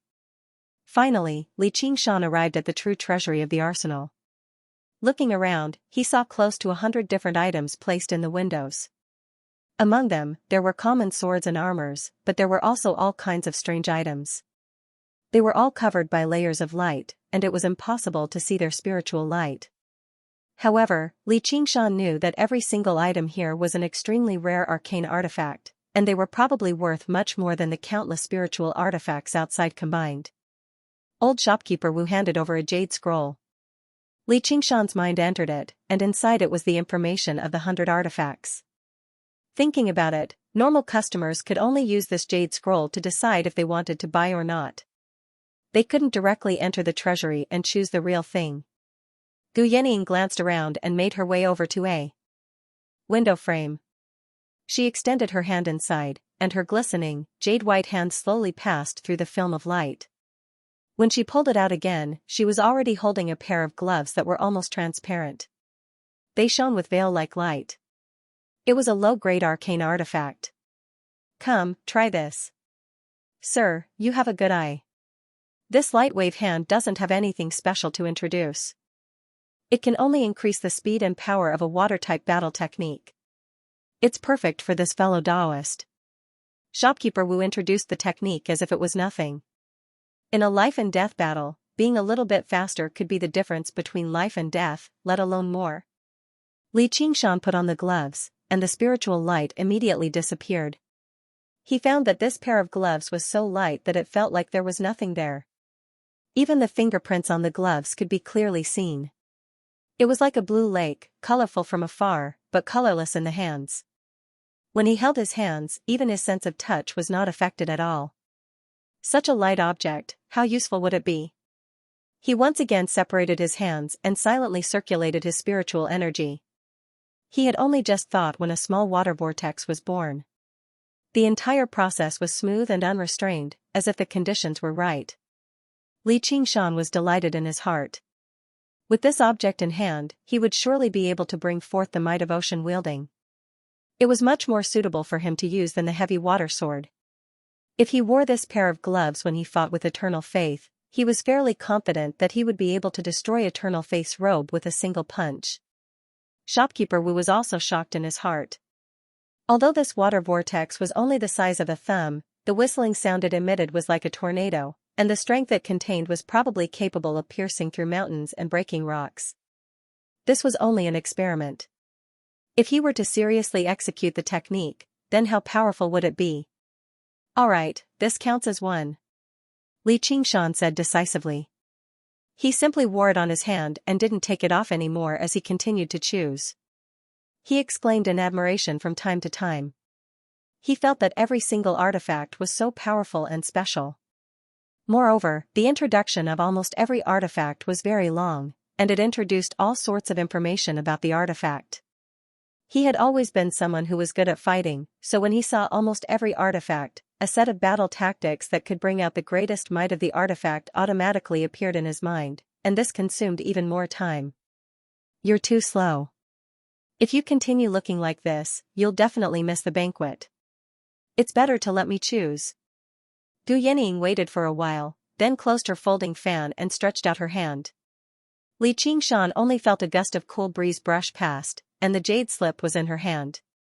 He smiled helplessly. Gu Yanning examined them seriously. Although these artifacts belonged to her, she didn't understand every single one of them, so her speed was much faster than Li Qingshan's. After a short while, she chose a jade pendant, a belt, a soft armor, and a pair of boots.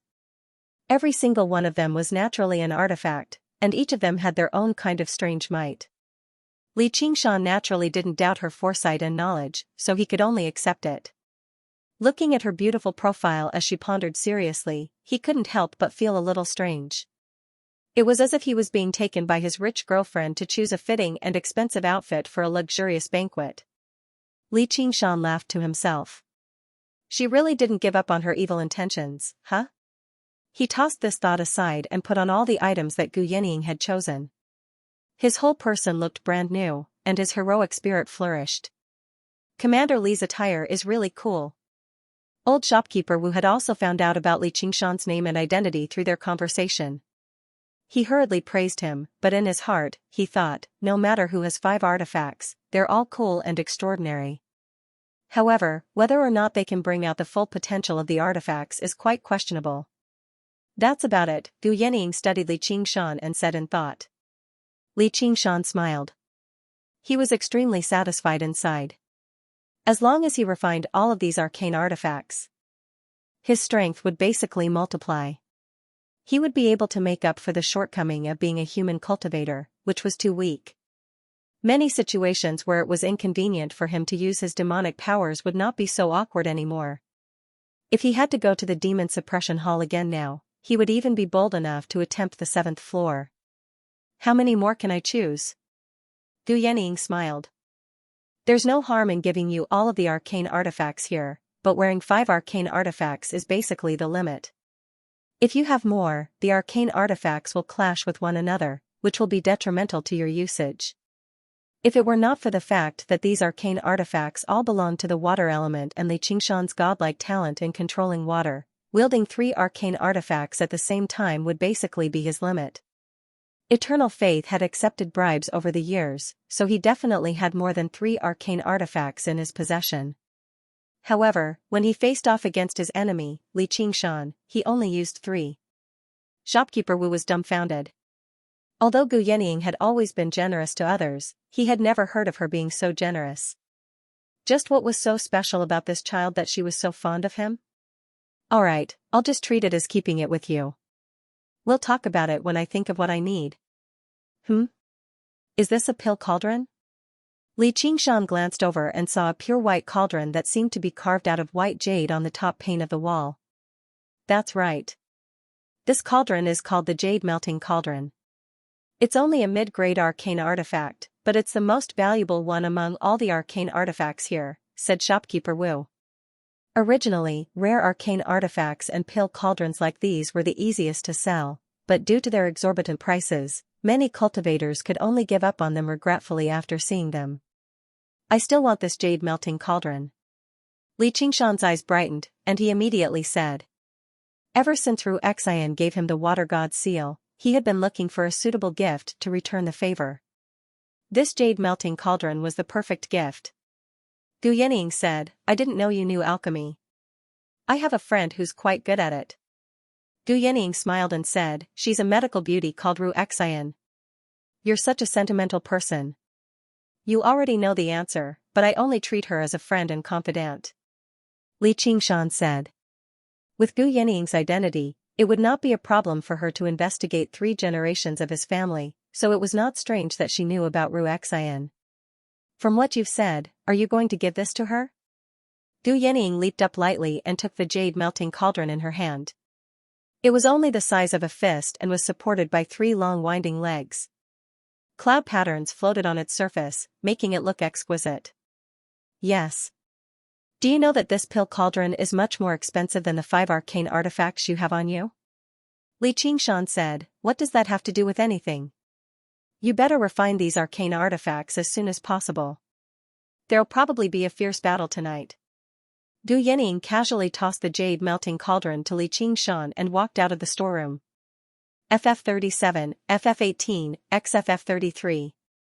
FF23, OMU85C0F, 8BF4, 66F4, 65B0, 6700, 5 February, 5C0F, 8BF4, 9605, 8BFB, 7F51. The Marquis of Rui's estate sat right in the center of the commandery city.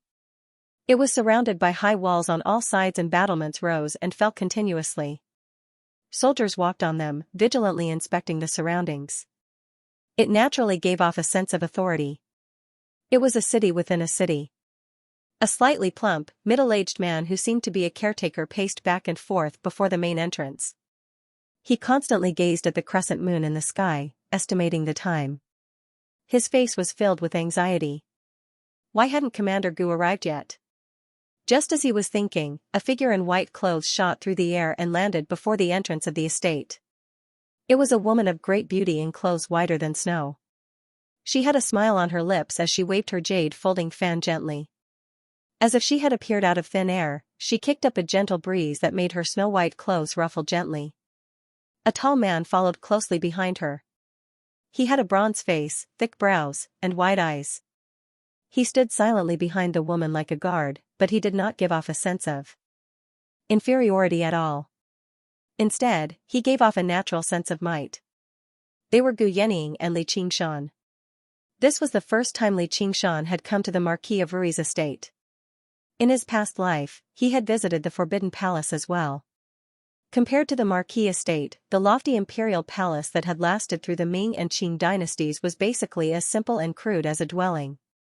When he thought about how the Marquis estate that the Jiang clan had managed for several millennia had already been taken over by someone else and had a new owner, he could not help but think of a phrase he had once read.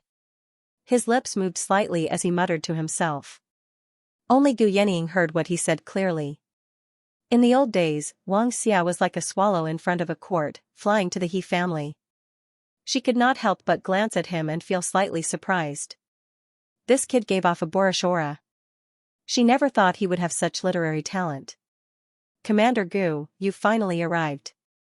Her Highness has already been waiting for quite some time. If you still hadn't come, I would have been punished." When the caretaker saw Gu Yening, he rejoiced and went up to greet her. "Caretaker Jing, 13th rules are still so strict. He actually needs you to personally receive me. It's rare for Commander Gu to remember such a small character like me. It's my honor to be able to welcome Commander Gu personally. Please follow me." The butler extended his hand and led the way. "There's no need. I'm more familiar with this mansion than your Highness." With a wave of her sleeve, Gu Yening turned into a white shadow and entered the city gate. The butler hurriedly followed him. Its speed was shockingly fast as well. He followed closely behind Gu Yening like a shadow as he shouted, "Commander Gu has arrived."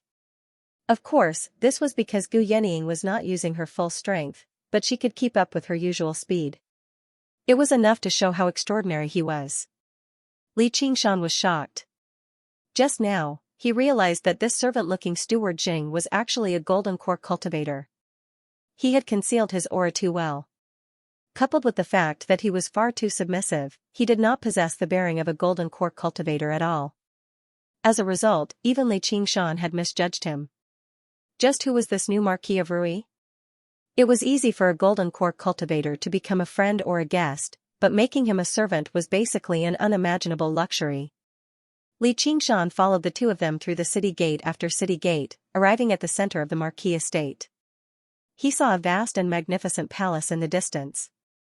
Under the illumination of the moonlight, it was enveloped by a scarlet glow, like a great fire was burning. On the terrace in front of the palace, a man in luxurious robes and a tall crown stood with his hands behind his back. "Yening, if you still hadn't come, I wouldn't have been able to stop myself from starting the banquet first." The voice was ear-piercing and even slightly shrill, like a wolf howling at the moon. It cut through the air, making people tempted to cover their ears. Li Qingshan squinted his eyes. The man's face was slightly tanned, and his eyes bulged slightly. There was even a faint scar on his right eye. There was nothing handsome about his face, nowhere close to Jiang Fu's elegance and grace. However, just by standing there casually, he gave off a gloomy, domineering aura, which was not something Jiang Fu could compare to. Then he looked at his robes. They were not the serpent of Rui, but 5 true dragons. This was the bearing of a descendant of the imperial family of Great Xia. With just a glance, Li Qingshan knew that this person was far more difficult to deal with than Jiang Fu. If he was determined to make an enemy out of him, he would probably be a rather troublesome enemy. 13th. I'm already 11th. Gu Yening landed gently before the man like a feather, but before she had even finished speaking, the man interrupted her. Although his gaze towards Gu Yening also shone brightly, possessing the most natural admiration a man had for an outstanding woman, he would never change his way of doing things because of this. "It's only been a few years since we last met, and you've advanced by another 2. Li Qingshan originally thought this was the seniority of the imperial family according to age, but now that he heard it, that was not the case at all. Instead, it seemed like some sort of ranking battle. "You better just call me Si Qing." Si Qing smiled. His gaze passed by Gu Yening and landed on Li Qingshan. Li Qingshan had already concealed all of the light from his arcane artifacts, but it was impossible for him to hide from Si Qing's eyes. The gaze displeased Li Qingshan, as it did not seem like he was looking at a person, but more like he was looking at a racehorse or a dog, appraising its strengths and weaknesses inside. "This must be your subordinate. Looks like you haven't forgotten the traditions of the Dragon Province. However, your insight has deteriorated after all. He's only at mid-foundation establishment, yet he probably still hasn't adapted to his arcane artifacts yet." Gu Yening said, "I think it's because you've been trapped in the Dragon Province for too long, Si Qing. You've narrowed your horizons." "Really?" Si Qing stared at Li Qingshan for a while and smiled. "Sure enough, your murderousness is well hidden, like a tiger resting in a forest. If you can take a step further and reach late foundation establishment, then you really can give me some expectations." Li Qingshan could not help but stare at Si Qing. He did not show any respect or fear at all. Si Qing's face sank slightly, and his smile vanished. "Though, he's still untamed. You still need to teach him more about the principle of respecting the strong. Not everyone can be tamed. We're going in." Gu Yening changed the topic and glanced at Li Qingshan, indicating that he should not confront him directly. Li Qingshan lowered his eyes and said nothing. He seemed rather condescending. "Please." Si Qing raised his hand. He did not take this foundation establishment cultivator's rudeness too seriously. Were people supposed to care about a dog baring its teeth? Moreover, this was a dog that was about to die. They entered the palace together. Several dozen tables were arranged on each side of the palace. On one side, they were all dressed in white. They were Gu Yening's subordinates, fellow members of the Hawkwolf Guard. On the other side, the attire of the people there was divided into several colors. The seats at the very front of both sides were empty, facing each other from afar. Clearly, they were reserved for Gu Yening and Si Qing, but there was no seat for the host. This arrangement was rather strange. A banquet was supposed to be one where the host and guest enjoyed themselves to their heart's content. Instead, it gave off a sense of confrontation and negotiation. "Greetings, Commander Gu." When the white wolves saw Gu Yenying, they all stood up and bowed. Li Qingshan spotted Han Xiongji with a single glance, while Han Xiongji looked back silently. Li Qingshan nodded at her before finding Wang Puxi. However, when he glanced around from the corner of his eye, he actually discovered someone familiar, Qian Rongji. Although Qian Rongji sat at the back, she was dressed in white. She had been promoted to White Wolf Guard at some point in time. She smiled gently at Li Qingshan, as gentle as water. FF37, W03C9, 30FB, OFF 4D, FF37, FF18, XFF33. FF23, OMU 85C0F, 8BF4, 66F4, 65B0, 6700, 5 February, 5C0F, 8BF4, 9605, 8BFB, 7F51. After reaching Foundation establishment, Qian Rongji obviously no longer served as a regular Scarlet Wolf Guard. After meeting Gu Yenying, she was immediately retained as a White Wolf Guard. Li Qingshan furrowed his brows. He could sense that Qian Rongji's bearing had changed again. The coldness had basically vanished completely, but Li Qingshan would never forget her madness. This woman has become even more dangerous. If anyone provokes her, they'll probably be in quite a lot of trouble. However, what he did not know was that in Qian Rongji's eyes, his change was even more shocking. His complacent attitude was like that of a tiger strolling through the forest. The word king was written on his forehead, but his claws and teeth were all withdrawn. He would not display his viciousness so easily. Originally, I thought I could close the gap between us, but I never thought he would still be so powerful. Just as the two of them were lost in their own thoughts, a young woman with thick eyebrows and large eyes called out loudly, "Sister, come and sit." Li Qingshan noticed that the young woman wore the uniform of a White Wolf commander, and her seat was only slightly behind. Gu Yenying, he thought. She's Gu Yenying's assistant, the White Wolf commander. I never thought she'd be like this. She still looks like a young woman, but her true age definitely isn't just that. This only proves that her talent is extremely great. She possesses an extremely high cultivation at an extremely young age, so the rate at which she ages is obviously slower, which is why she still looks like a young woman. Gu Yenying said, "In formal situations, you should call me commander or sir." What does that have to do with anything? The young woman with thick eyebrows pouted. She behaved like a normal young woman.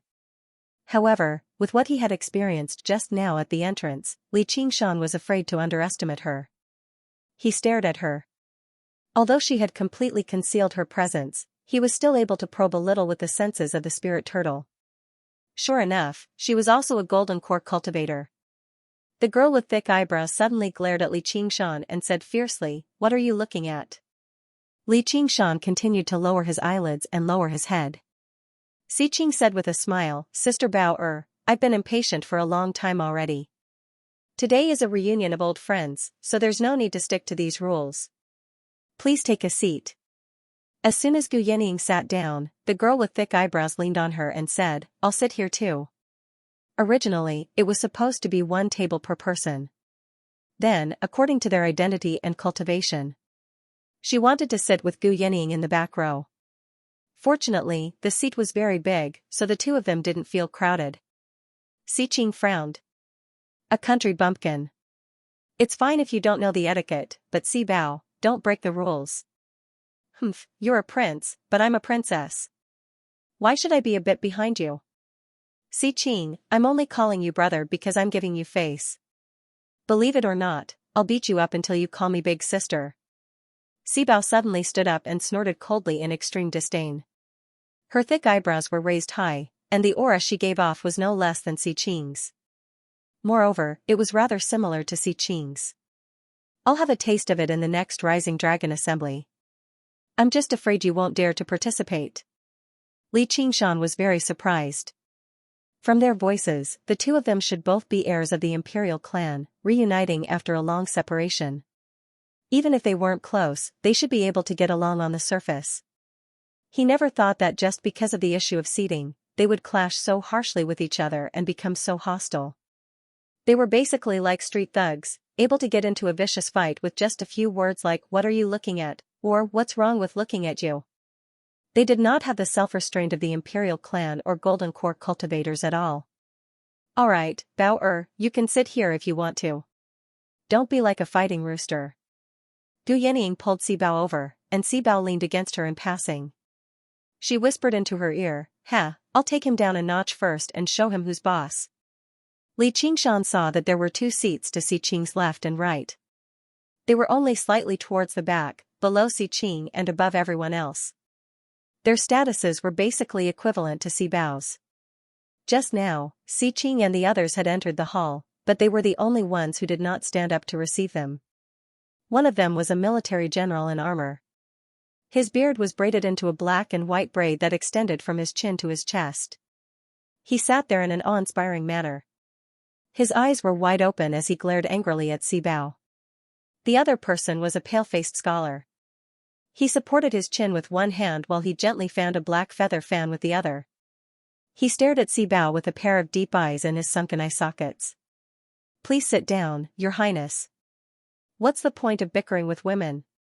Not only did he not take Sibao seriously, but he also treated Si Qing as an equal. You're right, Brother Jia. Si Qing returned to his seat before ordering the banquet to begin.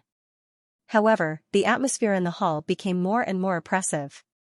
It did not seem like a banquet at all. Li Qingshan was just about to sit down in the empty seat beside Han Xiongji when Gu Yanning waved at him. Qingshan, why don't you sit here? You don't look good when it's empty. Li Qingshan did not hold back either. He arrived at the secondary seat beside Gu Yanning and sat down casually. Sibao glared at him again. That was originally her seat. Many of the White Wolf guards behind were taken aback. This was not just a matter of seating. Their cultivation, age, and experience had all been carefully calculated. There was no confusion about who was in front and who was in the wrong. It could basically represent their status in the Hawkwolf Guard. It was also the most basic form of etiquette. If Sibao wanted to sit with Gu Yanning with her status, even Si Qing would reprimand her for being rude. Gu Yanning's actions were equivalent to placing Li Qingshan before all of them. It held great significance, so many jealous gazes could not help but be cast over. They communicated with each other through their soul sense. Who's he? I think he's called Li Qingshan, the Scarlet Hawk Commander of the Clear River Prefecture. He's just a Scarlet Hawk Commander? He's only at mid-foundation establishment. What right does he have to be bold enough to sit before us? Li Qingshan? Don't tell me he's that infamous coward, the commander in secluded cultivation? Ever since Li Qingshan became a Scarlet Hawk Commander, he had left all of his work to Hua Sengzan. Apart from going to Burial Mound Mountain with Hua Sengzan to investigate, he had not done a single proper thing. He was rather renowned within the circle of the Hawkwolf Guard. Si Qing stared at him. Looks like Yanning really does value this child very much. I need to give an order. Don't let him die at my hands later. Before Gu Yanning could say anything, Sibao said, I don't think you have the ability either. At the same time, she communicated with Li Qingshan with her soul sense. Kid, you want to sit in my seat? Let's see if you have the right later. Li Qingshan was confused. What are they talking about? It's like they're going to fall out with each other later on. He could vaguely understand why Gu Yanning had chosen this arcane artifact for him so seriously. She had another plan in mind. Alright, then let's decide on a battle to the death. Si Qing's spirits roused, and excitement filled his eyes. He was clearly interested from the bottom of his heart. That won't be necessary. Just determine the victor. Gu Yanning waved her hand with a smile. A battle is dangerous, where life and death are on the line. He might not necessarily have the chance to surrender and beg for mercy. Si Qing drank a cup of wine and smiled murderously. As they spoke, various delicacies that Li Qingshan had never heard of before were served up like flowing water. In particular, the jars of fine wine were faint green in color and did not give off any fragrance at all. However, when Li Qingshan tried a mouthful, it felt like it was burning hot.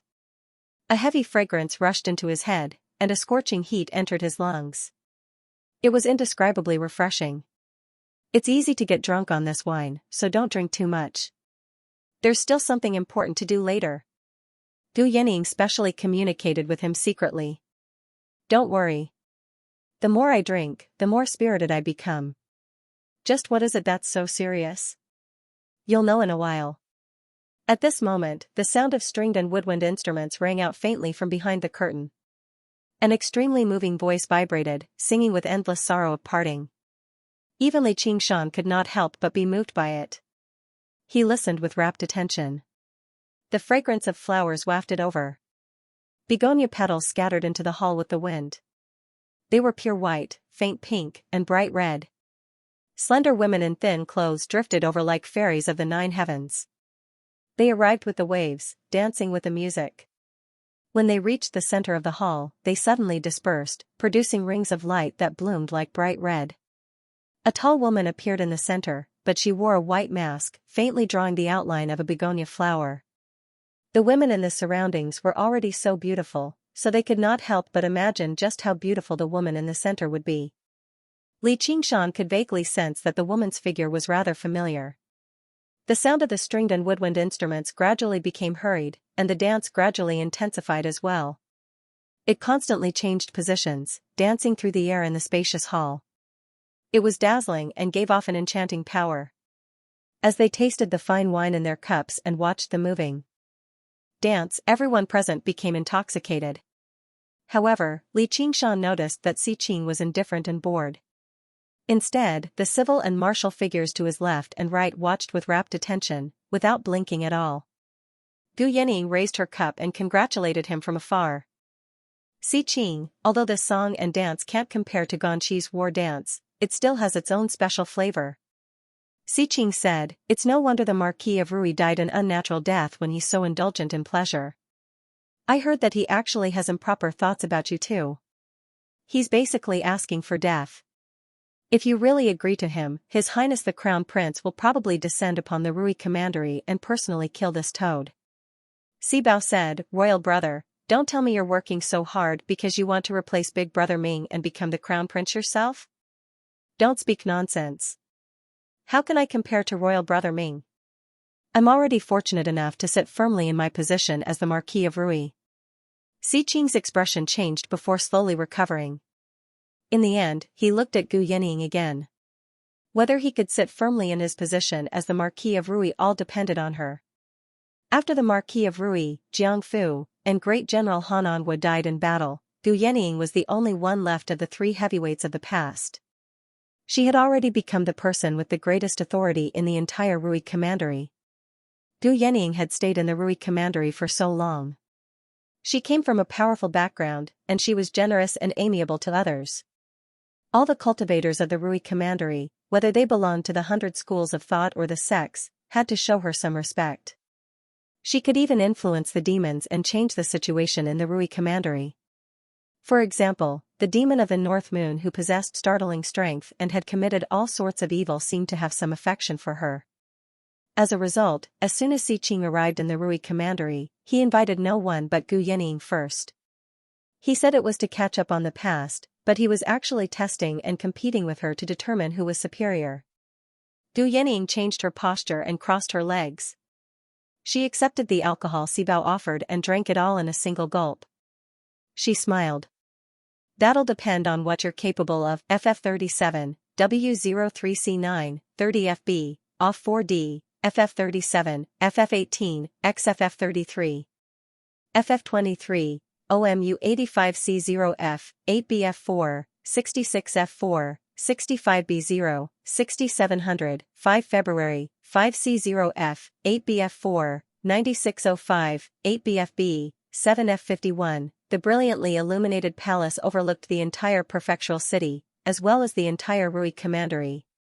At that moment, this place was the center of this land that spanned thousands of kilometers, all because of the existence of 2 people, Gu Yanning and Si Qing. More accurately, there was also a demon, the North Moon. Li Qingshan had defeated several dozen demon commanders with brutal methods. Although no one knew why the demons were fighting among themselves, the terrifying strength he had demonstrated in that battle had left the entire Rui Commandery shocked. The name of the North Moon could no longer be casually mentioned. Instead, he had become the most terrifying enemy in the hearts of human cultivators. The three of them were basically enough to determine the situation of the entire Rui commandery. Gu Yanning and Si Qing's gazes pierced through the colorful dance and clashed in the air. Li Qingshan, on the other hand, sat there quietly with his eyes closed. The flexible armor on him flowed with light, currently being refined. Ever since he sat down, he had been focused on refining the arcane artifacts on him apart from gulping down alcohol, preparing for the vicious battle Gu Yanning had mentioned. He sensed the atmosphere in the surroundings become more and more tense, but he instead became slightly excited. Si Qing placed down his cup and said loudly, "All right, all of you back down." The dancers that danced like petals all descended and bowed towards Gu Yanning and Si Qing respectively, about to leave. "Stop. You're bowing to Her Highness while wearing a mask. That's a great disrespect."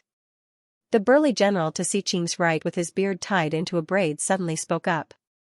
He stared at the masked woman with his extremely invasive eyes, as if his gaze wanted to pierce through the mask.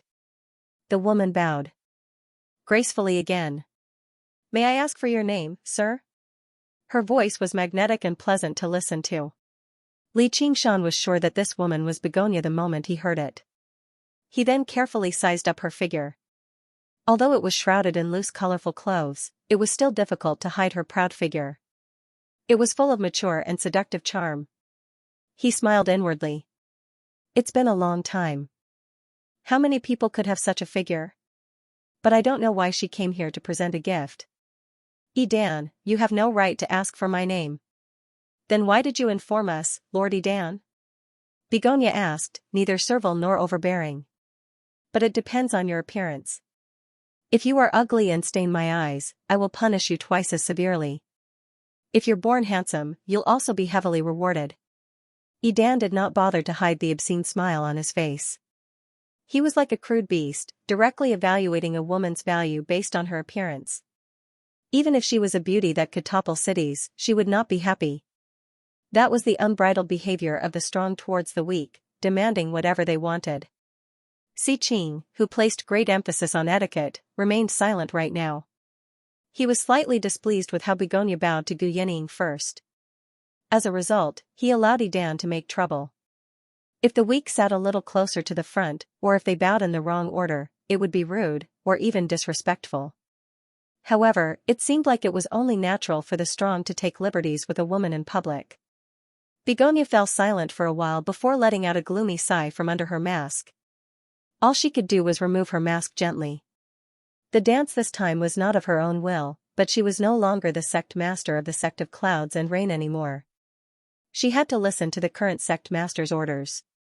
She had even been told to charm and befriend this Prince Si Qing, but she refused to do that, so all she could do was put on her mask.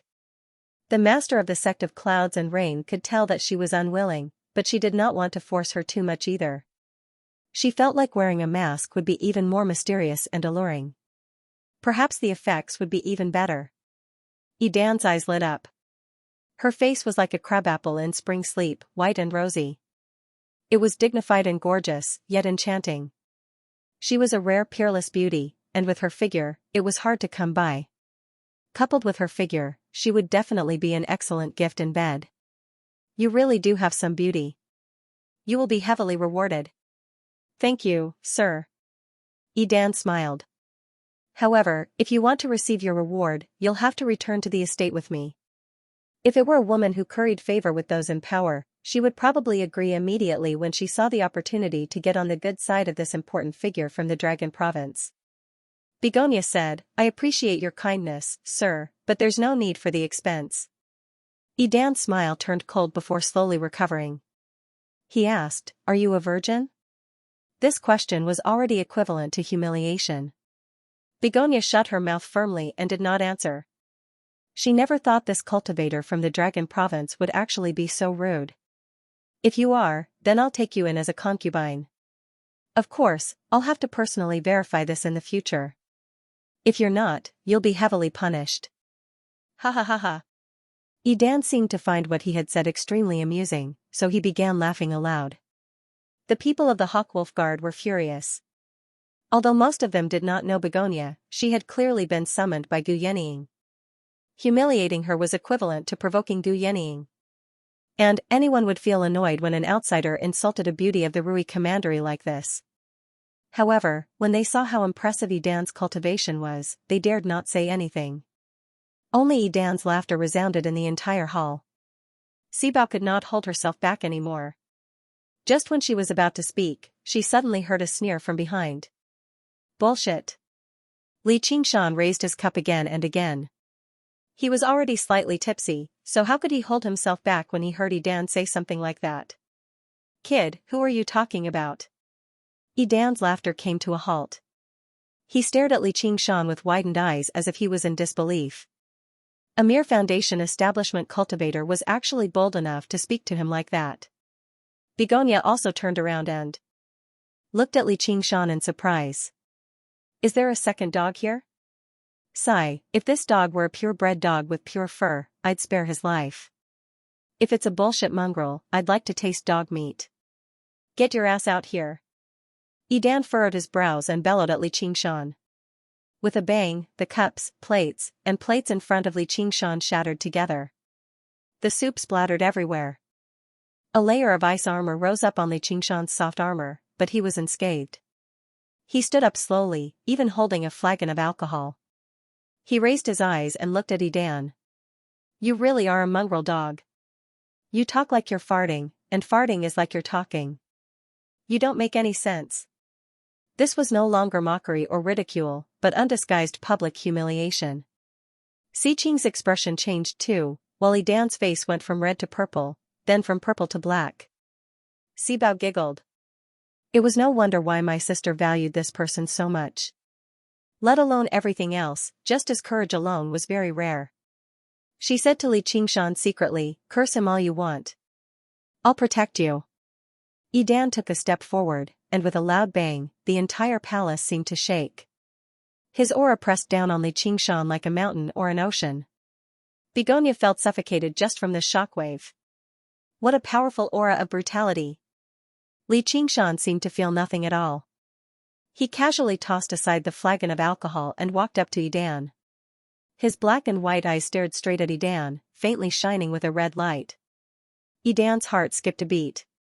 This gaze. Damn it. If this was any other day, I could crush this little B***star to death with a single hand. However, at this banquet, I have to think of the bigger picture, so I can't do this. It was normal to provoke each other at a banquet.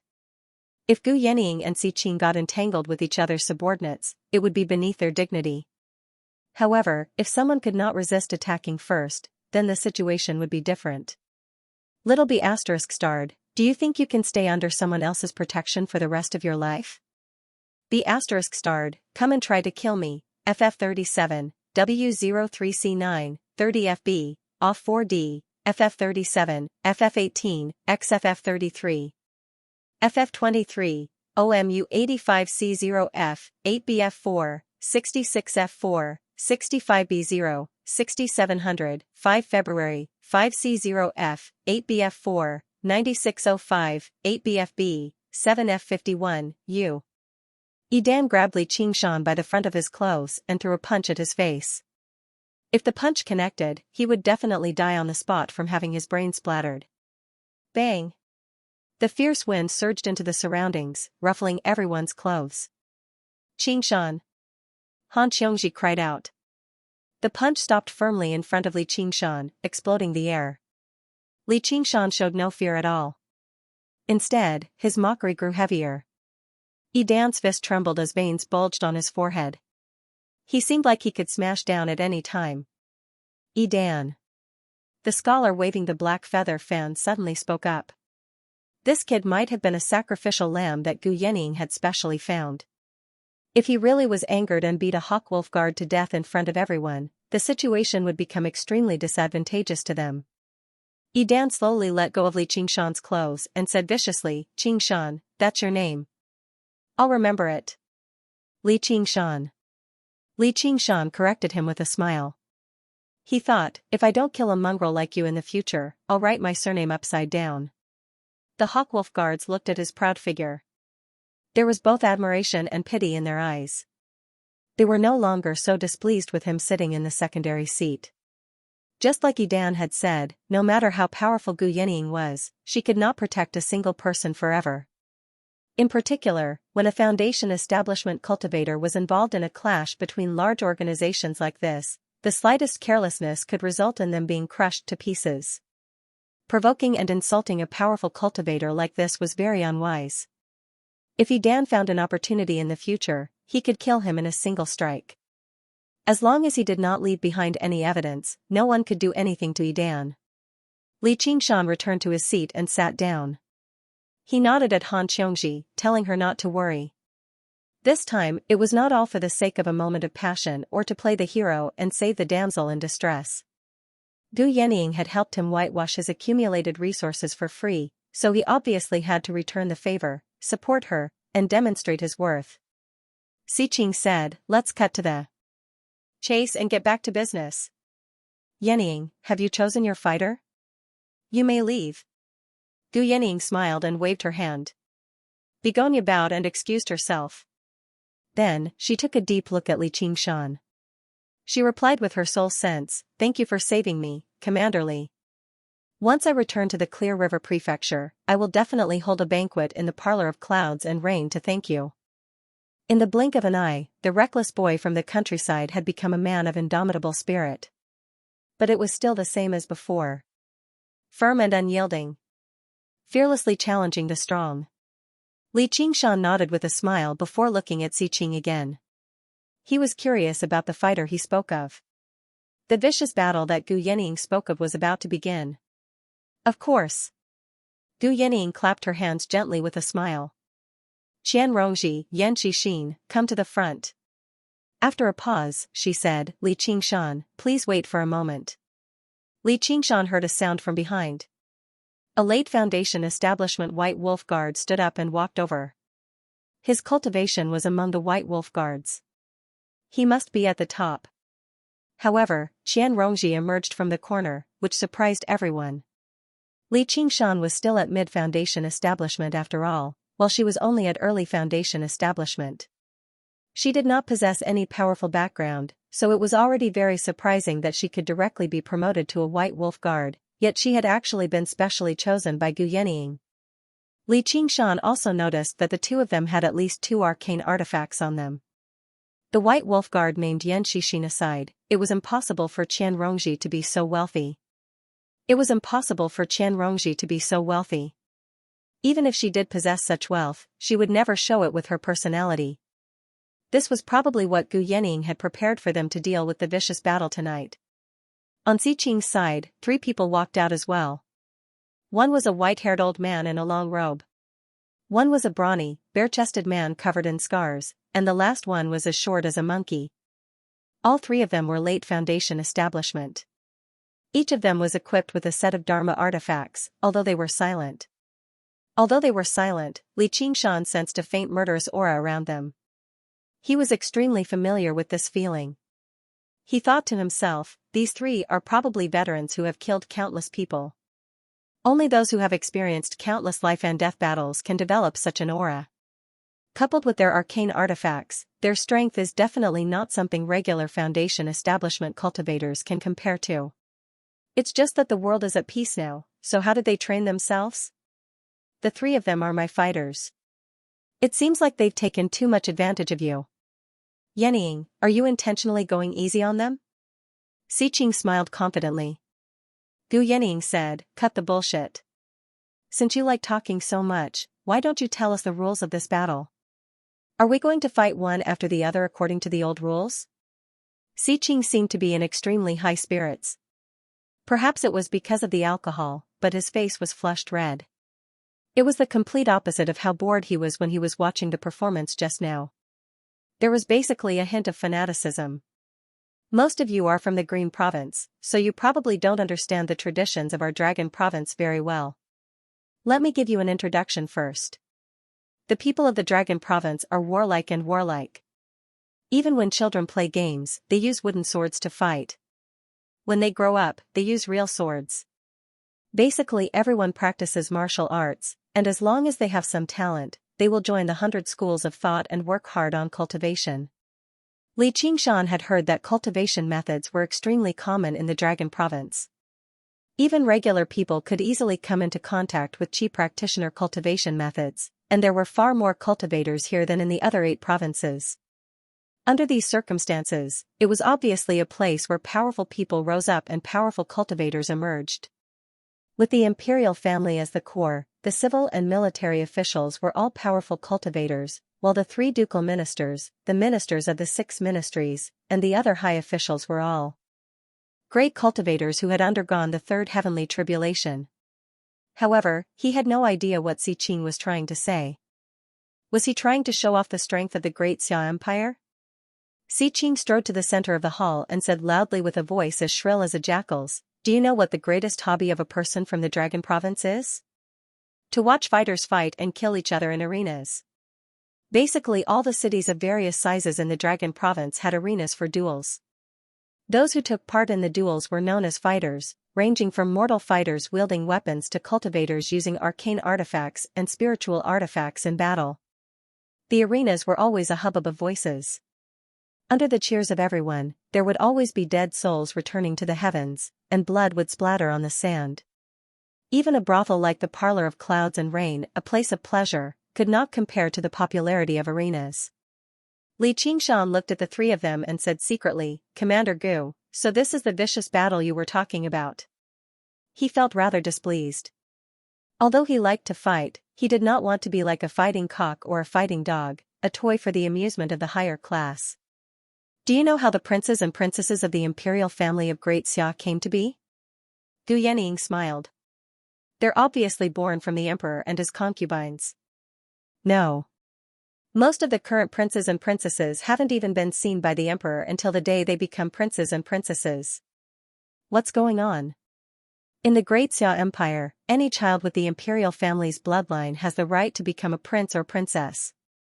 "Then how many princes and princesses do they have to bestow?" Li Qingshan said in surprise. The Great Xia Empire had existed for several millennia, constantly growing. There were probably millions or even tens of millions of people with the imperial family's bloodline. If they're willing to become a prince or princess, they only need to apply, and they can receive the best guidance in the imperial court. They can enjoy the resources of the imperial family, and they'll arrange a battle every once in a while. In the end, less than 1/10 of them will truly become a prince or princess. Won't the other 90% be? If they die, they'll either walk out in endless glory, or they'll be carried out on a stretcher. They won't even have the right to enter the imperial mausoleum. Their chances of survival are just too low, so the number of people who apply isn't as many as you'd imagine. Of course, it's not a small number either. The Tong family has never lacked geniuses." Li Qingshan was shocked. This method of raising princes and princesses was basically like raising insects. It was extremely vicious. Only true geniuses had the confidence to take part in this sort of elimination, and the ones who survived in the end would definitely be geniuses among geniuses. Originally, he felt like Xiqing was probably much more difficult to deal with than the Marquis of Jiangfu. Now, he could not help but raise his guard a little, afraid of being careless at all. And he also understood what Gu Yanning meant by 13 and 11 just now. Clearly, they were not ranked by age, but by strength. Among the princes, Xiqing could be regarded as one of the best. Becoming a prince or princess was quite difficult, but once they succeeded, they would receive the support of the entire imperial family of Great Xia. Possessing some powerful cultivation methods or even arcane treasures would be very normal. Their true strength probably surpassed regular golden core cultivators. Even if they were like the Dark Queen, it would not be strange for her to possess the ability to challenge nascent soul cultivators. Only like that could golden core cultivators willingly serve as stewards and servants. Li Qingshan glanced at Sibao up ahead again. Obviously, that was how she became a princess, and she was bold enough to challenge Xiqing. She was probably extremely powerful as well, so he really could not tell. He also understood what Gu Yanning was saying.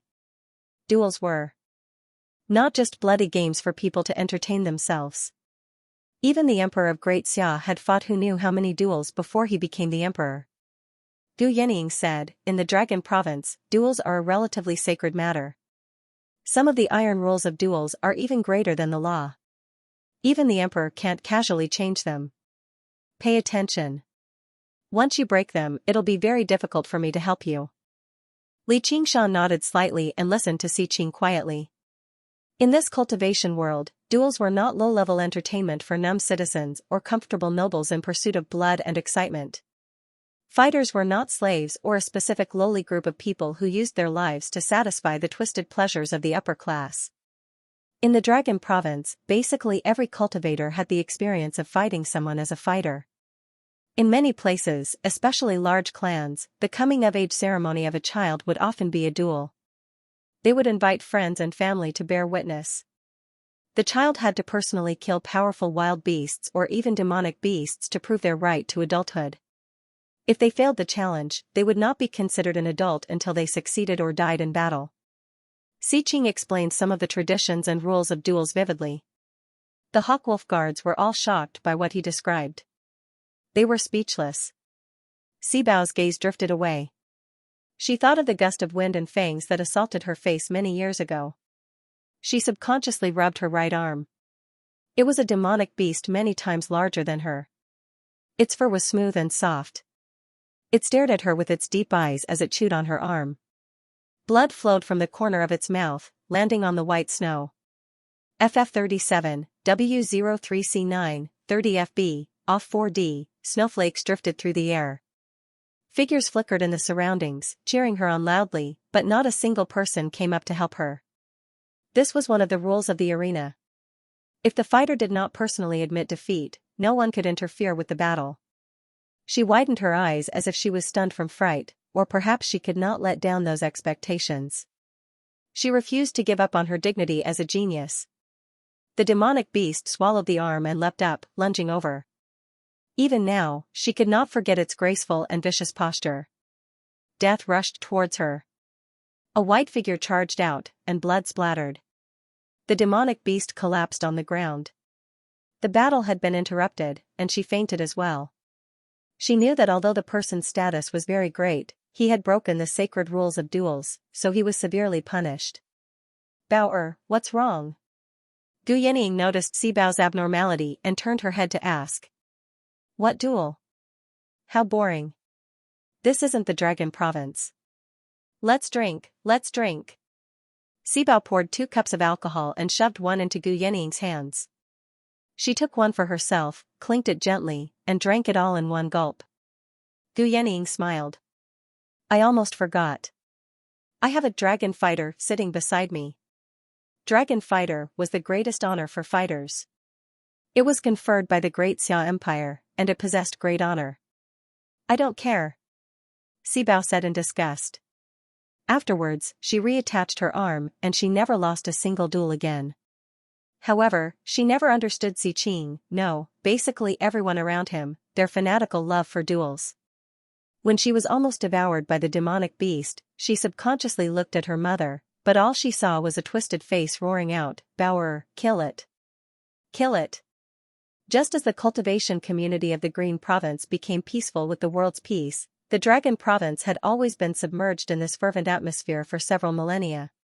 Bloodthirst and warmongering flowed through the veins of every single citizen of the Dragon Province. Li Qingshan's eyes shone. He had never thought the Dragon Province would be such a great place. If he had the opportunity in the future, he would definitely go and take a look. However, tonight was his opportunity. This was due to the tradition of the Dragon Province. When a dispute arose between 2 parties that could not be resolved, they would resolve it with a duel. Given Xiqing's and Gu Yanning's statuses, if they were to make a move directly, it would be considered as a declaration of war. However, if they sent their subordinates or disciples who were 1 realm lower than them to fight, they would not have to worry about this. It was also a competition of foundation and power. Xiqing flipped his hand. An item was tossed out. It swelled up against the wind and landed in the empty space in the middle of the hall, stabilizing itself. At first glance, it looked like a large tent. It was round at the bottom and pointed at the top. Its surface was covered in symbols, and it emitted rings of spiritual light. A long dragon was faintly discernible as it revolved around the tent. The Dragon Arena. Sibao was mildly surprised. He didn't expect Xiqing to be able to take out such an item. If Dragon Gladiator was the greatest honor for fighters, then Dragon Arenas were the most powerful arenas. They required tremendous amounts of resources and effort to build, enough to refine who knew how many arcane artifacts. However, they did not have any offensive or defensive abilities after they were built. If it were not for the extravagance of the imperial family of the Dragon Province and their passion for duels, he would not have been able to do so. There were probably no cultivators or sects that would build dragon arenas. Same as before, take turns to fight. A total of 3 people will fight. Those who die in battle or surrender will be replaced by someone else. Pills, talismans, puppets, and so on are forbidden. You're only allowed to use the arcane artifacts on you. Xiqing waved his hand. The old man in long robes walked over and entered the dragon arena first. Originally, he had to hide the order of who would fight beforehand, just in case his opponents targeted him. Xiqing's actions demonstrated his ample confidence. Gu Yenying said, "All right. Rongji, you're first. If you win, the 3 arcane artifacts on you will be your reward." The Hawkwolf guards were all amazed and envious. They never thought the reward for this battle would be so generous. That was 3 arcane artifacts. Just how many dangerous missions did they complete normally? They would only be able to exchange their contribution for a single arcane artifact. They could not help but think, the 3 people on the other side are powerful, but if I have a few arcane artifacts on me, I might still have a chance at victory. Yes, Commander, Qian Rongji lowered her head. There was neither joy nor fear on her face. Putting on an act before this woman was completely useless, or she would not have been chosen to fight in the first place. She had already made up her mind that as soon as the situation turned sour, she would immediately forfeit. The 3 arcane artifacts were not that tempting to her. "Commander, this subordinate requests to fight." Before Qian Rongji had even finished speaking, Li Qingshan heard a voice filled with dissatisfaction ring out from behind him. Looking back, he saw a late Foundation establishment White Wolf guard. His face was cold and proud, and he seemed to be in his 30s or 40s. He must have been a genius, having a great chance at breaking through the second heavenly tribulation. He was also equipped with a few arcane artifacts. Clearly, Gu Yenying had not expected Li Qingshan to make it back just in time. As a result, she had arranged for 3 people to fight.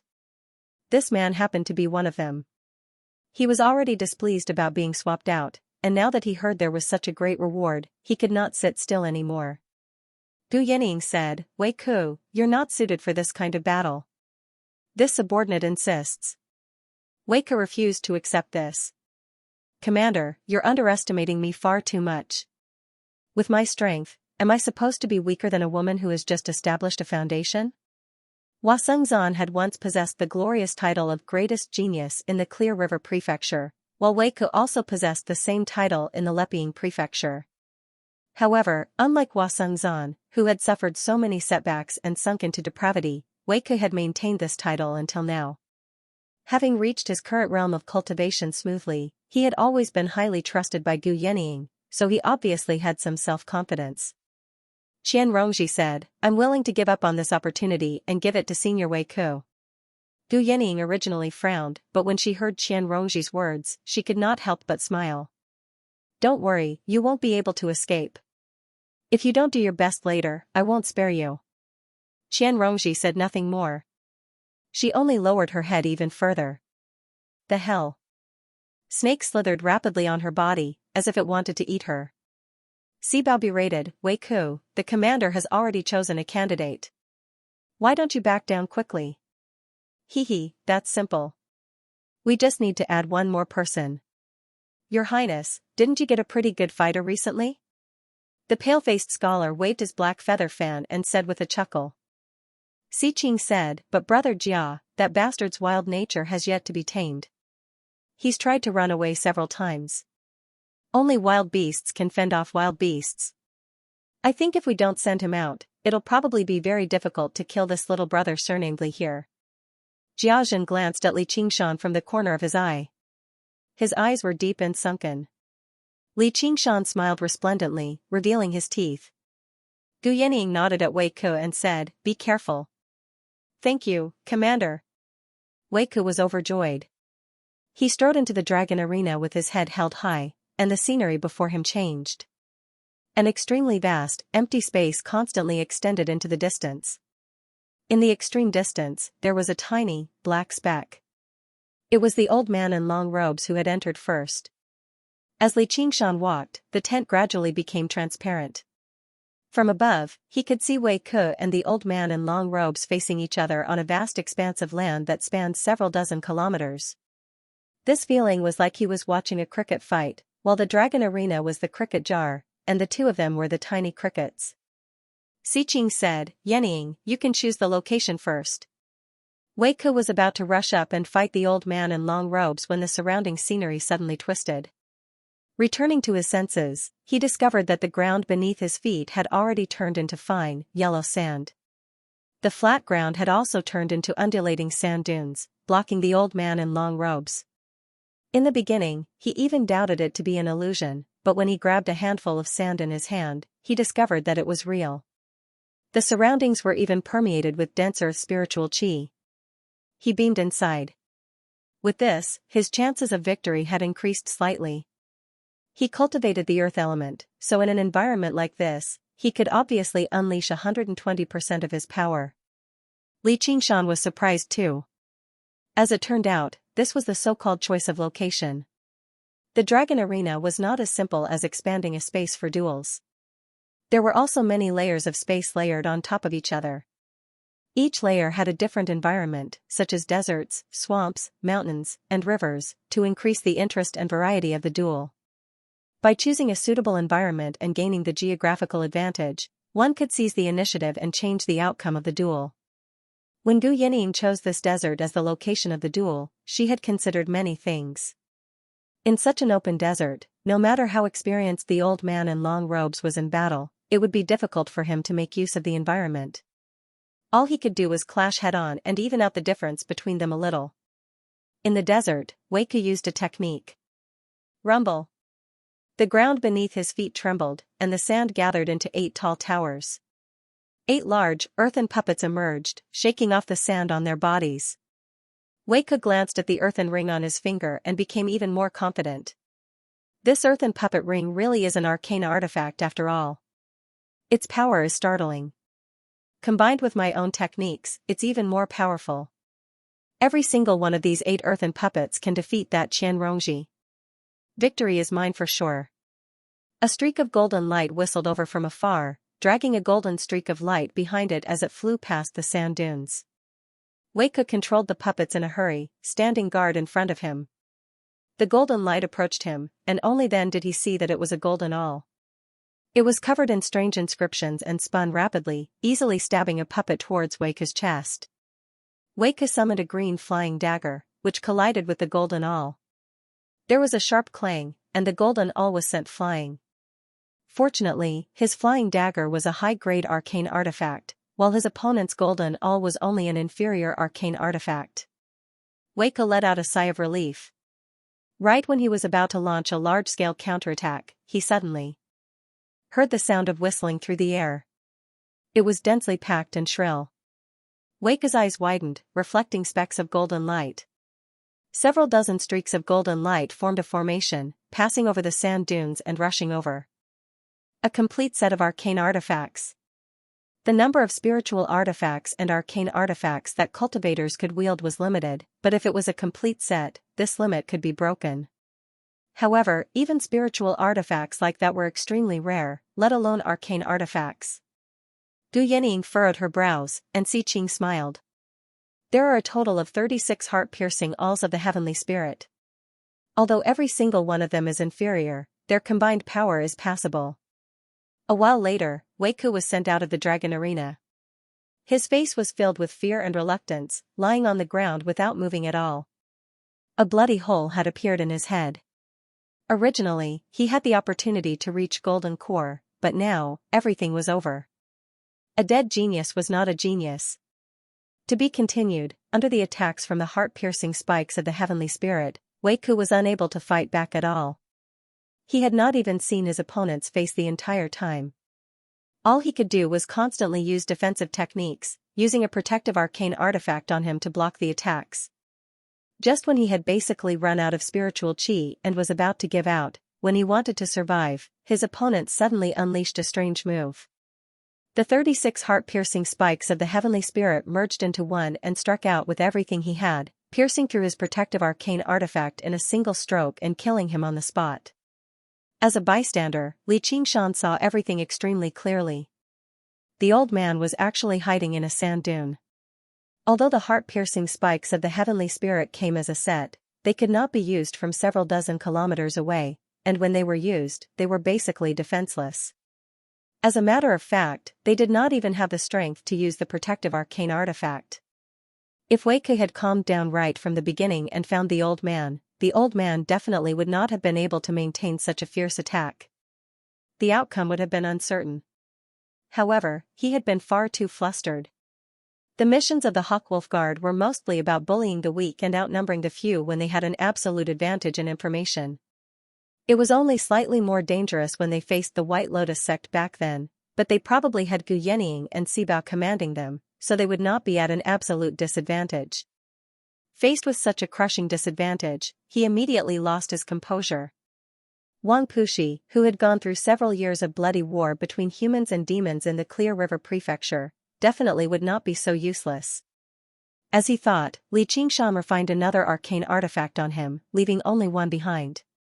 Gu Yenying sighed gently and went up to close Wei Ke's eyes. She recovered her composure and stowed the arcane artifacts away. She said, "Rongji, it's your turn. You're only allowed to win. You're not allowed to lose." Gu Yenying was not a person who was strict with her subordinates.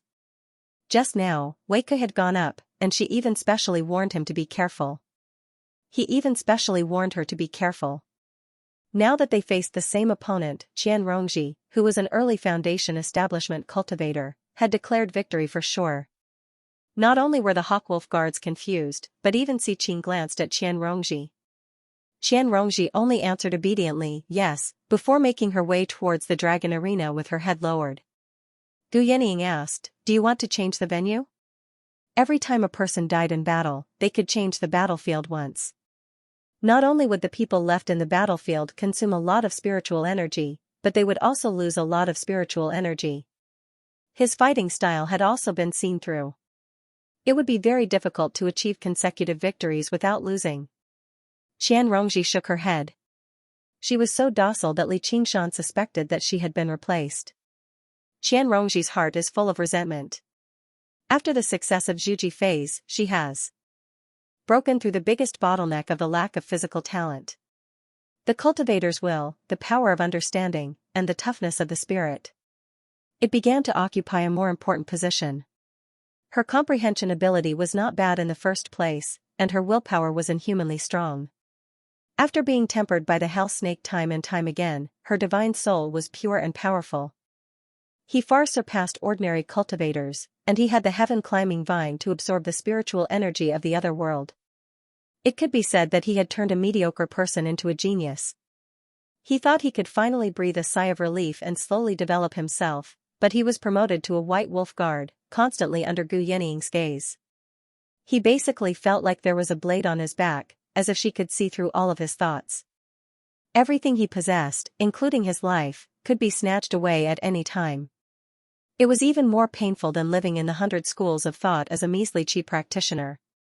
Gu Yenying did not show any hostility at all. As a matter of fact, it could even be said that she treated her rather differently. However, her existence itself was a form of torture to her. She was a prodigy, beautiful and powerful, loved by everyone. Her graceful bearing was probably because she had never experienced the feeling of being disheveled before. Her proud heart must have never been torn to shreds or trampled on. Everything she didn't have was like dung to her. Even the cold and mercilessly Qingshan, who was as brutal as a tiger, treated her differently. Gu Yenying, I'll pluck out your eyes one day and rip off your wings. I'll make you taste what it feels like to crawl on the ground. With that in mind, Qian Rongji stepped into the dragon arena. In order to prevent any unfairness from being ambushed, the battle would only begin after a while. This was also an advantage for those who entered later. They could use it to search for enemies, prepare their techniques, and power their arcane artifacts. Logically speaking, after witnessing the battle just now, Qian Rongji should be searching for an opponent and launching a fierce attack. Sure enough, she immediately powered up her arcane artifacts. A layer of light rose up around her, followed by another layer. The 3 arcane artifacts on her were actually all protective arcane artifacts. Afterwards, she used the last bit of time before the battle began to cast a defensive technique on herself before sitting down with her legs crossed. Just how afraid of death is she? Everyone could not help but think like that. They had no idea how to react.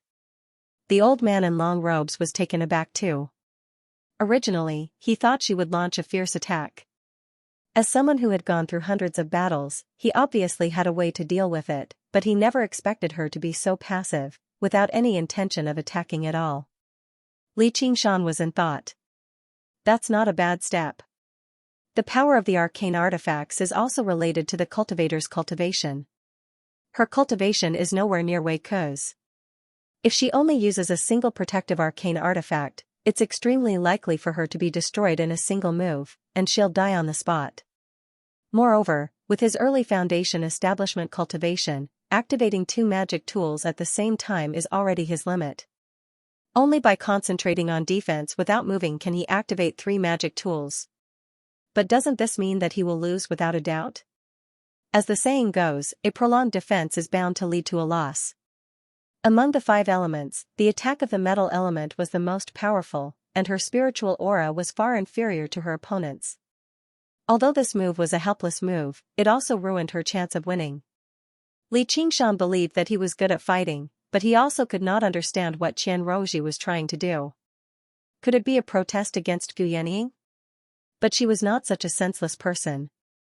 Looking at Gu Yenying standing with her arms crossed with a smile, as if she had already expected this situation. Thinking about it, it made sense. Those 3 arcane artifacts were originally given to Qian Rongji by her. Similarly, he could not imagine how Qian Rongji would be able to defeat such a powerful opponent if she stood in her position. She knows that she will definitely lose this battle, yet she wants to use this kind of method to exhaust my spiritual qi. How foolish. I can use this chance to recover my spiritual qi. You're not in a hurry, and I'm not in a hurry either. Thinking like this, the old man in long robes simply continued to hide in the sand dune, adjusting his breathing to recover. As long as his spiritual qi was fully recovered and he defeated Qian Rongji in one move, he would be able to enter the 3rd battle in near-peak condition. After a short while, he felt a movement in the surrounding yin qi. Many long black snakes, unbeknownst to him, had silently burrowed through the sand. They swarmed up, coiled around him, and bit him. I see. Li Qingshan said in his heart. At the same time that Qian Rongji was activating her arcane artifact, she secretly executed the methods of the school of legalism, launching a sneak attack on the old man in long robes from underground. But how can such inferior methods be used against such an opponent? Li Qingshan secretly shook his head. Instead of being shocked, the old man in long robes was overjoyed. He let out a long laugh. This is the moment I've been waiting for. The black snakes coiled up, but were blocked by a layer of golden light, unable to advance an inch. It turned out that the old man in long robes was already prepared. It would be fine if she did not come out, but once she tried to attack, she would definitely be distracted and exhaust her spiritual qi. This was the best opportunity to kill her in one move. These were not the real hell snakes. At best, they could only be considered as shadows that had obtained a hint of their aura, and were formed by borrowing Qian Rongji's own spiritual qi. Otherwise, if she could use the true power of hell, regardless of whether it was a big or small hell, it would be extremely terrifying.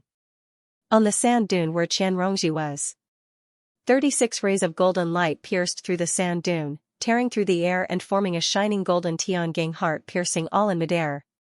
It had the momentum to pierce through everything. Wei Ke had died to this move. It was already extremely difficult for Qian Rongji to activate the 3 arcane artifacts. Now that she was distracted, it was even more difficult. With a clang, the outermost diamond-shaped shield was sent flying, and the golden light pierced through. Another layer of light was pierced through. Qian Rongji had more than 3 layers of defense. Now, there was only 1 layer left, and it was obvious that it was unable to withstand the all-out attack of the Tiangang heart piercing all. In the face of a life-and-death crisis, Qian Rongji finally frowned, revealing a pained and tormented expression. Are you afraid? It's already too late. The long-gowned old man displayed an excitement that did not match his age. Killing an enemy on the battlefield and seeing the enemy's regretful and fearful expression was one of life's greatest pleasures.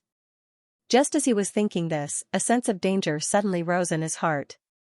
Among the densely packed black snakes, an extremely beautiful little snake suddenly leaped out and collided with the spiritual light protecting his body.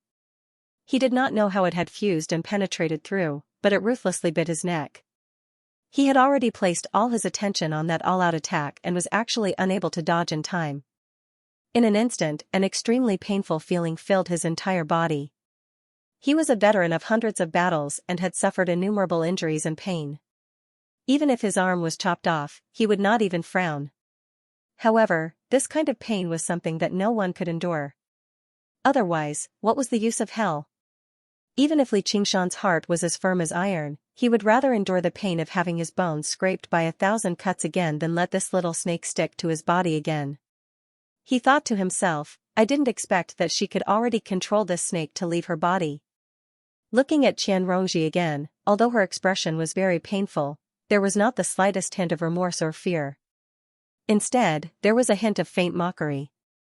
Having lost the control of its master, the heavenly spirit piercing all clearly could not destroy an artifact by relying on its own inertia. It transformed into 36 alls again and fell from the sky. Qian Rongji leaped up, already holding a spiritual sword in her hand. Aiming at the sand dune where the long-gowned old man was, she swung the sword from left to right.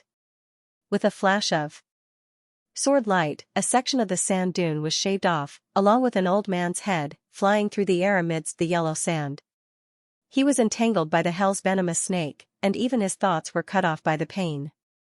All of his divine sense and arts had stopped circulating. When his head was severed from his body, his mind instead regained some clarity, and he praised loudly, "Good snake." The two of them confronted each other for a long time, deciding life and death with just a single move. It seemed simple, but it was unknown how much scheming had been going on in secret. This turn of events caused everyone to be dumbstruck. Ha ha ha ha. Seeing that his subordinate had been killed, Xiqing actually did not feel the slightest bit of heartache. Instead, he clapped his hands and laughed loudly. Then, he raised his cup and drank to his heart's content. She actually raised a real hell's venomous snake. This battle was not a loss. With such willpower and perseverance, she already has the right to cultivate. Qian Rongji killed her opponent and won 3 artifacts, but there was not a hint of joy on her face. She silently squatted down, and the little snake slithered back to her wrist along a black trail, seeping into her skin once again.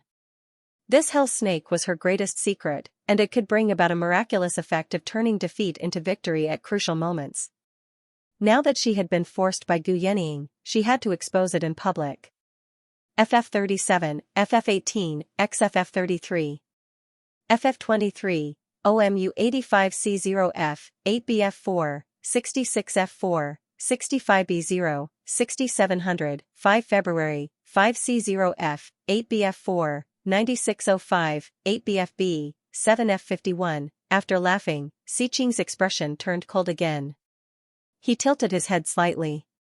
The burly man covered in scars stepped into the dragon arena, and the first thing he did was to fly up, standing with his arms crossed as he looked down from above. Because Qian Rongji's colorful snakes originated from hell, they existed between reality and illusion, making them very difficult to detect with the sole sense of cultivators. They were great weapons for sneak attacks and assassinations, but they were still visible to the naked eye.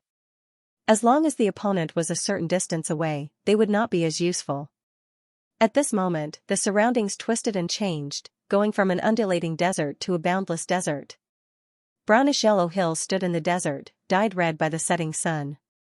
Qian Rongji sat on one of the hills and set up the 3 defensive arcane artifacts. She sat down with her legs crossed, regulating her breathing and recovering. The scarred man spread his fingers and aimed at Qian Rongji, clenching them firmly. Rumble.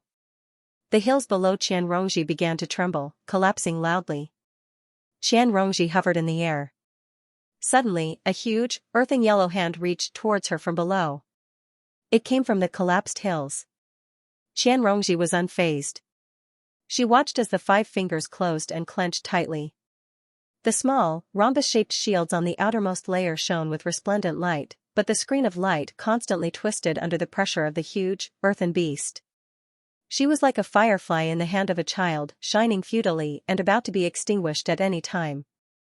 However, this time, she focused on her defenses, placing all of her focus on the 3 defensive arcane artifacts.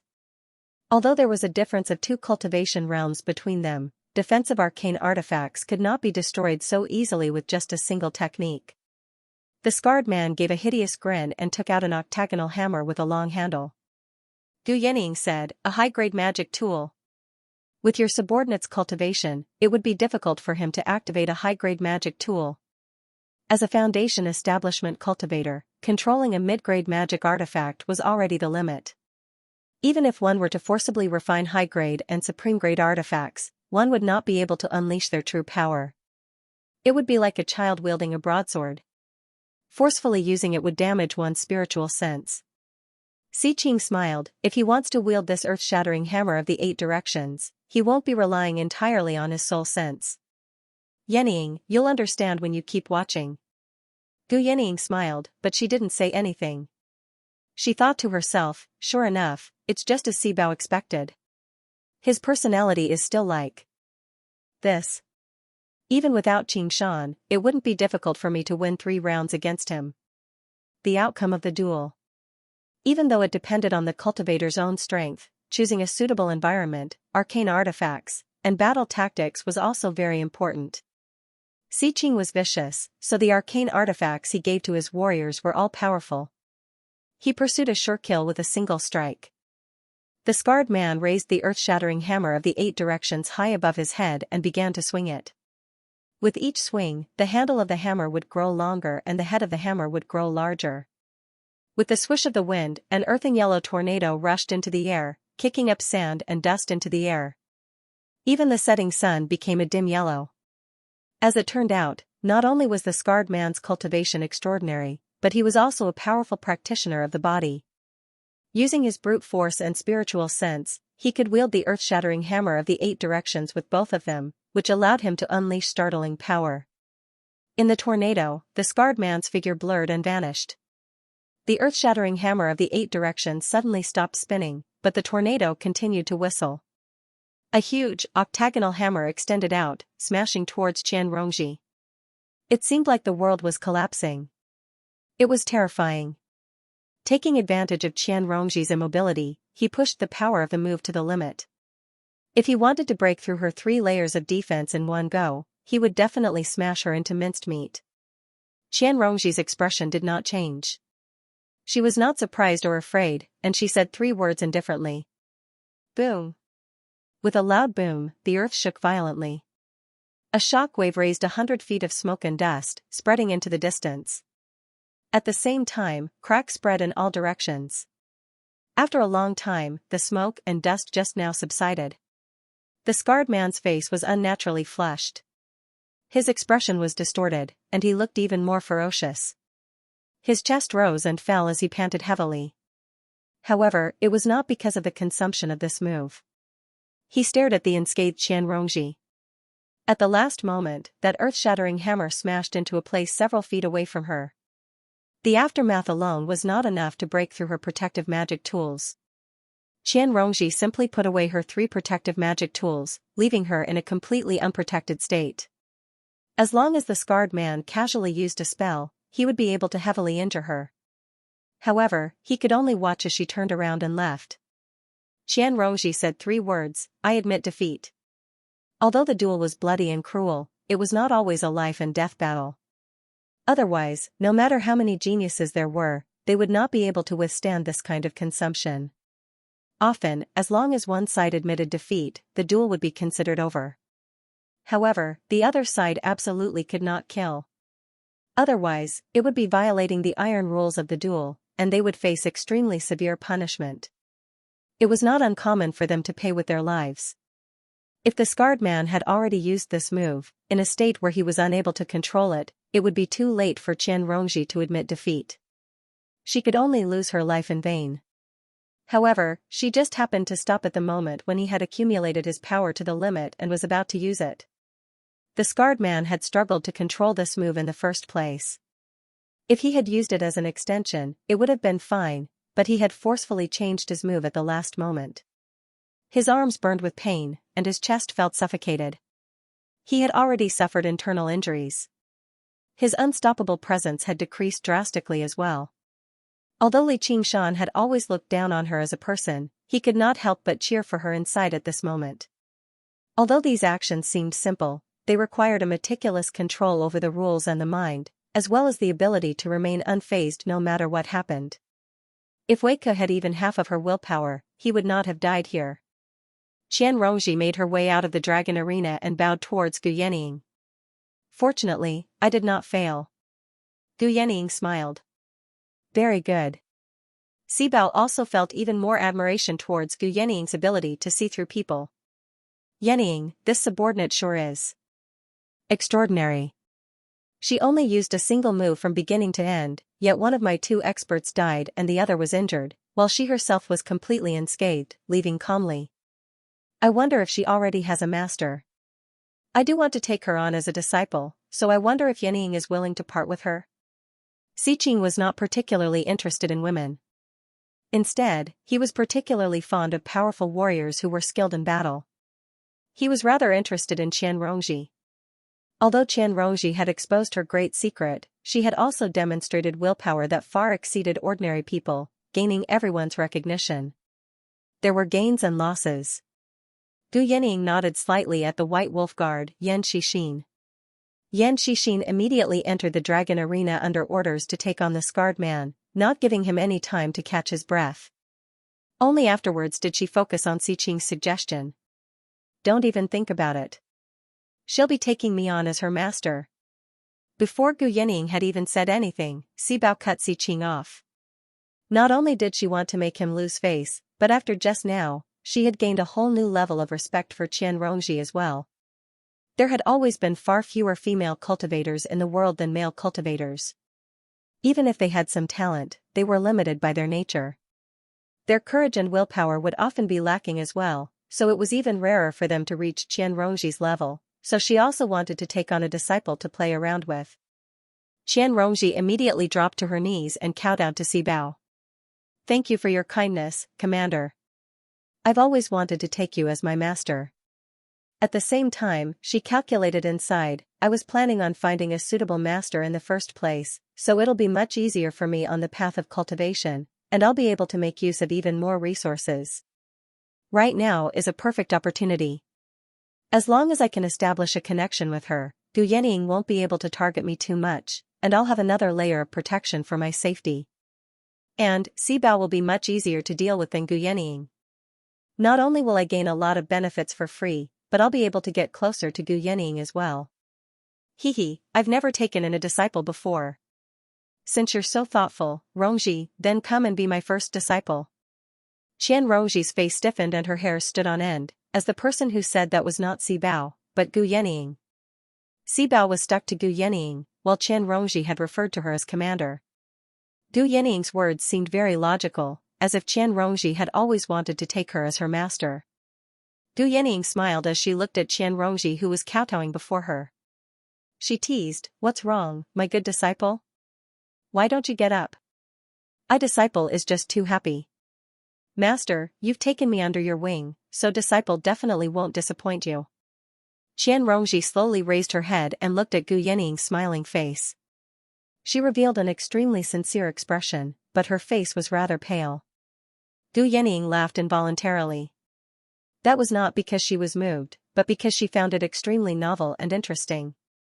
Instead of saying that her sharp gaze was looking at her disciple, it would be better to say that she was looking at something special. Xiqing said, "Congratulations, Gu Yenying.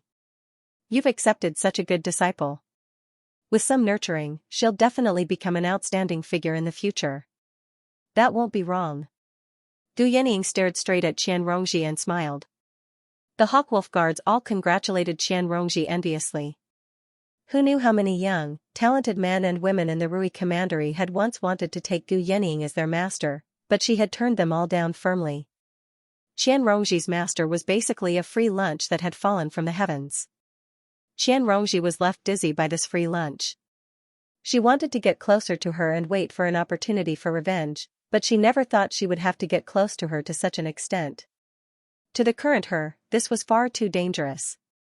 She was like a small snake that had been caught by a great eagle, only able to play around with it. Once she tried to bite back, the sharp claws would loosen, and she would be crushed to pieces. Sibao was confused. Gu Yenying had once said that she did not plan on taking on a disciple in her life and would focus on cultivation, so why did she suddenly change her mind? This Qian Rongji was very impressive, but she was not particularly outstanding. At the very least, she was nowhere close to the greatest disciple of the Chan monastery of Devanaga who shook up the entire Green province. Gu Yenying rubbed Sibao's smooth cheeks with a smile, but she did not say anything. With Sibao's personality, it was impossible for her to turn down Qian Rongji's bow, and this game was a little too dangerous for her. Just like how she competed with the White Lotus Mother in the past, having a disciple like her was rather interesting. During this time, the battle between the two cultivators in the Dragon Arena had already become more and more intense, approaching white-hot. FF37, W03C9, 30FB, OFF 4D, FF37, FF18, XFF33. FF23, OMU 85C0F, 8BF4, 66F4, 65B0, 6700, 5 February, 5C0F, 8BF4, 9605, 8BFB, 7F51. On the side of the Hawkwolf Guard, Yan Xixin did not use any fancy moves. He wore a set of shining heavy armor, wielding a sword in one hand and a tower shield in the other to protect himself. The surrounding environment had already gone from a desert to a glacier. Over 30 meters below him was a thick layer of ice, clearly to restrict the scarred man's earth element techniques. If the scarred man wanted to use earth element techniques in an environment like this, not only would he have to expend a tremendous amount of spiritual qi, but the effects would also be nowhere near as good as in the vast desert. Even the rate at which he recovered his spiritual qi was slightly slower, so he could only attack with the earth-shattering hammer of the 8 directions in his hand. The sky was filled with snow as fierce winds whistled. The earth-shattering hammer of the 8 directions tore through the wind and moon as it shot over. Not only was it fierce, but it was also startlingly fast under the control of the scarred man's soul sense and brute force. Yan Xixin's body slid to the left, but he was still unable to avoid the large attack range of the giant hammer. He tilted the tower shield in his hand slightly, and with a loud bang, icicles filled the air on his right side. The icicles were as sharp as knives, and they ruthlessly cut his body. Fortunately, his armor blocked the icicles. The scarred man felt his chest tighten. A force was repelled, landing on his body. Not only did the tower shield in Yan Xixin's hand block most of his attack, but it even repelled a small portion of it. Originally, this was not much of an injury to him, but when Yan Xixin blocked the attack, he immediately swung out with a flash of his sword. Blood sprayed out from the scarred man's shoulder. He roared out furiously. This small wound was nothing, but this battle was extremely frustrating. He seemed to have gained the upper hand, but he was unavoidably sliding into the abyss of defeat bit by bit. He was extremely experienced in battle. He purposefully exposed openings many times to bait Yan Xixin into attacking, but Yan Xixin fought steadily, completely unfazed. However, as soon as he tried to recover, Yan Xixin immediately closed in. The scarred man swung the earth-shattering hammer of the 8 directions more and more fiercely, but everyone outside could tell that victory had already been decided. This was Yan Xixin's counterattack strategy. Although it was conservative, it was very stable, and it was extremely effective against the opponent's tactics. Its consumption was also much lower than the opponent's. Xiqing said, "Yenying, this is the trump card you've trained, right? I'm not really good at this." Gu Yenying glanced at Sibao with a smile. She was the true master of dueling. Originally, she did not expect Li Qingshan to return at this time. Of course, she had a good chance of winning by arranging for Qian Rongji and the other two. Only then would he agree to this duel. Weike's crushing defeat had indeed surprised her, but thankfully she had Qian Rongji to make up for it. The real trump card was actually Yan Xixin. And with Li Qingshan as a layer of protection, he could sit back and relax. He believed that even if this guy had to fight 1 against 4, he wouldn't lose. Sibao mocked, Xiqing. It's been so many years, but you're still such an amateur when it comes to duels. Knowing when to advance and when to retreat, and being able to attack and defend is the way of the king. A strategy like this that shows off temporarily can only win against weaker opponents. Once your attacks are thwarted, you can only admit defeat obediently. Li Qingshan deeply agreed. In his previous life, there was a saying in the world of football that offense wins the fans, and defense wins the championship. Although fierce attacks seemed intense and exciting, fighting steadily was often the key to victory. He also secretly reflected on the way he had always fought. Had he favored the claws and fangs of the tiger demon too much, and overlooked the profound shell of the spirit turtle? When facing opponents of similar strength, it would often be very difficult to achieve victory with a forceful attack. It would require more defense and patience.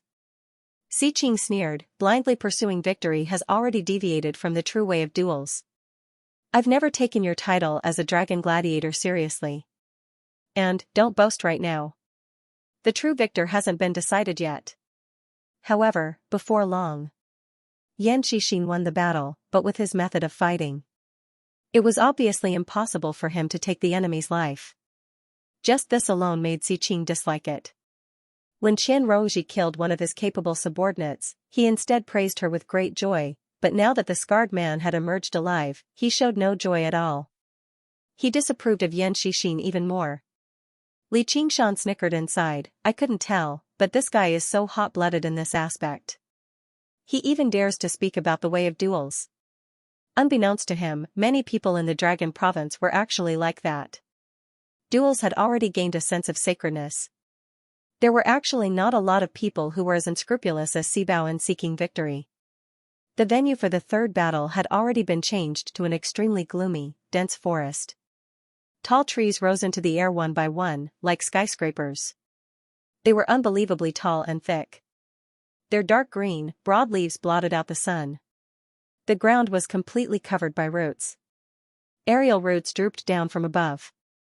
Long, emerald-green vines coiled around the trees, moving through the milk-like, white mist like dragons and snakes.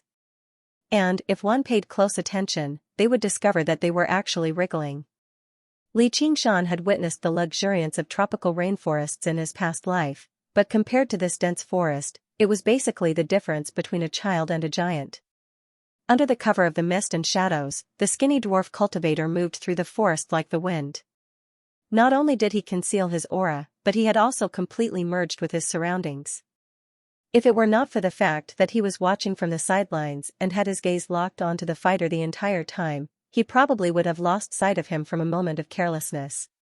Perhaps it was the effects of the arcane artifacts on him, the wonders of his cultivation method, or perhaps it was a combination of both.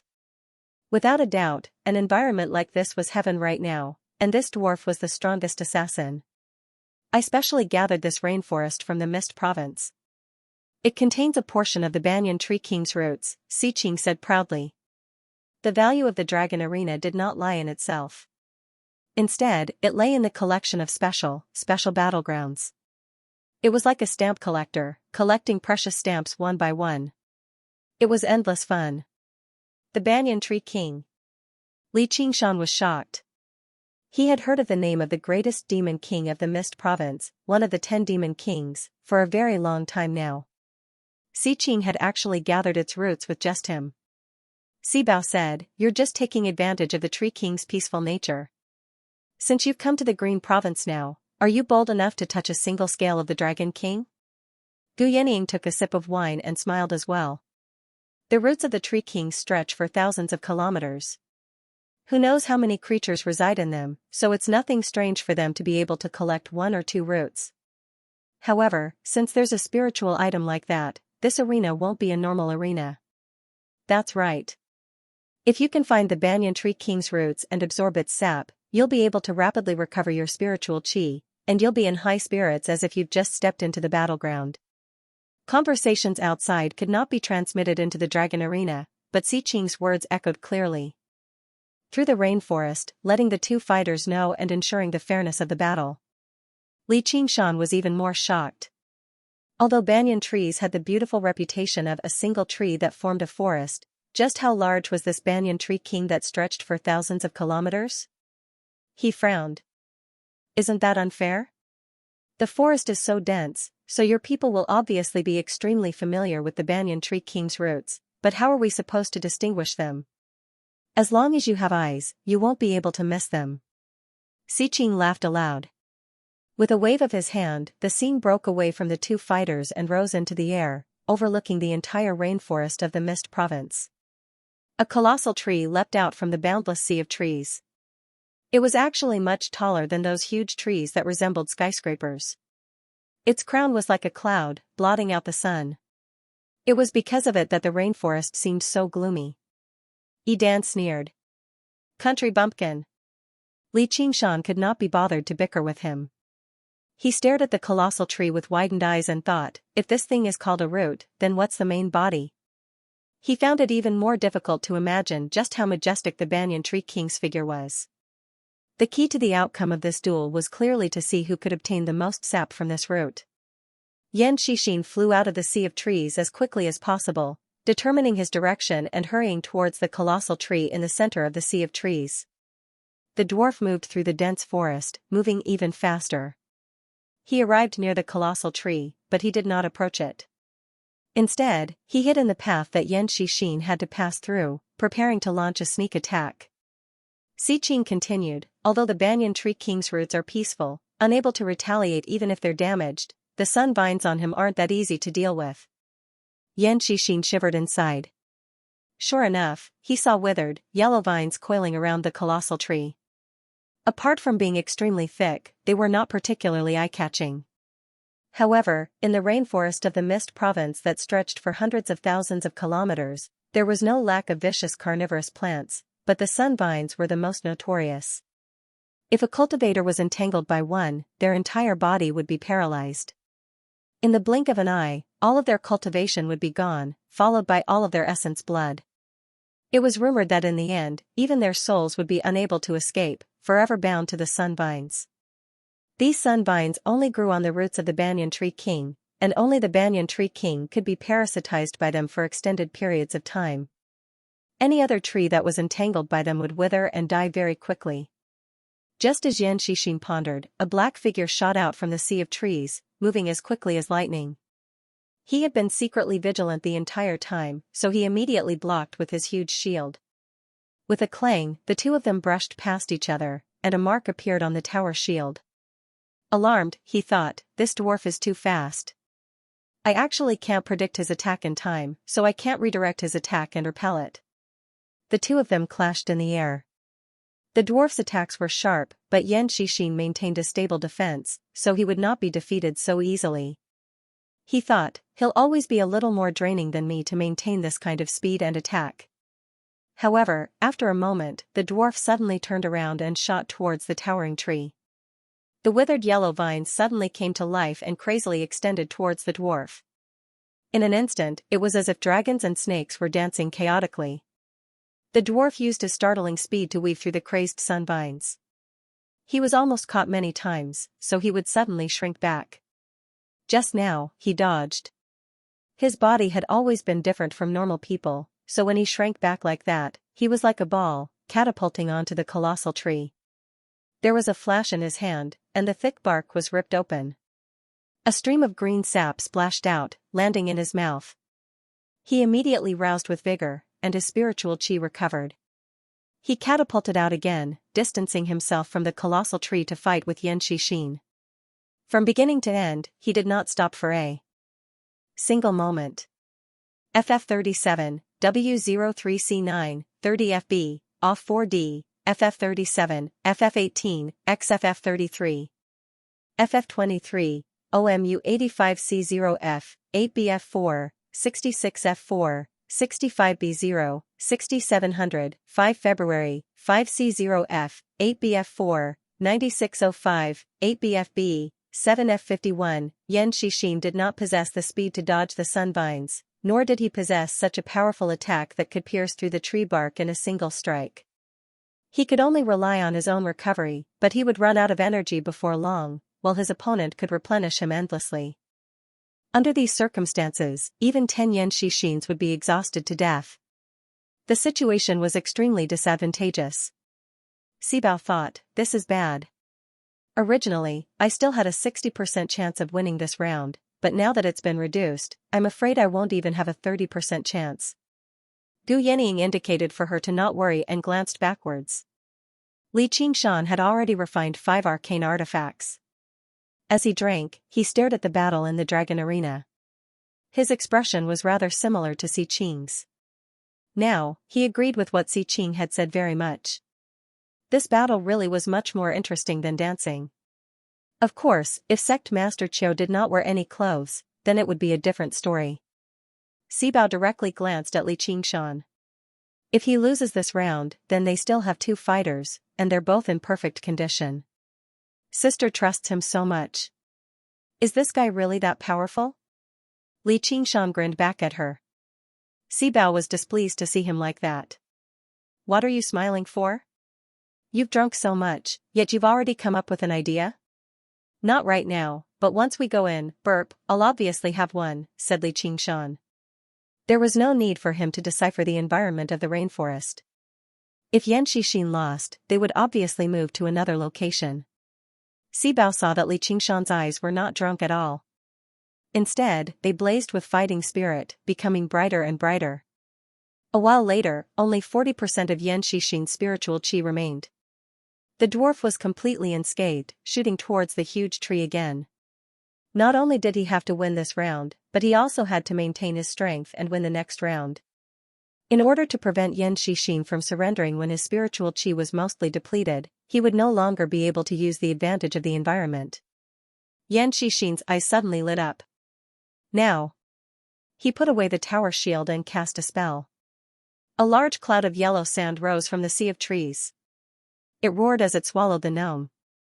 That was not a real sandstorm, but an earth element spell called Yellow Sand Sky, which was specially used to obscure the enemy's 6 senses and isolate the probing of divine senses. If an earth element cultivator encountered a powerful enemy that he could not match, he could easily escape by using this spell. The dwarf was making his way through the sun vines. If his line of sight was blocked, he would crash into the sun vines. Immediately, his life was in danger. It could be said that he was playing with fire and burning himself.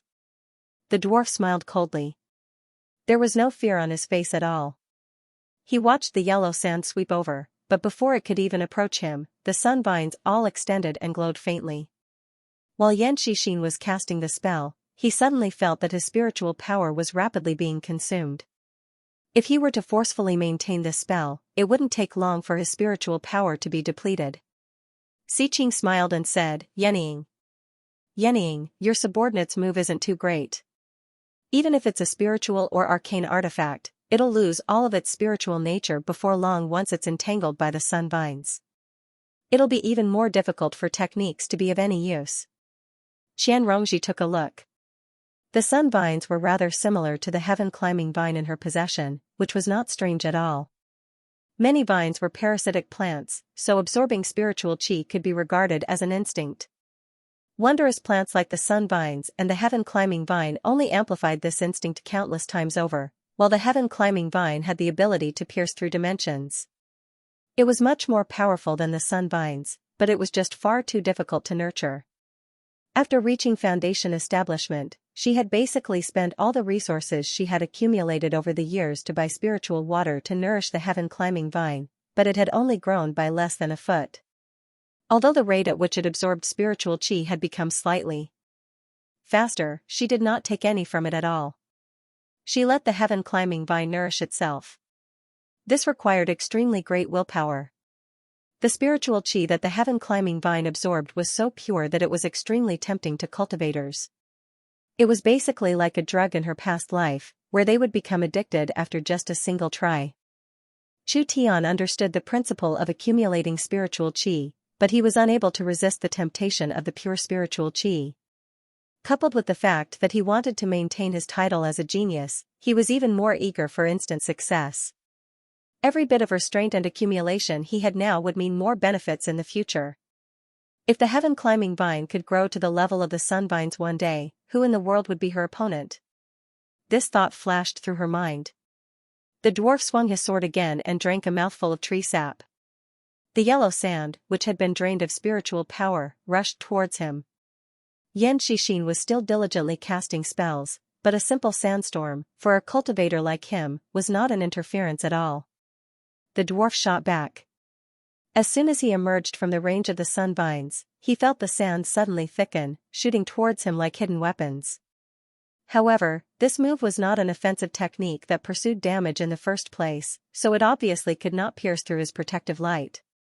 A streak of light whistled over. The dwarf had already expected him to use this opportunity to launch a sneak attack, so he dodged it easily. Afterwards, a huge sandman charged out from the sand, spreading its arms and lunging towards him. The dwarf swung his hand and broke through the sandman. A figure suddenly charged out from the sandman's chest. It was Yan Xixin. He hid in the sandman as he charged out. The dwarf felt disdain inside. Petty tricks. Do you want to force me back into the range of the sunvines? Let alone the fact that you can't do that, even if I do retreat, what can you do to me? He drifted backwards, and the influence of the sand immediately decreased. If Yan Xixin pursued him again, it would be equivalent to walking to his own death. He would definitely be entangled to death by the sun vines. However, Yan Xixin charged over without any hesitation. He cast aside his sword and shield, spreading his arms and embracing the dwarf firmly. The dwarf paled in fright. If they were somewhere else, he would be able to dodge, but he had already entered the range of the sun vines. The dancing vines attacked him from all directions, basically sealing off all space for him to advance or retreat. Coupled with the fact that he had never expected Yan Xixin to be bold enough to charge in, he was unable to dodge the embrace despite his speed. The two of them charged towards the towering tree together. Before they had even approached the tree, sun vines wrapped around them madly, wrapping them up into a ball in the blink of an eye. It was easy for the dwarf to break free from Yan Xixin's embrace, but it was impossible for him to break free from the sun vines. He felt the spiritual qi in his body pour out like a broken dam. His entire body was numb and sore, so how could he muster the strength to resist? He was shocked as he called out with difficulty. The spiritual qi in my body far surpasses yours. If you don't admit defeat quickly, not only will you not be able to defeat me, but you'll even lose your life for nothing. Even your soul won't be able to escape. Yan Xixin said calmly, I'll die, but your cultivation will basically be crippled as well. Moreover, my body is tough, and I'm full of vitality. I might not be the one to die first. The dwarf's expression changed drastically. If he really dragged things out until Yan Xixin died, not only would his cultivation be crippled, but he would also be heavily injured. His path of cultivation for the rest of his life would basically be destroyed. To cultivators, this was basically a matter as terrifying as death. Li Qingshan was filled with admiration. Yan Xixin did not speak much, and he did not possess Wei Ke's confidence at all, but he was more than 10 times more vicious and resolute than Wei Ke. He had forcefully dragged a battle that he was certain to lose into mutual destruction. The dwarf's viciousness was roused too. Then let's see who gives out first. However, in an instant, the spiritual qi that the dwarf had recovered from the banyan tree sap was drained clean. Tiny vines directly stabbed into his body, sucking away. However, Yan Xixin's face was in pain, but there was no fear or hesitation at all. Seeing how his cultivation was about to go down the drain, the dwarf finally ran out of patience. He called out, I admit defeat. The way of assassins was to flee thousands of kilometers away if their attack failed. Although there was no lack of bravery and decisiveness, it was not something that could last for long. They could not help but want to protect themselves. They were unwilling to do something as foolish as destroying themselves together. Si Qing's face sank. With a wave of his hand, the towering tree and the vicious sun vines in the dragon arena all vanished. It returned to the empty space in the beginning. Yan Xixin and the dwarf fell out of the sky together. For a moment, neither of them could move. In an instant, Yan Xixin's cultivation had fallen to the middle stage of foundation establishment. For this victory, he had paid a heavy price. Fortunately, his foundation was not damaged. As long as he had enough pills, he could slowly nurse himself back to health. He took off his helmet, revealing his square and ordinary face. He also looked like he was still in shock, but he had a victorious smile on his face. The dwarf emerged from the dragon arena and knelt down before Xiqing in a hurry, begging for forgiveness. He knew that Xiqing hated weaklings the most. Xiqing was originally extremely displeased, but when he thought about how one of the 3 strongest fighters under him had already died in battle, it was fine if he could preserve some of his strength. It was the final round anyway, so he eased up and said indifferently, "Stand up. Victory and defeat are commonplace for soldiers. Bring that bastard over." Swish. There was the clanking of chains from behind the hall. A prisoner's carriage was pushed over, and the temperature in the hall suddenly skyrocketed. Li Qingshan only saw a ball of fire in the prisoner's carriage. At a closer glance, he discovered that it was not fire, but a completely naked man. He sat with his legs crossed, wrapped in thick chains. The chains were covered in inscriptions, clearly made for subduing cultivators. The man did not move at all, but he gave off the feeling of a volcano that was about to erupt, accumulating explosive power. His skin was well-defined and extremely healthy. His skin was extraordinarily large, reddish-yellow, like roaring flames. His hair stood on end, flying upwards. It was even more scorching like fire. A scarlet-red horn protruded from his forehead, and a small, scarlet-red tail trailed behind him. He did not seem human with a single glance. Li Qingshan was surprised. "So this is my opponent? I didn't think he'd be in other folk." Gu Yanning was perplexed. The Dragon Province had many other folk, but fire devourers were violent and belligerent, so they could not survive in the Dragon Province at all. Most of them lived in remote, untamed places, mostly in the Mist Province. How did he end up in Xiqing's hands? Xiqing said, "This is one of the spoils I obtained when I was searching for a suitable battleground in the Mist Province." Capturing him took quite some effort. He turned around and said to the other folk, "Zhu Lai, I'll only ask you this. Do you want to live or die? I've already run out of patience. If you want to die, I'll grant you your wish today.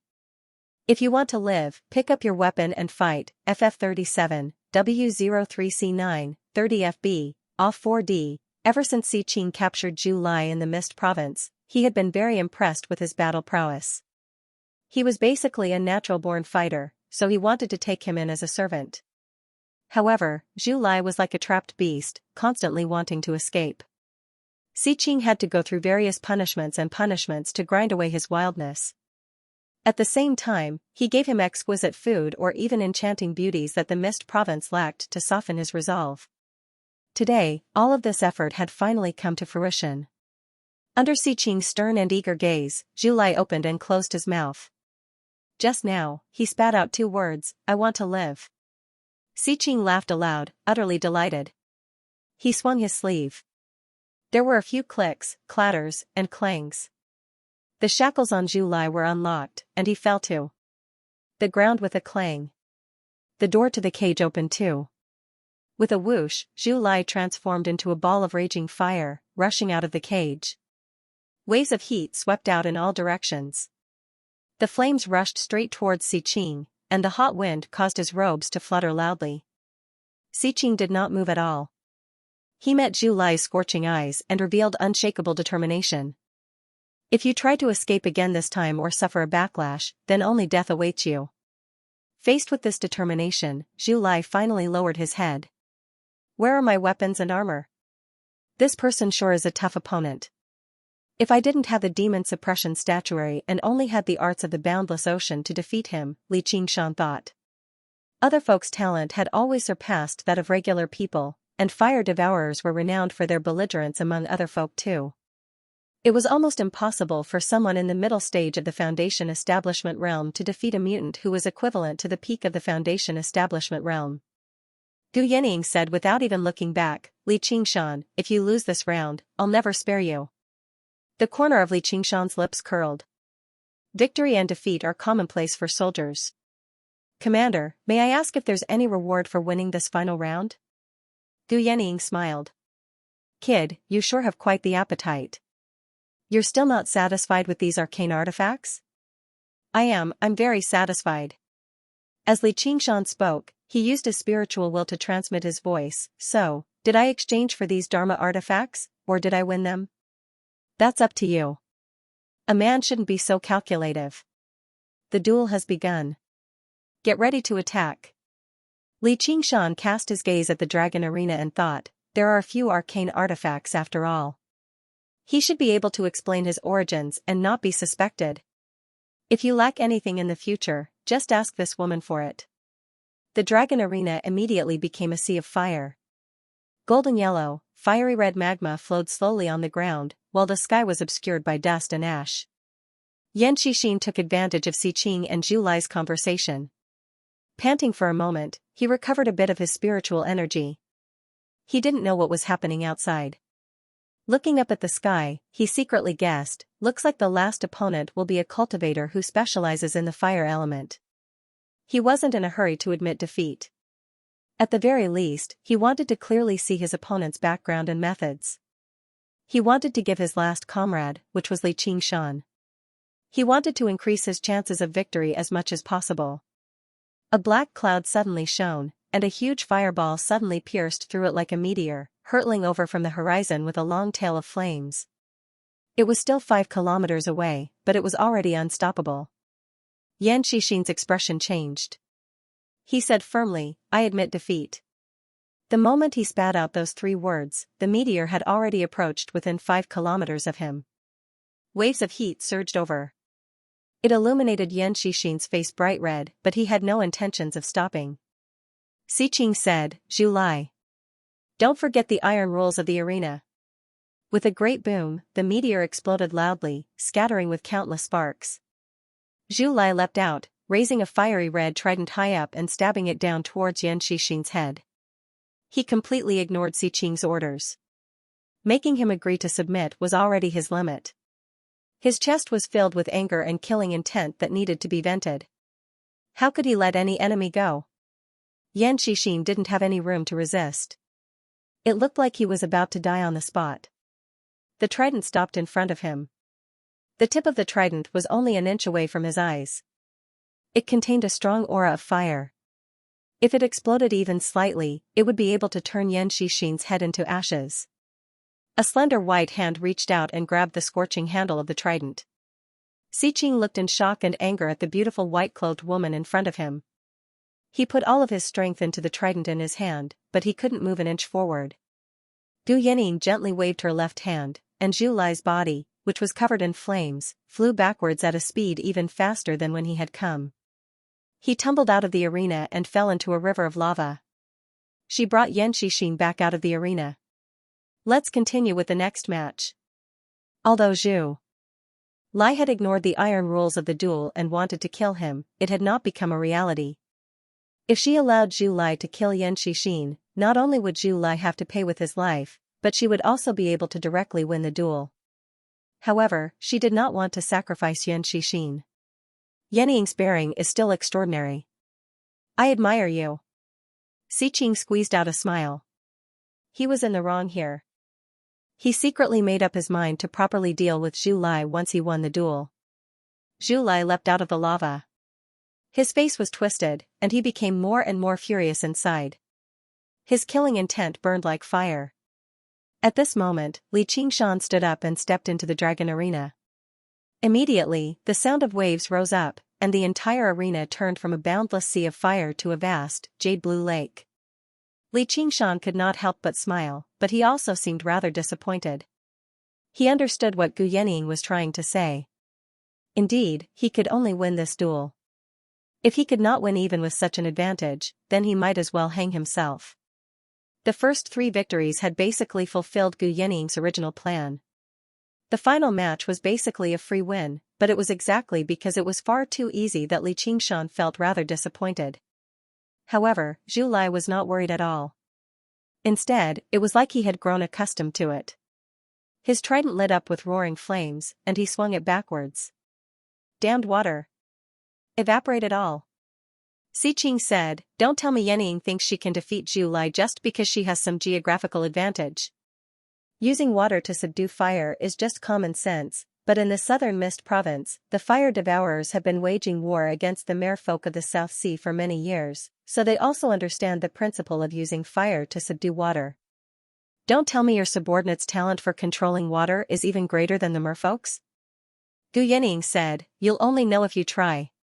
Li Qingshan parted his hands, and the almost transparent gentle wave hands shone with azure light. The surface of the lake immediately surged, and a water dragon whistled out, followed by a second, a third. In the blink of an eye, 9 water dragons rushed into the air, coiling around each other as they lunged towards Zhu Lai. Xiqing was mildly surprised. He's only at mid-foundation establishment, yet he can use something like that. Li Qingshan sucked in a deep breath. This was already the limit for him right now, and it was all thanks to the gentle wave hands. Of course, this was only the limit for human cultivation. He thought, I've already gained such an advantage. If I use the demon suppression statuary and the traitorous demon sword as well, even if I win, it'll be meaningless. I'll even have to expose my trump card for nothing. I refuse to believe I can't defeat these puny fire devourers with my arcane artifacts and the arts of the boundless ocean.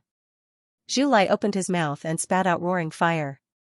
Before the 9 water dragons could even approach him, they were reduced to clouds of white mist, permeating the surface of the lake. That's a little interesting. Li Qingshan rejoiced instead of being surprised. He formed a seal with his hand and used a technique. The mist immediately became as thick as milk, so thick that he could not even see his own fingers. His aura was hidden in the mist, but he could clearly see Zhu Lai's location. However, Zhu Lai was completely unaffected. He charged towards Li Qingshan. Even though he was not as elusive as Gu Yanning, he was still startling. He swung down his scarlet trident. Do you think this can disguise your stench? Die for me. Li Qingshan gripped the tip of the trident with his left hand and pulled it to his side. He threw a punch at Zhu Lai's chest with his right hand. Water spiritual qi revolved around him like a whirlpool. Zhu Lai punched back, and the vicious flame smashed through the whirlpool, blocking Li Qingshan's fist. The two of them wrestled. Water and fire collided violently, evenly matched. However, fire was far more destructive than water. Li Qingshan felt his hands heat up. Even his breathing became scorching. Zhu Lai's chest heaved. Li Qingshan thought, oh no, he's going to spit fire again. The 9 water dragons he had unleashed with his full strength had been dispersed by Zhu Lai's single breath, which demonstrated the power of this move. In his opinion, they should not be called fire devourers, but fire spitters. Li Qingshan only felt his body go cold before heating up. The coldness came from his soft armor, which immediately lit up with inscriptions, forming a thick layer of ice armor. That heat was actually a flame that sprayed onto his body. Zhu Lai was surprised at first before snickering viciously. He never thought Li Qingshan would actually be bold enough to face him head-on. It was a perfect opportunity for him to vent his anger. The flames he spat became even more intense, becoming scarlet red. Under the heat of the flames, the ice armor began to melt very quickly. Li Qingshan used the arts of the boundless ocean and channeled his spiritual qi to keep it at bay, but his spiritual qi was rapidly depleting. Zhu Lai suddenly shut his mouth, lowered his head, and rammed it over. With a clang, a large area of the ice armor cracked, and the scarlet horn pierced in bit by bit. It would only take a while for it to breach his defense. With a thought, Li Qingshan released a ring of water from his belt. As soon as it came into contact with Zhu Lai, it all surged towards him, forming a ball of water. The ball of water was no ordinary water. It was extremely heavy and sticky, like glue. Zhu Lai immediately became immobilized, like an insect trapped in rosin, turning into amber. Even the flames around him were suppressed. These arcane artifacts really are of great help in battle. If I swing over with the traitorous demon sword right now, I'll definitely behead him. Li Qingshan thought about it and launched a palm strike, which also contained ocean wielding. Although it also contained the vast power of the cloud-parting form, it was far inferior to the power of the traitorous demon sword in subduing an enemy. With a bang, the ball of water shattered. Zhu Lai was sent flying, and the ice armor on Li Qingshan's body also shattered. The moment Zhu Lai had been sent flying, Zhu Lai's trident had pierced through the ball of water and landed on the crack in the ice armor. The power of Li Qingshan's palm strike had mostly been blocked by the fiery red armor on his body, causing his fighting spirit to grow even stronger. Come and fight me another 300 rounds. All right. Li Qingshan turned around to face him. His entire body began to spin, transforming into a waterspout that fiercely collided with the ball of fire. White mist rose, obscuring the figures of the two. All that could be seen was the clash of water and fire, their figures flashing, and the sounds of collisions incessantly. In that instant, who knew how many times they had exchanged blows? Gu Yenying asked, "What's wrong with it?" Yan Xixin said, "I believe that I have some insight into the fights between cultivators. Li Qingshan's performance is extraordinary, far surpassing a mid-stage foundation establishment cultivator's cultivation. Even I wouldn't be able to hold on against Li Qingshan's attacks." And then? Yan Xixin carefully considered his words. His moves are exquisite beyond compare. His usage of spells and artifacts is even more ingenious. This subordinate also sighs at his inferiority. Pausing for a moment, he continued, "If it wasn't for that, he would have been defeated long ago. The fire spirit's strength lies in its explosive damage, while the water spirit's strength lies in its durability recovery. Fighting head-on like this is very disadvantageous for him." It was like a battle between two armies. Even if the tactics were excellent, if the overall strategy was wrong, it would be very difficult to win. Gu Yenying nodded. His temperament is indeed a little unyielding. Yan Xixin opened his mouth, wanting to say something, but he closed it again. He gazed at the dragon arena worriedly and wondered inside. He primarily cultivates the water element, so why is he so unyielding? Or should I say, with such an unyielding temperament, how could he understand the true essence of water? The attributes of a cultivator's 5 elements were closely related to their temperament. Generally, those with talent in the fire attribute tended to have a fiery temper, and after years of cultivation and accumulation of spiritual energy, these characteristics would become even more obvious. Yan Xixin had met some water attribute cultivators who had a relatively gentle temperament. He had never seen someone as unyielding as Li Qingshan, so he was very puzzled. Little did he know that basically all of Li Qingshan's water element talent came from the spirit turtle transformation. It would already be impressive if the spirit turtle could suppress the ox demon and tiger demon, so how could it influence Li Qingshan's personality? Zhu Lai's heart was filled with indignation. The more he fought, the fiercer he became. His trident spat out raging flames as he madly swung it at Li Qingshan. Li Qingshan did not hesitate to attack back, and gradually realized that something was wrong. No matter how domineering his ocean wielding was, his opponent's moves would definitely be fiercer and more violent than his. There had always been a difference in their realms of cultivation, and he possessed powerful control over water, while fire devourers were professionals at playing with fire. The two offset each other, and the difference was not great. Flames were obviously better at attacking than flowing water. The spiritual energy in his Dantian sea of energy was rapidly being consumed. There was less than 30% left, and that was with the help of the jade pendant, which could speed up the recovery of his spiritual energy. Although the water spirit's recovery speed was relatively fast, it was not many times faster. The longer the battle dragged on, the more this advantage would manifest. If this went on, if he did not use the demon suppression statuary, it would be difficult for him to obtain victory. During the battle, Li Qingshan was thinking about the problem that had been troubling him for a long time, and that was how to fuse water and fire. Red and blue, one burning and rising, seemed to want to burn the sky. One flow descends. It was as if he was falling into an abyss. They displayed completely different characteristics. They constantly intersected and surged, and there was no possibility of them fusing together. Water and fire were merciless. If it were regular water and fire, then so be it, but the water of the spirit turtle and the fire of the phoenix that he wanted to fuse with were the purest powers in the world, so how was he supposed to fuse them? He was a little upset. He felt that he had been mistaken all this while. His mind was in a mess.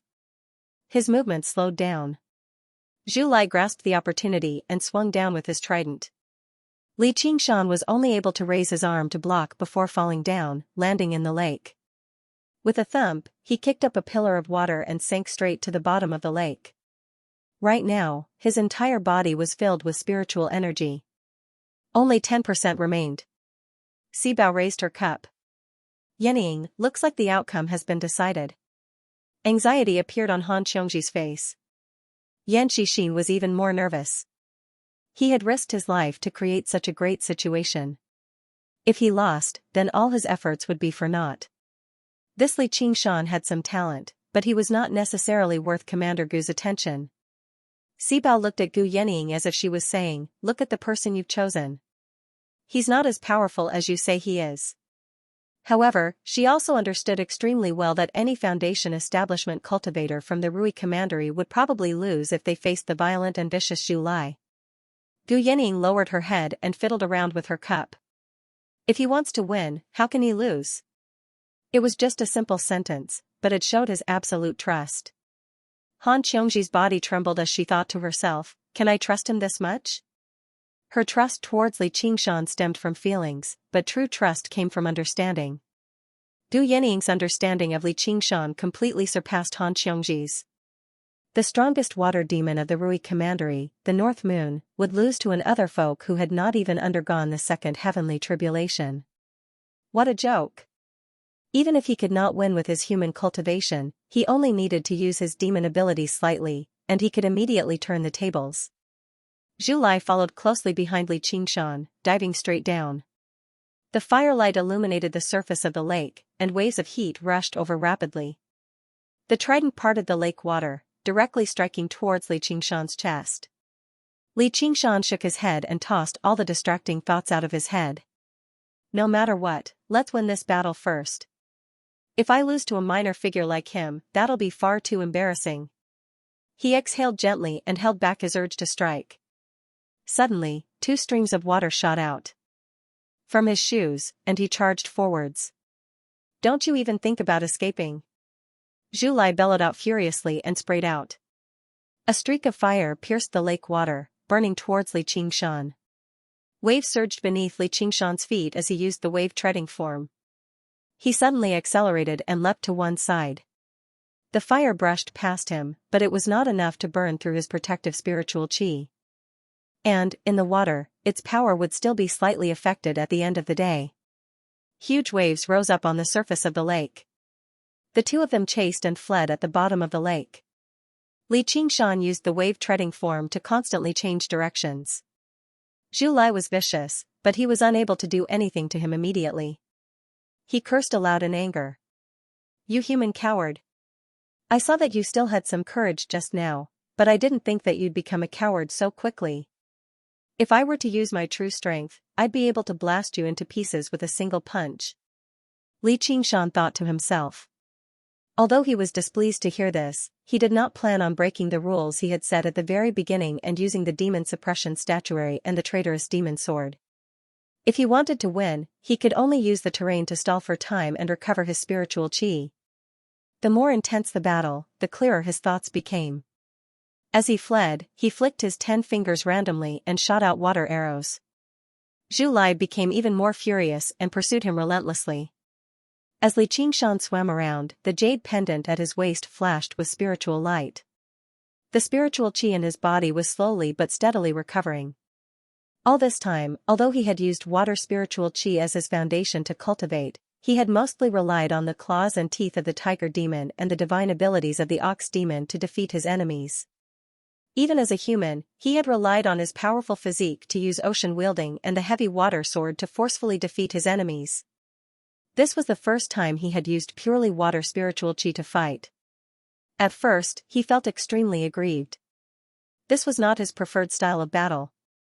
He still preferred to fight fiercely and attack with his fists, but for the sake of victory, he could only endure. Although Zhu Lai's flames were fierce and violent, they could not last for long and gradually dimmed. Meanwhile, Li Qingshan's spiritual qi had already recovered to 50%. The scales of victory were beginning to tilt in his favor. If he took the initiative to attack now and fought attack with attack like just now, it would definitely be Zhu Lai who would be the first to collapse. However, Li Qingshan was not in a hurry to attack. Instead, he had a thoughtful expression, vaguely understanding the root of the problem. Suddenly, he thought of a saying. The highest virtue is like water. Water benefits all things but does not fight. It deals with the evils of others and is similar to the way. The highest virtue is like water, but I am vicious and domineering. Water wants to not fight, but I am filled with fighting spirit. The way of the water element is about conquering strength with softness, keeping a low profile and enduring patiently, letting fate take its course. However, I advance valiantly, wanting to do whatever I want. Even if I temporarily endure and retreat, it's only because I'm forced by the situation. As soon as I have the opportunity, I have to do everything I can. The entire time, my temperament and water's temperament have been the complete opposite. I have an unyielding temperament. Even when I practice a water element cultivation method, I pursue the destructive arts of the boundless ocean.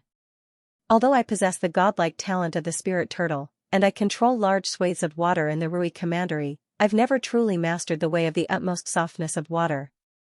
It's no wonder that I've reached a bottleneck after reaching the 4th layer of the spirit turtle transformation. I've always wanted to merge water and fire, but I haven't even mastered the single word water. Li Qingshan sighed inside, but his spirits were roused. He had finally found an answer to the question that had been plaguing him all this time. His expression suddenly became calm and serene, and the movements of his body also became gentle, like a fish swimming in a lake. He no longer purposefully used any techniques either. As he retreated, he swung his hands freely, drawing circles freely. The water wrapped around Zhu Lai like ribbons. Zhu Lai swung his trident, easily ripping it apart, but the ribbons of water wrapped around him endlessly. Zhu Lai wanted to catch up to Li Qingshan in a battle to the death, but under the entanglement of the ribbons of water, he was unable to approach Li Qingshan any further.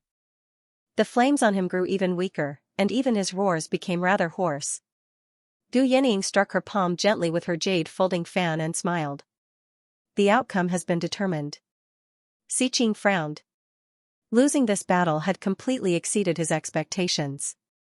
He stared at Li Qingshan. Such control over water was not something a mere foundation establishment cultivator could possess. A while later, Li Qingshan had already gained the upper hand. Zhu Lai struggled to hold on, but even his fighting spirit was mostly worn away. He would not abide by the iron rules of the arena, nor did he have any thoughts of admitting defeat. All he wanted was to die in battle here so that he would not be humiliated by Si Qing again. At this moment, Li Qingshan only needed a few punches and kicks to emerge victorious. However, he resisted the urge. Since he already understood where the problem lay, he had to think of a way to resolve it. Since their personalities were incompatible, he would start from their personalities and change his way of doing things. He swore to himself, from today onwards, I'll be like a tortoise. Oh no, I'll be like a spirit turtle. Sigh, it's about the same anyway. Based on his usual personality, he would have rushed up a long time ago and cut Zhu Lai into pieces, digging out his heart and lungs to vent his anger. But now, he took deep breaths continuously and murmured to himself. Li Qingshan, take it slow. There's no rush. There's still plenty of time. Even though this mutant's mouth isn't too clean, he's still a pitiful person who was oppressed by that bastard Si Qing. Why must I kill him?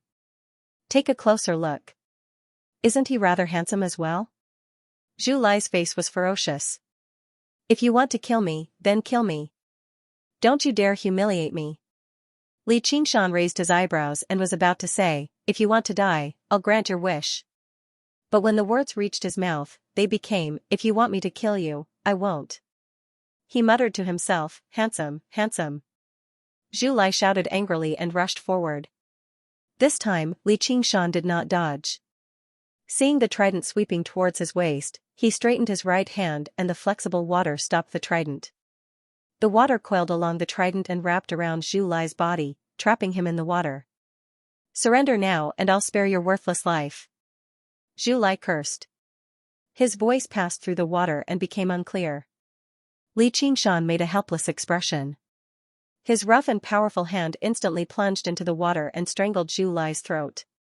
Li Qingshan roughly pulled Zhu Lai closer to him and said in a low voice, my patience is limited. I'll ask you one last time, do you want to live or die? All of Zhu Lai's hair stood on end. He stared at Li Qingshan's eyes in surprise. A dark red light seemed to flash through them, and a sliver of violent malice filled his heart. Originally, he would not have been afraid even if he died in battle, but in that moment earlier, he could not help but feel a sliver of fear. That was the natural fear of a weak creature facing a predator. This person is not as simple as he looks.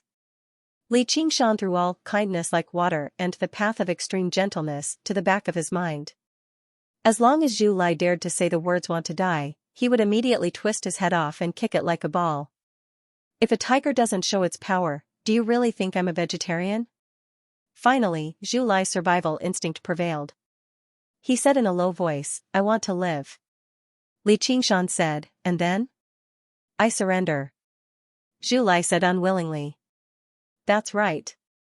Li Qingshan smiled as gently as he could. He let go of Zhu Lai and thought to himself, it is rare that I want to adjust my temperament. If you dare to provoke me again, how can I let you die so easily? However, compared to the ferocious expression just now, this smile was even more hair-raising to Zhu Lai. It was like an extremely ferocious beast trying to pretend to be kind. It was extremely strange. Li Qingshan stepped out of the dragon arena and said to Gu Yenying, fortunately, I didn't let you down. It's good that we won. Well done. I thought you were dead for sure. You are indeed qualified to sit behind me. Sibao patted Li Qingshan's shoulder in praise. Li Qingshan glanced past them, and all the Hawkwolf guards nodded towards him, acknowledging his right. His gaze finally stopped on Han Xiongji's face. Her face was filled with joy and pride. Pa pa pa. Xiqing was the first to applaud.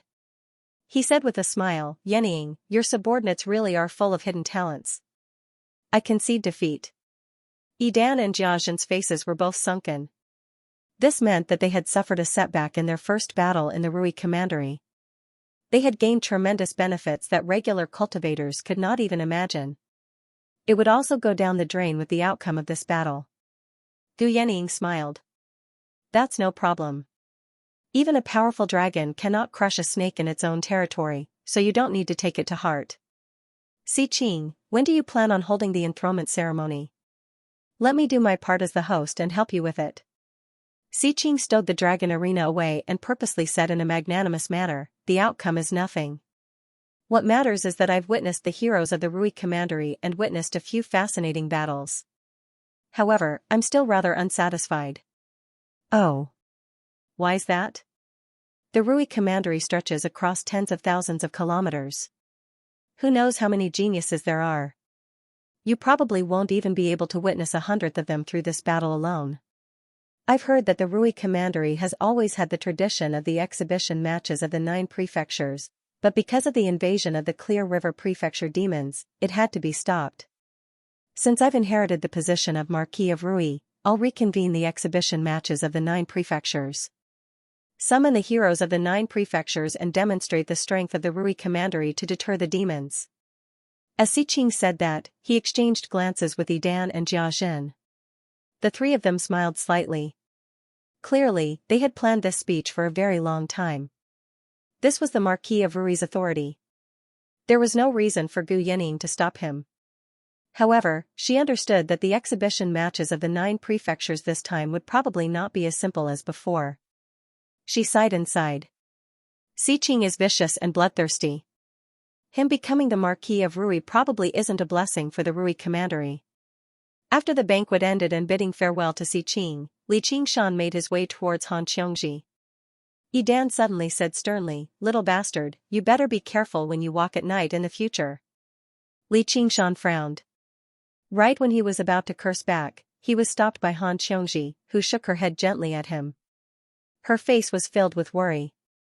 As a Foundation establishment cultivator, he had no idea when a vicious golden core cultivator would descend upon him if he was targeted by such a vicious golden core cultivator. Sigh, as a person, I still have to be kind to others. Kindness is like water. Why should I bicker with a dead person? Li Qingshan thought. He no longer paid any attention to Yidan, leaving with Han Xiongji. Yidan even thought he was afraid, so he let out a few more wild laughs. His vicious gaze stopped on Han Xiongji again. Humph, I'll deal with the Han family sooner or later. The guests dispersed, and Xiqing's face sank. He invited Yidan and Jiazhen into a secret room again for a discussion. Xiqing said, I never thought we'd actually get off to a bad start. This Gu Yenying is still so difficult to deal with. I really want to crush her head. Dan clenched his fists, his thoughts running wild. However, he also knew that putting aside her identity, who would dare touch her? Unless they had undergone the third heavenly tribulation, there was probably no one who had the confidence to say they could kill her. Jiazhen shook his head and said, "From what I see, Gu Yanning is not our enemy. She is a cultivator wholeheartedly, and has no interest in fame, wealth, power, or even morality. Everything she does is for the sake of raising her own cultivation. As long as we don't go overboard, she probably won't take the initiative to make trouble for us." Xiqing nodded. Her personality has always been like this. If she wasn't confident that she would definitely win this duel, I wouldn't have set up this banquet. What do you think of that subordinate of hers, Li Qingshan? Dan said, a conceited genius who doesn't know the immensity of heaven and earth. I'll make him die a horrible death sooner or later. Jiazhen said, don't worry, he won't be able to survive the exhibition matches of the 9 prefectures this time. There's no need for you to be in such a hurry either, just in case you give yourself away. Our priority right now is still dealing with that wretched demon, the North Moon. Xiqing said, how can I allow someone to snore next to my bed? Li Qingshan arrived at the estate of the Han family in the commandery city with Han Xiongji, which was also the great general's estate in the past. Raising his head, he saw that the scale of the structure was so grand that it was only second to the Marquis of Rui's estate. It had also been managed by the Han family for generations.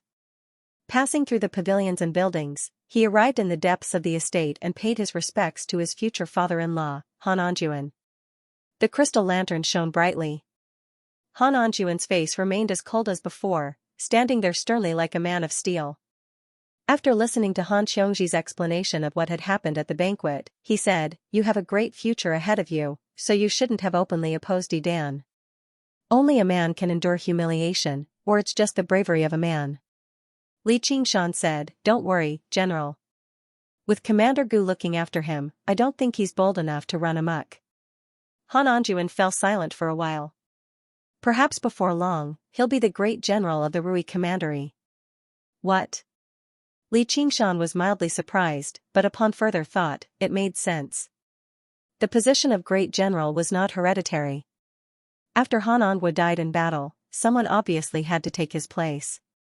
Since Xiqing could contend for the position of Marquis of Rui, he could also contend for the position of great general. In terms of strength alone, Dan completely possessed the right. He said apologetically, I didn't think I'd drag the Han family into this. As the Scarlet Hawk commander, Dan dared not act recklessly, but the Han family would be restrained by him. I just want you to not act rashly in the future. The Han family isn't as weak as you think they are, and even without you, Dan would never drop the matter for the sake of the position of great general. However, obtaining this tiger tablet won't be that easy. As Han Anjuan said that, he fished out a tiger tablet. The tiger tablet was shaped like a black tiger, no more than a foot in length.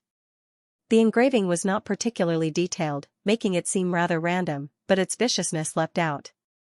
Just like the Marquis of Rui's seal of mountains and rivers, the tiger tablet was the symbol of the great general, as well as an item that had been passed down through the generations of the Han family. The position of great general was not hereditary, but the Han family had prospered and educated their descendants well. Often, a suitable successor would appear in the clan even before the previous great general passed away. After all this time, all the disciples of the school of the military in the entire Rui Commandery were former subordinates of the Han family, so the tiger tablet had remained in the Han family the entire time. It was equivalent to a family treasure. As a trusted leader, if Han Anjuan lost the tiger tablet, he would be letting down his ancestors. As a result, it did not really matter whether Li Qingshan offended Dan or not. He had always viewed the Han family as a thorn in his side. Li Qingshan frowned. How can a foundation establishment cultivator inherit the position of great general? Han Anjuan said, after you left, I also set off on a long journey, going to South Hub City to seek an audience with the great general king. The great general king did not agree to Dan inheriting the position of great general out of consideration for our past ties. He still belonged to our Han family, so we temporarily kept this matter under wraps. Dan obviously wouldn't dare to do anything to our Han family. Li Qingshan smiled. Of course. The great general king was the greatest figure of the school of the military in the Green Province, a powerful figure who stood on equal footing with the lord of the Green Province. He commanded all the soldiers and generals of the Green Province. As long as he gave the slightest hint, Idan would never dare to act recklessly no matter how vicious he was. Han Anjuan shook his head. It's impossible for the position of great general to be kept under wraps forever. I plan on entering the azure field for arduous cultivation. As long as I can break through the second heavenly tribulation, the tiger tablet will still belong to my Han family. The great general king's instructions appeared in his head again. Engua is my beloved general, while the Han family is a clan of generals. Although you've encountered a disaster, you shouldn't give up on hope. I can see that you're quite like your elder brother. Are you bold enough to come train in my azure field? Azure field? Han Xianxia cried out involuntarily. It was obvious that the azure field was not a good place. She wanted to say something, but instead straightened her body and said boldly, I wish you success, father. You may pass the heavenly tribulation soon and restore the prestige of our Han family. Han Anjuan said in relief, Xianxia, you've grown up. I also wish you success, general. Don't miss our wedding date. Take this medicinal pill as an engagement gift. This is an origin spirit pill. Where did you get it? Even if you are abandoned, you cannot feel resentment, Li Qingshan said. This is a gift from Commander Gu. Commander Gu really does value you extraordinarily. She must have specially given this to you for your second heavenly tribulation. Keep it. I can't accept such an expensive gift. Han Anjuan's expression calmed down very quickly. He shifted his gaze away from the origin spirit pill and looked at Li Qingshan deeply. He was not completely convinced by his explanation. Then you don't approve of my marriage with Xianxia? As Li Qingshan said that, he shot a glance at Han Xianxia. The origin spirit pill was not essential to him, but it was relatively important to the Han family. Han Xianxia hesitated. Father, just accept it. Just treat it as doing it for the sake of the Han family. Han Anjuan closed his eyes for quite a while before letting out a long sigh. He accepted the origin spirit pill before bowing deeply to express his gratitude. How could Li Qingshan accept such a great bow? He turned to the side and avoided the bow. However, after Han Anjuan straightened himself, what he said completely exceeded Li Qingshan and Han Xianxia's expectations. In the beginning, I didn't think the two of you were a good match. I still think that way now. The Han family is a great clan, while I'm just a kid from the mountains. Indeed, I'm not a good match. Li Qingshan frowned, but when he recalled the spirit turtle's way of forbearance and tranquility, his frown eased up again. He smiled, but he could not help but sound rather indignant. Han Xianxia was even more displeased. Father, it's already so late, yet you're still saying something like that. You want to train me, but have I ever disappointed you? Han Anjuan raised his hand to stop Han Xianxia from continuing. He looked at Li Qingshan and said, Qingshan, don't think that I'm prejudiced against you. Actually, from the very beginning, I felt that you were a talent. What you did afterwards exceeded my expectations. As a matter of fact, you can be described as a startling genius, about to make a breakthrough. It's not that I'm belittling myself, but my daughter isn't worthy of you. I'm not looking for companions to go into battle with. Do I really have to find a girl with a similar cultivation? Li Qingshan said disapprovingly. He held Han Xianxia's hand to show his sincerity. Let me finish. With your personality, offending Idan today was definitely not a coincidence, and the great General King's exceptional favor was very much a coincidence. The opponents you meet in the future may not be able to do anything to you, but you can't take care of your entire family behind you. If you constantly challenge the strong and have to constantly have worries in your heart, would you feel happy? Li Qingshan said nothing. He could not help but admit that Han Anjuan's words were very insightful. It could be described as a thorough analysis of his personality. Even he had no idea just how many more powerful enemies he would encounter on his path to the 9 heavens. He was confident that he could protect Han Xianxia, but what about her family? He felt Han Xianxia's hand tighten slightly. She said, General, I also feel that my personality has been too intense recently. I've been purposefully restraining myself a little and comprehending the way of water's gentleness. That way, I might not necessarily offend a lot of people. Even he found it rather hard to believe when he said that. Even if he had another century to comprehend, he would still take action when he encountered what happened at the banquet today. No matter how profound his cultivation of the spirit turtle transformation was, it was impossible for him to completely change his personality. Han Xianxia also straightened her back and said, "No matter what risks we encounter, we'll just bear them together. Xianxia, you're no longer a child. I respect your decision today, but if you're abandoned in the future, you can't resent me." Han Anjuan let out a long sigh, turned around, and left. He left behind Li Qingshan and Han Xianxia to look at one another. Just what kind of father would curse his own daughter like that? And he spoke with such certainty, as if Li Qingshan had already become a heartless and ungrateful person. Han Anjuan did not mention that he had once asked Ma Bai to read Li Qingshan's fortune. Ma Bai said, "This child has great ambitions. He'll definitely be something extraordinary in the future, but it's exactly because of his great ambitions that he's the exact opposite. As the saying goes, the spirit of a hero is short for love." That night, Li Qingshan did not stay the night in the great general's estate. Instead, he went with Han Xianxia to the outskirts of the commandery city of Rui, to a small mountain with abundant spiritual qi and beautiful scenery. This was the cultivation dwelling Han Xianxia had specially carved out after reaching foundation establishment. The two of them leaned against each other, gazing at the small lake under the moonlight in the distance, reflecting the tranquil, silver light. Neither of them spoke for a very long time. Originally, it should have been a joyous reunion, but Han Anjuan's words had cast a shadow over it. "Thank you for the origin spirit pill." Han Xianxia had always been a straightforward person, but after going through so many changes, and now that her clan was in danger, the man she could rely on the most just happened to be determined by her father to leave her in the end. She was gloomy, no longer as decisive as before. Indeed, he could not stay here for too long either.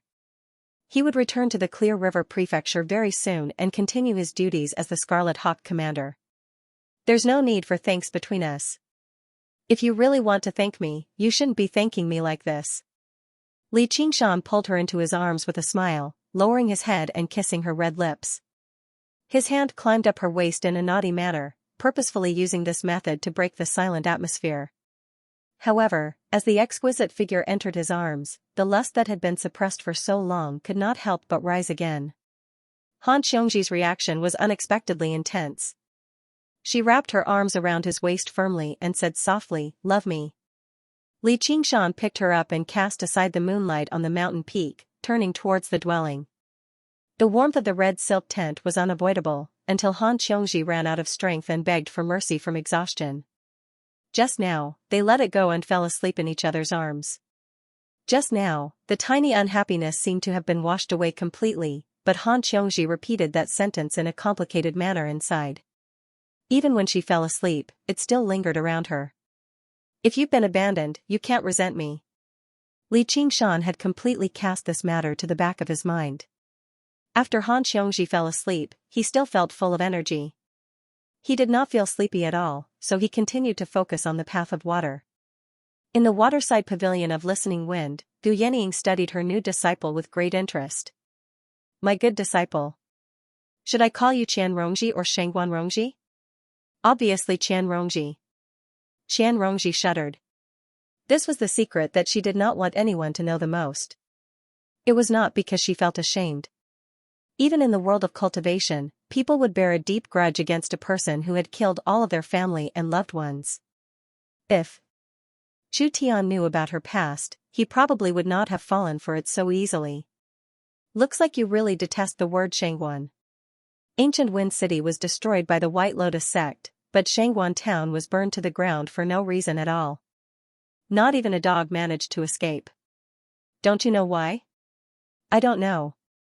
It must be because of the fire element demons." Qian Rongji did not purposefully feign ignorance. She just said that calmly.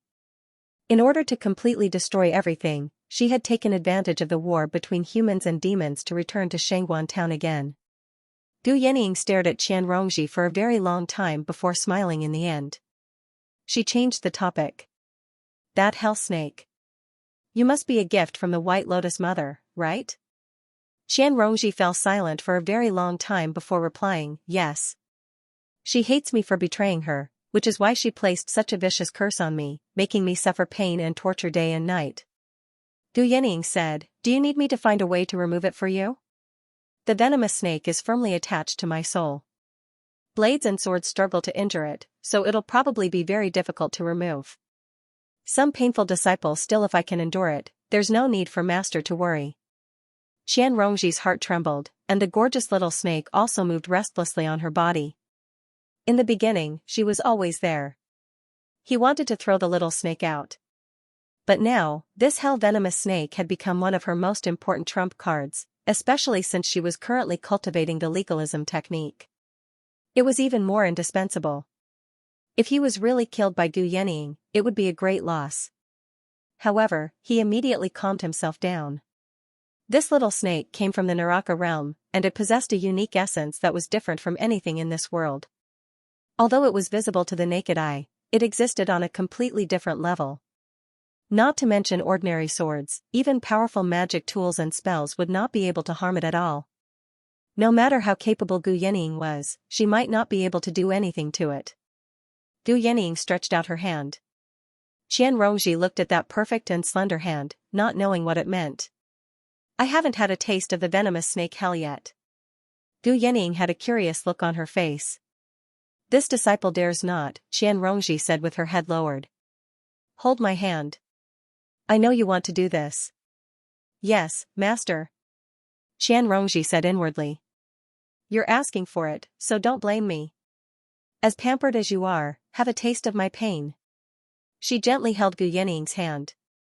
It was warm and exquisite, as if her bones were made of cold jade and her flesh was made of warm jade. It was indescribably comfortable. Murderous intent blazed in her heart. Can I kill her while she's in intense pain and unable to control herself? In this waterside pavilion of listening wind, no one will notice for a while. The benefits I can gain from her are even more unimaginable. As she thought about it, she heard Gu Yanning say with a smile, it doesn't seem as unbearable as I imagined. Is it because my sense of shame is too strong, and I don't have much resentment? That can't be right. Qian Rongji's eyes widened as she looked at Gu Yanning in disbelief. That was definitely not a forced smile. This was a pain that would make one wish they were dead. How could she possibly endure it? Gu Yanning smiled and said, hurry up and send out that little snake of yours.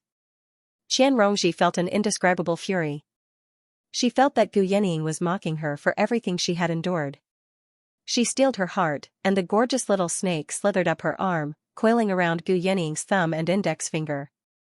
Gu Yanning's expression changed slightly, and the smile finally disappeared from her face. She slowly said, you've taken good care of it. Qian Rongji was incredulous. She can actually speak. She then heard Gu Yanning say, I'll help you get rid of it right now. Qian Rongji immediately felt a breeze rise from Gu Yanning's body. This breeze was invisible and untouchable, unable to even blow up a withered leaf. It was completely unrelated to the airflow of this world, but she could clearly feel it. Gu Yanning frowned, a pained expression appearing on her beautiful face. She seemed to be enduring something. Meanwhile, the gorgeous little snake seemed to have seen a ghost. It loosened its mouth and wanted to retreat, but it was sucked in by an invisible force. It twisted its body but was unable to break free, and was slowly sucked toward Gu Yanning's hand. End of chapter 608. Don't forget to subscribe, like, and share the video to support the channel.